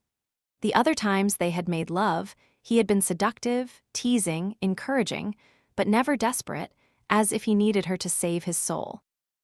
Daunted by his intensity, she lowered her lashes and turned toward the stairs. Hunter followed instantly, not allowing more than a foot of space between them. He didn't try to rush her, only kept pace as if he were stalking her. She could hear him breathing, light and quick, not from exertion but from appetite. Lara was nearly dizzy from the rapid beat of her heart. She paused at the top of the stairs, uncertain if they should go to his bedroom or hers. "W.H. where?" she asked softly. "I don't care," he said in a low voice. She led the way to his room, which was somewhat more secluded than her own. Hunter closed the door roughly. His hungry gaze returned to her. He removed his waistcoat and shirt without the appearance of haste, but she knew what seethed just beneath his self-control. Unnerved, she reached behind her neck to unfasten her gown. She had only managed the first 2 buttons when he strode to her and took her head in both hands, as if he feared she would try to escape him. He kissed her, his mouth hard and eager, his tongue searching deeply. She reached out for him, grasping at the heavy bunched muscles of his torso. His skin was feverishly hot beneath her hands. His long fingers tightened on her skull, and he kissed her with scorching violence, the pleasure mounting until she moaned in excitement. Trembling with fierce desire, Hunter finally tore his mouth from hers and pushed her to the bed. Lara stumbled in confusion, but his hands were there to guide her, steadying her hips and bending her face down over the edge of the mattress. Her thoughts scattered as she felt him pulling her skirts up to her waist. There was a jagged sound as he tore her chemise and pushed the sides apart. "What are you doing?" she asked, beginning to push up from the bed. He pinned her back down, and she felt his fingers slide between her thighs. "Let me," he muttered. "I won't hurt you. Hold still for me." He pushed past the tangle of dark curls, one finger slipping inside the swollen entrance of her body, reaching deep into the warmth and moisture. Lara quivered and gripped the covers until they bunched in her hands. "You're ready for me," he said hoarsely, reaching back to unfasten his trousers. Realizing that he meant to take her like this, from behind, Lara closed her eyes and waited, her pulse thrumming with fear and eagerness.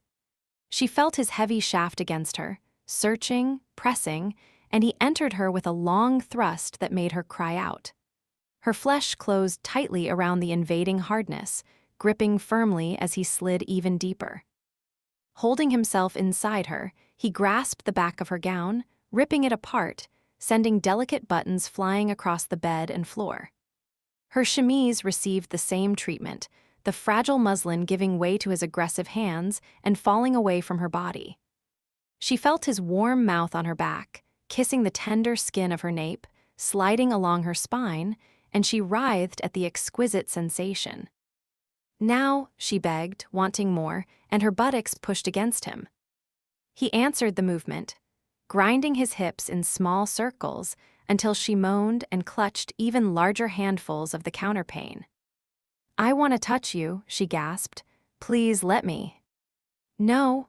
He licked the edge of her ear, flicked his tongue inside it, muttered softly in the moist hollow.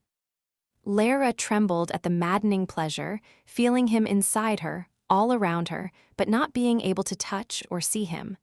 "Let me turn around. Hunter, please." He used his legs to widen the spread of her thighs. His hand slid around her front, down her taut belly, and into the thatch of curls. Finding the sensitive bud where all pleasure centered, he stroked her gently. Caught between his teasing, tickling fingers and the deep thrusts of his hips, Lara sobbed his name.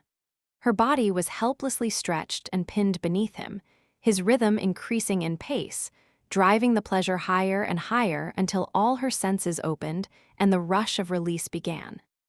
Shaking in delight, she muffled her cries in the counterpane and felt his face press hard against her back.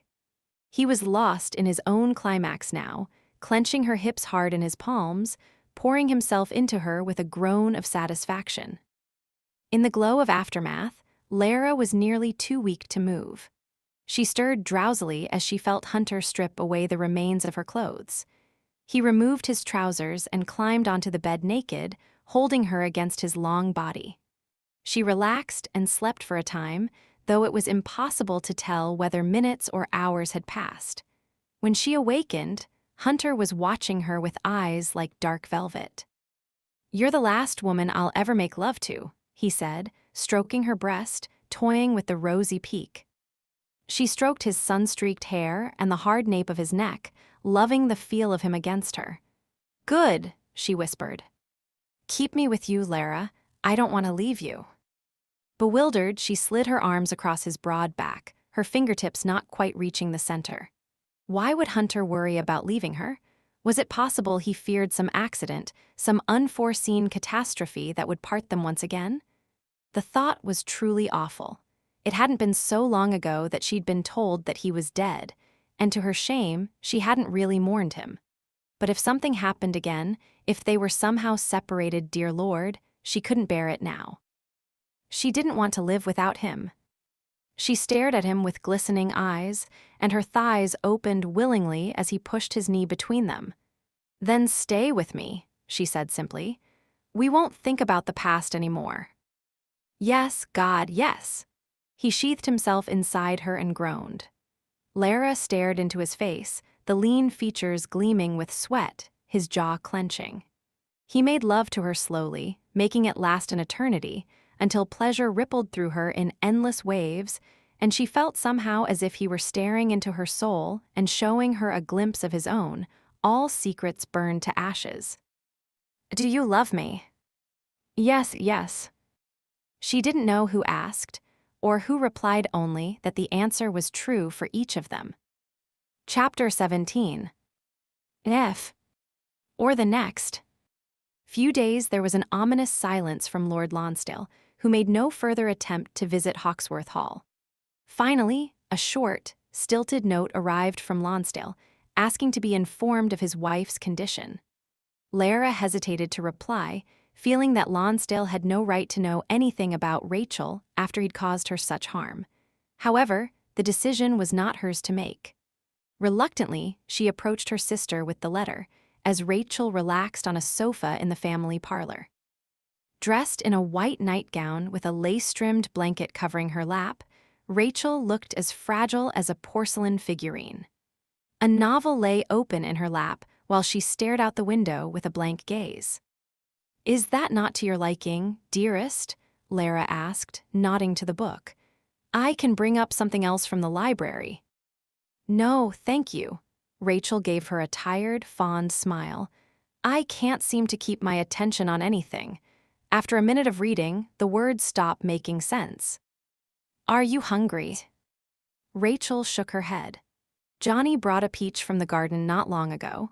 He claimed it was a magic peach that would make me all better, and he insisted on staying while I ate it." Lara smiled at the child's imagination. "What a darling," she said. "At times, I could almost swear he's yours," Rachel continued. With his collection of turtles and the little animals he brings in from outdoors, he's very much like you. After the way he behaved during Dr. Slade's last visit, rummaging through his medical bag and asking 100 questions, I wouldn't be surprised if he wanted to study medicine someday. It would be convenient to have a doctor in the family, Rachel said, then leaned her head back with a barely perceptible sigh. Lara knelt by her and covered her sister's cool hand with her own. Rachel, Lonsdale has written to inquire about your condition. Shall I reply or remain silent? Rachel's face went blank and she shook her head. I have no idea. They were both silent, while Lara continued to hold Rachel's hand in quiet support. Finally, she dared to tell her sister what she had wanted to say ever since the miscarriage. Rachel, you don't have to go back to him. Ever. You may stay with us or take a house anywhere you'd like. No husband, no children, none of the things that make a woman's life worthwhile, Rachel said bleakly. What choice is that? I must go back to Lonsdale and hope that he will change. You can fill your things, Rachel. I'm not like you, her sister interrupted quietly. I don't have your independence. I couldn't do what you did after Hawksworth's death and carve out a new life that doesn't include a man. If I had been in your place, I would have started searching for a new husband right away. I've always wanted my own family, you see. It's true that Lonsdale has his faults. I realized long ago that I must learn to accept his limitations. He nearly killed you, Rachel, Lara said. No, don't try to argue. In my opinion, Lonsdale's refusal to send for a doctor was nothing short of attempted murder. He is abominable in every regard, and I will do everything in my power to prevent you from returning to him. He was not kind, Rachel agreed, and I cannot defend him on every point. However, if I had realized my condition and told him, he might have become more considerate, and the accident would not have happened. Lara became so agitated that she released Rachel's hand and sprang to her feet. She paced in a circle, fuming. After this so-called accident, I am certain Lonsdale will be contrite for a while, and then he will revert to his true self, condescending, selfish, and cruel. He will not change Rachel. Rachel's hazel eyes, usually so soft, were cool and keen as she stared at Lara. Your husband did, she pointed out, didn't he? Lara was bewildered by the hint of challenge in her sister's tone. Yes, she said warily, Hunter has become a better man, but I frequently remind myself that the change may not be permanent. Rachel regarded her for a long moment. I think it is, she murmured.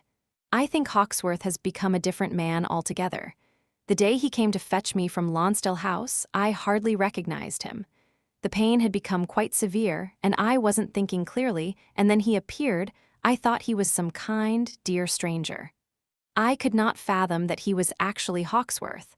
I thought, quite literally, that he was an angel. He has his moments, Lara admitted, while the phrase different man altogether echoed oddly in her mind. She stared at her sister's downturned face. Rachel, I have the feeling you are hinting and talking around something. She stopped and gathered her nerve before asking, Are you trying to say that you don't believe my husband is really Hawksworth? Rachel's penetrating gaze locked with hers. I choose to believe he is Hawksworth because you have chosen to believe it. It is not a matter of choice, Lara said, profoundly disturbed. All the facts support his identity. The facts are not absolute. One could argue endlessly over them. Rachel's composure only underscored Lara's inner turbulence. The heart of the matter is, you have accepted him for reasons only you understand. She smiled wryly. Dearest, you are the least self-aware person I've ever known. All your thoughts and energies are turned outward and expended on others. You make decisions impulsively, instinctively, without ever examining your motives. And you involve yourself in other people's problems as an excuse to keep from looking too closely at your own. What are you saying? I'm saying that? Rachel's voice trailed away, and she stared at Lara in loving concern. Forgive me, I'm distressing you when there's no need. All I mean to convey is, I have chosen to believe that by some miracle your husband has come home to you, because I want your happiness so badly. And in return, you must allow me to return to Lonsdale when I'm ready and hope for a miracle of my own. Lara lay on her stomach, her naked body stretched on the bed, while her husband spread scented oil between his palms. The fragrance of lavender filled the air with drugging sweetness. She stiffened as she felt Hunter's warm hands on her back. A gentle "shh" escaped his lips, the sound soothing her, and she lay still beneath his ministrations. He displayed astonishing knowledge of her body, finding the knotted muscles of her shoulders and the coiled places all down her back, releasing the pain with such precision that Lara couldn't prevent a groan of pleasure. Oh, that feels SOOH, yes. There. His thumbs fanned the sore muscles on either side of her spine in half-circular strokes that worked up to her shoulders. Tell me what's wrong, he said after several minutes, when she was relaxed and pliant beneath him. His hand settled on the nape of her neck, fingers compressing the knotted muscles. Suddenly, Lara found it easy to confide the worry that had made it impossible for her to eat during supper. Despite Hunter's coaxing, she had remained miserably silent, hunched over the plate of untouched food, until he had finally brought her to the privacy of their room. I talked to Rachel about Lonsdale today, she said. She wants to return to him when she's able. Naturally, I objected, and we quarreled. If only I could find the right words to convince her that she mustn't go back. I have to think of something. Lara, he interrupted, his fingers working at the base of her neck. There was a smile in his voice. As always, you want to charge forward with a solution and settle everything to your satisfaction. But that won't work this time. Let Rachel rest. Don't press her for answers she's not ready to give. She's not going anywhere for a while. Recognizing the wisdom of his advice, Lara slumped beneath him. I'm too impatient, she said, berating herself. I should never have mentioned Lonsdale so soon. When will I learn to stop meddling? Hunter turned her over and smiled, his lavender-scented hand splayed over the frame of her collarbone. I love your impatience, he murmured. I love your meddling. Lara gazed uncertainly at the dark face above hers. Rachel said that I involve myself with other people's problems as a way of avoiding my own. Do you agree with her? Not entirely, do you? Well, she drew her knees up and crossed her arms over her breasts.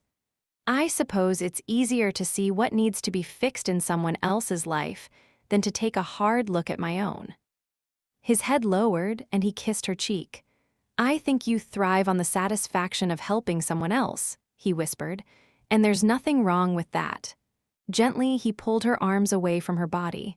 Why do you always try to cover yourself? He asked. Still shy after all we've done. Lara blushed as Hunter stared intently at her nakedness. I can't help it. I'll never feel comfortable without my clothes on. Oh yes, you will. His lightly oiled fingers drew over her stomach in a circling stroke that made the muscles tighten. I happen to know of a cure for shyness. What is it? She listened as he murmured to her, her eyes widening. Before he had even finished describing his cure, she was sputtering in a mixture of amusement and disbelief. Have you ever done that? She asked. I've only heard of it. I'm sure it's not even possible. Hunter's teeth flashed in a grin. We'll have to find out, won't we? Before she could manage a reply, he covered her mouth with his and gathered her against his aroused body. In a town such as Market Hill, gossip spread like the ripples from a pebble thrown in a pond. Secrets, illnesses, troubles of every kind were discovered, discussed, and soon resolved or forgotten. The community processed an endless amount of such information. It did not take long for the latest news of Captain Tyler and his wife to reach the residents of Hawksworth Hall. Evidently, Mrs. Tyler, who was expecting her first child, had recently experienced pains that had led Dr. Slade to prescribe bed rest for the remainder of the pregnancy. Lara reacted to the news with sympathy and concern. The idea of being confined to a bed for 4 or 5 months was dreadful. Physical discomfort aside, the sheer boredom would be enough to drive any woman mad. Obviously, she must do something for poor Mrs. Tyler, even if it was only to bring a few novels that might help the days to pass more swiftly. However, there was a difficulty to the situation. Lara still remembered her husband's reaction to the unexpected presence of the Tylers at the dinner she had given after his homecoming. He had been uncomfortable, cold, unaccountably angry. And there had been that strange moment when Lara could have sworn that Hunter and Captain Tyler knew each other quite well, but pretended to be strangers. Ever since then, Lara had kept her distance from the Tylers, sensing that to approach them would cause problems between her and Hunter. On the other hand, pleasing her husband took second place to the promptings of her own conscience. The captain's wife had been consigned to lie helpless in bed for months, and Lara could not ignore her plight. She resolved to visit Mrs. Tyler discreetly, and if Hunter discovered her activity, she would just have to deal with the consequences. On the day that Hunter left to conduct business in London, Lara set out for Moorland Manor. She had packed a basket with puddings and choice peaches from the Hawksworth orchard, as well as a stack of novels that might help Mrs. Tyler pass the time. During the hour-long journey across the countryside, Lara stared through the carriage window at fertile green land divided into neatly fenced pastures. Fat sheep and brown-coated cattle grazed peacefully, scarcely pausing to lift their heads at the passing of the carriage. Although the vehicle was luxurious by any standards, Lara was uncomfortable. She shifted positions several times, rearranged her skirts, and became aware of a pressing need to visit a privy. A rueful smile curved her lips as she considered her impending arrival at Moorland Manor. It was hardly good manners to rush in unannounced and search for the nearest place to relieve one's needs, but that was evidently going to be the case. Strange that her bladder had become so undependable of late. Lara's smile faded as she continued to ponder her own physical condition, something she had neglected in her worry over Rachel. Her body had been temperamental of late, becoming a bit heavier in spite of her physical activity, prone to twinges and minor aches, and shouldn't her menses have occurred by now? She had never been irregular in her life. The realization astonished her. Yes, she was late 2 weeks late. For once in her life, the monthly flow that occurred with stubborn regularity had failed to appear. In any other woman, she would have acknowledged this as evidence of pregnancy. But not me, she thought, her breath turning shallow with distress. Never me. Lara reached for the stack of books, intending to distract herself. However, once the thought had presented itself, it was impossible to ignore. How many times during her early marriage to Hunter had she longed to conceive? The guilt, the inadequacy, the yearning, they had been unbearable. Finally, she had accepted that she would always be a childless woman. It was ironic that Hunter, of all people, had now helped her to come to terms with barrenness and recognize her value beyond the ability to produce children. But what if? She was afraid to hope. If only it could be true, if only Lara closed her eyes and kept her hands over her stomach and whispered a swift prayer. She wanted to carry Hunter's child, to bear a part of him within her. It seemed an impossible miracle that she could be gifted with what seemed so ordinary to the rest of the world. Lara screwed her eyes shut, but a tear squeezed out in spite of her efforts. She was almost sick with yearning. She managed to collect herself by the time the carriage reached Moorland Manor. Half hidden in a grove of woodlands, the Tudor manor was fronted with half-timbered walls and red brickwork that gave it an air of mellow charm. Outwardly poised, Lara directed a footman to convey the basket of delicacies and the parcel of books to the entrance hall. She was kept waiting at the door for less than a minute before Captain Tyler appeared to greet her. "Lady Hawksworth," the captain exclaimed, seeming more perplexed than pleased. "It is a most unexpected honor. Forgive me if I've come at an inconvenient time," Lara replied, giving him her gloved hand. "I only wish to give my regards to you both and deliver a few gifts for Mrs. Tyler." "How kind of you." His momentary bewilderment was replaced by gratitude. "Please come in and take some refreshment. I'll send a servant upstairs to inquire if Mrs. Tyler is resting, and perhaps she'll be able to see you." "You mustn't disturb her on my account. I won't stay long."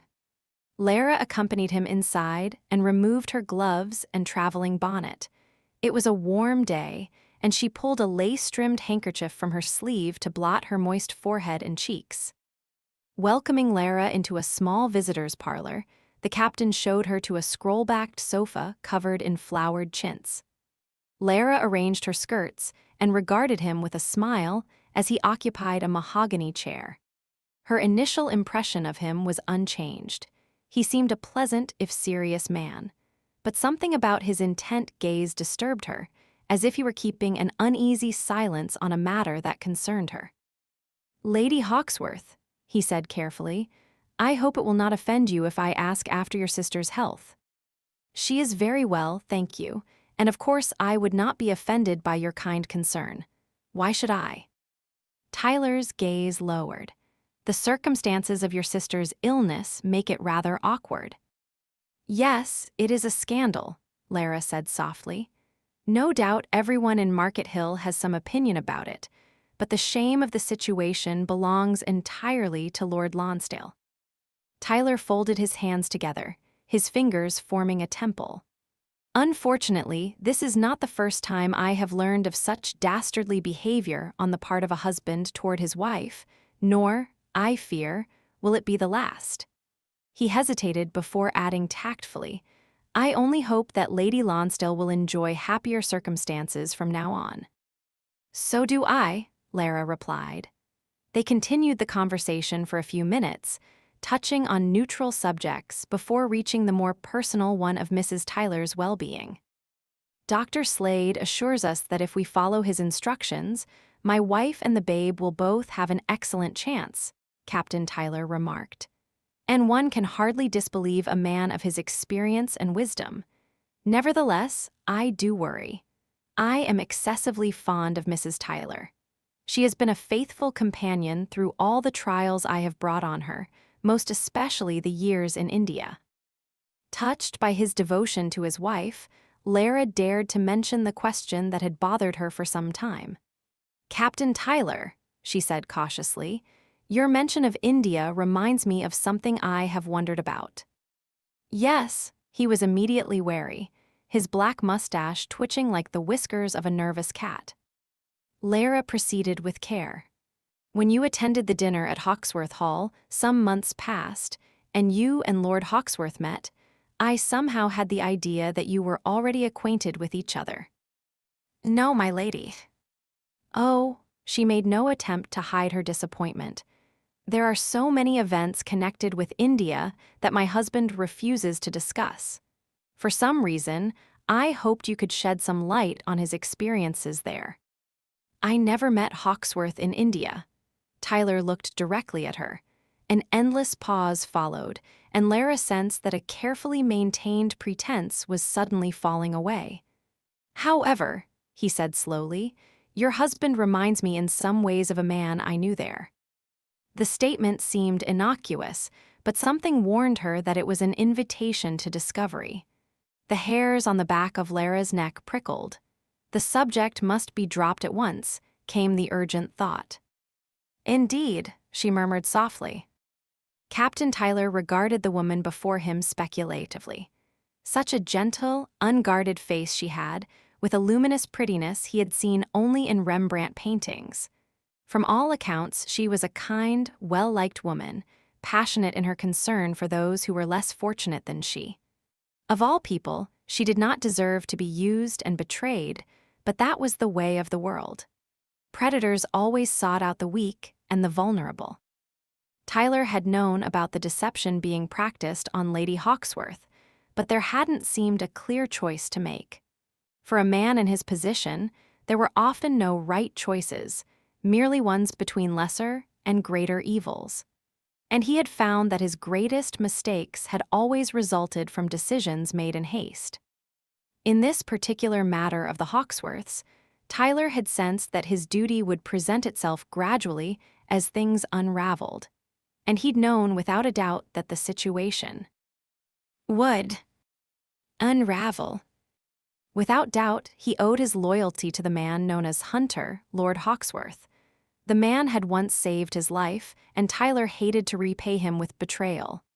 At the same time, this kind, innocent woman deserved the truth, and it was left to him to tell it. Had she not come here today, Tyler knew he would have put the matter off indefinitely. But she was here, and it almost seemed that fate had arranged for the two of them to be here together, with time and privacy enough to talk. The man I refer to was a mercenary, actually, Tyler said. I first discovered him when he was employed as a factor in the East India Company. He was an extraordinarily intelligent fellow who kept to himself and seemed to have no particular ambitions. Although he was English by birth, he was brought up among the Indians by a missionary couple. Tyler's narrative was interrupted by a servant bearing a tray of refreshments. "Sandwiches? Biscuits?" he asked. Lara refused the offer of food, but accepted a glass of lemonade, welcoming the sour shock of it on her tongue. She regarded the small, delicate engraving on the upper bowl of the glass, depicting a shepherdess in a pastoral setting, and wondered why the captain was bothering to tell her so much about a man who meant nothing to her. It occurred to me to make use of him in a force of a half-dozen men who would assist me in restoring order to recently annexed territories. As you can imagine, there are conflicts of every kind when barbarians are brought under the protection of the British Lion. No doubt many Indians are reluctant to accept the British Lion's protection, Lara said dryly. Eventually they realize it is for the best, Tyler replied gravely, missing the touch of irony in her comment. In the meanwhile, their rebellion takes on many ugly forms. Murder, attacks, robberies, all happening in such volume that we were forced to restore order without the usual process of British law. Much as I hate to acknowledge it, there was also a strain of corruption among our own officials. Therefore, I created a small unit to accomplish special and highly secretive tasks. 4 of the men were already in my command, while 2 were brought in from outside the regiment. And this particular man I speak of, as it turned out, was ideal. Because of his intelligence and his understanding of the natives, Lara said. Precisely, but there was something else about him, a unique ability to change himself as a situation required. I've never known such a chameleon. He could become anyone, anything, at will. He was able to adopt any appearance, accent, or mannerism. I saw him mingle with the natives as if he were one of them, and later attend an ambassador's ball as a proper Englishman, causing no hint of suspicion. He was as stealthy as a tiger, and quite as remorseless. Most importantly, he had no fear of death, which made him remarkably effective in his duties. I used him as a spy, an investigator, and at times even as, Tyler paused, looking distinctly uncomfortable. As a weapon, one might say, he finished quietly. Did he execute people for you? Lara asked in revulsion. The captain nodded. When it had to be done quickly and without show. I believe he did it in the manner of the thuggies, using a coin knotted in a handkerchief. They're quite particular about not spilling blood, you know. Seeing from Lara's pale face that he had gone too far, he frowned apologetically. Forgive me, my lady. I shouldn't have been so explicit, but I did wish to convey the character of this man. Character, Lara repeated with a humorless laugh. It seems to me that he had a complete lack of character. Yes, one could say that. What happened to him? Lara asked without much interest, eager to be done with the distasteful reminiscence. Is he still prowling around India under someone else's command? The captain shook his head. He simply disappeared one day. I assumed that he had been killed or perhaps even taken his own life. He hadn't much to live for, as far as I could tell. In any event, I never saw him again. Until. Yes, she prompted. Captain Tyler waited so long that she thought he might not continue. Until I came to England, he finally said, and attended the dinner party at Hawksworth Hall, and saw him at your side. He blotted his perspiring forehead with his sleeve and stared at her with blatant pity. My lady, the unpleasant truth is, he has taken the place of your husband. Lara felt herself shrinking, dwindling, until the parlor loomed large around her, and Captain Tyler seemed to be speaking from very far away. She could only hear a faint, tinny echo of his words. Should have said before, obligations, not certain what to, please believe assist you anyway. She shook her head, feeling as if someone had struck her. Dazed, she made an effort to breathe, but something heavy was pressing on her chest, making it impossible to draw in enough air. You're mistaken, she managed to say. She sensed his concern, heard him asking her to stay and collect herself, have something to drink. No, I mustn't stay. To her relief, she was able to marshal a sort of brittle dignity that allowed her to speak more or less clearly. My sister needs me. Thank you. You're wrong about my husband. He's not at all the man you described. Good day. She left on shaking legs. She felt so very odd, and it was an incredible relief to walk on the arm of her own footman and escape into the familiar interior of her carriage. Sensing that something was terribly wrong, the footman asked if she was all right. Take me home, Lara wheezed, staring blindly ahead. Chapter 18. L. R. sat in the carriage as stiffly as a wax doll, while thoughts and voices chattered in her head. The unpleasant truth is, keep me with you, Laras. He has taken the place of your husband. I don't want to leave you. Do you love me? Yes, yes. The cruelty of it was stunning. She had finally learned to trust a man, given her heart and soul into his keeping, and it had all been an illusion. A chameleon, the captain had said, a man with no conscience and no capacity for remorse, a cold-blooded murderer. He had come to her, manipulated, seduced, and impregnated her. He had stolen Hunter's name and money and property, and even his wife. What contempt he must have for the people he had deceived. Any other woman would have recognized her own husband, Lara thought numbly. But she had accepted his lies, because in her heart she had wanted to believe. Remembering Janet Crossland's hateful accusations. How eager you are to climb between the sheets, with an absolute stranger. Lara wanted to die of shame. It had been the truth. From the very beginning, she had wanted him instinctively, impetuously. Everything inside her had been drawn to him, and so she had let it all happen. Humiliation and fury and anguish rippled through her. The pain was too great to contemplate. She shivered and held still, like a terrified child, and wondered why she wasn't crying. Nearly everything that mattered had just been ripped away from her. A blaze of feelings was trapped inside her, but nothing broke through the shroud of ice. Feebly, she tried to gather her sanity. She had to make a plan, but rational thoughts kept eluding her, like slippery fish darting through her fingers. She wanted the carriage to keep going, the wheels rolling, the horses to pull its weight until they reached the edge of the earth and toppled over. She couldn't go home. She needed help, but the one person she wanted to turn to had betrayed her. Hunter, she whispered in wild grief. But the real Hunter was dead, and the man she had come to think of as her husband, she didn't even know his name. A hysterical laugh bubbled in her throat, but she suppressed it, afraid that if she started to laugh, she might never stop and end up in some lunatic asylum. Which didn't sound all that unappealing, actually. She could appreciate a place where one could scream and laugh and hit the walls with one's head as much as one liked. By sheer force of will, she kept silent, calm, waiting with unnatural patience for the carriage to reach Hawksworth Hall. She had no sense of time. It could have been minutes or hours until the vehicle stopped, and the door opened to reveal the footman's concerned face. "Milady," he escorted her carefully into the house. Lara knew there must have been something strange about her expression. It was obvious from the way the servants treated her, with the deference they might have shown to a sickly old woman.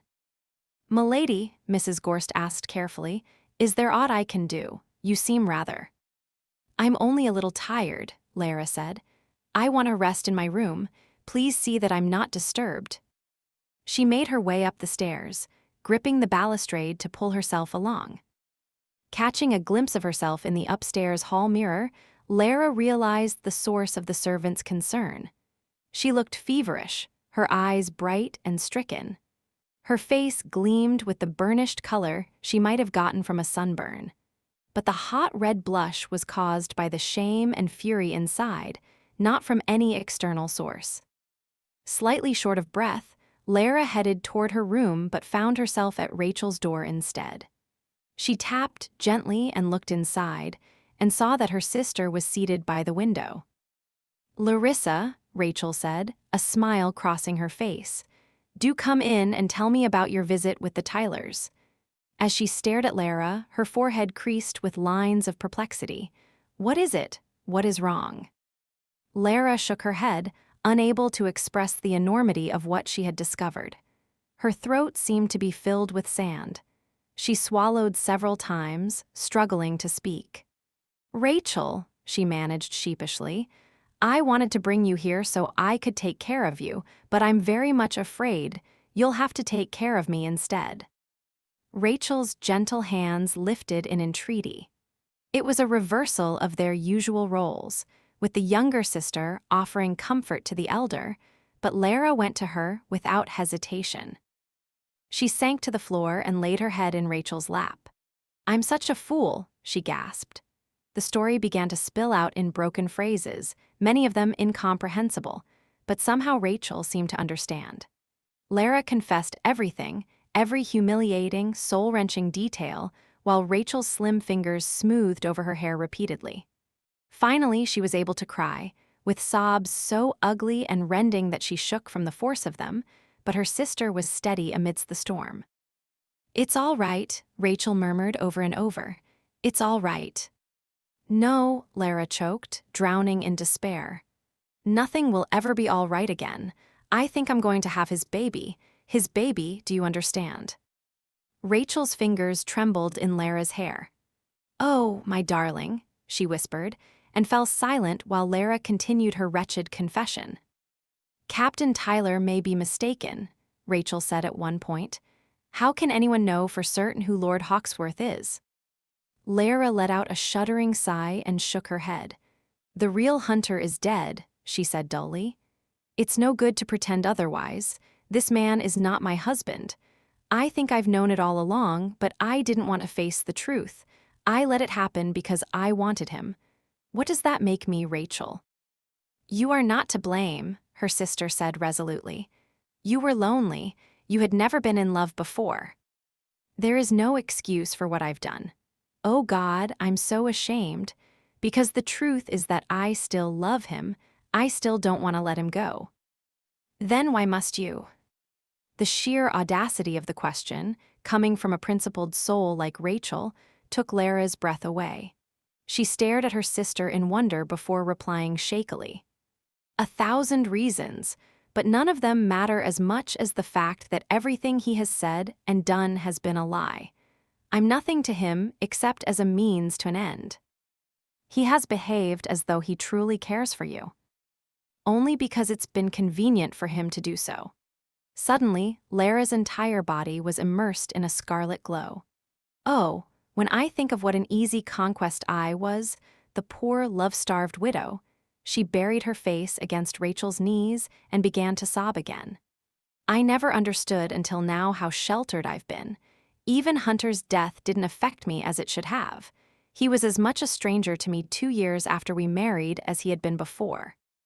But this man came to me like something from a dream and insinuated himself into every part of my life, and I loved him. Every moment with him, and when he leaves, he'll take my heart with him. He's ruined me for anyone else." She talked and wept without interruption until exhaustion overcame her. Her head dropped in her sister's lap, and she actually dozed for a few minutes. When she awoke, still sitting on the floor, her spine and neck were unbearably stiff. It seemed for a moment that she had been lost in a nightmare, and for a moment her heart thudded with hope. But one look at Rachel's face revealed that the nightmare was true. "What will you do?" Rachel asked softly. Lara rubbed her bleary eyes. "I must send for Lord and Lady Arthur," she said. "The title must be restored to them. It is rightfully theirs. I owe them whatever assistance I am able to provide. As for Hunter," she stopped, nearly choking on the name. "He'll return from London tomorrow," she said. "I'll advise him to flee to avoid prosecution. Otherwise, I've no doubt he'll be hanged, not only for what he's done to me, but for the fraud he's committed in my husband's name. Contracts, investments, loans, oh Lord, not one of them is valid." "What about the baby?" came her sister's soft question. "No one must know," Lara said instantly. "Especially not him. It has nothing to do with him now. The baby is mine and only mine." "Will you keep it?" "Oh, yes." Lara covered her stomach with her hand and fought to suppress a fresh flow of tears. "Is that wrong, to want this child in spite of everything?" Rachel stroked her disheveled head. "No, dearest." After a night of broken sleep, Lara awoke to face the next day with weary resolution. She felt the need to put on mourning, as if someone had died, but instead she dressed in a circumspect blue gown adorned with silk braiding at the bodice and hem. The house seemed wreathed in gloom.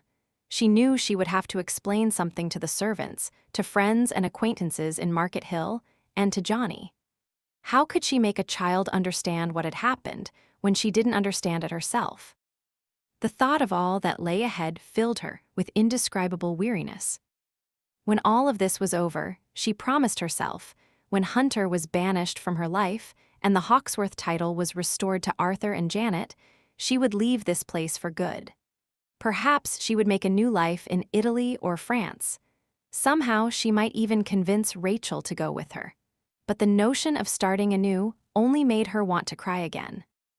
She counted the time since Hunter, she didn't know how else to think of him, had come to her. 3 months. The most fulfilling time of her life, when she had tasted the kind of joy that few people ever knew.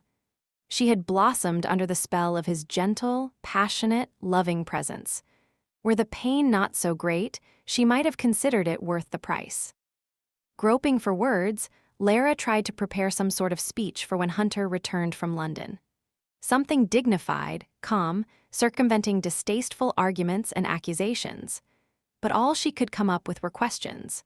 With her emotions writhing beneath a blanket of ice, she went into the garden in search of solitude.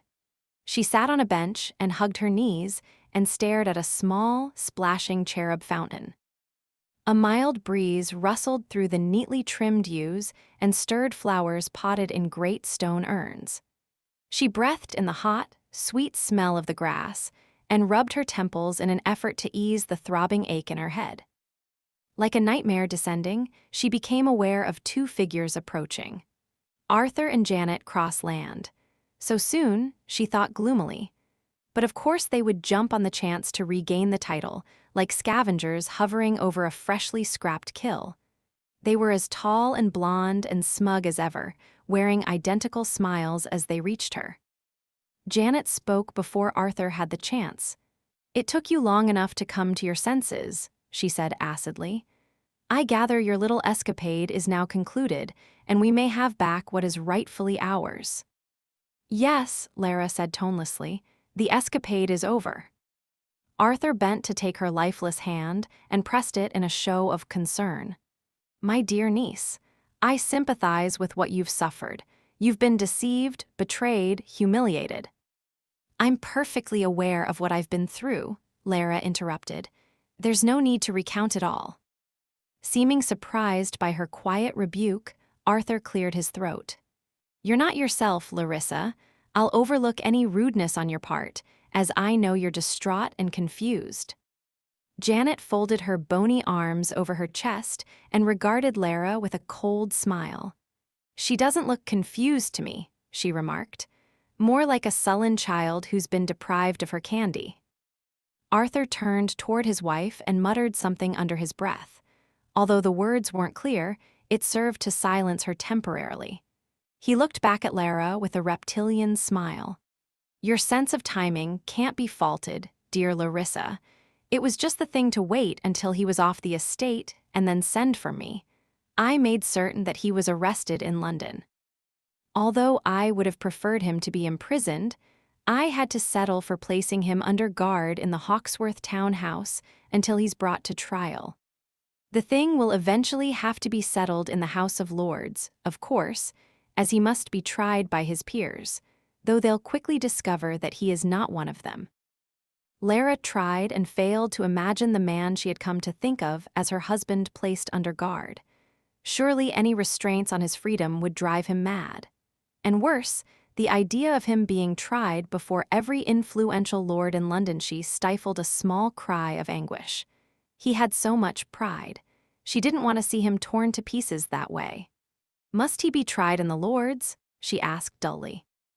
First, the Lord Chancellor will receive our depositions in a private session. Unless he decides to discharge the case, which is entirely unlikely, there will indeed be a trial at the Lords. Arthur smiled in malicious pleasure. Oh, we'll have our pretend Hawksworth dancing on the end of a rope before long. I'll ask them to make certain his neck is not broken, so he'll gasp and turn blue as the noose crushes his throat. And I'll be there to enjoy every moment as he slowly strangles. He stopped as Lara made an inarticulate sound. Immediately, he adopted a look of solicitous concern. My dear, we'll leave you in private to continue your reflections, but really, you'll come to see that this is all for the best. Lara bit her lip and made no reply, while everything inside her cried out in protest. Surely this was the right thing, the moral thing to do. How could one go wrong by upholding the truth? But logical arguments only seemed to muddle everything. She was supporting the Crosslands and their claim to the title because it was her duty, and yet it brought her only misery. They would most likely drain the family fortune and be condescending and selfish, and everyone abiding on the Hawksworth estate would suffer. And Johnny would be deprived of the secure future she had intended for him. How could that be right? A single hot tear rolled down her cheek, and Janet regarded her with a vicious smile. Cheer up, my dear, she said gently. You've had an exciting adventure, haven't you? And your temporary husband was a handsome fellow indeed. No doubt he was most entertaining in bed. At least you have that to be thankful for. Arthur grabbed his wife's thin arm and jerked her aside. This time Lara heard his muttered words. Shut up, you sharp-tongued bitch. Provoke her enough and we'll lose the title. We need her testimony, do you understand? He looked back at Lara and smiled reassuringly. Don't worry about anything, Larissa. This will all be over soon, and you'll finally be at peace. In the meantime, there are only a few difficulties to get through, and I will help you every step of the way. Oh, thank you, Lara said softly. He stared at her, clearly wondering if he had imagined the note of sarcasm in her reply. I do expect civility from you, Larissa. Remember, we are all family, with one shared goal in mind. Furthermore, I expect you to be civil to Lord Lonsdale when he arrives this afternoon, regardless of the discord which seems to have sprung up between you. No, Lara shot to her feet, her face whitening. Why in God's name would you invite Lonsdale here? Calm yourself, Arthur said gently, his gaze hard. Lord Lonsdale has information that is extremely helpful to our case, which I intend to discuss with him. He also wishes to collect his wife, for which I can hardly blame him. After the way you stole your sister away from her own home. I forbid Lord Lonsdale to set one foot on this estate, Lara said in a steely tone. I won't have it, do you understand? You forbid it? Arthur asked incredulously, while Janet laughed nastily. Remember, niece, that you are no longer the lady of the manor. You have no right to remark on any of my decisions, much less to forbid anything. Nevertheless, I do, Lara said, her eyes narrowing. And if you cross me in this, you will not have my testimony against Hunter. I will withdraw my help and swear to the heavens that he is and always has been my husband unless you promise me here and now to keep Lonsdale away from my sister." "For how long?" Arthur asked, staring at her as if she were a madwoman. "Indefinitely." He exploded with disbelieving laughter. "Keep a husband away from his own wife indefinitely? I'm afraid you ask too much, my dear. He is a violent, abusive husband. Rachel nearly died from his last beating. You have only to ask Dr. Slade." "I'm sure you exaggerate," Arthur countered. "I've always found Lonsdale to be a likable fellow," Janet remarked. "Besides, if he did strike Rachel, she may have deserved it." Lara shook her head slowly as she stared at Janet. "For such a remark to come from another woman," she started, but her voice trailed away as she realized that Janet was too callous to be reasoned with. She returned her attention to Lord Arthur. "Your promise, sir, in exchange for my testimony." "You're asking me to do something that's not only immoral but illegal," Arthur protested. "I'm sure that shouldn't trouble you too greatly," Lara said coolly. "You won't have my support any other way, and I expect your word to be upheld even after the trial. I only hope that you're enough of a gentleman to keep it." "You stubborn, irrational, insulting," Arthur said, his lean face coloring with rage, but Janet interrupted him with a touch of feline enjoyment. "Remember, darling, we need her testimony." Arthur closed his mouth, the muscles of his face twitching and contorting as he labored to control his wrath. "All right," he snapped, glaring at Lara. "Enjoy this small victory. I vow it shall be your last." He stormed away with Janet at his heels. Lara's alarmed fury took a long time to fade. She sat down again, her knees trembling, and buried her face in her hands. Tears leaked from her eyes and through her fingers, and she let out a shaking sigh. "Oh, Hunter," she whispered miserably, "why couldn't you have been real?" From then on, events passed with bewildering speed. Although Hunter had apparently refused legal assistance, Mr. Young had ignored his instructions. He engaged the family solicitor, Mr. Elliot, His Majesty's attorney at King's Bench and Common Pleas, who in turn had hired a barrister, Sergeant Wilcox. Correspondingly, Lord and Lady Arthur had hired a lawyer to conduct the prosecution, although there was little that he or Sergeant Wilcox were required to do. The Lord Chancellor had sent a pair of clerks to Market Hill to collect depositions from anyone who had valid testimony to offer. The clerks were kept frantically busy for 2 days, copying down statements and opinions from what seemed to be nearly everyone in the county. Lara was almost grateful for the way Lord Arthur sheltered her from the flood of callers. He managed to keep everyone at bay, informing all acquaintances that Lara was too distraught to receive visitors. However, Lara did consent to visit with Mr. Young, the estate agent, when he returned from London.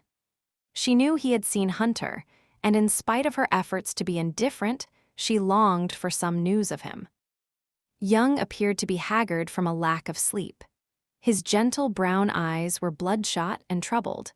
Lara welcomed him into the family parlor and closed the door, mindful of Janet's habit of eavesdropping. Here they had at least a chance of privacy.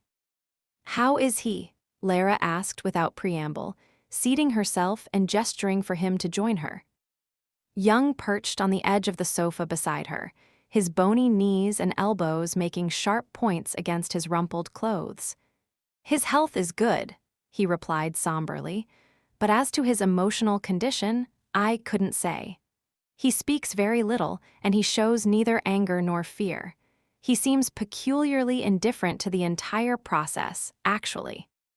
"Does he need anything?" Lara asked, her throat tight.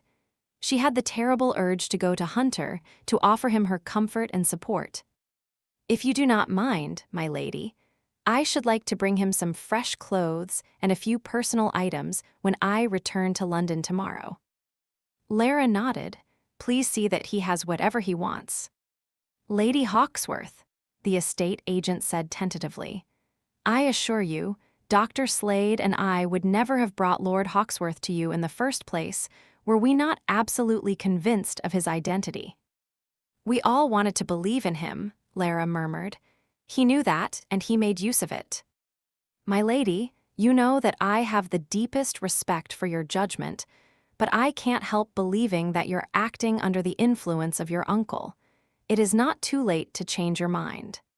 The urgency of his tone deepened as he continued. "Do you understand what will happen to your husband if you do not retract your accusations?" Lara smiled sadly as she looked at him. "Did he send you here to say that?" Young shook his head. "Hawksworth refuses to offer one word in his own defense. He will not confirm or deny his identity, only says that the entire matter must be decided by you. The matter must be settled by each of us adhering to the truth as best we can. All I can do is state my beliefs, whether or not I like the consequences." The estate agent's disappointment was obvious. "I understand, Lady Hawksworth. However, I hope you will not be distressed if Dr. Slade and I lend our support to Lord Hawksworth." "Quite the contrary," Lara said, fighting to keep her voice from breaking. "It would make me happy if you would help him in every way possible, as I am unable to do so." "Yes, milady." He gave her a sorrowful smile. "Please forgive my rudeness, but I must be off now. I have many tasks to accomplish on Lord Hawksworth's behalf." She stood and gave him her hand. "Do your best for him," she said softly. "Of course." Young frowned regretfully. "The two of you are a star-crossed pair, it seems. I should think you would have every reason to be happy, but fate keeps throwing obstacles in your way. I never dreamed it would all come to this." "Neither did I," Lara whispered. "I've never considered myself a romantic," he said awkwardly. "But my lady, I do hope that you and he—" "No," she said gently, leading him to the door. "Don't hope." The nursery walls were lined with dolls and toys, and hung with pictures of children at play. Lara had tried to make the room a comforting haven for Johnny, but it seemed there was painfully little she could protect him from. She slid a book into its place on a blue-painted shelf and resumed her seat on the edge of Johnny's bed.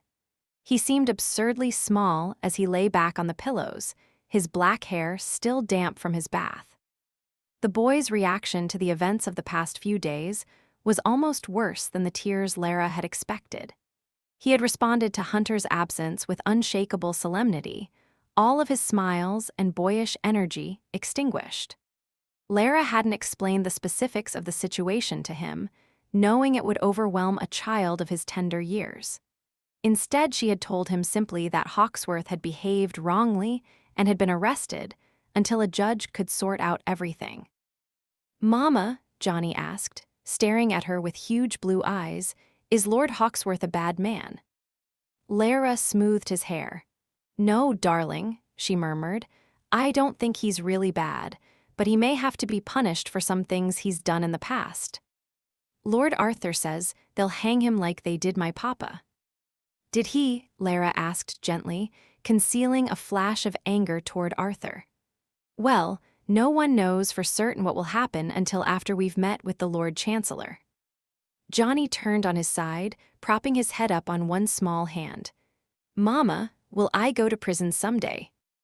"Never," Lara replied firmly, bending to press her lips on his dark head. "I will never let that happen to you." "But if I grow up to be a bad man?" "You're going to be a good, fine man," Lara said, staring at him intently, filled with tenderness and fierce love. "You mustn't worry about such things. We're going to stay together, Johnny, and everything will be fine." The boy snuggled into the pillow, his face still grave and uncertain. "I want Lord Hawksworth to come back," he said. Lara closed her eyes, holding back the pressure of sudden tears. "Yes, I know." After letting out an unsteady breath, she drew the covers up to the child's narrow shoulders. Lara arrived in London the evening before the scheduled meeting with the Lord Chancellor. She had decided to stay in the Hawksworth Town house, the Park Place residence where Hunter was being held under guard. The gleaming white townhouse, fronted by tall bay windows and a classical pediment with 4 pilaster columns, had been fitted up with elegant and tasteful restraint.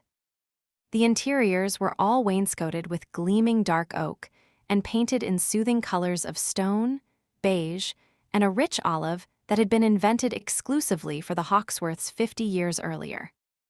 Made by combining specific amounts of Prussian blue and ochre, that particular shade of olive had caused a rage all through England when it had first appeared, and was still widely popular.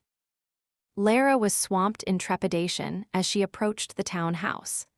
The thought of spending the night under the same roof with Hunter, albeit in separate rooms, made her tremble uncontrollably.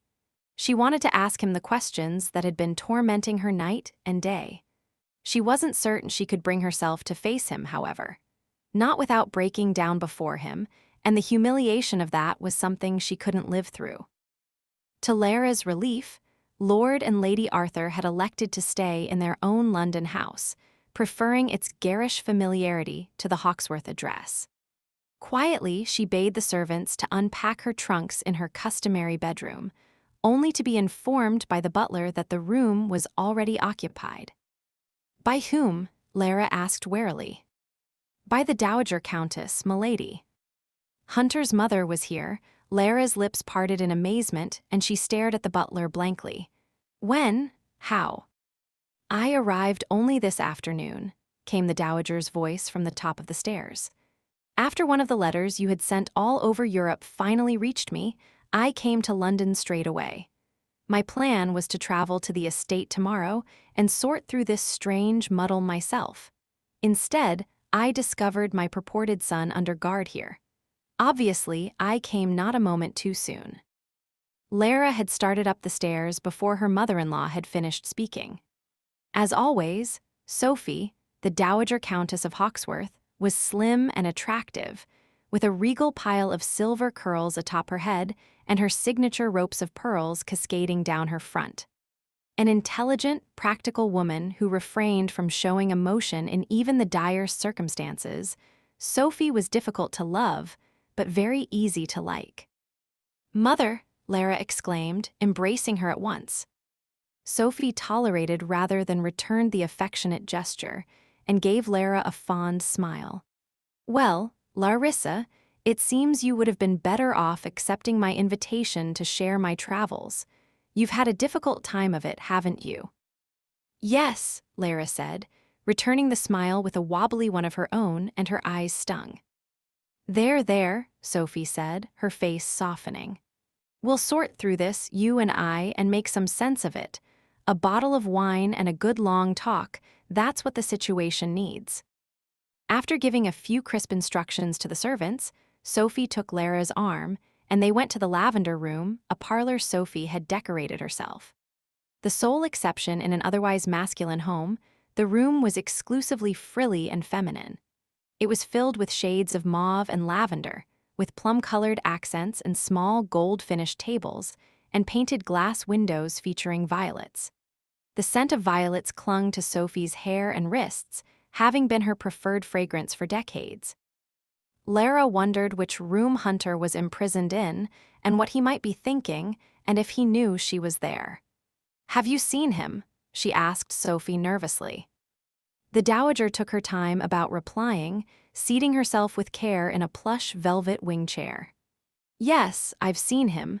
We spoke at some length. He looks a great deal like Hunter, doesn't he?"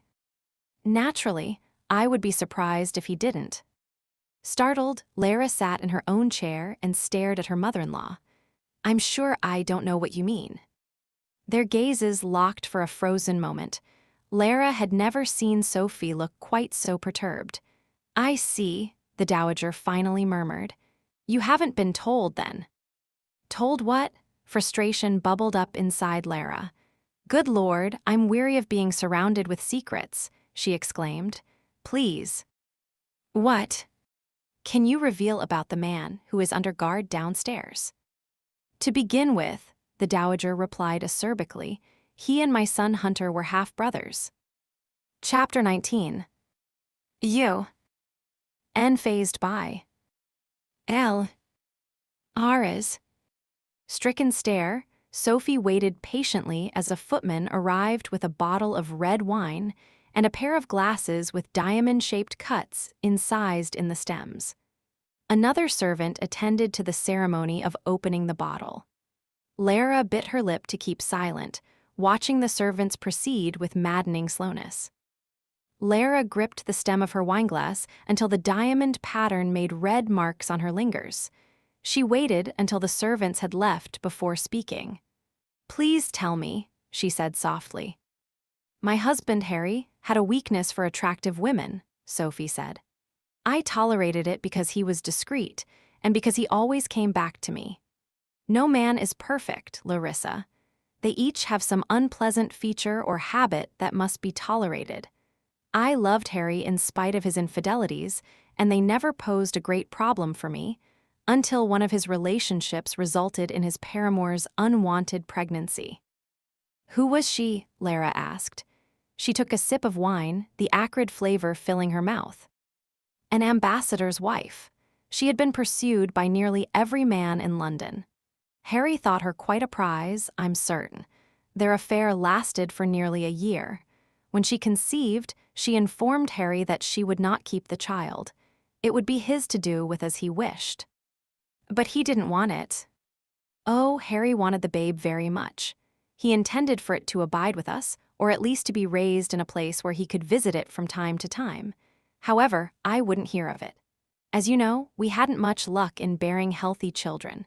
Our first 3 did not survive infancy. Then we had finally been blessed with Hunter. I suppose I feared that my husband's interest in a bastard son might lessen his devotion to his legitimate child. I was quite protective of Hunter's interests. Therefore, I insisted that the bastard be given to a missionary couple who would take him so far away that we would never see him again." "India," Lara said. Each word fell on her ear like the soft clicks of puzzle pieces snapping into place. "Yes, I knew it would undoubtedly result in a hard life for the child, with no means or social position and no proximity to his father. My husband was quite reluctant to send the baby away, but I was insistent." Sophie rearranged her skirts with undue care. "I've tried for 30 years to forget about what I had done, but he's remained in the back of my mind every day, haunting me, you could say." Lara set aside her wine, staring at her mother-in-law without blinking. "What was his name?" Sophie shrugged. "I wouldn't allow his father to choose a name. I've no idea what his surrogate parents called him." "Did your real son know that he had a brother?" "No, I saw no reason to tell him. I never intended for Harry's bastard to interfere in our lives." The feathery wrinkles at the corners of Sophie's mouth stretched in a wry smile. "The irony of this is priceless, is it not?" Being in no mood to appreciate irony, Lara did not return the dowager's smile. She felt victimized by a chain of events that had started long before her own birth. Harry's womanizing, the ambassador's wife's callous rejection of her own child, Sophie's repudiation of the bastard infant, Hunter's selfish irresponsibility. And finally, the stranger who had invaded Lara's life and seduced her with his lies. Lara had no influence over any of this, and yet she was the one who had ultimately been punished for their collective actions. She would have to deal with the lifelong consequences, an illegitimate child of her own. By keeping it, she would place herself outside of good society for the rest of her life. Although Lara was tempted to tell Sophie about her pregnancy, some burgeoning maternal instinct kept her silent. The only way to protect her child's interests was to keep him a secret. "What are we to do now?" she asked in a low voice. Sophie sent her an assessing glance. "That's for you to decide, Larissa." Lara shook her head in protest. "I'm in no state of mind to think sensibly." "I suggest that you go to the downstairs guest suite where your lover is being held and talk to him directly.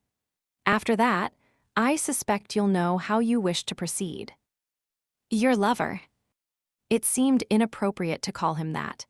Even now, he seemed to be very much her husband, despite their relationship having been exposed for the illicit liaison it was.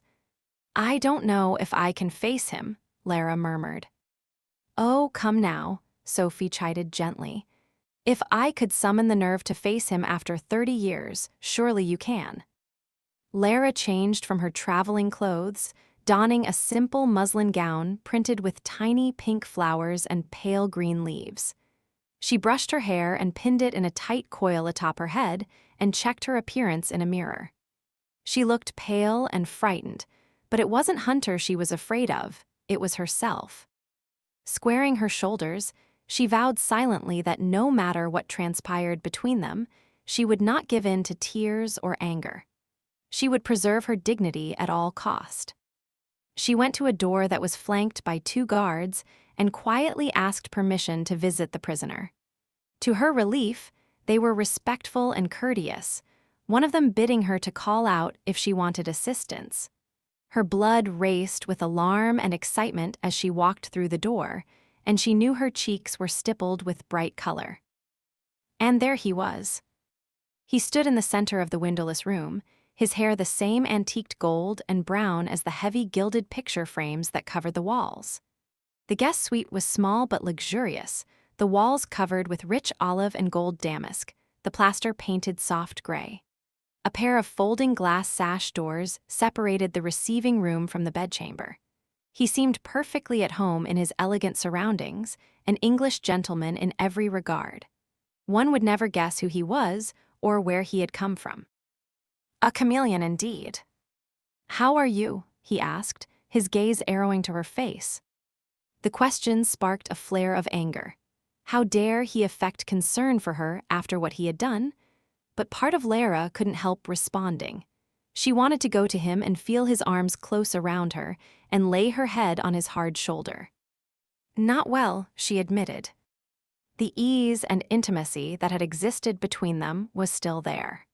She was suddenly filled with the dizzying pleasure of being near him, and worse, the feeling of completeness that she would never experience with anyone else.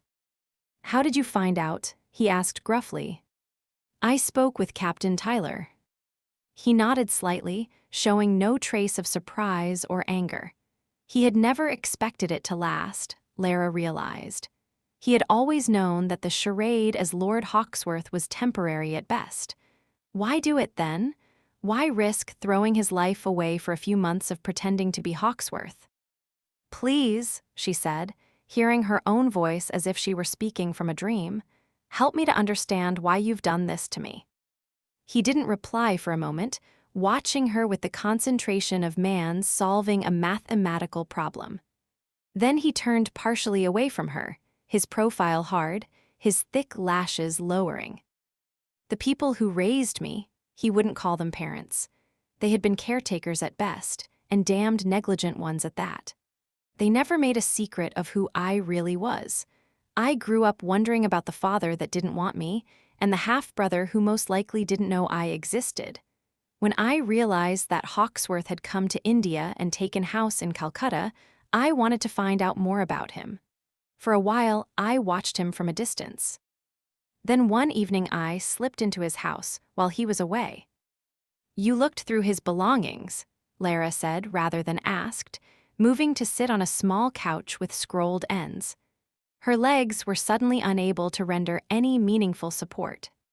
He remained standing on the other side of the room. "Yes." "And you found the miniature of me?"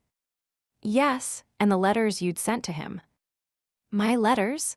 Lara tried to remember what she had written to Hunter about. Mostly she had described her daily activities, her interactions with people in the village, and news of family and former friends. Nothing of love or longing, nothing about her inner life. "I can't think why Hunter would have saved them. They were so very ordinary." "They were lovely," he said softly. "I found them in a drawer. He kept them there along with his journals." "Hunter never kept journals," she said coldly. "He did," came the calm reply. "From the way they were numbered and dated, I knew there had to be more here. I found them soon after I arrived and destroyed them after taking what information I needed." Lara shook her head, bewildered by this revelation about her husband. What did Hunter write in these journals? He filled them with what he imagined were important secrets, political intrigues, social scandals, rubbish, most of it. "Did he mention me?" she asked hesitantly. What did he? She fell silent as she saw from his face that Hunter had not written fondly of her. It was obvious the marriage was not a good one. "He was bored by me," Lara said. Hearing the defeated note in her voice, he looked at her with sudden intensity. "Hunter wanted Lady Carlisle. He married you because you were young enough to give him children." And she had turned out to be barren. "Poor Hunter," she whispered. "Poor stupid bastard," he agreed. "He was too thick-headed to see what he could have had. I read your letters and I knew what kind of woman you were. I understood exactly what he had thrown away. He'd easily discarded the life I had wanted, a life I believed I deserved." His eyes half closed. "I took the miniature and kept it with me. I thought every moment of what you might be doing if you were taking a bath, brushing your hair, visiting your friends in the village, sitting alone reading, laughing, crying. You became an obsession." "Did you ever meet my husband?" Lara asked. He was silent for a long moment. "No." "That's a lie," she said softly. "Tell me what really happened." He stared at Lara, so beautiful and obdurate, her fragility transformed into a stern, delicate strength that vanquished him. He could withhold nothing from her now. It seemed that his soul had cracked open, and every last secret was spilling out. He wasn't aware of moving, but he found himself in a corner of me room, leaning his forehead against the cool damask wall covering. It was March, festival time, Holi and Dioletti, they call it. The festival of colors. Bonfires are lit everywhere, and the whole city goes mad with celebration. Everyone knew Hawksworth was giving the largest party in Calcutta. He continued to speak absently, almost forgetting Lara was there. He had wandered the streets in front of Hawksworth's palace amid the riotous crowd, while people laughed and screamed and threw colored powder and paint from the rooftops. Young women used pistons of bamboo sticks to spray perfumed water and silver or red paint at passers-by, while young men smeared makeup on their faces and impishly donned saris to dance in the streets. A horde of people wandered through Hawksworth's huge manor, an opulent home of classical design that proudly overlooked the green bank of the Hughley River. It was covered with ivory chunam stucco polished as slick as marble, while its front was adorned by a line of slender colonnades. The sea of English faces seemed identical to him, all of them splotched with colorful paint, their eyes glazed from strong drink, their cheeks sticky from gorging on delicacies of sugar and dried fruits. Heart-pounding, he entered the manor and moved among the revelers. He had worn a hooded robe of dark red cotton, similar to the other flamboyant garments the guests had donned. The luxury of the house was breathtaking, the rooms fitted with chandeliers and filled with Titian paintings and Venetian glass.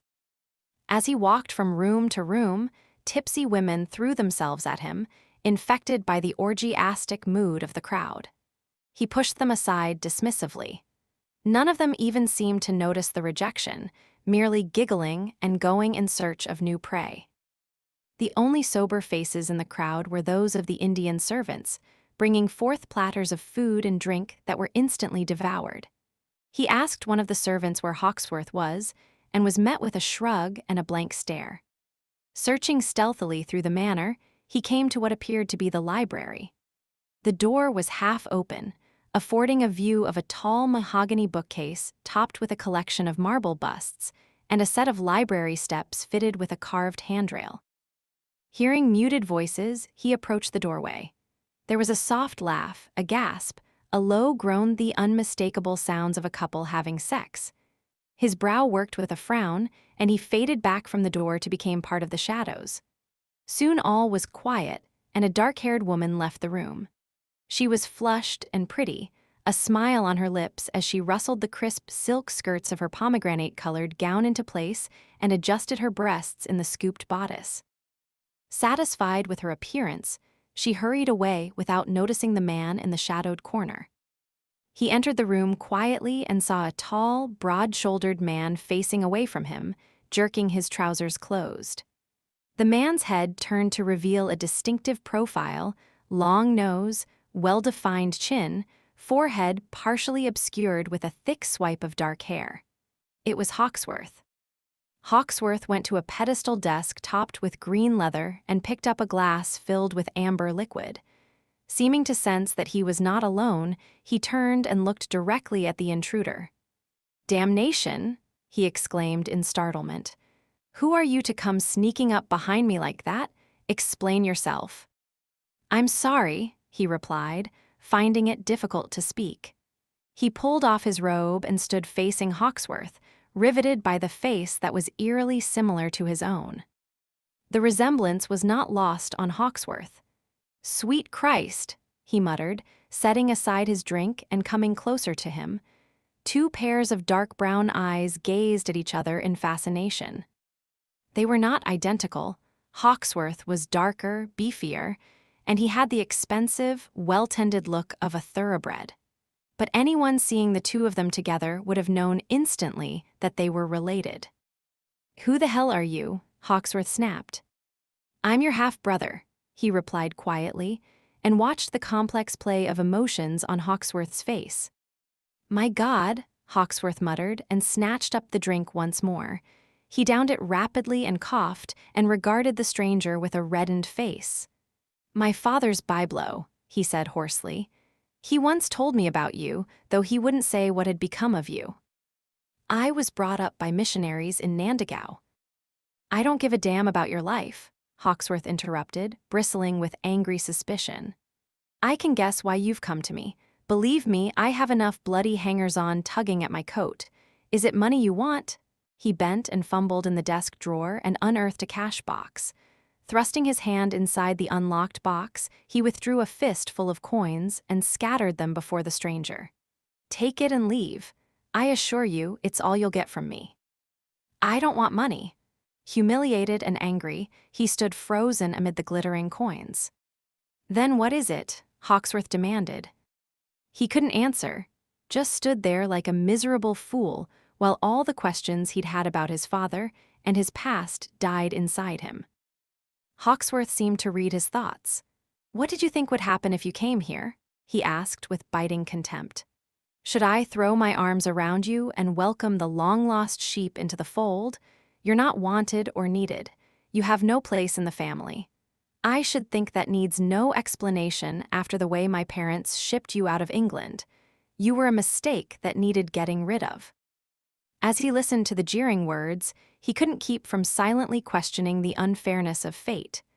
Why should this self-important jackass have been born as lord of the manor? Hawksworth had been given a family, land, title, fortune, a lovely young wife, and he valued it all so little that he had left England for frivolous reasons. Whereas he, born a bastard, had nothing. He understood Hawksworth's hostility all too well.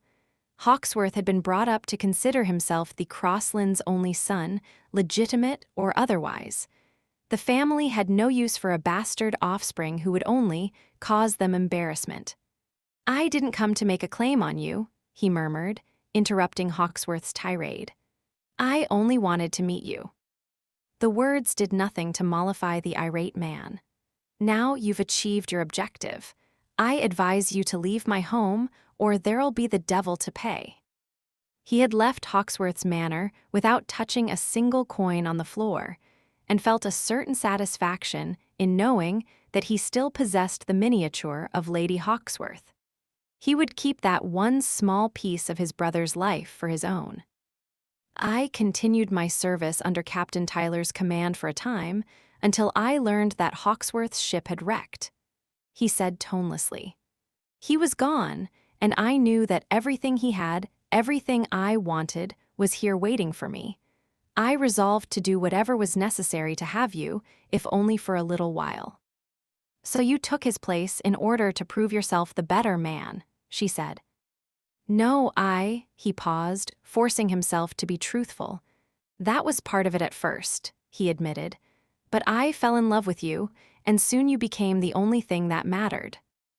You gave no thought to the consequences of what you were doing, Lara said, anger pouring through her. You've destroyed any possibility of my trusting anyone ever again.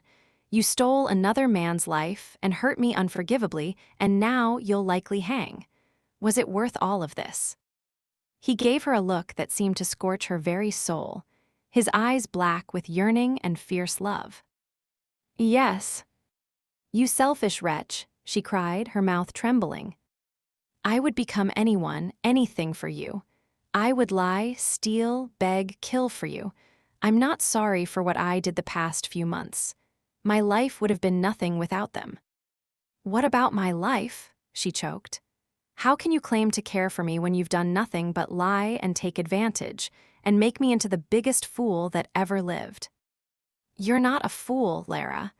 I made it easy for you to believe that I was Hunter. I knew that you would ignore your own doubts if you wanted to believe in me, and you did. None of it was real, she said, tears beginning to slide down her face in heavy streaks. Everything you said to me, every time you kissed me, it was all a lie. No, he said hoarsely. He made a move to come to her, then checked himself as he saw her shrink back. I don't even know your name. Oh, why did you have to pretend you were Hunter? Could I have had you any other way? He asked, his voice raspy. It was acute torture to see her cry and not be able to comfort her. If I'd come to you with the truth about who I was, would you have let me near you?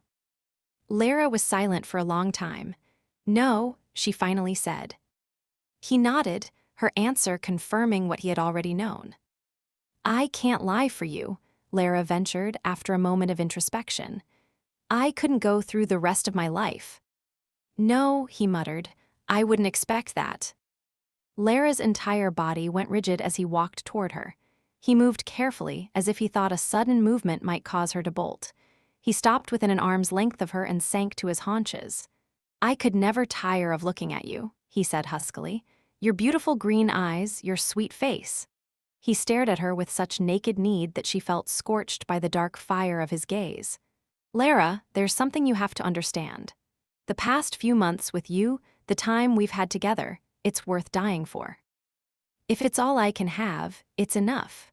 So it doesn't matter what you choose to say tomorrow or what happens to me from now on. Lara couldn't speak. She had to escape him before her tears became uncontrollable. Standing jerkily, she ducked her head and made her way to the door. She thought he said her name, but she couldn't stop, couldn't bear his presence without falling apart. Sophie was waiting for her, her gaze arrowing to Lara's ravaged face. You're in love with him, she said simply, curving an arm around Lara's shoulders. Together they walked up the stairs. I'm so sorry, Lara said with a broken laugh. You must despise me for feeling this way, when I never gave my love to the man who was truly entitled to it. As a pragmatist who was fond of reducing any situation down to a skeleton of unvarnished fact, Sophie was not moved to agree. Why should I despise you? I don't know that my son was entitled to your love. Did he ever make a sincere effort to win your heart? No, but... Of course he didn't. Hunter was too enamored of that Lady Carlisle, though God only knew what he saw in that mannish creature. He was mad over her, and he should have married her. To my regret, I advised him to marry you instead and keep her on the side. He could run with the hare and hunt with the hounds, I told him. It was a mistake on my part. I hoped your charms would grow on Hunter, and you would influence him for the better. Well, that didn't happen, Lara said. Although she hadn't intended the comment to be amusing, the dowager emitted a dry laugh. Obviously, she sighed, her face sobering as they reached the family parlor. My poor son, she said. I know full well that he wasn't a good husband to you. He never had a sense of responsibility. Perhaps it was that he grew up so spoiled, everything coming easily to him. He could have done with a few of the hardships that mold a man's character. But I couldn't help doting on him. He was all I had. I encouraged him in his selfishness, I'm afraid. Although Lara was tempted to agree with Sophie, she held her silence. They sat close together as before, and she rubbed her tired eyes. Have you decided what you will do tomorrow? The dowager asked briskly. What choice is there? I have a responsibility to tell the truth. Nonsense. What? Lara asked faintly. I've never understood why honesty is always considered to be the highest virtue. There are more important things than truth. Taken aback, Lara stared at her with wide eyes. Pardon, but that seems a very odd thing to say. Is it? You've always been too conventional, Lara. Have you no concern for the dependents whose fate is being determined by the outcome of this? And is your own well-being of no consequence? You sound as if you want this stranger to take the place of your son, Lara said incredulously. My son is gone, the dowager said. All I can do now is take stock of the situation as it is. Arthur and his wife have proved that they will not safeguard the Hawksworth inheritance. They will do everything in their power to disgrace the title. On the other hand, legitimate or no, this young man is my husband's issue, and he seems to have performed adequately in the role of Hawksworth. To my way of thinking, he has as much right to the title as Arthur. Added to that, he seems to have won your affection. I did wrongly by him all those years ago.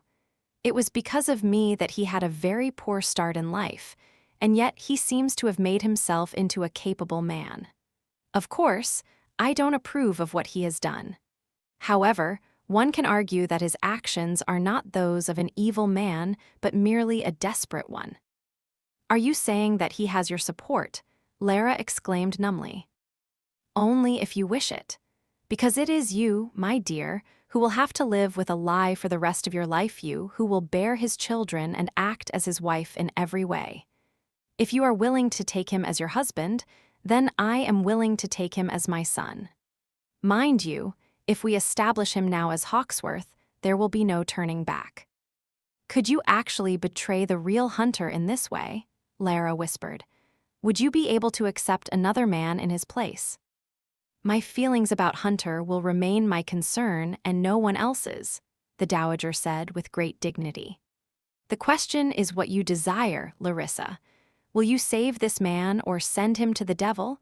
Shall he go on as Lord Hawksworth, or will you return the title to Arthur? You must decide tonight. Lara was confounded by her mother-in-law's reasoning. Never in 1,000 years would she have expected Sophie to take such an outlandish position. It didn't seem right at all. She had expected Sophie to react with the appropriate outrage at having her son impersonated by another man, not supporting the charade, and proposing that it continue. As thoughts whirled through her head, Lara recalled Rachel's voice saying, "The facts aren't absolute. One could argue endlessly over them." And added to this impossible tangle, there were these facts to consider. The man downstairs, whoever he was, had been good for her. He had made her happy. He had taken care of Johnny and Rachel and everyone on the estate. No matter what he had done in the past, Lara knew that he was a good man, and she loved him down to the deepest corners of her soul. But how can I love a man I don't really know? She asked, speaking more to herself than to Sophie. And how can I trust that he loves me? He is a chameleon, just as Captain Tyler said. I'm not convinced he'll ever be capable of honesty. He'll always be on guard, hiding his thoughts, never allowing anyone to see him for the man he truly is. A troubled soul, the dowager said, with a smile that combined irony and affection and a hint of challenge that bewildered Lara. Well, that is your forte, is it not? Chapter 20. Okay. Knowing that. See. Apton. Tyler had been called to London to give his deposition. Lara had sent for him early in the morning. To her vast relief, he came at once to the Park Place townhouse. He was dressed in uniform, a short scarlet coat fronted with thick gold braid, gleaming white trousers, immaculate black boots, a sash, and a plumed black hat tucked beneath his arm.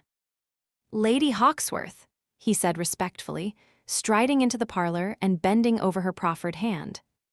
Thank you for coming so quickly, she said. I only hope I can be of service to you, my lady. So do I, Lara said gravely. seating herself on a plump velvet chair and leaning against the carved, scrolled mahogany back. Obeying her gesture, the captain seated himself on an identical chair nearby. "You're in London to give your deposition to the Lord Chancellor, of course," she said. "Yes, my lady." His neat black mustache twitched in discomfort. "May I again apologize for withholding the truth from you for so long, and for the distress I caused you when last we met.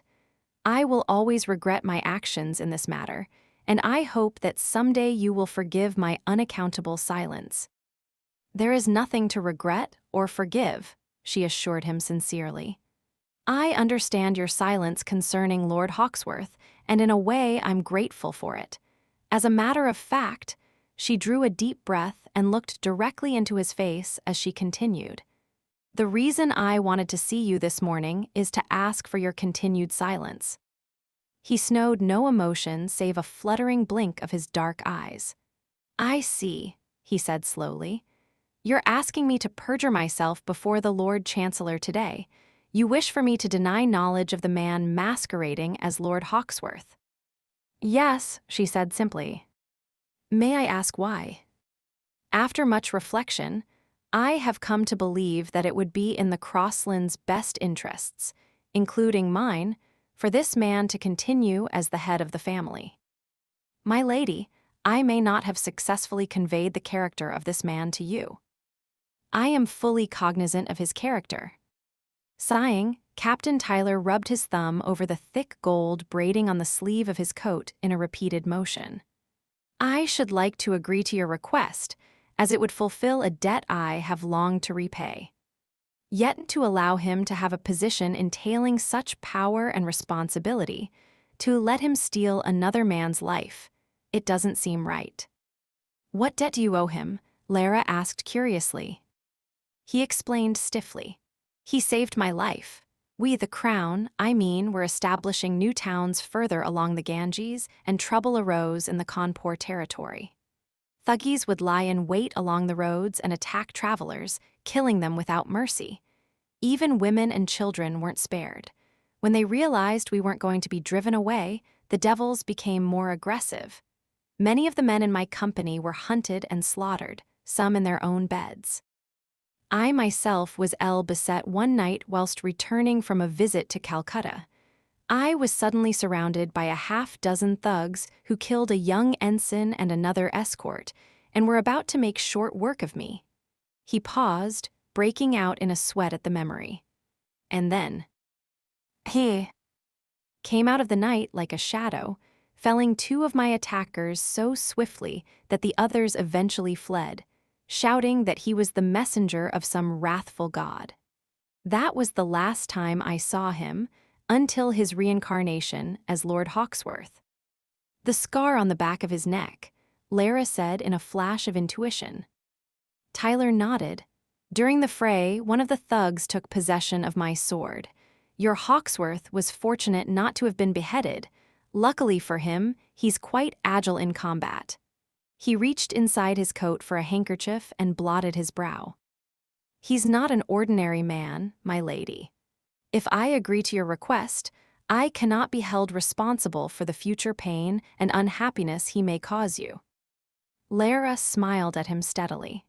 "I believe he is worthy of my trust. I have no doubt that he will lead an exemplary life if only he is given a chance." He regarded her as if she were either a saint or a lunatic. "Forgive me, but your trust is rather too easily given, Lady Hawksworth. With all my heart, I hope this man will prove it well-founded." "He will," she said, impulsively taking his hand and pressing it hard. "I know he will, Captain." Lara had been kept waiting in an antechamber to the Lord Chancellor's offices for only an hour, but it had seemed like forever. Sensitive to every muffled sound that occurred in the rooms and halls around her, she sat on the edge of a hard wooden chair and tried to interpret what was happening. Finally, a clerk appeared in the antechamber and escorted Lara to the hall outside the Lord Chancellor's office. Her heart leapt as she saw the captain exiting the office. Their gazes caught, hers questioning, his reassuring. Then, in response to her unspoken plea, he gave her a slight nod. It's all right, his eyes seemed to say, and some of her terrible tension eased. Gathering her confidence, Lara accompanied the clerk to the chancery chambers. Sunbury, the Lord Chancellor, rose from a chair set at a heavy mahogany table and waited until Lara was seated before lowering himself onto the brown leather upholstery.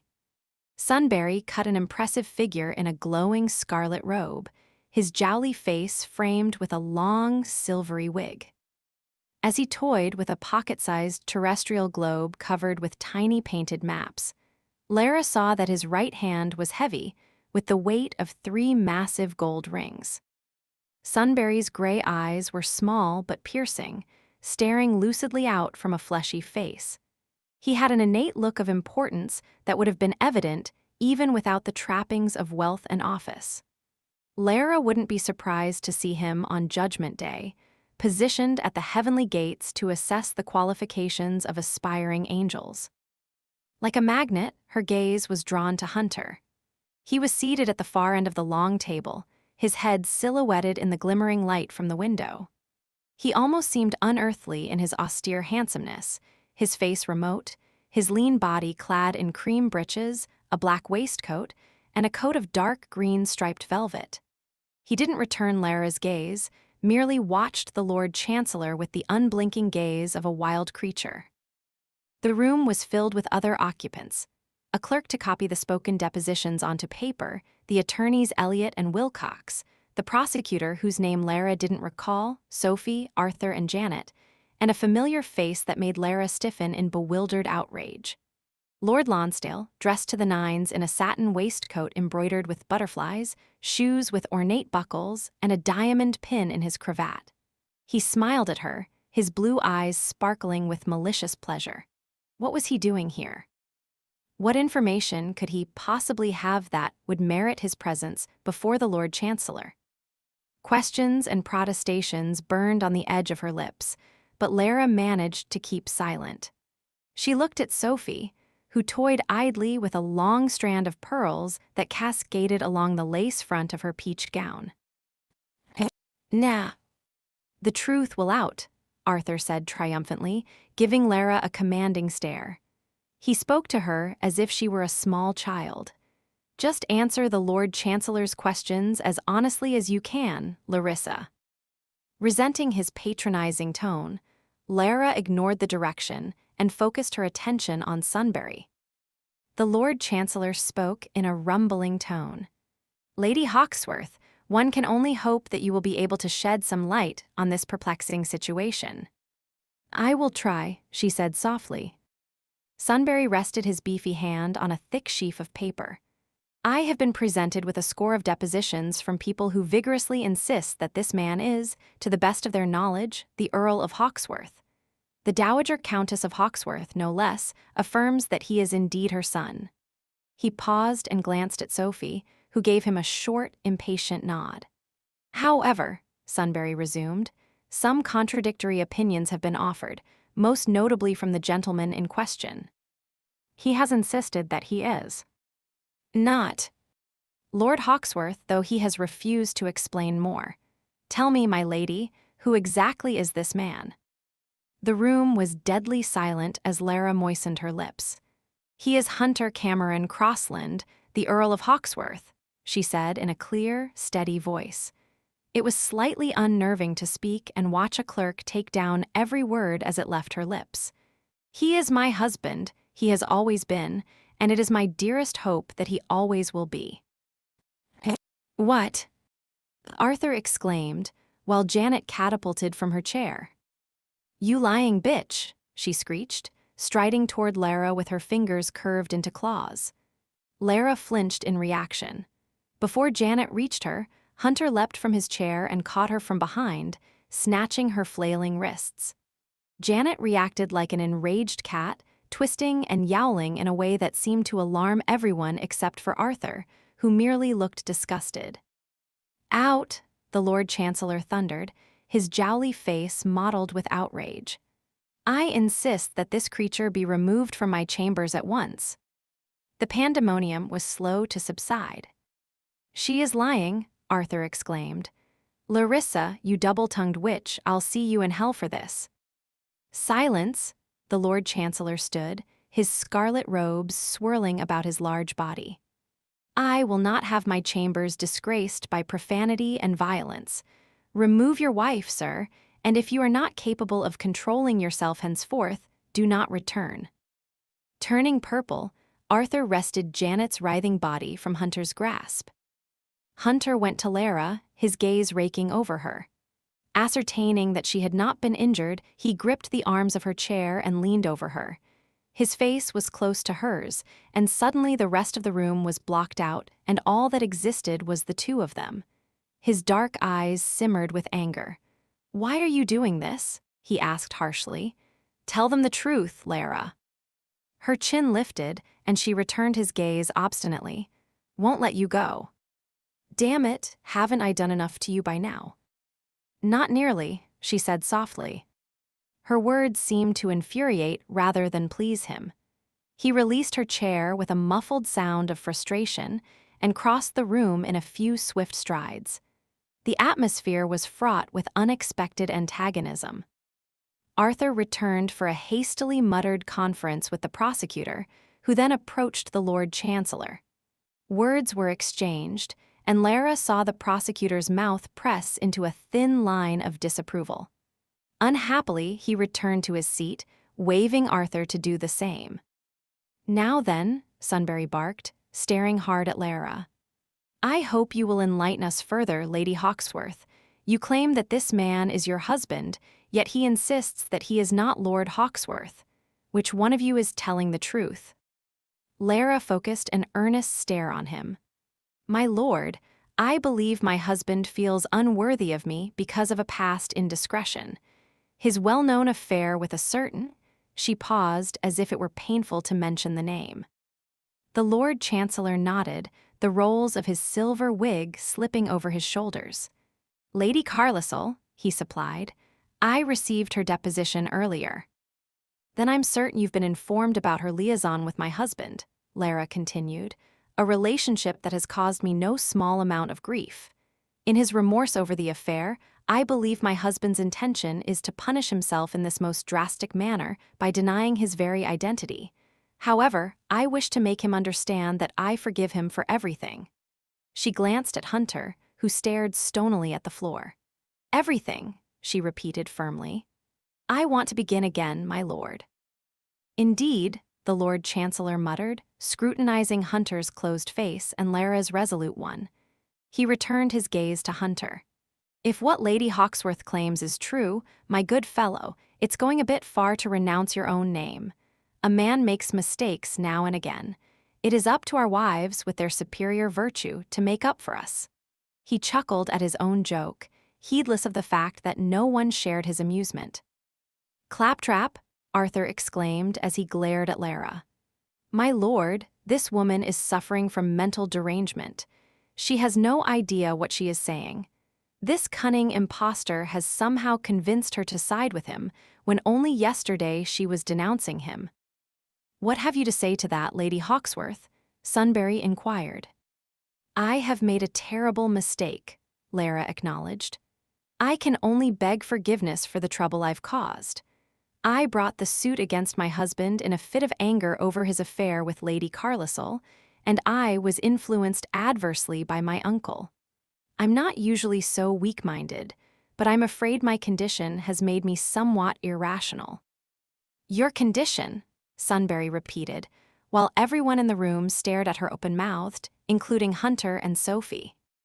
"Yes," Lara flushed as she continued, hating the necessity of using her pregnancy this way. However, she intended to use every weapon at her disposal. "I'm expecting a child, my lord.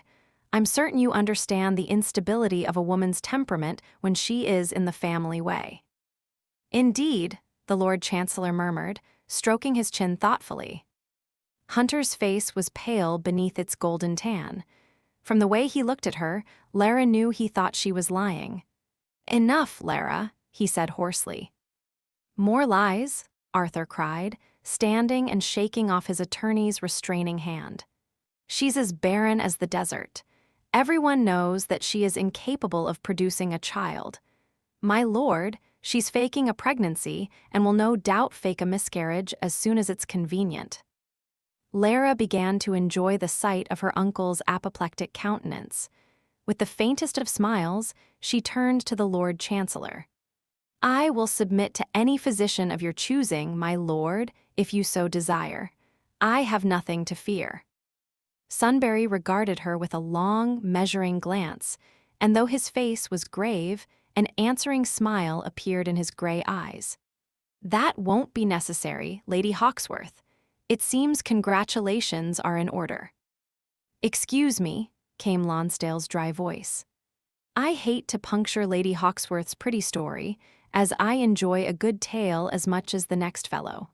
However, I can prove in less than a minute that this man is a fraud, and that our charming Lady Hawksworth is a liar. The Lord Chancellor's thick gray eyebrows lifted. Oh, and how may that be accomplished, Lord Lonsdale? Lonsdale paused for theatrical effect. I have information that will surprise all of you, secret information about the real Lord Hawksworth. Let us have it then, Sunbury replied, passing the pocket globe from one heavy palm to the other. Very well. Lonsdale stood and made a show of straightening his satin waistcoat. The real Hawksworth and I were not only the closest of friends, but also fellows in an exclusive society. The Scorpions, we call ourselves. I don't feel it is necessary to explain our purpose except to say that we have certain political aims.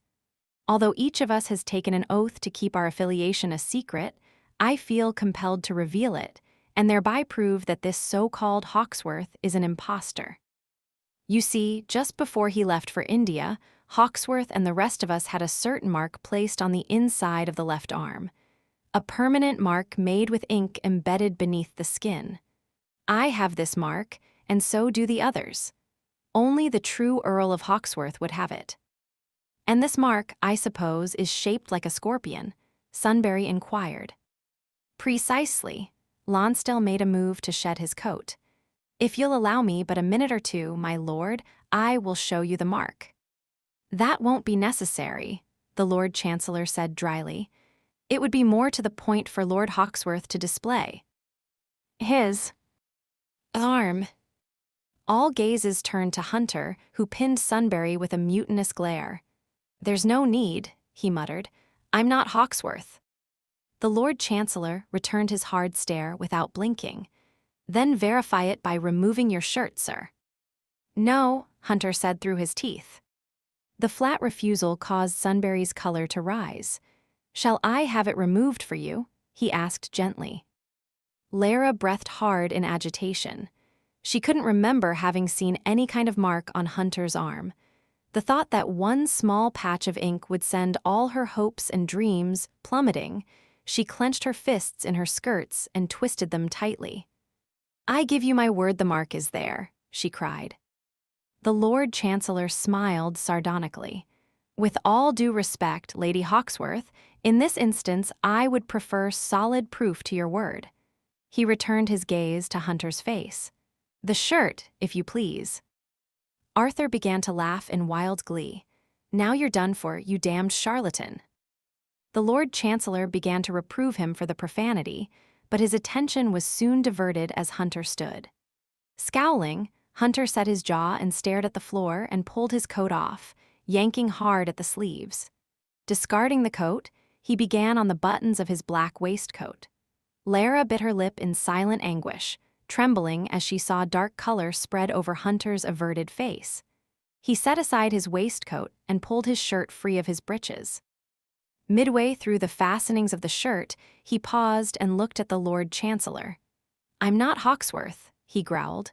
Listen to me for one damned minute. Make him continue, Arthur snapped. I insist on it. You may speak your piece, sir, Sunbury informed Hunter. After I examine your arm, proceed. Hunter didn't move.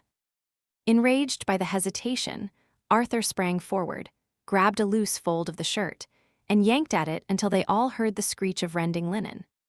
The shirt tore away, shreds hanging from the cuffs to reveal a lean body rippling with muscle, the tanned skin marked in places by scars not unlike the old hunting wounds her husband had suffered while pursuing boar and other wild game. Transfixed by the sight of Hunter's body and the dreadful knowledge of what was about to happen, Lara held her breath. Arthur shoved Hunter toward the Lord Chancellor. "There," he sneered. "Show him your arm, you lying bastard." Hunter's fist clenched as he raised it behind his head and lifted his arm. From where she was sitting, Lara had a perfect view. There, a few inches above the patch of dark hair that furred his armpit, was a small design of a scorpion inked in blue. Lonsdale, who had come around to see, staggered backward in amazement. "How can it be?" he asked hoarsely, his gaze darting from the mark to Hunter's taut face.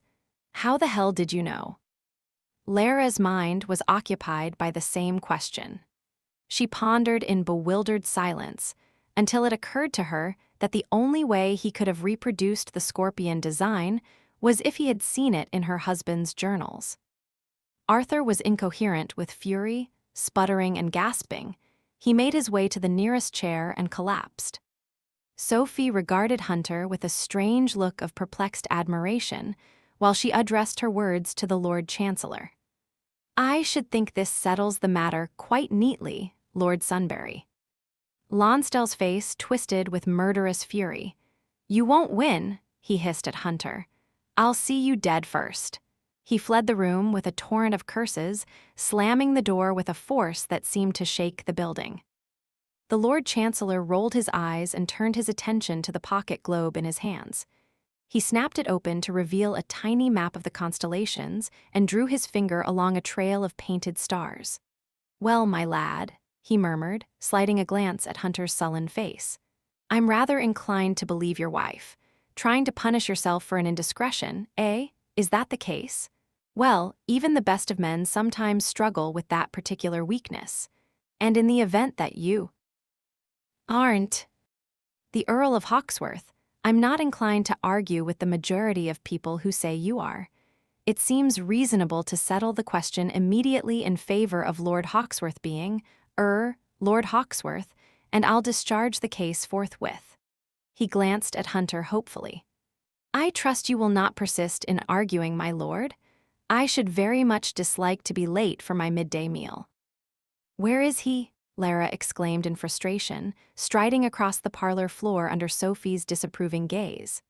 "I can't leave London without seeing him, but I must tumult that followed the Lord Chancellor's decision. Hunter had disappeared." Lara had no choice but to return to the Hawksworth townhouse and wait for him. It had been 4 hours, and there was no sign of him. She wanted desperately return to Rachel and Johnny. Oh, what could have gotten into his head to vanish like this? During the to talk to him, but she felt an urgent need to leave at once for Lincolnshire. Her instincts warned that she must return to Rachel as quickly as possible. There was no telling what Lonsdale might do in his fury. Lara was certain he meant to collect his wife without delay, by force if necessary. An awful thought occurred to her, and she stared at Sophie in dawning horror. "You don't think Hunter has disappeared for good, do you? What if he never comes back?" Uncomfortable with displays of volatile emotion, Sophie frowned reprovingly. "Don't carry on so, Larissa. I promise you, he'll find you when he's ready. He isn't about to disappear after the surprise you dropped at the hearing until he discovers if it's true or not. Which leads to the question, are you expecting or not?" "I'm certain that I am," Lara said shortly, too occupied with her worry over Hunter to share Sophie's evident pleasure in the news. The dowager settled back with a wondering smile. "Praise be, Harry's line will continue after all, it seems. A virile creature, your errant lover. He certainly had no problem in starting you breeding." "Husband," Lara corrected. "We'll refer to him as my husband from now on." Sophie shrugged nonchalantly. "As you prefer, Larissa. Do calm yourself. You're far too agitated. It can't be good for the babe." "I don't think he believed me about the child," Lara murmured, standing at the window and recalling Hunter's stunned expression in the Lord Chancellor's office. He must have thought it was yet another lie to save him. She pressed her palms and her forehead against the cool, misty glass panes, while her chest ached with the fear that he might never return. Chapter 21. L. R. S.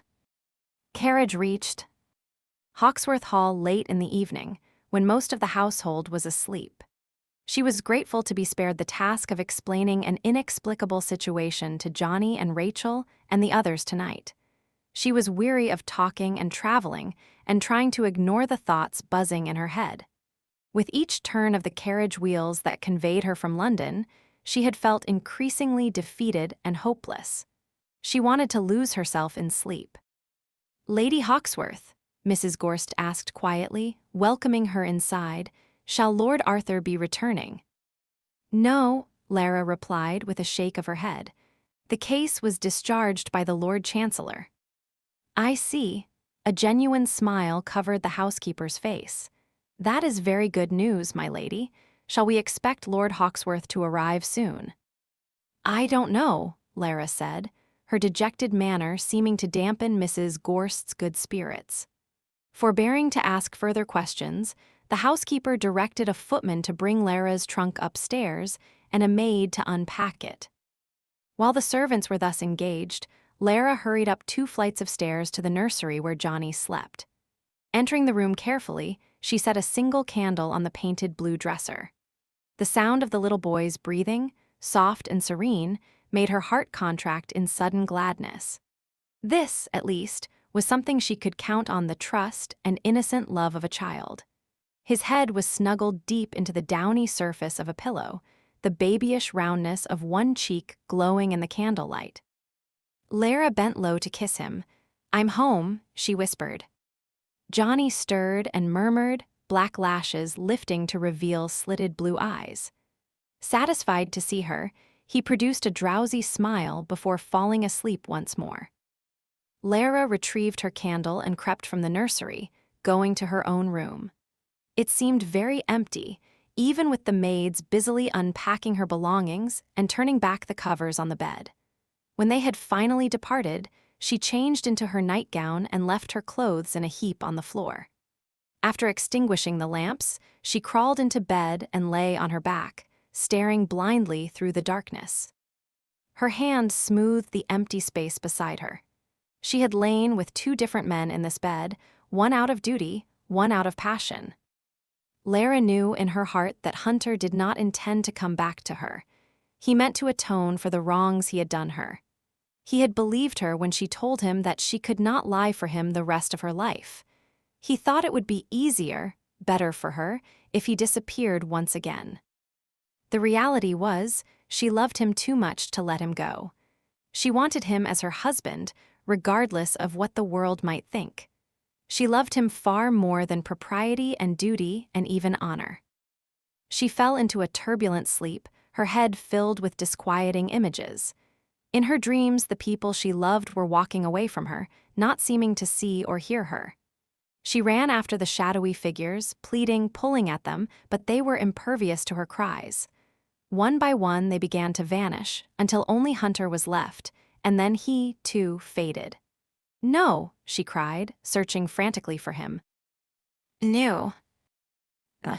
A scream tore through the silent house. Lara sat upright, her heart thudding. At first she thought the cry might have been her own, but as she listened intently, she heard it again. "Rachel," she breathed and sprang from bed, galvanized into action by the sound of her sister's muffled cries. She ran from the room in her bare feet, not bothering with slippers or a robe. As she reached the top of the grand staircase, she saw a man halfway down the stairs, tugging and dragging Rachel along with him. One of his fists was tangled in her long braid, while the other was clamped around her arm. "No, Terrell. Please," Rachel said, fighting him every step of the way. He hurled her forward, sending her tumbling down 3 or 4 steps until she collapsed in a heap on the first landing. Lara let out a shriek of alarm. Lonsdale, she hadn't expected he would dare to come in the middle of the night and snatch Rachel from her bed. He was flushed from drink and self-righteous rage. A sneer twisted his mouth as he looked upward and saw Lara. "I'm taking back what's mine," he said in a slurred voice.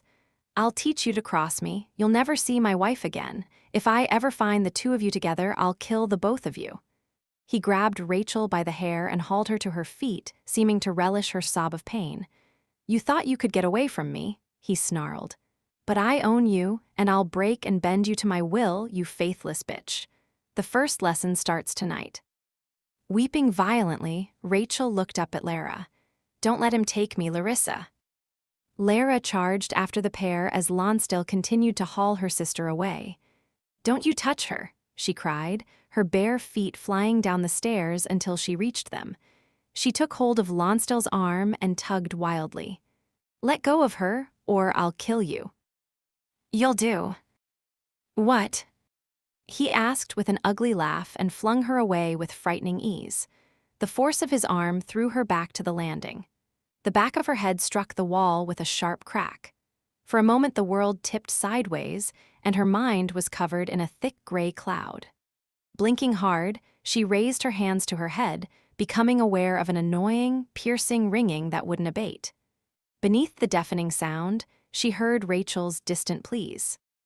Struggling to a sitting position, Lara realized that Lonsdale was dragging her sister across the great hall, while Rachel stumbled and sobbed beside him.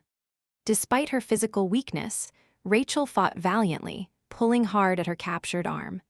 Annoyed by her resistance, Lonsdale hit her on the head with some object in his hand. Rachel staggered and nearly collapsed. She moaned in pain and followed him docilely, her entire body shuddering. The servants had been awakened by the furor. A few of them appeared in the hall, staring at the spectacle in disbelief. "Stop him," Lara cried, gripping the balustrade and lurching to her feet. "Don't let them leave." But none of the servants moved, and she suddenly realized why. The object in Lonsdale's hand was a pistol. In his enraged condition, he wouldn't hesitate to use it. "Open the doors," Lonsdale snapped, gesturing to a footman with the weapon. "Now." The footman hastened to comply. He darted to the entranceway, fumbled with the door handles, and sent the heavy portals swinging gently outward. To everyone's startlement, a high-pitched voice echoed through the great hall. "Stop." Lara's gaze switched to the top of the stairs, where Johnny stood in his little white nightshirt, his dark hair ruffled all about his head. He held a toy pistol in his hand, the one that could be loaded with a harmless gunpowder cap. "I'll shoot you," the boy shouted, pointing the pistol at Lonsdale. Reflexively, Lonsdale lifted his own weapon and took aim at the small figure. "Don't," Lara screeched to Lonsdale. "It's only a toy." "Let Auntie Rachel go," Johnny cried and fired. The toy emitted a feeble pop, the sound causing everyone to freeze. Realizing the tiny pistol was harmless, Lonsdale began to laugh incredulously. His mocking gaze fastened on the small, furious boy at the top of the stairs. All at once, a shadowy figure moved through the open doorway, with a lithe, animal-like spring. "Hunter," Lara breathed, while he launched himself at Lonsdale with an impact that sent both men crashing to the floor. Rachel was thrown aside from the force of the collision, and she rolled once, twice, before her body went limp from pain and shock. She closed her eyes and fainted, her arms flung out like a discarded rag doll's. The men fought viciously for the gun, swearing and grunting as they pummeled each other. Lara turned and clambered up the stairs as fast as she could move. She reached Johnny in a matter of seconds and pulled him to the ground, sheltering his body with her own. The boy gasped with confusion, his cheeks wet with tears. "Mama, what's happening?" he asked plaintively, and she hugged him tightly. She risked a glance at the scene below, where Hunter twisted and grappled for the weapon. Biting her lip in terror, Lara fought to keep silent. The two large men were locked in deadly combat, rolling across the polished floor, and then the air was shattered by a thunderous explosion. Both men were still. Lara gripped Johnny, her wide eyes focused on the two long bodies, and the pool of ruby-red blood that seeped around them. She made a strangled sound in her throat and covered her mouth with her hand to hold in an anguished scream. Hunter moved slowly, disentangling himself from the other man and pressing his large hands over the gaping wound in Lonsdale's midriff. Breathing heavily, Hunter looked at the servants nearby. "Send for Dr. Slade," he growled at a footman, "and have someone else fetch the sheriff." He motioned to the butler with a jerk of his head. "You take Lady Lonsdale upstairs before she wakens." His curt voice seemed to make sense of the chaos. They all rushed to obey, grateful for his leadership. Trembling with relief, Lara took Johnny's hand and pulled him away from the scene. "Don't look, darling," she murmured as he strained to glance over his shoulder. "He's come back," Johnny said, gripping her fingers fervently. "He's come back." It was almost dawn by the time the sheriff departed, after the prolonged questioning of the Hawksworths and the servants. The sheriff had shown no great surprise at the turn of events. As he had remarked laconically, everyone knew of Lonsdale's habitual drunkenness and violence. It had only been a matter of time before he received his comeuppance. Although it appeared the matter would be set aside with no charges made, Hunter couldn't dismiss it easily. Grimly, he scrubbed himself in a hip tub in his room. A thick application of soap removed every trace of dirt and blood, but he still didn't feel clean. For most of his life, he had been able to ignore his conscience. In fact, he had been fairly certain he didn't possess one, but he was deeply troubled about the consequences of bringing Rachel to Hawksworth Hall. If he hadn't, Lord Lonsdale would probably still be alive. On the other hand, if Hunter had left Rachel to her husband's mercy, she would likely be dead. Had he made the right choice? Had there been a right choice to make? He dressed and combed his wet hair and thought about Lara. There were still things left to be said between them, painful things that he didn't want to say and she would not want to hear. Groaning, he dug the heels of his hands into his sore eyes. He considered how all of this had started, with his overwhelming wish to become Hunter Cameron Grassland. The surprise of it all was how natural it had felt. He had made the name his own, until even he had trouble remembering that he was living a stolen life. His other bleak existence had been closed away like a dusty attic room he had no wish to visit. And Lara, for some motive he couldn't begin to understand, had made it possible for the charade to continue. Perhaps she was trying to think of him as one of her many charity cases and save him from what he was. But he couldn't allow Lara to become part of the lie. He couldn't bear to corrupt her any more than he already had. Filled with dread and longing, he went to tell Lara goodbye.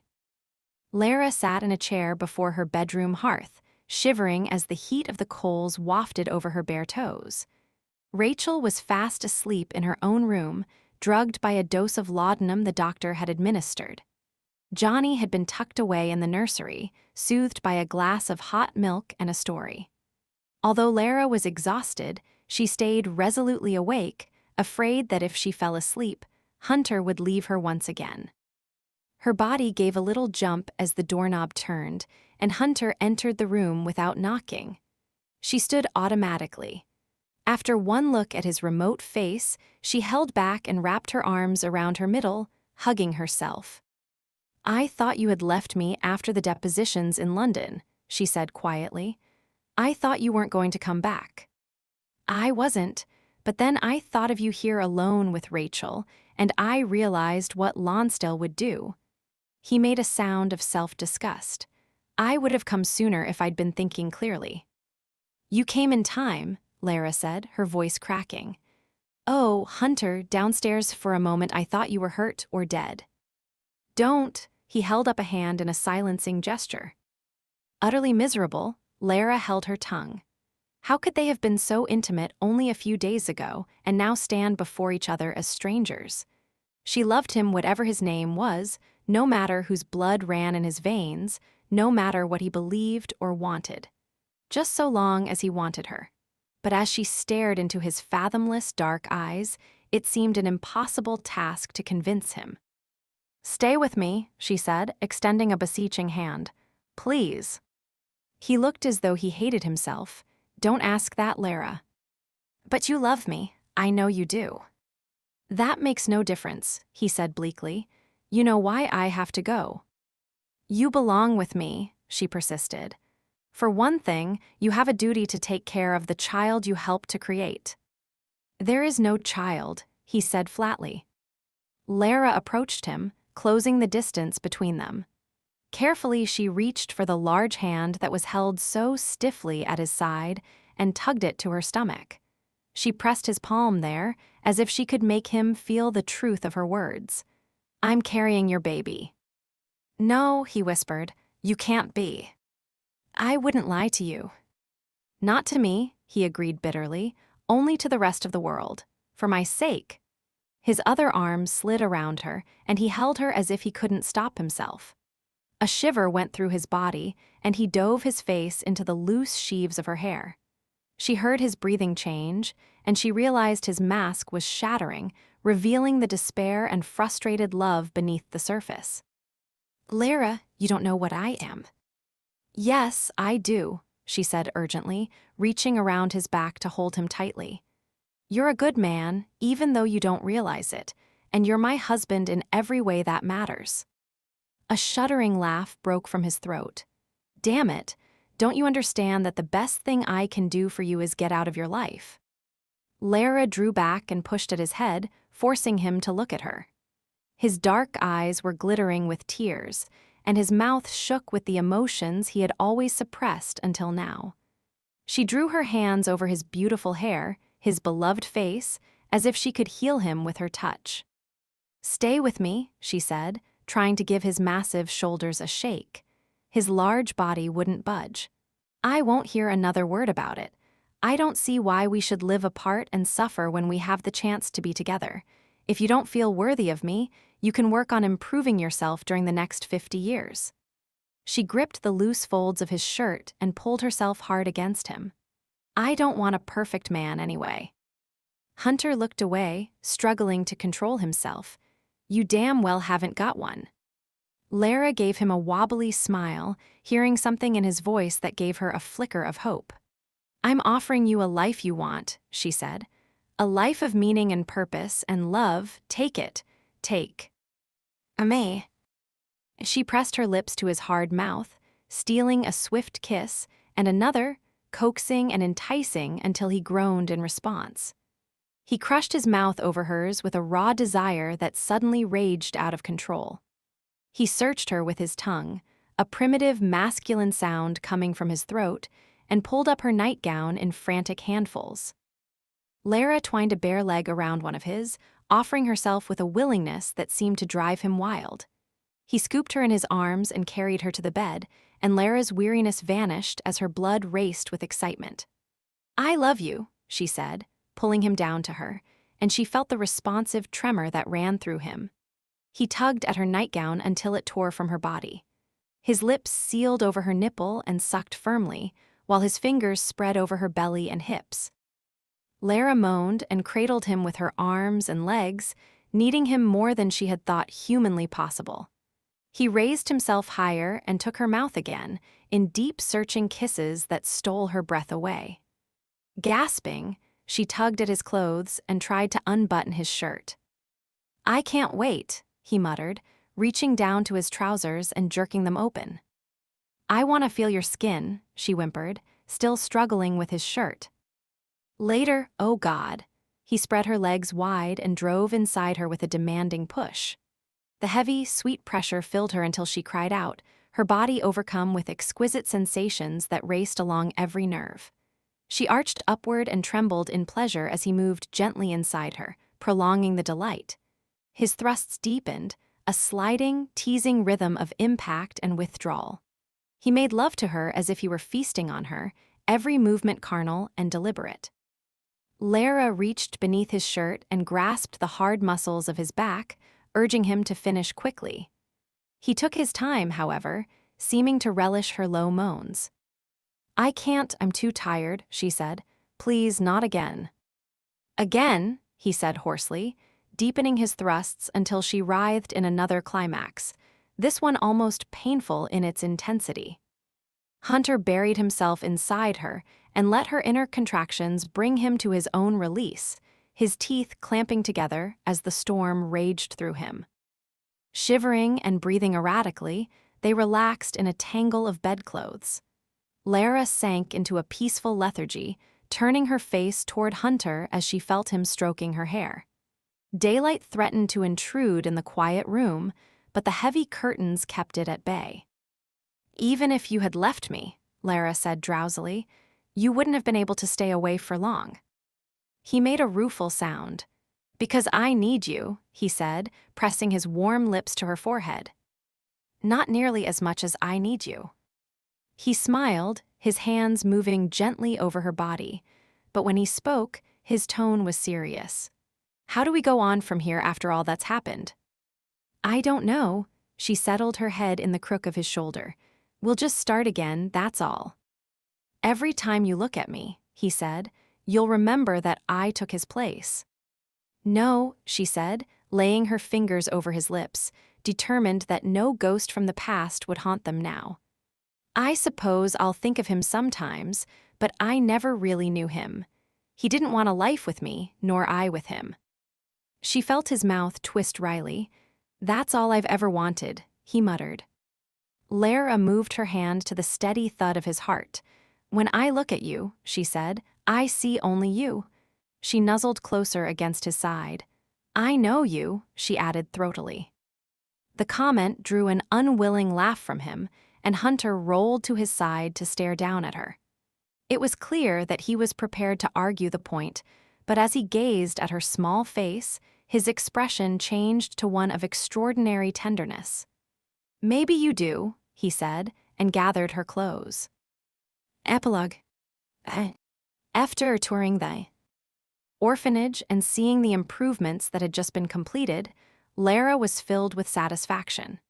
They were ready to admit the new children now, only 10 instead of the expected 12, as 2 families in Market Hill had become so fond of their temporary guests that they had decided to keep them. It would be easy enough to fill the extra beds at the orphanage, Lara thought. There were always far too many children who were in need of a decent place to live. As she stepped from the carriage and entered Hawksworth Hall, Lara's mind was so busy with plans that she scarcely noticed the man who waited for her. "Lady Hawksworth, forgive me, my lady." A gentleman's cultured voice repeated her name until Lara stopped and turned with an inquiring smile. The visitor was Lord Tufton, the shy, gentle man who had courted Rachel before her marriage to Lonsdale. He was an intellectual rather than a sportsman, with a kind, earnest manner that Lara had always liked. She had heard recently that Tufton had come into an unexpected fortune at the death of his uncle, which would undoubtedly make him sought after by many ambitious young females. "Lord Tufton," Lara exclaimed with sincere pleasure, "how nice it is to see you." They conversed amiably for a minute, and Tufton gestured lamely to a magnificent arrangement of roses that had been set on the table by the entrance. "I brought these for your family to enjoy," he remarked. "How lovely they are," Lara said warmly, suppressing a smile as she realized that the flowers were really for her sister. However, it wouldn't have been proper for Tufton to give them exclusively to Rachel, as she was in mourning. "Thank you. We will all enjoy them, especially my sister. She is quite fond of roses, you know." "Yes, he cleared his throat nervously. "Might I inquire after her health, my lady?" "She is quite well," Lara assured him, "although she is rather quiet and downcast these days." "That is only to be expected," he remarked gently, "after the tragedy she has experienced." Lara surveyed him with a thoughtful smile. Rachel had not received visitors in the 2 months since Lonsdale's death, but somehow Lara was certain that Tufton's face would be a welcome sight. "Lord Tufton, my sister, is always out in the garden at this time of day, taking a long stroll. I'm sure she would enjoy walking with a companion." He looked both eager and hesitant at the prospect. "Oh, I shouldn't like to bother her if she desires solitude."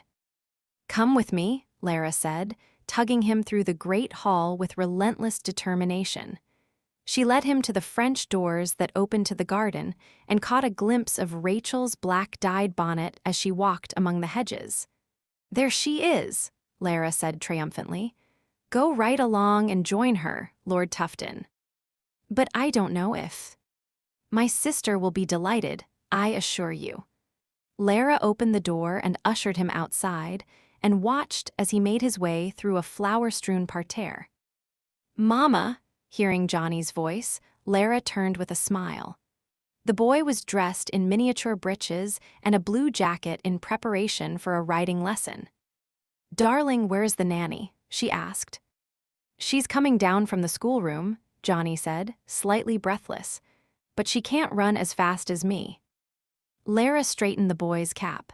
"Why are you always in such a hurry?" she asked. "'Cause I don't want to miss anything."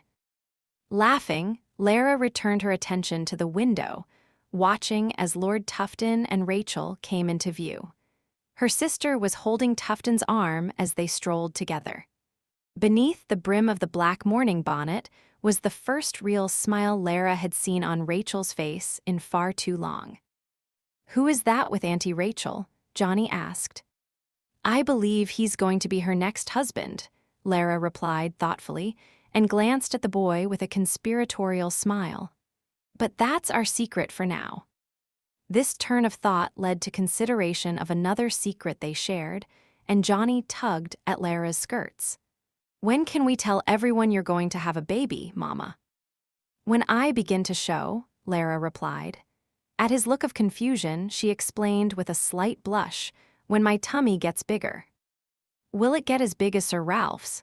he asked, naming a stout gentleman of their acquaintance. Lara couldn't hold back a laugh. "Good Lord, I hope not." His face turned sober. "Will you still love me after the baby comes, Mama?" Smiling with perfect happiness, Lara knelt and put her arms around his slim, straight body. "Oh, yes," she murmured, hugging him hard. "Always, Johnny." In the early evening, Hunter arrived from an errand in Market Hill and found Lara just as she finished changing for dinner. He came to her and pressed a quick, hard kiss on her lips. "I have them," he replied in response to her questioning glance. Lara smiled, smoothing his lapels with her fingertips. "I thought you might have forgotten what we planned for tonight." Hunter shook his head. "I've thought about it all day." "Shall we have dinner first?" she asked softly. "I'm not hungry, are you?" "No." He caught her small hand in his and pulled her along with him. "Then let's go."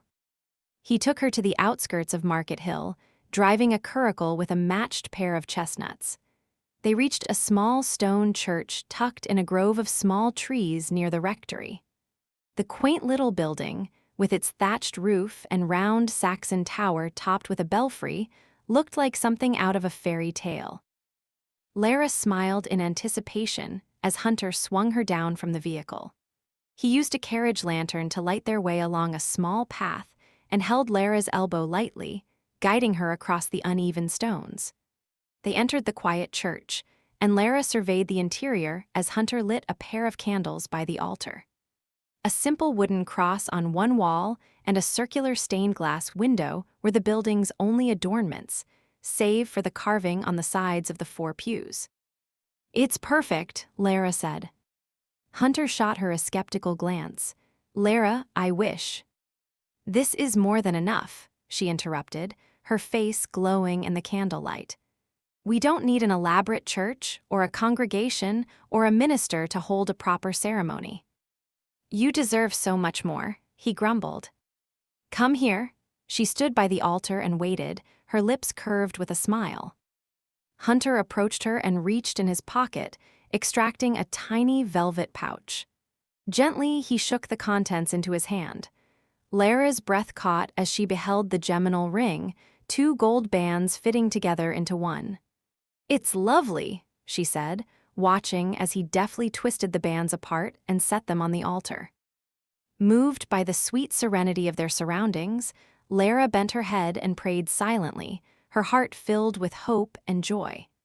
She looked up to find Hunter's bright, dark gaze on her. Whatever amount of time I have with you, he said huskily, it's not enough. Wordlessly, she held out her hand, and Hunter took it in a solid clasp. He held it for a moment, then picked up a gold band and slid it onto her finger. I promise, he said slowly, staring into her eyes, to give you my whole self, body and soul, to take care of you, to respect and honor you, and most of all to love you until the day I die, and even after that. He paused and added with a flare of tender laughter in his eyes, and I won't complain about all your charitable projects. As long as you remember to spare some time for me. Lara's hand trembled a little as she slid the other band onto his finger. I promise to be your helpmate, friend, and lover, she said softly. I promise to give you all my love and trust and build a life with you and help you to forget about the past and cherish each day we have together. And you'll give me children, he said, placing a gentle hand over her stomach. 10, she said ambitiously, making him laugh. Now I see your plan. You'll keep me in bed all the time, laboring to produce them. Complaining, Lara asked. He grinned and pulled her close in an ardent hug. God, no, I'm just thinking. He took her mouth in a string of passionate kisses. We'd better start practicing. Her hands slid around his head, and they kissed lavishly until they were both breathless. Tell me your name, Lara whispered. Your real one. She had asked him many times before, and as always, he refused. No, my curious cat, he said softly, stroking her hair. That man doesn't exist anymore. Tell me, she demanded, and tugged at the front of his coat. He broke her imperious grip by tickling her, making her collapse against his chest with a giggle. Never, he said. Lara wrapped her arms around his neck. I'll make you tell me someday, you realize, she informed him, pressing her lips to a sensitive spot on his throat and making him shiver suddenly. You haven't the slightest hope of resisting me. Not the slightest, he agreed huskily, bending over her mouth once again.